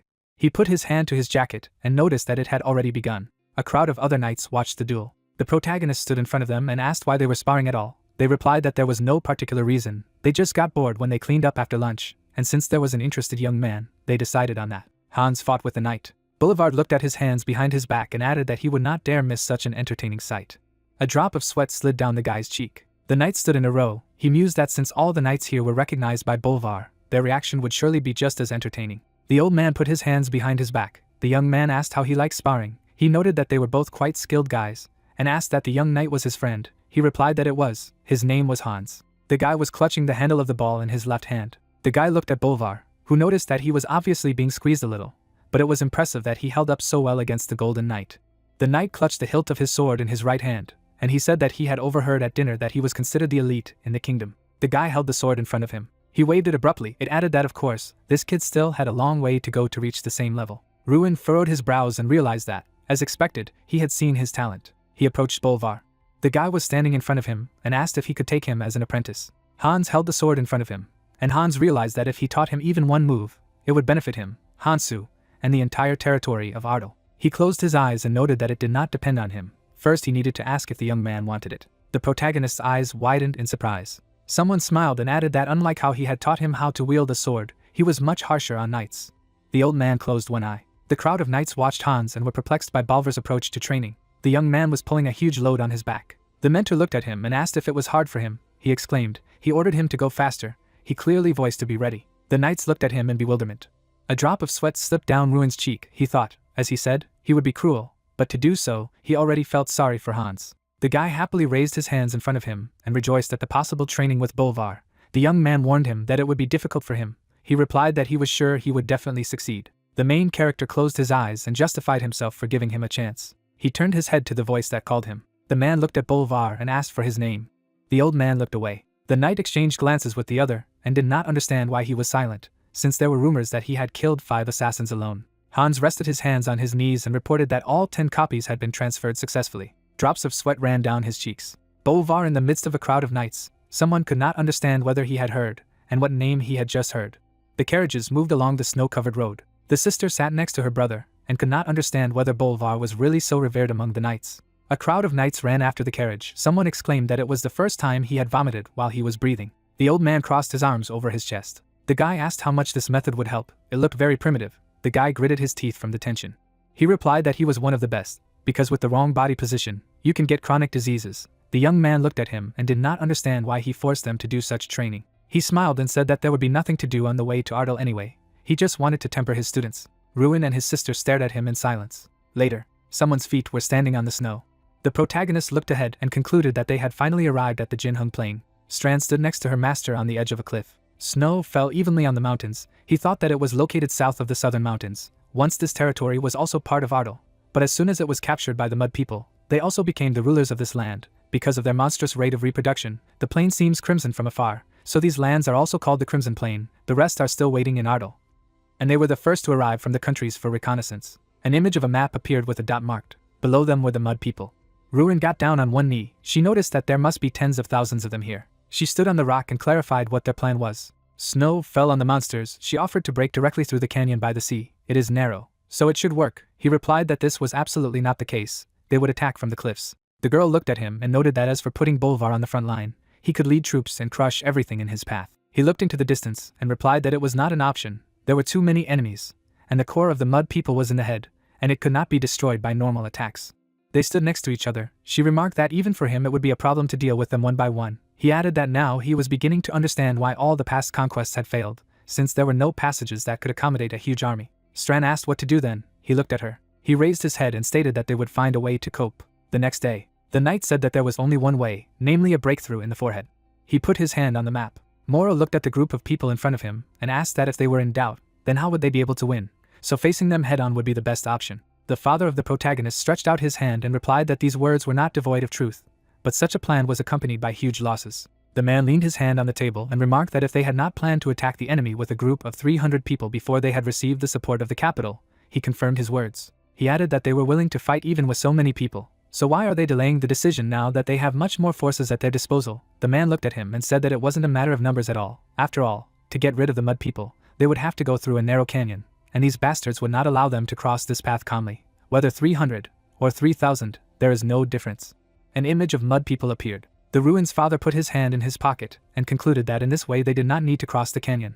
But to lure the enemies to them, he objected that they had no way to implement it, so it didn't sound good. Ruin stood in front of him and interrupted him, which sounds like a good idea. He stretched out his hand and explained that instead of going to them, it was better to let them come out to them. He looked ahead and stated that he had a good idea. They were attacking from the tops of the cliffs surrounding the canyon. Moro looked at the main character with apprehension and noticed that no one would climb them, or he suggested that everyone go rock climbing. He stretched out his hand and retorted that they wouldn't need a lot of people. It would be enough for 1 or 2 mages to use their powers. He remarked that it sounded good, but the question still remained, how to get there. Maybe it was worth using the flying spell. The young man put his hand on Jason's shoulder and replied that he could climb without magic. A drop of sweat slid down the guy's cheek. He convinced him that he was capable of this. He closed his eyes and added that that's why he would throw it there. He looked at him in shock. Snowflakes were flying in the air. The knight announced that the day had finally come when they would make their move, and asked if they were ready. The soldiers stood under the banners. He opened his mouth wide and exclaimed that all the troops were advancing. A column of troops set out on a mission. Ruin noted that the conquest of territories had begun. Commander-in-Chief Moro and the Golden Knights were in the front rows. Even his father and Bolvar put on armor for the first time in a long time, and behind the entire column was he and his friends. In the sleigh sat the comrades of the main character. The horses pulled them along. People went out into the snow. The commander-in-chief ordered everyone to gather. They would discuss the plan of action for the last time. The guy turned his head to the voice that called him. Jason looked at him and said that he understood it was for his protection, but it was really better than what he had to offer. He looked like a laughingstock. He retorted that he didn't look like a laughingstock, but looked cool. He asked him to see that even the knights were looking at him. 2 guys were standing next to each other and discussing something. He asked that he was mocking. They were laughing at him. The young man looked to the side, then clarified what he didn't like. It was sad. He had a great opportunity, namely the opportunity to become the main star of the current conquest. The guy's face turned red. He opened his eyes wide and asked me to trust him. He would take care of everything. The knight approached them and asked if they were ready. They replied that they were. He had a crooked face and asked to be easier with him. He opened his mouth wide. Ruin threw Jason up. Tears poured from his eyes. He noted that he felt that his heart would stop. He was grabbed by magical tentacles. The main character looked at the girl and noticed that her skills were still at their best. Jason stood on the edge of the cliff. A drop of sweat slid down his cheek. He decided to do his part. There were mud people below. He couldn't figure out how many there were. He looked at them in shock and thought that he wouldn't be able to cope. Ruin shouted that he could handle it. The guy furrowed his brows. He put his hand to his face and added that he was his friend, so he could at least do that, and now he had to hit those muddy people properly. He gritted his teeth and realized that he couldn't let Ruin down for believing in him. A fireball materialized in his hands. Snow was falling from the clouds. The main thing is that the hero looked at him with satisfaction and realized that he was doing a great job. Fire charges, fire rain, and a third-class spell were falling from the sky. Jason raised his hands up. Jason's level was still not too high, so the cloud wasn't very large, but it was enough to wake up the mud people enjoying a sweet afternoon nap. Fire shells hit the mud people. The protagonist looked at the knight and told him what was needed now, and as stipulated, the rest would fall on his shoulders. Irene looked at him and added that they were performing too. The monsters opened their mouths wide. He thought that it was a good thing that they were moving in one direction to avoid being attacked by Jason. Besides, the place they were focused on was a side path from the canyon. The monsters rushed to the exit. A group of magi jumped down. Seth stood in front of the monsters and noticed that there were many of them. Ruin realized that he could not let them escape through him. From that moment on, it all really began. The guy stretched out his arms. A stream of fire rushed towards the monsters. Tongues of flame enveloped the mud people. They opened their mouths in pain. Seth smiled and asked how he was getting stronger. He replied that he had exceeded his expectations, but he was rejoicing too soon. Drops of sweat slid down his cheek. The mud monster was climbing up to the top. The others also followed him. Jason fell on a cliff and asked for help. Irene looked at the main character and asked to be thrown there. He turned on her in shock. She smiled at him slightly. A drop of sweat rolled down his cheek. Jason sat on the rock and shouted for them to step back. He gritted his teeth and realized that he was not allowed to die.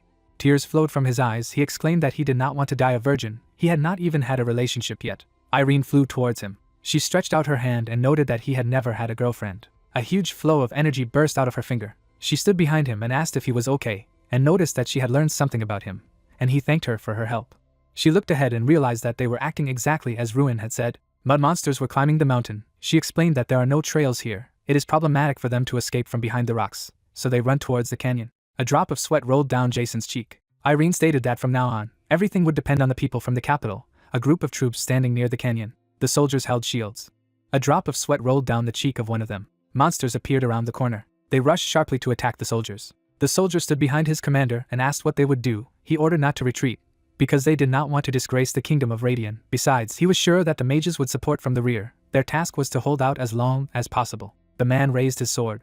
The soldier clutched a spear in his right hand. The commander rushed into the attack shouting, "In the name of the king, in the name of victory." The soldiers looked ahead in shock. One of them gritted his teeth. They all rushed to the attack at once to the same shouts. Seth stood with his back to Ruin and noted that he heard the sounds of battle, the knights of the capital facing the mud monsters. The guy was observed by monsters and realized that there were almost no monsters left here, which meant that most of them headed for the canyon. He looked ahead and stated that he was relying on him. He needed to help him with a knight. The latter turned his head slightly at him and replied that he had been waiting for these words, so he could trust him and go. Ruin instantly took off. He swept past the monsters with lightning speed. Soldiers fought monsters. The commander tore the monster apart with one swing. Bolvar wielded a spear. The soldier looked ahead and did not understand what kind of person he was. His eyes widened in surprise. They looked to the side and did not understand where the sounds of the explosion came from. Could it be the business of magicians? A drop of sweat slid down the warrior's cheek. He thought he couldn't say for sure what was going on there. But he was sure of one thing. Someone was destroying the monsters one by one. Ruin swung his fist to strike. Armed men stand in front of red slugs. Men with spears silently look away. One of the warriors stiffens his face and says that Ardal is here. The hero destroys the monster. Someone shouts that magical support is here. Bolvar smiles, saying that this is what was expected of the young master, and the knight orders to move forward with his hand raised. The protagonist kills another mud monster. The warrior adds that they are all destroyed.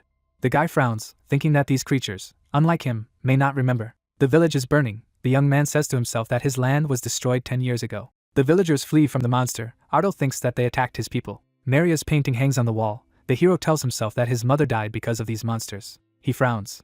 The protagonist raises his fiery fist in front of many mud monsters, noting to himself that there are only instincts in their heads. His hand exudes flames. He declares to himself that he will not stop. The moon illuminates the edges of the trees. Someone tells a story. Jason sits across from the ladies and talks about what he said to the mud monsters. Ardal and Mulcahy look at the indignant blonde, who asks if the girls listen to him, to which one of them laughs and replies that she is thinking about something else. The hero looks towards the blonde man, who is trying to repeat his story. The guy noted to himself that the cleansing of the ruins was successful. He and the mage passed by the wounded. The protagonist mentally says that 1,500 people were injured as a result, but no one died, then adds that they ended up bravado. Captain Moro laughs next to Ardal, who mentally notes that even Ardal noticed that the princes would be satisfied with such an outcome, then added that he was glad that everyone was satisfied. The hero looks away. Someone called him. Mulcahy points the finger at himself and says that he will return to Iota tomorrow, then adds that His Highness is looking for him, because he is an outstanding magician. The blonde raises his hand in front of the joyful girls. The protagonist tells the interlocutor that he is really strong, to which he replies that he will definitely get even with him. The wall of a rich house is shown. Night can be seen through the window. Baggins looks inquiringly at Ardal, who enters, and then calls him a young master. The hero approaches him and asks where his father is, to which the man replies that he is now on the veranda. A portrait of the boy's mother hangs on the wall. The servant adds that he is in thought, and therefore it is better not to touch him. The protagonist looks at the doorknob and is silently surprised by Baggins' words, and thanks him out loud, to which he replies that he should have said thank you. Ardal's eyes open in surprise when the man calls out to him. A man with a mustache puts his hand on his chest and tells that this is the happiest day in his life. He bows his head and thanks the young master, then adds that what he has achieved will not be forgotten by anyone. The hero smiles and calls Baggins' name, to which he asks him to come in, because his father can wait for him. The protagonist grabs the doorknob and notes to himself that today's victory was a joyful event for everyone. The guy comes in, then mentally adds that not everyone can smile. The young man's father looks at the moon. Ardal declares to himself that he clearly remembers that day. The man stands with his back. The hero notes to himself that he, in the midst of everyone's joy, has gone into the events of 10 years ago. The protagonist makes a surprised face when his father calls him and asks if he noticed that he was there. The guy scratches his head and says that he did not want to interfere, to which he asks to come closer. The man takes a bottle of wine and offers to drink it. The young man agrees. Father pours alcohol into a glass with a sad smile and tells him that it is 17 years old and has its own name, but he and Maria have renamed it. Ardal looks at the man and notes to himself that he called his mother's name. The father raises his glass and claims that they named him after his beloved son. The hero's face is reflected in the red liquid. The man added that on the protagonist's birthday, he made this wine and promised that they would all drink it together when a more wonderful period comes. Father and son drink wine. The man says that being around him gives him the feeling that he is drinking with his wife. The guy looks at him and reports that the taste is delicious, to which he says that he is glad to hear. The father looks at Ardal and asks what he plans to do next, to which the hero replies that he is going to expand his possessions.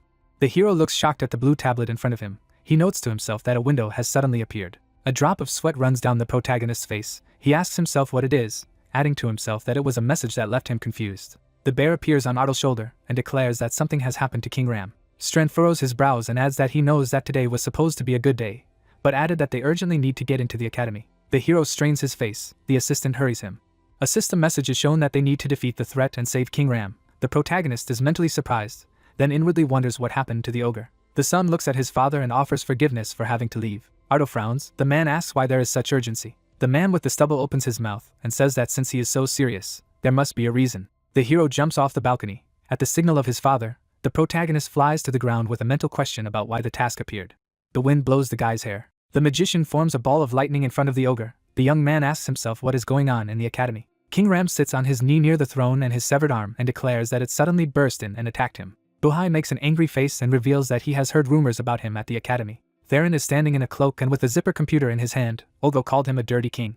The white-haired man looks straight and reveals that he sensed strange things when Ardal chose Kunhin's tooth, and then added that he could not have the power of an ogre. Green Brute looks angrily at the man, who added that he began to dig deeper and the answer to the riddle was found. A man in a raincoat stands in front of the wounded man and declares that he did something to the hero. Theron looks back at the man who enters, who declares that he must take responsibility. The man smirks. The old man pushes against the door, the dirty king, and calls the old man's name, then adds that he immediately noticed his presence. The old man opens his mouth wide and asks Theron if he is ready for the consequences.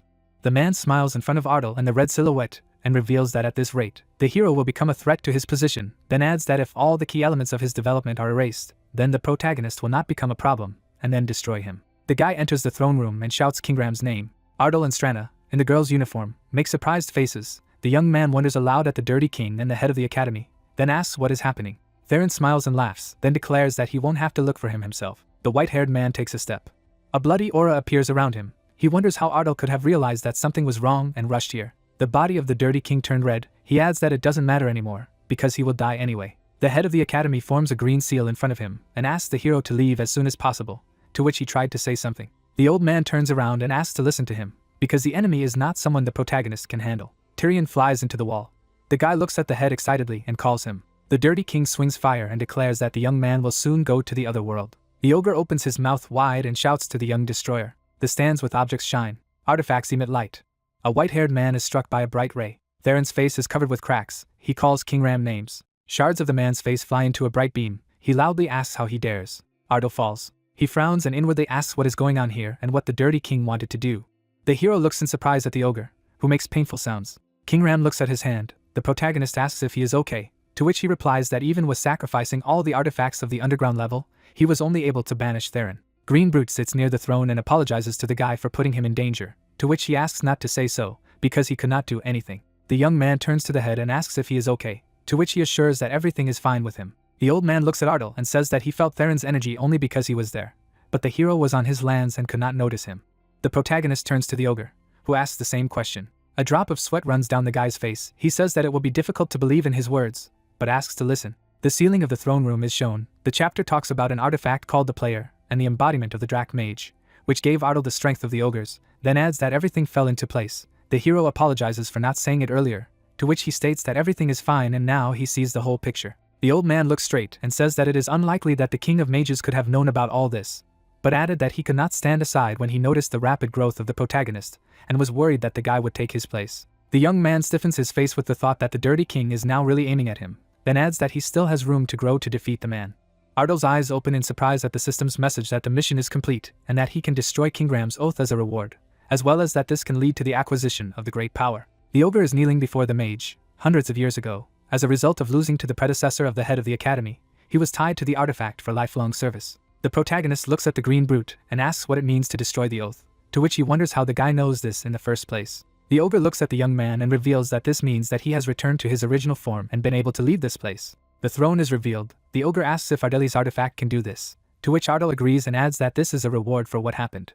King Ram kneels in front of the hero and says that in order to destroy the oath, you need the permission of the one who gave it. The head of the academy smiles and declares that the protagonists will and him too. The guy looks at the old man and thanks him. The body of the brute is covered with a blue haze. The young man offers to leave this place. The ogre's body emits a blue light. A notification pops up that the oath has been broken. King Ram examines himself and says that it's amazing that an artifact can even break a contract. He looks down and thanks everyone. Ardal looks at the brute, who states that he is deeply puzzled by the upcoming problems. The hero takes a serious look and agrees, then adds that he is too weak to stand up to the King of Mages. The ogre holds his severed arm and claims to have just thought of an effective method. A passage appears behind the boogeyman with a zipper. He states that this place is not suitable for this. King Ram smiles and suggests that we go to the Heavenly Mountain. The protagonist makes a surprised face. The ogre calls him a young destroyer. People are running through the forest. The man opens his mouth and shouts about the emergency, then adds that the underground prison was attacked.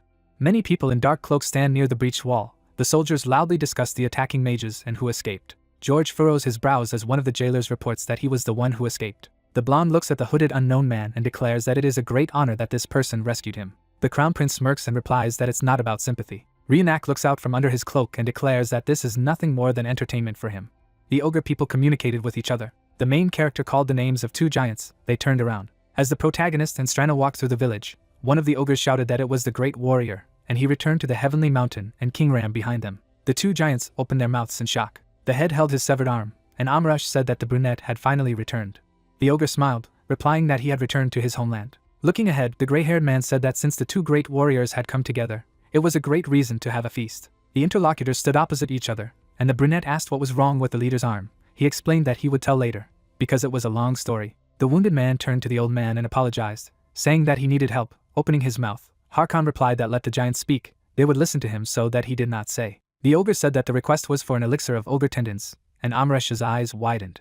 Looking at the brunette, King Ram asked if he could cook him for the young destroyer. A liquid-filled coconut shell emits light, and the hero muses that the special elixir from the ogre tendons is the secret of the ogres of the Sky Mountain, rumored to be so important that it is served to young ogres as they are growing. Ardal's face changed. A god was reflected in the liquid, and he asked the head if he really needed to drink it. The giant answered in the affirmative. Placing his hand on the stone, the wounded man wondered if the hero was saying that he needed strength to defeat the Magus King, and added that the ogre had reasons to share the elixir, so let the guy drink.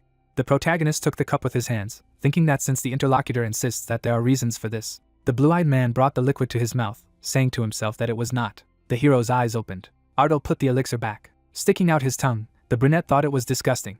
The giant asked that as a guy elixir. The main character replied that it was the worst thing he had ever tasted. The head laughed, asking that the brunette did not feel any change. Before he could ask what he was talking about, the hero looked at the system window. The protagonist's eyes opened. A system window appeared, where it was described that the hero had absorbed the elixir, and now the strength had increased by 100. The blue-eyed man thought that his strength had increased so much, only from the elixir. Kneeling, Ardal asked his interlocutor how this was possible, and added that in this way the ogres became stronger. The wounded man answered in the negative, explaining that for his people the action was a one-time action.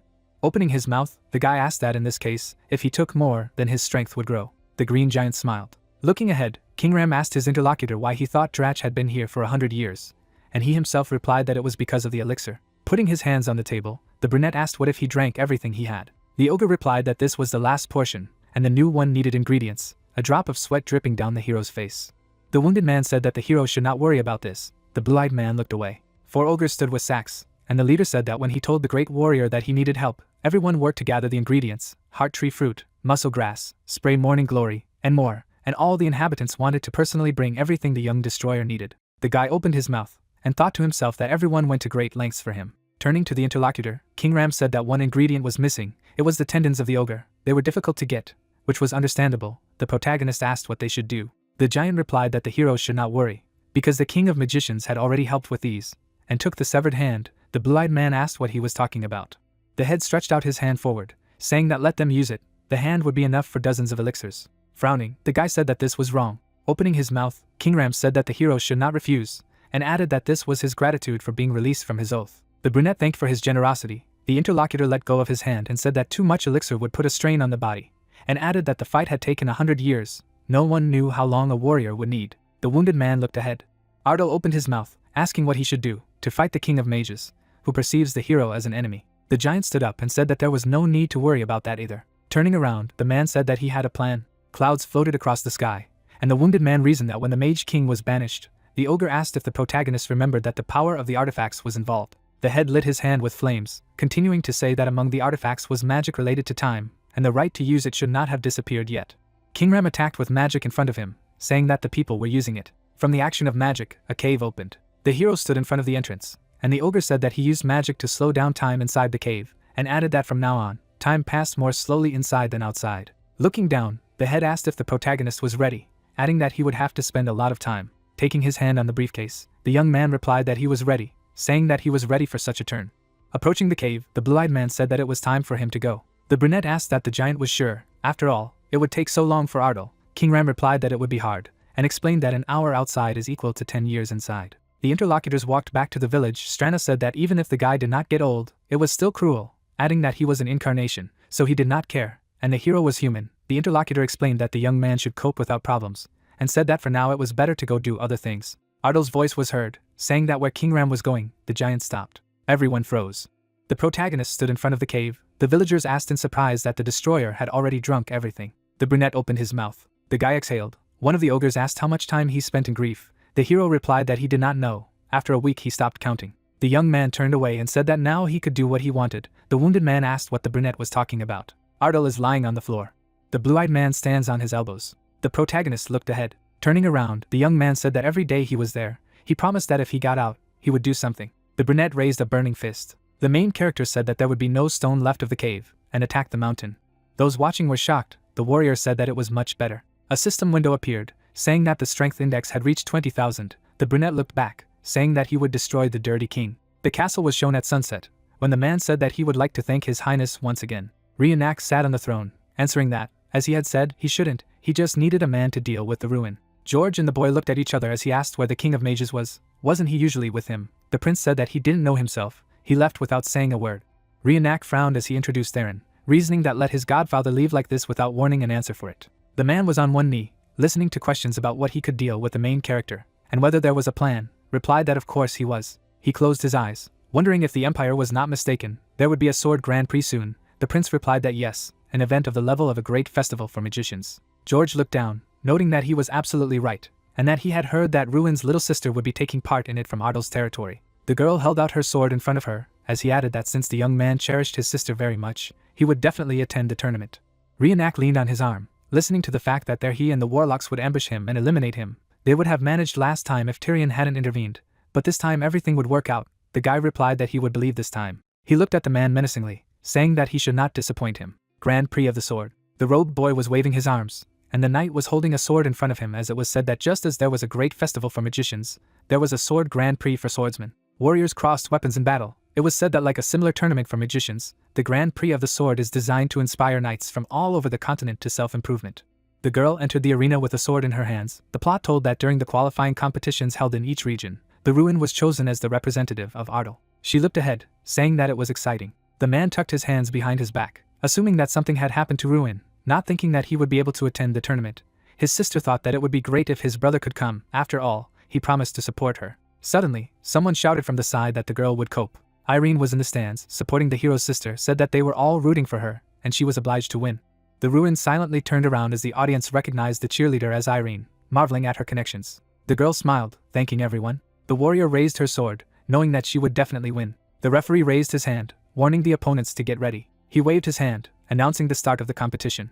The girl, without a moment's thought, rushed to attack the enemy. The two waved their weapons in front of each other. Sparks flew to the sides from the sword strikes. The young people watched what was happening from the podium. The prince asked the lord what it was. He held a glass of wine in his hand, asking if the man had said that he would be attending the tournament. Even after checking the spectators a few times, they did not find the main character among them. George replied that it could not be, assuming something had happened if they looked more carefully. Reenact put his hand behind his back, saying that he had made a mistake in trusting him, and the plan had failed. After the guy said that if this was the case, he was leaving, the lord apologized, raising his hand, in which case they would also leave. The prince looked ahead, asking for a minute, asked if they got rid of his sister, the Ruin would definitely show up, wouldn't it, suggesting that they do so. Smoke spread throughout the arena. The rivals looked at each other in surprise, crossing their swords. Spectators rushed to run, shouting that it was an explosion. Irene stared after the fleeing people, not understanding what was happening. The man was lost trying to stop it. He leaned on the podium, trying to shout to the girl. The old man said that it was dangerous here. The master gritted his teeth in anger, wondering what was going on here, and why during the Ruin's match. The opponents were neutralized, suffocating in the arena from the smoke. The man chased away thoughts in his head so that the lady would not die. He stood up, asking his enemy how he was. He replied that everything was fine. The hero's sister lowered her head, wondering what was the cause of this explosion. Maybe something had happened. The girl was dumbfounded by anyone who came closer to them. The robed mage with the others was upset, saying that it would be wonderful if the Ruin was here. The guy next to him asked him if it would not be better to kill the young man's sister, and thereby make him suffer. Knowing his character, he would blame himself for what happened. The girl raised her sword, trying to defend herself, listened to the fact that this was correctly noted, clarified who they were and why they were talking about her murder. The guy smiled, asking in response if there was anything to explain to the future corpse. The mage's hands lit up with energy after one of them told them that they harbored a deep grudge against her brother. They put their hands forward, preparing to attack. Rena asked again, not understanding. The villain's eyes were full of madness as he exclaimed as he said goodbye. The guys directed energy into the girl. She watched in horror, not knowing what to do, because it was too late to escape. Ruin closed her eyes, begging for someone to save her. A powerful explosion occurred in the arena, raising clouds of dust. The master and Irene stared silently at the battlefield. The prince was very happy to celebrate this sight. George smiled mischievously, thinking that it was good. At least the guy's mood improved, noting the excellent work of his sons. His pupils narrowed when he noticed something amiss. Irene and the men watched in silence. The main character stretched out his palm in front of him, repelling the attack. The girl covered her ears in fear when the young man, apologizing, clarified whether he had been too late. She put her hands on her chest, starting to cry. Ruin turned his gaze to the side when his sister asked why he had just come, to which he replied that it was his fault. A lot of things had happened. The guy narrowed his eyes, starting to say that anyway. He looked at the guys in robes, added that the king of mages would be here. He did not expect to witness such a scene. The guys looked at the young man, noting that he was just in time, and let him wait for their father to wipe him off his face. He asked again. Ruin flew into the attack, trying to strike with his fist. He knew what kind of bastard was behind it. The young man drove his sister's offender into the ground with one blow, while the second silently watched it. The young man screamed in horror, calling out to his brother. Michael's pupils narrowed when the main character clarified who said that it was right to climb on other people's sisters. The guy's hand was covered in blood when he added that if he didn't want to repeat his fate, let him answer quickly. Ruin turned around, asking where George was the scum. The prince and lord looked at what was happening in horror. The hero was standing in front of the mages when he was called out loudly. The man flew into the arena, talking about how dare he did. The enraged lord waved his hand, wondering how he dared to kill his son. A powerful beam of magic knocked the young man off his feet. He frowned, noticing that George had come himself, thanking him for saving time in searching. The man was angry, calling him a bastard. His palms were filled with energy. The lord used a magic bow, and taking aim, said that he would kill him with his own hands. The arrow flew exactly to the target, to his cries for death. The guy smiled, talking about how ridiculous it was, because who said that he would die? The hero took a step forward, objecting that death was not planned for him today. He raised his hand, swinging. The guy kicked his foot in the direction of his opponent, shouted what was going on with the man. The lord hurriedly put up an energy barrier in front of him. He held it with his hands in fear, waiting for something to happen. When the hero jumped sharply, the man did not understand what was happening, because in the capital he was able to drive him into a corner. Ruin with two fists flying towards the attack, he continued to reason that after only a few months, the gap between them had grown so large. George began to moan, realizing the approaching end. The guy hit his enemy with a powerful blow, knocking him to the ground. Irene and the men watched in amazement at what was happening. Mikhail opened his mouth in surprise. Rays of energy emanated from them in different directions. The lord's hands were shaking as the young man indicated that he would ask one question. He stood in front of the enemy, wondering how he had escaped from the underground dungeon of the capital, because the influence of their fallen family was clearly not enough. Ruin put his hand on his chest. When the man could not stand it, begging for mercy, promised to tell everything. The hero objected that he could not answer. The young man, waving his hand, said that there were still two applicants, either the king of mages or the crown prince. Mikhail called out to his father, standing next to his body. The young man gritted his teeth in anger, saying that first the elder brother, now the father. He was furious, promising to kill the hero. Mikhail shouted in anger, ordering to take him, otherwise no one would survive this showdown. If they did not kill him now, their family would be finished. The magi prepared to attack using energy.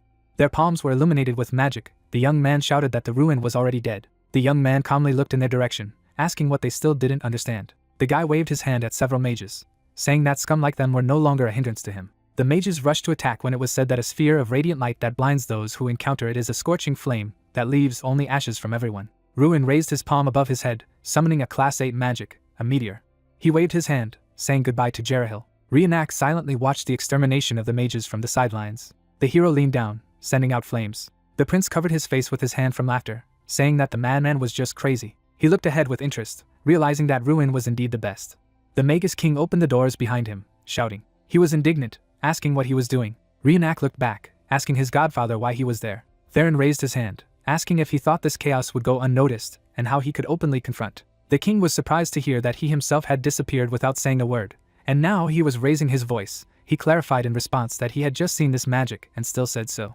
The prince looked away, agreeing that it was impressive, wondered what kind of spell it was to panic like that. Reenact's eyes opened wide when he heard about the meteor, a class 8 magic. Ruin carried out an attack, fist forward, saying that class 8 magic could only be used by magi of the highest rank. In other words, the current protagonist was on par with or even superior to Theron. The Magus King was indignant, asking if the prince really wanted this, sent a bunch of scum at him to anger him. The crown prince held the glass in his hand, not understanding why he was so angry, told him to calm down and listen. Theron interrupted, reminding him that he had seen everything with his own eyes. The young man used the 8th grade spell.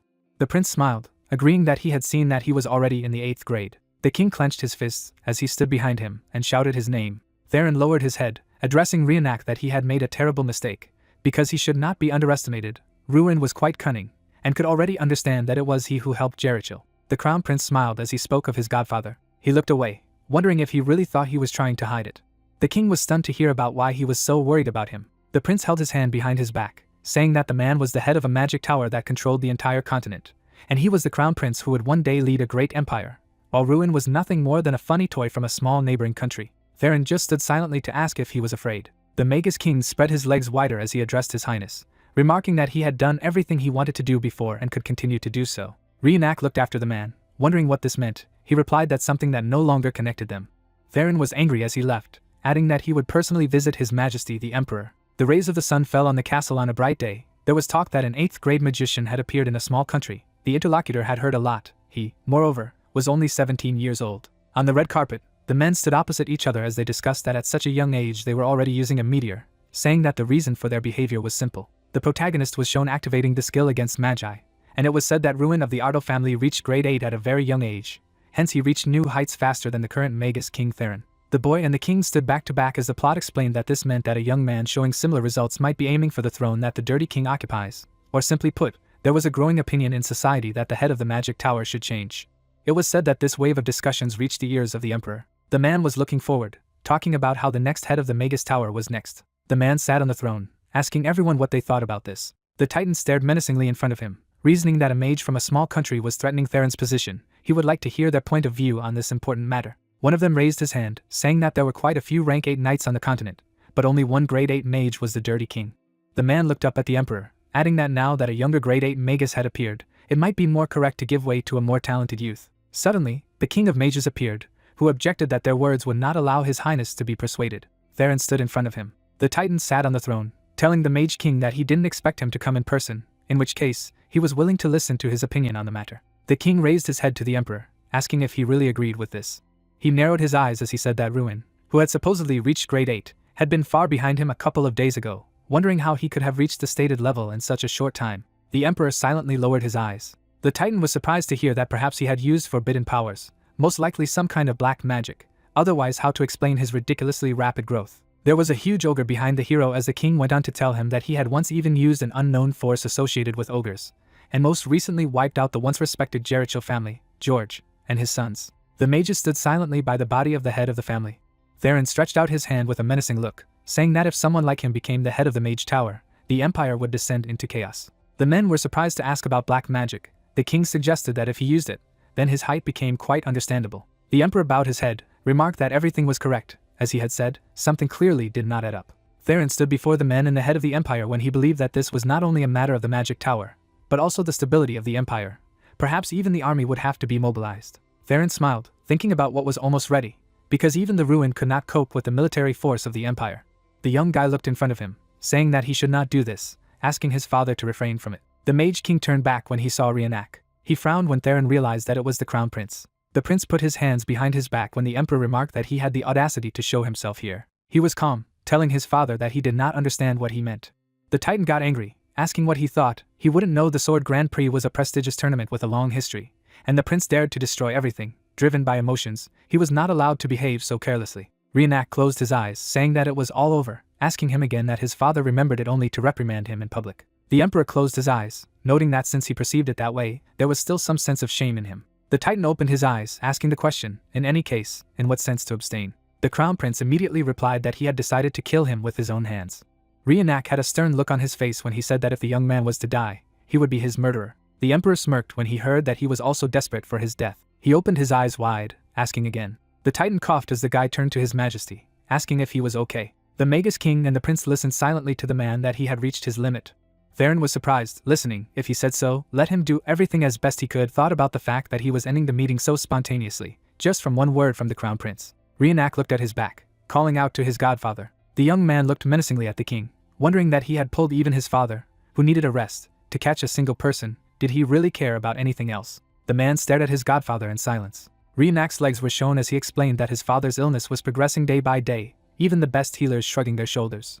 Theron gritted his teeth as he heard that he had to understand that any day now the power would be in the hands of the Crown Prince. He turned around, saying that it was time for him to do so. The Magus King stood silently with his back, wondering when things had turned out this way. Theron clenched his fists, reasoning that he was supposed to be the wings on the future emperor's back, but the Ruin appeared. The young man stood with his back to the side, looking to the side, when the king added that all his groundwork for the future had gone to ashes. The man was shocked. Looking in front of him, he understood that he would never be able to forgive him for this. The young man approached the king. Doom tucked his hands behind his back, listening attentively to the head of the tower. Theron lowered his head, asking about how if he could defeat the ruin during the great festival, if he helped him, the present would change. The warrior narrowed his eyes, saying nothing. The man looked down, agreeing that there was no point in talking about it now. A large chandelier was shown when the king said that soon the head of the mage tower would change. No matter how much the crown prince resisted, this would not stop the main character. Doom stood in front of the king, who asked why he didn't leave, to which he replied, because for him, the head of the mage tower can only be a dirty king. If the ruin is the root of all problems, then he will pull it out with his own hands. The king looked down, claiming that with his current strength, this was impossible. The warrior was stunned when Theron added that this time would be different. The Magus king burst into pink magic, noticing that he was going to support him this time. A drop of sweat rolled down Doom's face. He noticed that his eyes had turned black. He called out to the dirty king. Theron put his hand on the warrior's face, assuring him not to worry. He began to conjure, holding his head, saying that he had always wanted to become his apprentice. The man was shrouded in dark magic when he wondered if this was what he had always dreamed of. Lilac energy spread from the window of the building. Theron asked Doom to smile. Ardal stands in the middle of the arena in flames. He silently looks ahead and says to himself that it wasn't enough to attack the ruin, but also ordinary people. The crown prince and the dirty king are next to each other. The hero wonders which of them is to blame for this. The protagonist opens his mouth and says that it is not so important.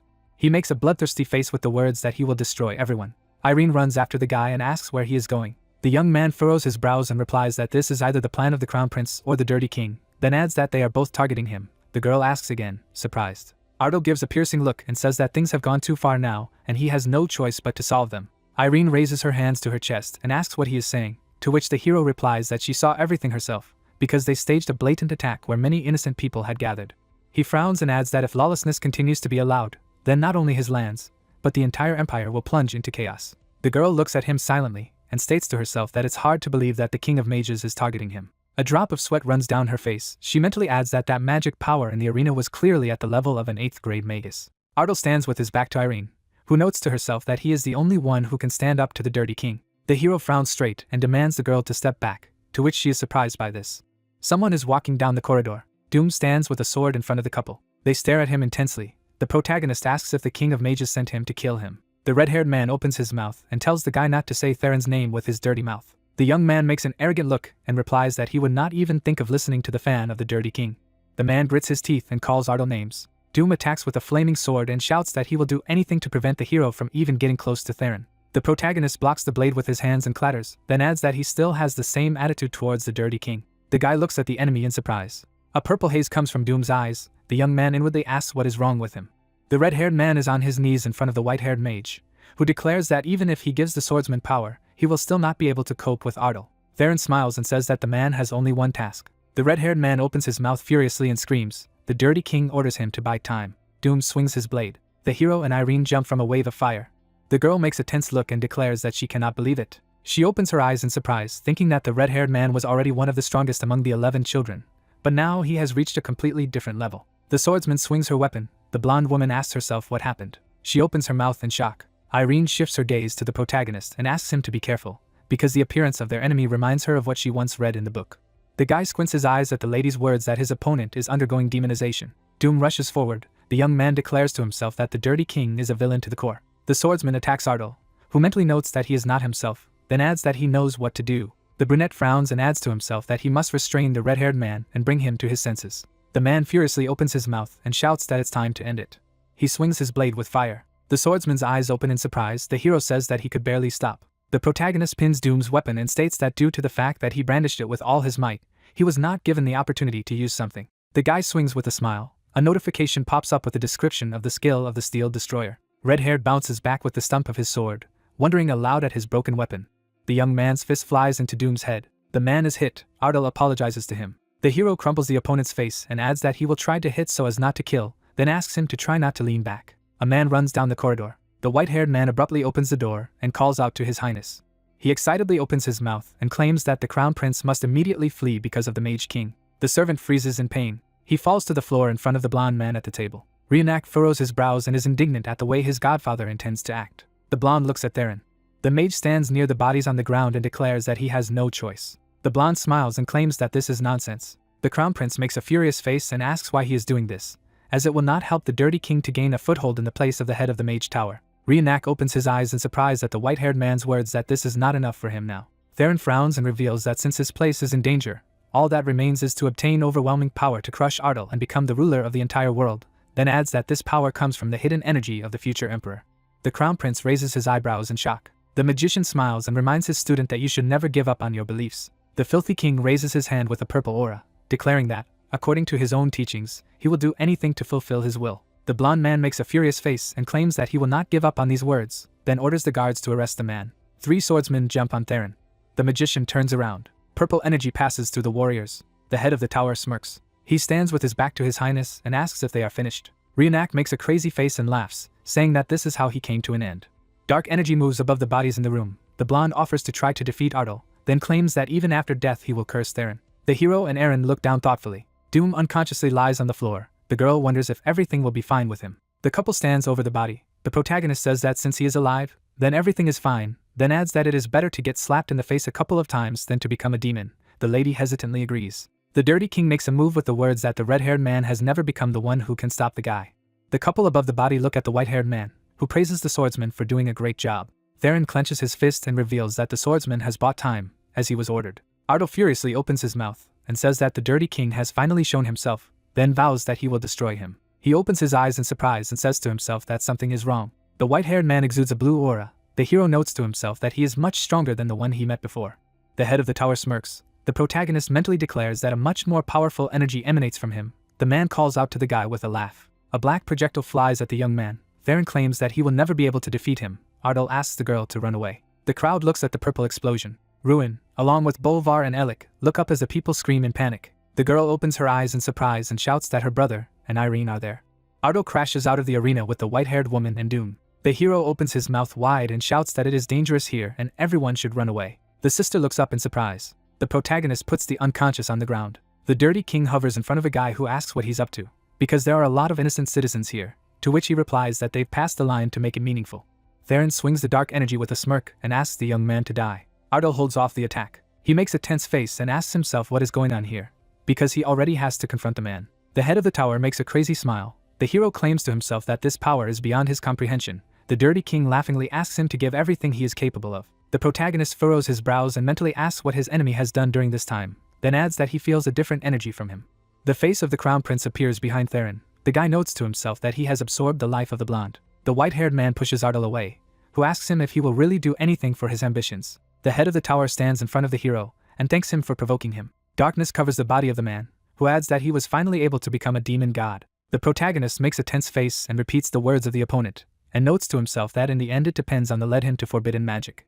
The guy grits his teeth and says to himself that this energy is so overwhelming that it is difficult to say how many more people have been sacrificed. The young man stands in front of the city with the thought that such people should not exist. He opens his mouth, thinking that if Theron is allowed to do whatever he wants, the world will plunge into chaos and turn to the dirty king. The man makes a surprised face. Ardal frowns and declares that he will not allow him to do whatever he wants.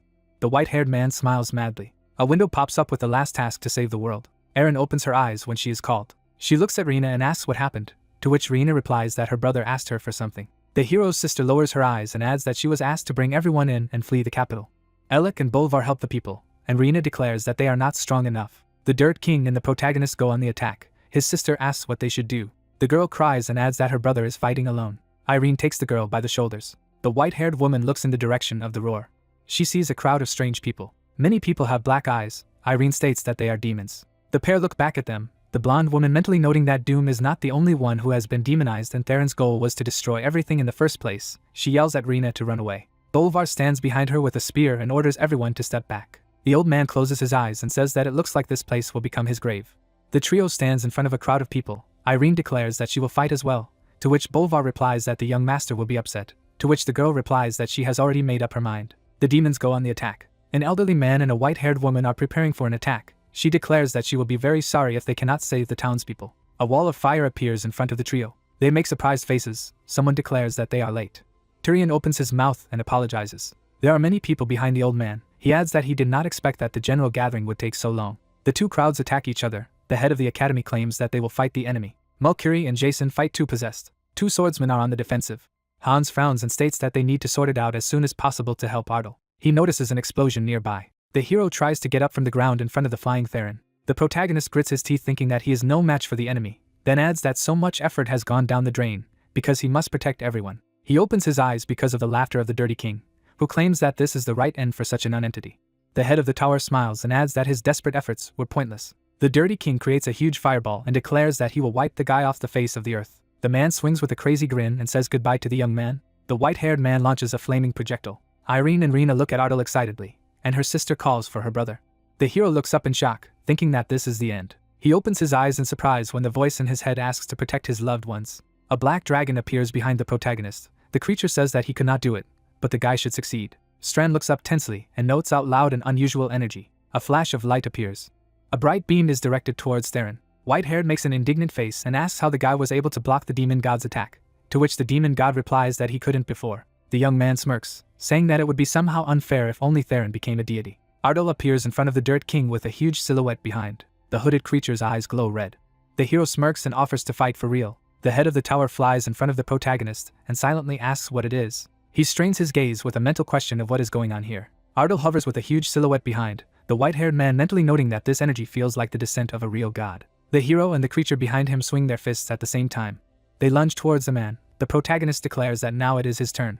Theron puts his shield before the blow, thinking that he must somehow block it. A fist crashes into the white-haired man's face. It crashes into the ground. The head of the academy and the country look up in surprise. The old man asks if this is really Ardal's powers.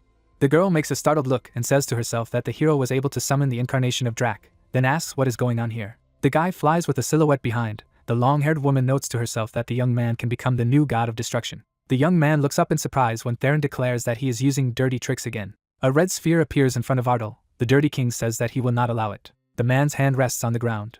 The white-haired man's face is covered in cracks. He claims that he will not allow anyone to get in his way. The man gets back on his feet. His palm is covered in dark energy. He offers to see how long this impudent attitude will last. A lot of ball lightning appears around the head of the mage tower. He declares that only destruction awaits Ardal in the end. The man goes on the attack. Even Theron, being a demon god, did not realize something. A hooded creature covering his palm with a golden glow, Draka, summoned by Ardal, was once hailed as the god of destruction. The hero repeats the actions of the deity. The protagonist and the silhouette behind their back bring their palms horizontally. Fighting them is akin to suicide. The guy folds his hands covered in golden light. Theron stares at a bright beam of light. He opens his mouth in shock and mentally declares that this is ridiculous. The man opens his eyelids in surprise at the young man's words that it is his turn again. Ardal and Drac rush to attack the white-haired man. They strike Theron. The deity hits the head of the tower in the side. Fist Drac is covered in golden energy. The dirty king flies away from the attack. Ardal's comrades watch the battle in shock. The hero raises his eyebrows in surprise because of the white-haired man's voice. The man rushes up.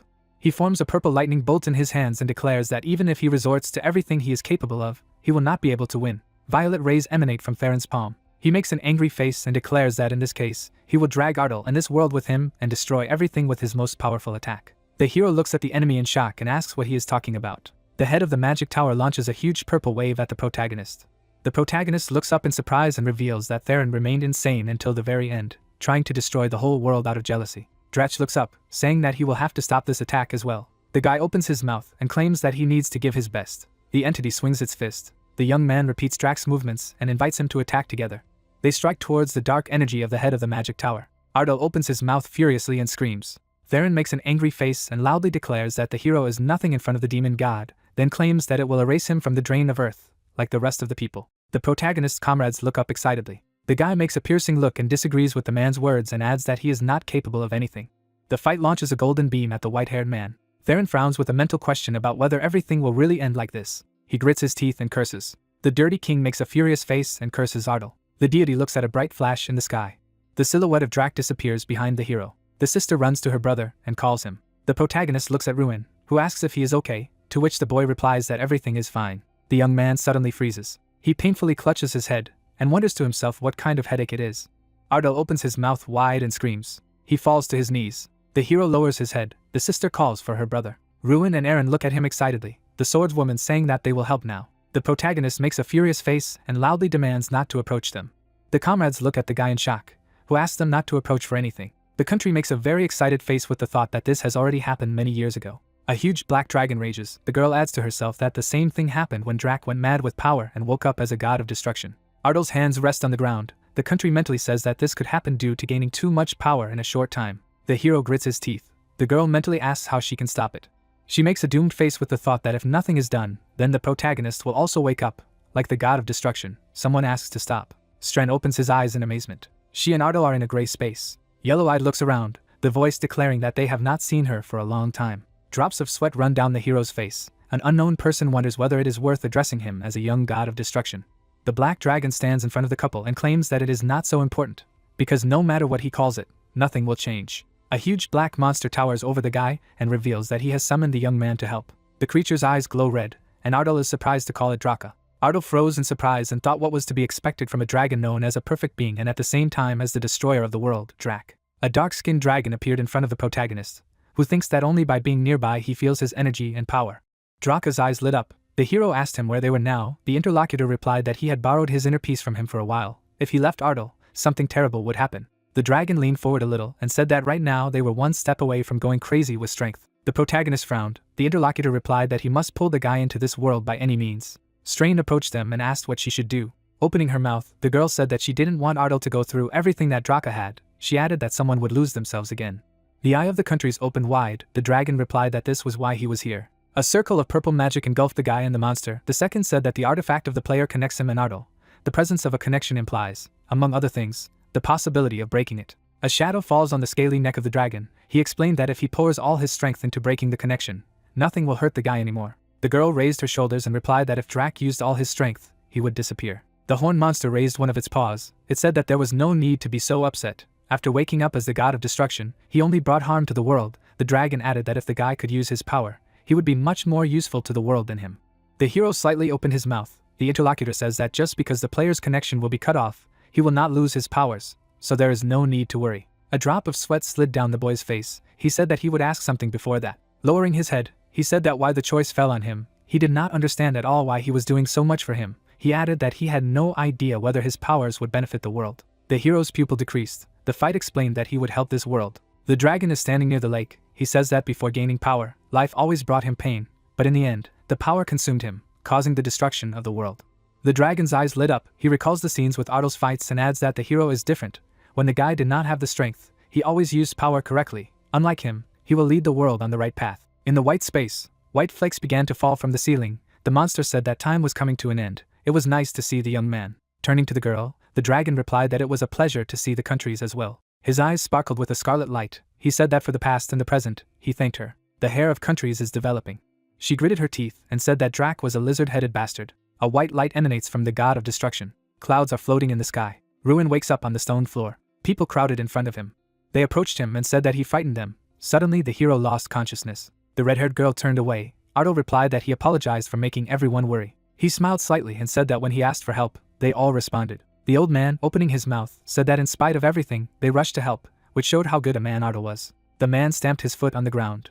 The blonde guy clenched his fist. The emperor came to them. Ardo froze in place in surprise. The emperor replied that he had come to him. Raising his eyebrows, Ardo thought that the emperor intended to blame him for defeating his closest ally, the king of mages. There was a possibility that the emperor was out of his mind. He had just lost his son. A man in royal robes, with his mouth half open, turned to the protagonist.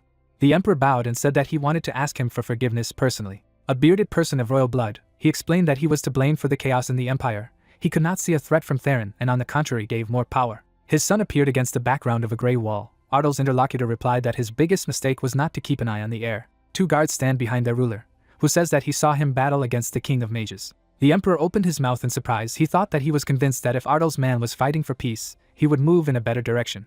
The king of mages appeared in the sky, the protagonist in a fighting stance in front of him. The blonde man bowed and said that he would ask directly. The tower emits yellow lightning. The king invites Ardo to become the head of the magic tower. Transparent clouds float in the night sky. There is a house in the forest, from which you can hear conversations about Ardo. A guy with blonde hair, holding a mug of beer, says that he always believed that the protagonist was superior to the rest, but to receive an offer to become the head of a magic tower. The hero, looking into the glass, said that he could not even dream of this. He thinks that he was offered to take the place of Dirty Theron. A man in a dark robe stands in the tower. The hero adds that becoming the head of the Tower of Mages means that everyone will look at him with admiration. Turan stands still. Ardo explains that he has defeated the previous head of the magic tower, the traitor Theron. The emperor stands half-turned. The protagonist states that therefore the emperor personally recommended his candidacy. If he accepts his proposal, the decision will immediately take effect. The dark-haired guy sits idly by. He mentally said that the rebellion of the mage king Theron Artemis and the death of the crown prince stirred up the world as the new head of the tower. He had a lot to do, but he had barely graduated from the academy. The hero looked away. Irene, putting her elbow on the table, said that what she was thinking about so much, there was no face on it. The girl and the guy are sitting at the table. They say that the sudden responsibility of such a scale is depressing. The guy added that this is a great opportunity, but he cannot get rid of the worries. Irene, opening her mouth, said that why doesn't Otto go somewhere where he can relax? The guy, looking away, replied that it sounds good. He asked what if she had proposals. She grinned slightly. The girl lay down on the table and explained that they could go to her. The dark-haired youth opened his mouth in surprise. Lights are on in the house. Clouds float in the daytime sky. The bear hung from Otto's shoulder and said that he had not met anyone yet, whether events were developing too quickly. The hero follows Irene. Strana says that he goes to the girl's house, alone. A crowd of friends stands together. Strand comments that the protagonist's friends help very well. They retreated so that only Irene and a dark-haired guy could go on the trip. Looking at the shoulder, the young man asked why the bear remained. He replied that he was its one and only embodiment. The girl turned and asked what Otto was muttering to himself. The wind sways Irene's white hair. The hero thinks that in the end only he and Irene went on a trip. A guy and a girl are walking along a forest path. The first to mentally say that all he knows is that the place they arrived at is Iris's homeland. He added that he did not expect the area to be so rocky. The student in the jacket looks around. He thinks that there is nothing remarkable around. A dark silhouette jumps out of the bushes. Otto glanced sideways. A man in a shirt dived with a hook at the protagonist. The attacker, rising to his feet, said that it was not bad, since the hero dodged his kick. The guy with dark hair, opening his mouth, replied that what the enemy was trying to achieve by attacking him on the sly. Otto's rival, turning to the girl, asked if the student really wanted death. Irene, closing her eyes, explained that she was apologizing. Looking ahead, Irene said that it was her older brother. A guy with yellow eyes stands in a fighting stance. 3 people are standing in the middle of a green forest. Otto asked why Irene's brother attacked him. He replied that the protagonist dodged his surprise attack, so it was definitely not so simple. The opponents approached each other. The girl's brother asked if the interlocutor was walking around with his sister, then he was her boyfriend. The offender grabbed the main character by the shirt. Without letting go of his clothes, the tall man said that they would talk when they fought. Opening his mouth, the student in the jacket said that he did not know what his interlocutor was talking about, but it would be nice to let him go. Otto turned his gaze forward. Aduma stands still. A guy with dark hair thinks what a 5-star fighter is doing here. That's such a strong person. An 8-star martial artist Aduma Prius has forgotten here. Irene's brother, opening his mouth, asked why the hero was silent. Sister Aduma folded her hands and told her brother to stop. The martial artist lightly hit the protagonist in the shoulder. His sister said that even for his brother, he allowed himself too much. Aduma opened his mouth and blurted out that his sister was really taking the side of the guy. There was nothing special about this Otto. She, turning towards a family member, said that she was saving him. Closing her eyes, Irene said that they were leaving. What a stupid brother. Flames blaze behind Adam. In the middle of the forest there is a large wooden house. The protagonist thinks that there will be no problems with the rest of the family. The man hits the floor with his fist. He sat down on a chair and asked that his precious daughter had brought a man into the house. The head of the family emits a bright light. He has stated that there is no way he will approve of this marriage. 9-star martial arts master Aken Prius. 2 teenagers are standing in the hallway. The father says that if Otto wants to take his daughter, then he must defeat him. Otto looked into the void and thought that maybe he shouldn't come. He already wanted to go home. The mother comes to the family. She came and asked what they did here. Irene finally invited a guy to them, and they can't even greet him. Opening her mouth, the woman said that family members should apologize. The men froze with shame. They turned to the protagonist and apologized to him. The dark-haired guy smiled and thought that Irene had gone to her mother. How could someone be so graceful and kind? The mother of the family is in the hallway. 8-star martial artist Seda Prius. The student in the jacket froze in place. The academy stands in the middle of the lanterns. Otto reflects that the family of the great Lord Prius. They once owned vast territories and were surrounded by a halo of brilliant glory. Construction is underway on the edge of the forest. The protagonist explains that their fame has faded along with the decrease in the number of descendants. Several heirs have wandered the world and settled in this remote territory. Brother and father of the Prius family show techniques. The hero says that they lived in seclusion, surrounded by mountains, devoting themselves to endless training and meditation. Irene holds out her hand, and Otto reveals that, however, Lady Irene, who has discovered a talent for magic, has followed the path of a mage and set her sights on restoring the glory of the family. Seda put a bowl of soup on the table. Irene, Seda and the protagonist are sitting at the table. The mother said that the men in this family are always like this. Brother and father are sitting near the house. Seda explains that the rest of the family is hopelessly prone to emotions and acts without thinking, but she assures that they are not bad people. A woman in a gray cape, sitting at the table and saying that the actions of her men come from love for her daughter, she hopes for understanding. Otto, opening his mouth, replied that he understood everything, and Seda said that Irene's precious daughter had brought a man into the house. Folding her hands, a woman with bright eyes declares that she is absolutely calm. She, playing with her fingers, said that since her daughter had brought someone, she must be serious about him. The students are having lunch at the Prius house. Irene's mother asks that he is right. The white-haired girl's face turned red. Irene's brothers and father burst into the room. A fire blazes behind them, and Aken has stated that if the hero wants to take her daughter, he must first defeat them. The woman at the table exhaled. The men in the aisle asked that the guy's name was Otto. He replied that it was. Aken, with his mouth open, said that he believed that the main strength for a man was to protect his family from all dangers. The protagonist got up from the table. The priest's father said that this is how he lives and raises children. The bearded man looked at the young man and said that in his eyes, Ardal was nothing more than the son of a noble family, whether there was a drop of strength in him. Ardal opened his mouth. The protagonist frowned and stated that power is what he is most sure of. Akan put his hands to his belt and asked if this was really strength, that what he was most sure of was his strength. He added that he would give his due, since the guy does not lack courage. The protagonist, opening his mouth, explained that he has no equal in responsibility, and in physical strength, he is sure that he will not yield to anyone. Irene's brother stands behind Prius's father, and doubts the hero's words. He must have deceived their innocent girl. Aduma clenched his teeth and said that why didn't Ardal prove what he had said? They were just going to train the entire male part of the family. Clenching his fists, the main character replied that it would not be easy, but it sounded good. Looking in the direction of the girl, the guy in the jacket said that he would go to warm up. Looking away, he explained that her family only knew the language of training, so it would be much easier to get along with them. Walking towards the exit, the dark-haired youth said that he would be back soon. Irene's mother, sitting at the table, said that there was no need to worry, he would cope. Opening her mouth in surprise, she heard that her daughter worried more about her men than about her boyfriend. Irene opened her eyes slightly and said that she was worried about her male part of the family. A rainbow appeared in the sky. People gathered near a huge boulder. One of the Priuses said that the younger brother had set a new record. Aduma turned back. The father said that his sons had a long way to go. Father Prius lies on a rock and says that this is to be expected. There is still a long way to go before 9 stars. Ardal looks at the brothers and their father. He thinks that the head of the family will be difficult to surpass. The father mentally said that the dark-haired guy would not dare to slap Irene. The protagonist, opening his mouth, said that the strength of the Prius family is impressive. He stamped his foot. The head of the Prius lies on a stone. The interlocutor said that he would show what he was capable of. Ardal leans down slightly. The brothers say that the guy is going to destroy that huge boulder. The hero swings. Akan's pupils shrank in surprise. A destructive wave of fire burns through the stone rock. A crowd of guys running up say that they do not believe their eyes. The protagonist stands in a huge crevice. Ardal is frozen in place, the Prius family wondering what a mage can be so strong. The rays of the evening sun fall on the Rocky Mountains. In the Prius, the most important trait is considered to be the strength and endurance necessary to protect the family. The hero runs away from Irene's brothers. He explains that as he thought, they planned to break his spirit through training. Drops of sweat drip from the face of the guy in the dark shirt. He adds that contrary to their plans, this will be a chance to show them what he is capable of. The brothers of the Prius family lie on the ground. Ardal said that several days had passed like this. A silhouette of a man appeared above Adam's face. The protagonist lent a helping hand and clarified that it was time for them all to have dinner. A man with red hair gets to his feet. The bushes rustle in the wind. Irene's brother asks that maybe the hero will join their training next time. The protagonist stared at the 3 men. He opened his mouth and said that maybe they didn't mind if he called them hens. All the brothers immediately blushed.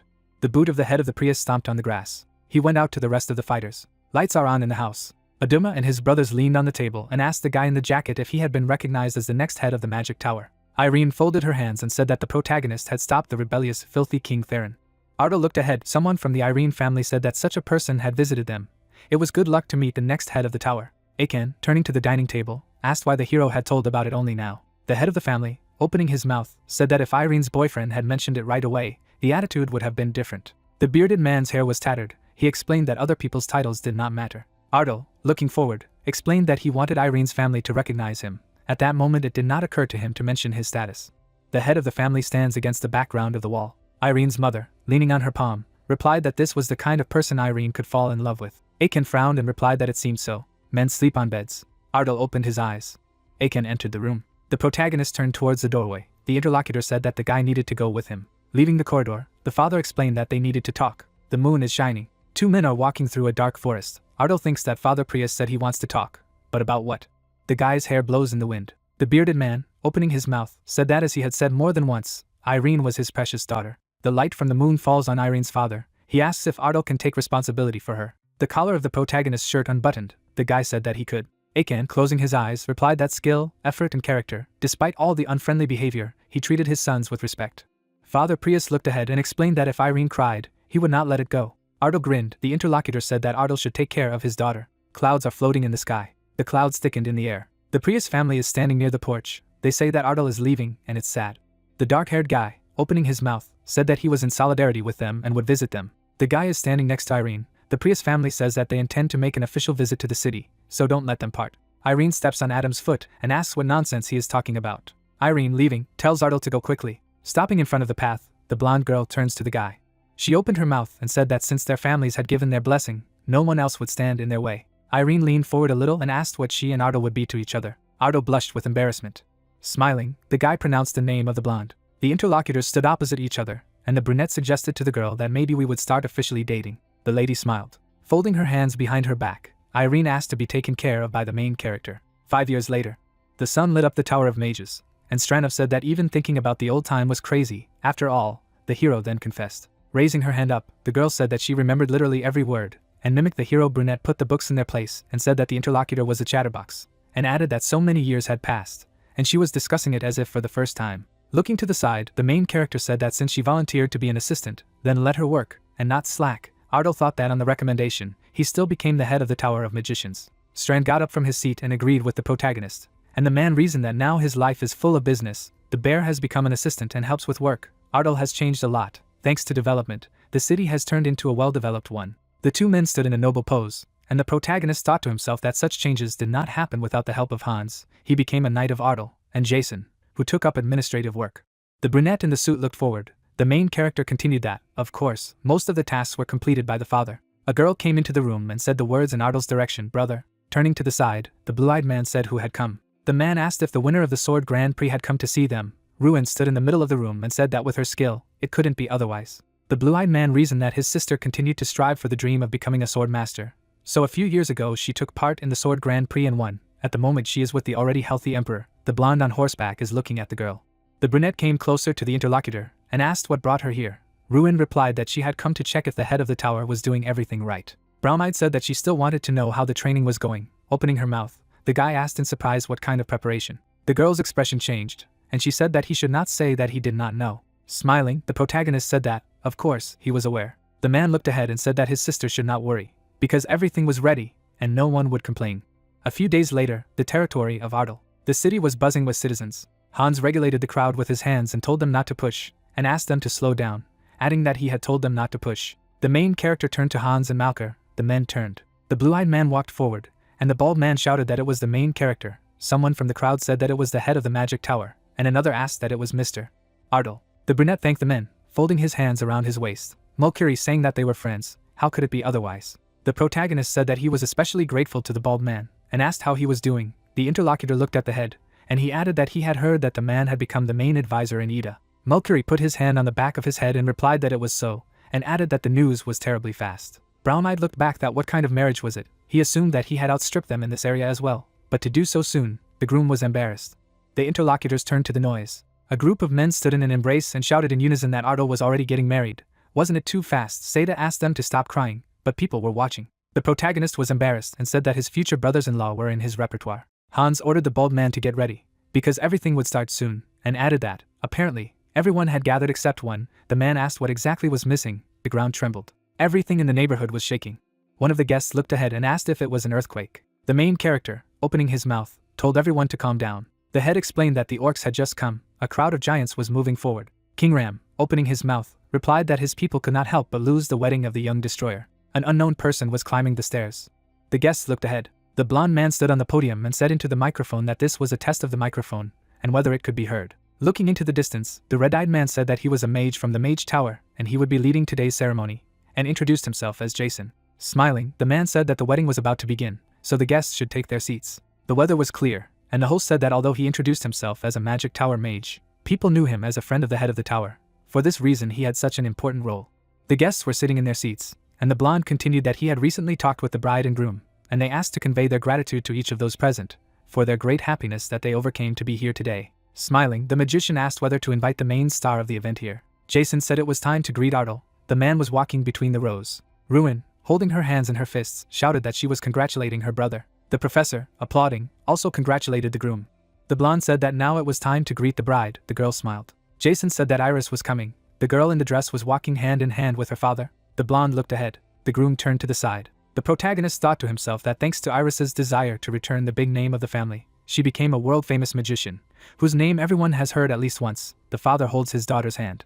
The bride smiled, and the main character thought that today this woman would become his wife. The man took Iris's hand. Opening his mouth, the blue-eyed man said that he promised to be a good husband. Looking ahead, the girl's father replied that he believed it. The host said that it was time to introduce the priest. The couple was standing together.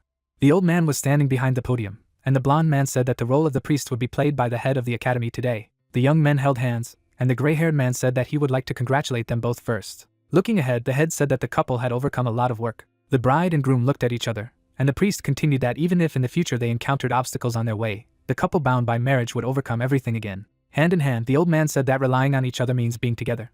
The couple looked into the distance, and the head said that now we would listen to the vows of the newlyweds. Opening his mouth, the man said that he remembered the first day of the meeting. It was in an antique store. Then he could not yet think that he would marry that cold and stubborn lady. Ardal turned to his bride and said that in retrospect he assumed that he had been attracted by the girl's confidence and prudence. Smiling, the groom said that he, Ardal, would be his wife's closest friend. Opening her mouth, the blonde said that she, Iris, would be a loving companion for her husband. The couple stood holding hands. The newlyweds said that finally they sincerely thank everyone who came to the holiday today. The couple stood facing the guests. Lights appeared in the clear sky. Fireworks flew everywhere. The couple was walking towards the guests, and congratulations were heard from all sides. The protagonist reflected that he had achieved everything by being a nobody. It must have been all thanks to that help, the guy hovering over a huge figure. The husband and wife waved to the guests, and the protagonist thinks that he ran without a breath, facing different situations, but in the end he coped with everything. The man continued that if only Drax shared this moment with him, then a voice was heard in the blue-eyed man's head congratulating him. The protagonist's face changed dramatically, and he said to himself that this voice. The brunette asked the bear that maybe he also heard. Strainy sat on the hero's shoulder and replied that he did not hear anything. Ardal stood in shock. Smiling, the hero said that the kid should forget, it just seemed to him. The newlyweds walked together, and the blue-eyed man reflected that if in the future someone asked him how he had filled that day, he would answer without a doubt that it was the end of a journey that he had passed without regret. The man smiled.